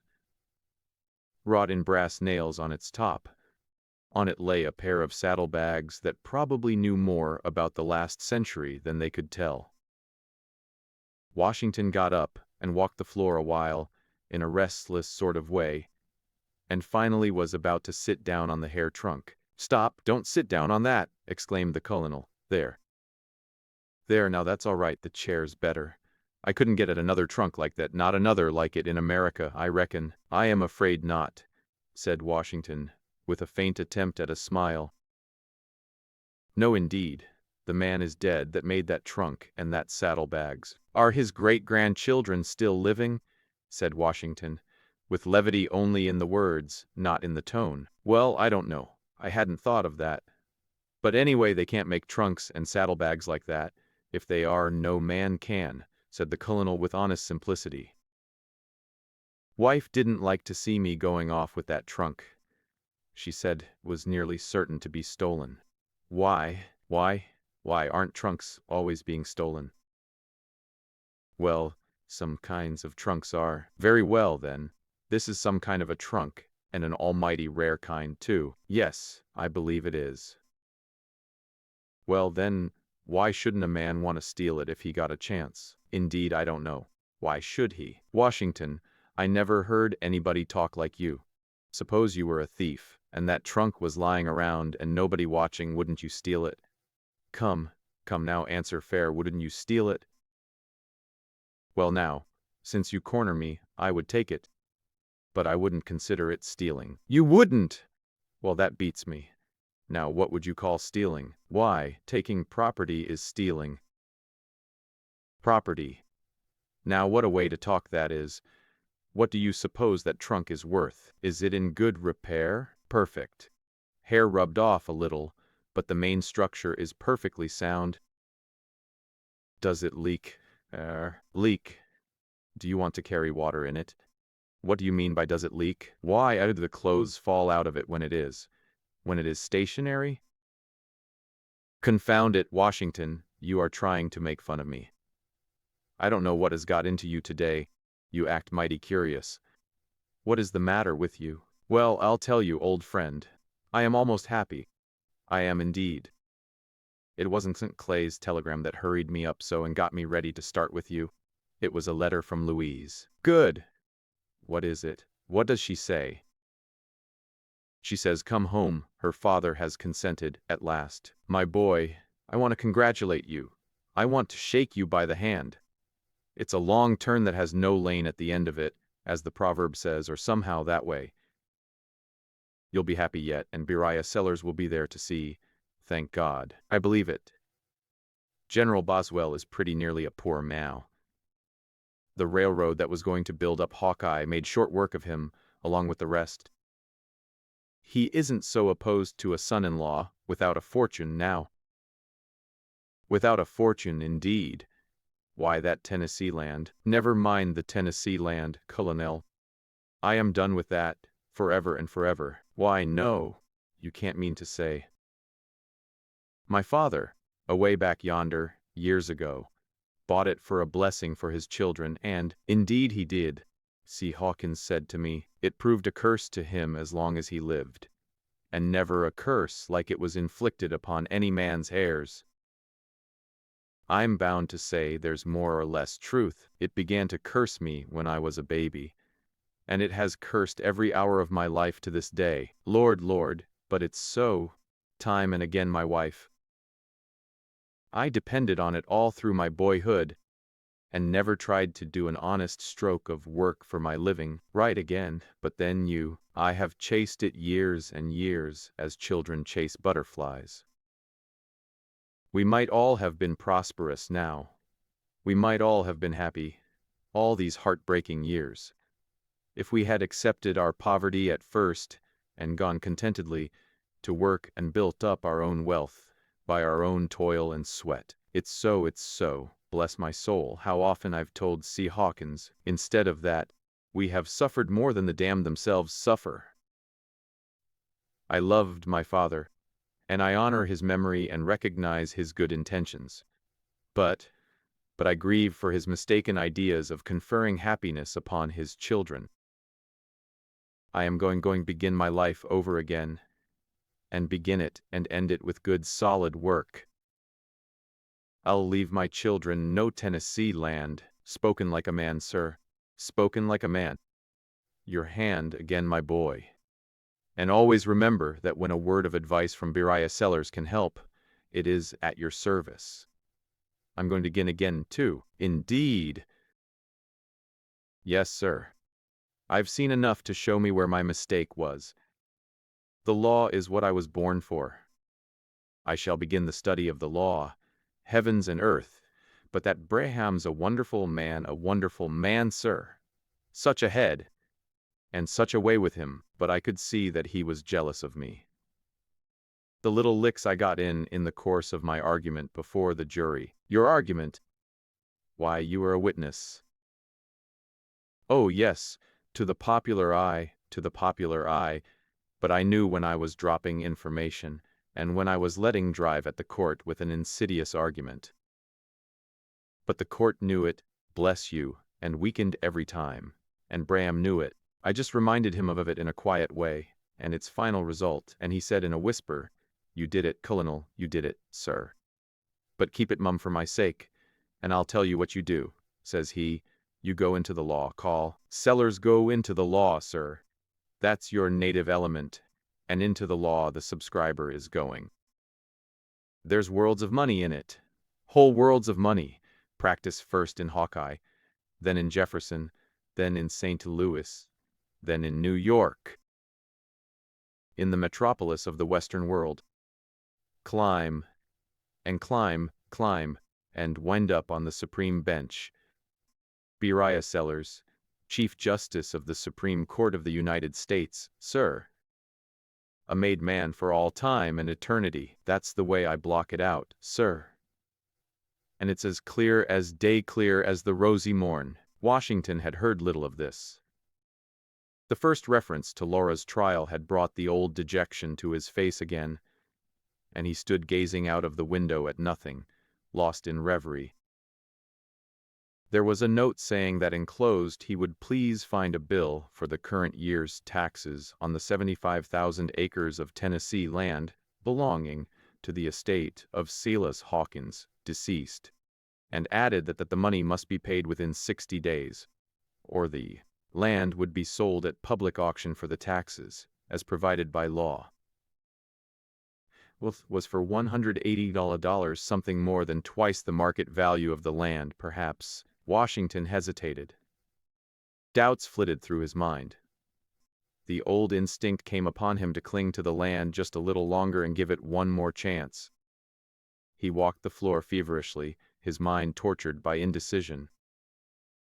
Presently he stopped, took out his pocketbook, and counted his money. $230. It was all he had in the world. 180. From 230, he said to himself, "It is enough to get me home. Shall I do it or shall I not? I wish I had somebody to decide for me." The pocketbook lay open in his hand, with Louise's small letter in view. His eye fell upon that, and it decided him. "It shall go for taxes," he said, "and never tempt me or mine any more." He opened the window, and stood there tearing the tax bill to bits, and watching the breeze waft them away, till all were gone. "The spell is broken, the lifelong curse is ended," he said. "Let us go." The baggage wagon had arrived. 5 minutes later the two friends were mounted upon their luggage in it, and rattling off toward the station, the colonel endeavoring to sing Homeward Bound, a song whose words he knew, but whose tune, as he rendered it, was a trial to auditors. Chapter 62. Philip Sterling's circumstances were becoming straitened. The prospect was gloomy. That is to say, the tunnel had reached a point in the hill which was considerably beyond where the coal vein should pass according to all his calculations, if there were a coal vein there. And so, every foot that the tunnel now progressed seemed to carry it further away from the object of the search. Upon such occasions he would go into the nearest mine on the vein he was hunting for, and once more get the bearings of the deposit and mark out its probable course. But the result was the same every time. His tunnel had manifestly pierced beyond natural point of junction, and then his spirits fell a little lower. His men had already lost faith, and he often overheard them saying it was perfectly plain that there was no coal in the hill. Foremen and laborers from neighboring mines, and no end of experienced loafers from the village, visited the tunnel from time to time, and their verdicts were always the same and always disheartening: no coal in that hill. Now and then Philip would sit down and think it all over and wonder what the mystery meant. Then he would go into the tunnel and ask the men if there were no signs yet. None, always none. He would bring out a piece of rock and examine it, and say to himself, "It is limestone, it has crinoids and corals in it. The rock is right." Then he would throw it down with a sigh. "But that is nothing. Where coal is, limestone with these fossils in it is pretty certain to lie against its foot casing. But it does not necessarily follow that where this peculiar rock is coal must lie above it or beyond it. This sign is not sufficient." The thought usually followed, "There is one infallible sign. If I could only strike that." 3 or 4 times in as many weeks he said to himself, "Am I a visionary? I must be a visionary. Everybody is in these days. Everybody chases butterflies. Everybody seeks sudden fortune, and will not lay one up by slow toil. This is not right. I will discharge the men and go at some honest work. There is no coal here. What a fool I have been. I will give up." A half-hour of profound thinking always followed, and at the end of it he was sure to get up and straighten himself and say, "There is coal there. I will not give it up. And coal or no coal, I will drive the tunnel clear through the hill. I will not surrender while I am alive." He never thought of asking Mr. Montag for more money. He said there was now but one chance of finding coal against 999. He would not find it. And so it would be wrong in him to make the request and foolish in Mr. Montag to grant it. He had been working 3 shifts of men. Finally, the settling of a weekly account exhausted his means. He could not afford to run in debt, and therefore he gave the men their discharge. They came into his cabin presently, where he sat with his elbows on his knees and his chin in his hands, the picture of discouragement, and their spokesman said, "Sterling, when Tim was down a week with his fall, you kept him on half wages, and it was a mighty help to his family. Whenever any of us was in trouble, you've done what you could to help us out. You've acted fair and square with us every time, and we haven't got any faith in that hill. But we have a respect for a man that's got the pluck that you've showed. You've fought a good fight, with everybody agin you, and if we had grub to go on, I'm d if we wouldn't stand by you till the cows come." Home! That is what the boys say. Now we want to put in one parting blast for luck. We want to work 3 days more. If we don't find anything, we won't bring in no bill against you. That is what we've come to say. If he had had money enough to buy 3 days' grub, he would have accepted the generous offer. But as it was, he could not consent to be less magnanimous than the men, and so he declined in a manly speech, shook hands all around, and resumed his solitary communings. The men went back to the tunnel and put in a parting blast for luck anyhow. They did a full day's work, and then took their leave. They called at his cabin and gave him goodbye, but were not able to tell him their day's effort had given things a mere promising look. The next day Philip sold all the tools but 2 or 3 sets. He also sold one of the now deserted cabins as old lumber, together with its domestic wares, and made up his mind that he would buy provisions with the trifle of money thus gained, continue his work alone.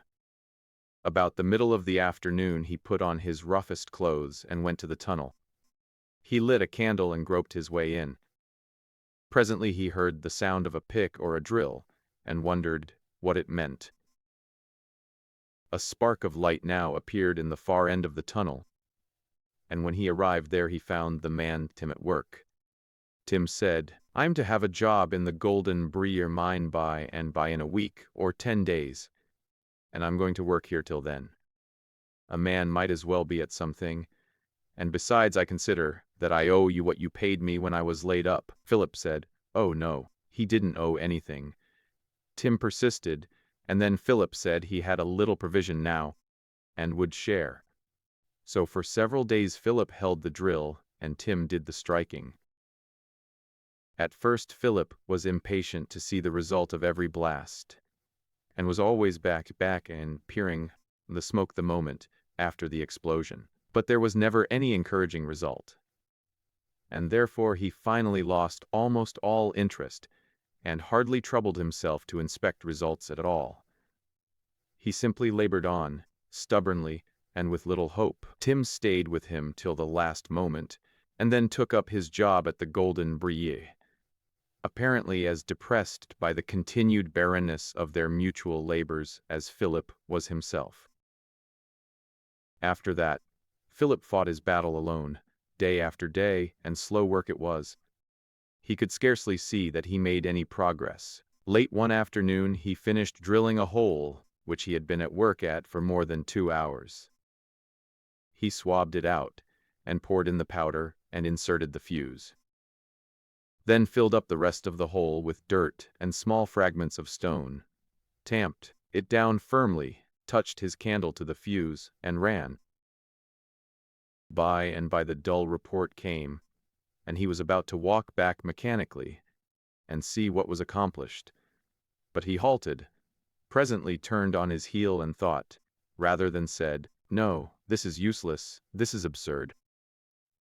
If I found anything, it would only be one of those little aggravating seams of coal which doesn't mean anything." By this time he was walking out of the tunnel.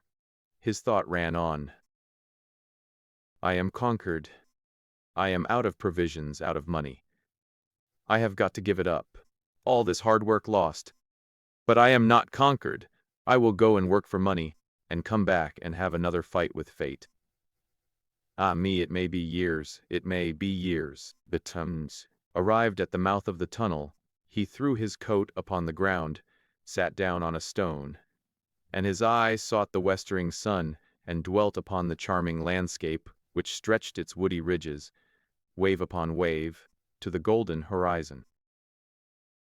Something was taking place at his feet, which did not attract his attention. His reverie continued, and its burden grew more and more gloomy. Presently he rose up and cast a look far away toward the valley, and his thoughts took a new direction. There it is! How good it looks! But down there is not up here.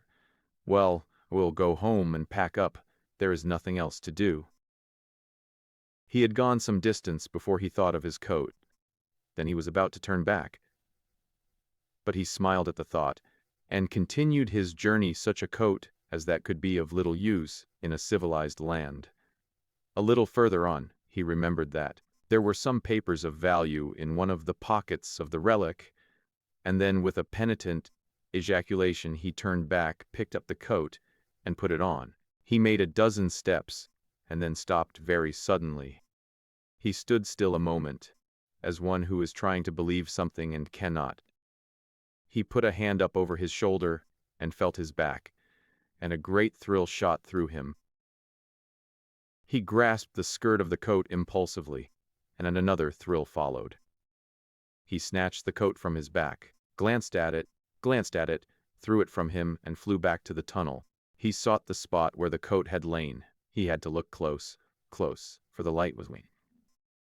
Then, to make sure, he put his hand to the ground, and a little stream of water swept against his fingers. Thank God, I've struck it at last. He lit a candle and ran into the tunnel. He picked up a piece of rubbish cast out by the last blast and said, "This clayey stuff is what I've longed for. I know what is behind it." He swung his pick with hearty good will till long after the darkness had gathered upon the earth, and when he trudged home at length he knew he had a coal vein, and that it was 7 feet thick from wall to wall.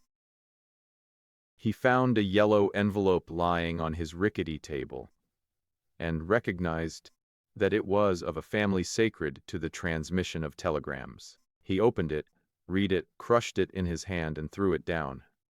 It simply said, "Ruth is very ill."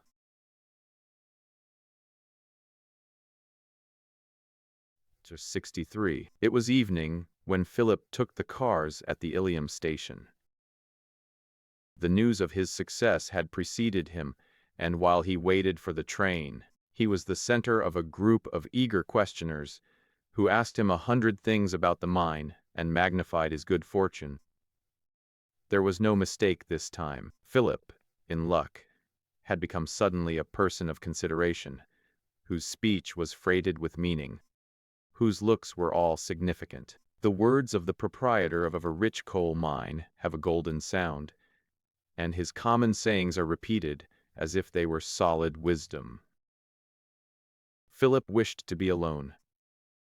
His good fortune at this moment seemed an empty mockery, one of those sarcasms of fate, such as that which spreads a dainty banquet for the man who has no appetite. He had longed for success principally for Ruth's sake, and perhaps now, at this very moment of his triumph, she was dying. "Shust what I said, Mr. Setterling," the landlord of the Ilium Hotel kept repeating.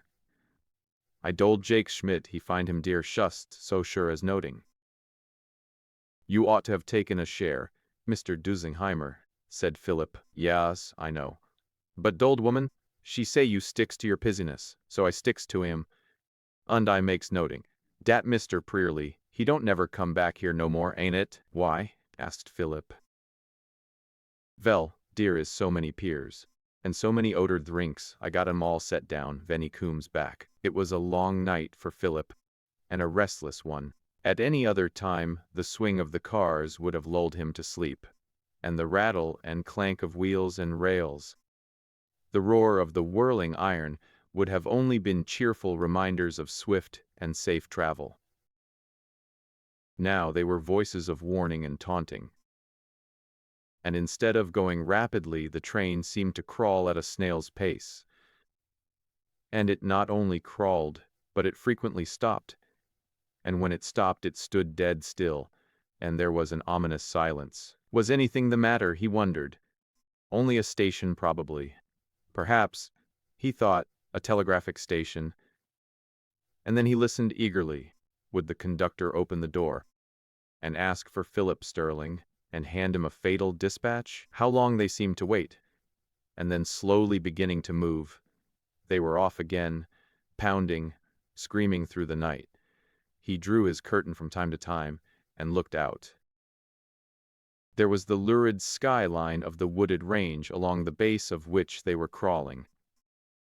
There was the Susquehanna, gleaming in the moonlight. There was a stretch of level valley with silent farmhouses, the occupants all at rest, without trouble, without anxiety. There was a church, a graveyard, a mill, a village, and now, without pause or fear, the train had mounted a trestlework high in air, and was creeping along the top of it, while a swift torrent foamed 100 feet below. What would the morning bring? Even while he was flying to her, her gentle spirit might have gone on another flight, whither he could not follow her. He was full of foreboding. He fell at length into a restless doze. There was a noise in his ears, as of a rushing torrent. When a stream is swollen by a freshet in the spring, it was like the breaking up of life.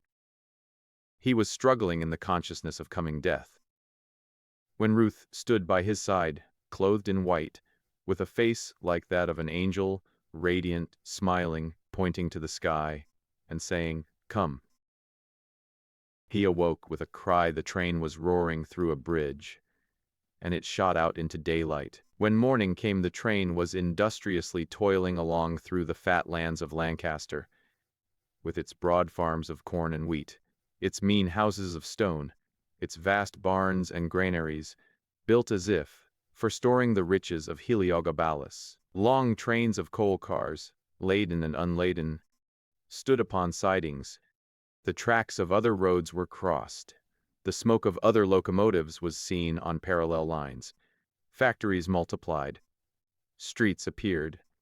The noise of a busy city began to fill the air, and with a slower and slower clank on the connecting rails and interlacing switches, the train rolled into the station and stood still. It was a hot August morning. The broad streets glowed in the sun, and the white-shuttered houses stared at the hot thoroughfares like closed bakers' ovens set along the highway. Philip was oppressed with the heavy air.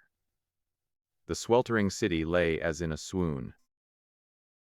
Taking a streetcar, he rode away to the northern part of the city, the newer portion, formerly the district of Spring Garden, for in this the Boltons now lived, in a small brick house, befitting their altered fortunes. He could scarcely restrain his impatience when he came in sight of the house. The window shutters were not bowed. Thank God for that. Ruth still living, then. He ran up the steps and rang. Mrs. Bolton met him at the door. "Thee is very welcome, Philip." "And Ruth, she is very ill, but quieter than she has been, and the fever is a little abating. The most dangerous time will be when the fever leaves her. The doctor fears she will not have strength enough to rally from it. Yes, thee can see her." Mrs. Bolton led the way to the little chamber where Ruth lay. "Oh," said her mother, "if she were only in her cool and spacious room in our old home. She says that seems like heaven." Mr. Bolton sat by Ruth's bedside, and he rose and silently pressed Philip's hand. The room had but one window. That was wide open to admit the air, but the air that came in was hot and lifeless.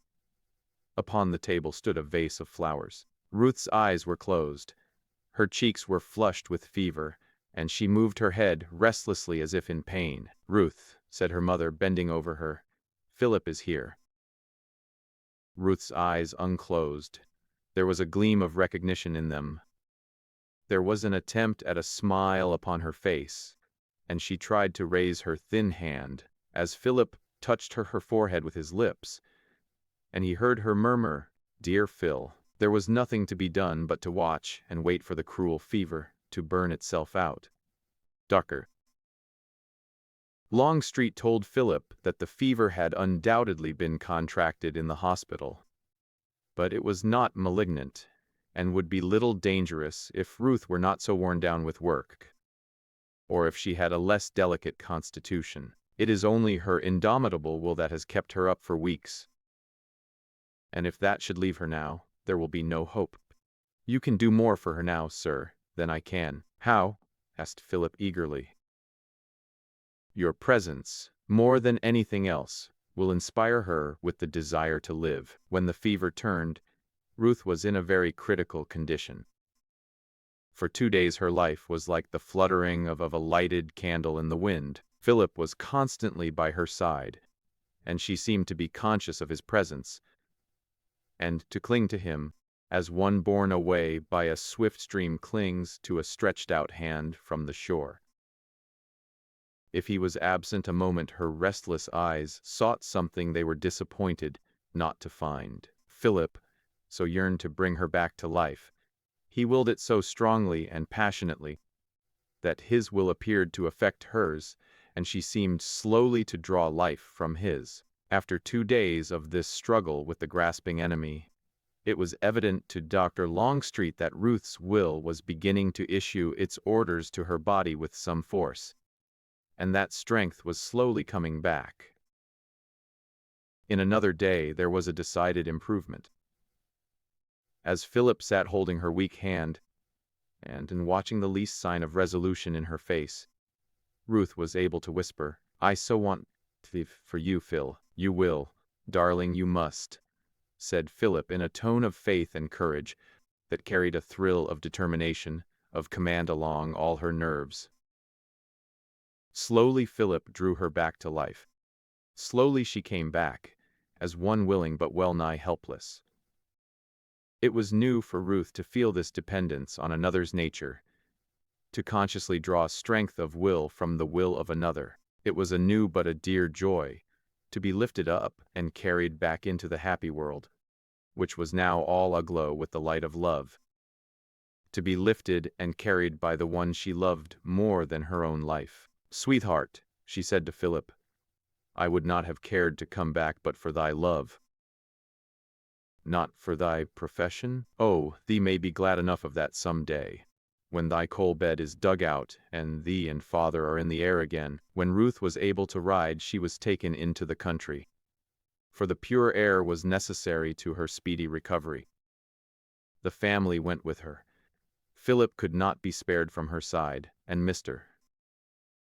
Bolton had gone up to Ilium to look into that wonderful coal mine, and to make arrangements for developing it, and bringing its wealth to market. Philip had insisted on reconveying the Ilium property to Mr. Bolton, retaining only the share originally contemplated for himself, and Mr. Bolton, therefore, once more found himself engaged in business and a person of some consequence in 3rd Street. The mine turned out even better than was at first hoped, and would, if judiciously managed, be a fortune to them all. This also seemed to be the opinion of Mr. Bigler, who heard of it as soon as anybody, and, with the impudence of his class, called upon Mr. Bolton for a little aid in a patent car wheel he had bought an interest in. The rascal, Small, he said, had swindled him out of all he had. Mr. Bolton told him he was very sorry, and recommended him to sue Small. Mr. Small also came a similar story about Mr. Bigler, and Mr. Bolton had the grace to give him like advice. And he added, "If you and Bigler will procure the indictment of each other, you may have the satisfaction of putting each other in the penitentiary for the forgery of my acceptances." Bigler and Small did not quarrel, however. They both attacked Mr. Bolton behind his back as a swindler, and circulated the story that he had made a fortune by failing. How beautiful the world is to an invalid, whose senses are all clarified, who has been so near the world of spirits that she is sensitive to the finest influences, and whose frame responds with a thrill to the subtlest ministrations of soothing. Nature, mere life, is a luxury, and the color of the grass, of the flowers, of the sky, the wind in the trees, the outlines of the horizon, the forms of clouds, all give a pleasure as exquisite as the sweetest music to the ear famishing for it. The world was all new and fresh to Ruth, as if it had just been created for her, and love filled it, till her heart was overflowing with happiness. It was golden September also at Fallkill, and Alice sat by the open window in her room at home, looking out upon the meadows where the laborers were cutting the second crop of clover. The fragrance of it floated to her nostrils. Perhaps she did not mind it. She was thinking. She had just been writing to Ruth, and on the table before her was a yellow piece of paper with a faded four-leaved clover pinned on it, only a memory now. In her letter to Ruth, she had poured out her heartiest blessings upon them both, with her dear love forever and forever. "Thank God," she said, "they will never know. They never would know. And the world never knows how many women there are like Alice, whose sweet but lonely lives of self-sacrifice, gentle, faithful, loving souls, bless it continually." "She is a dear girl," said Philip, when Ruth showed him the letter. "Yes, and we can spare a great deal of love for her. Our own lives are so full."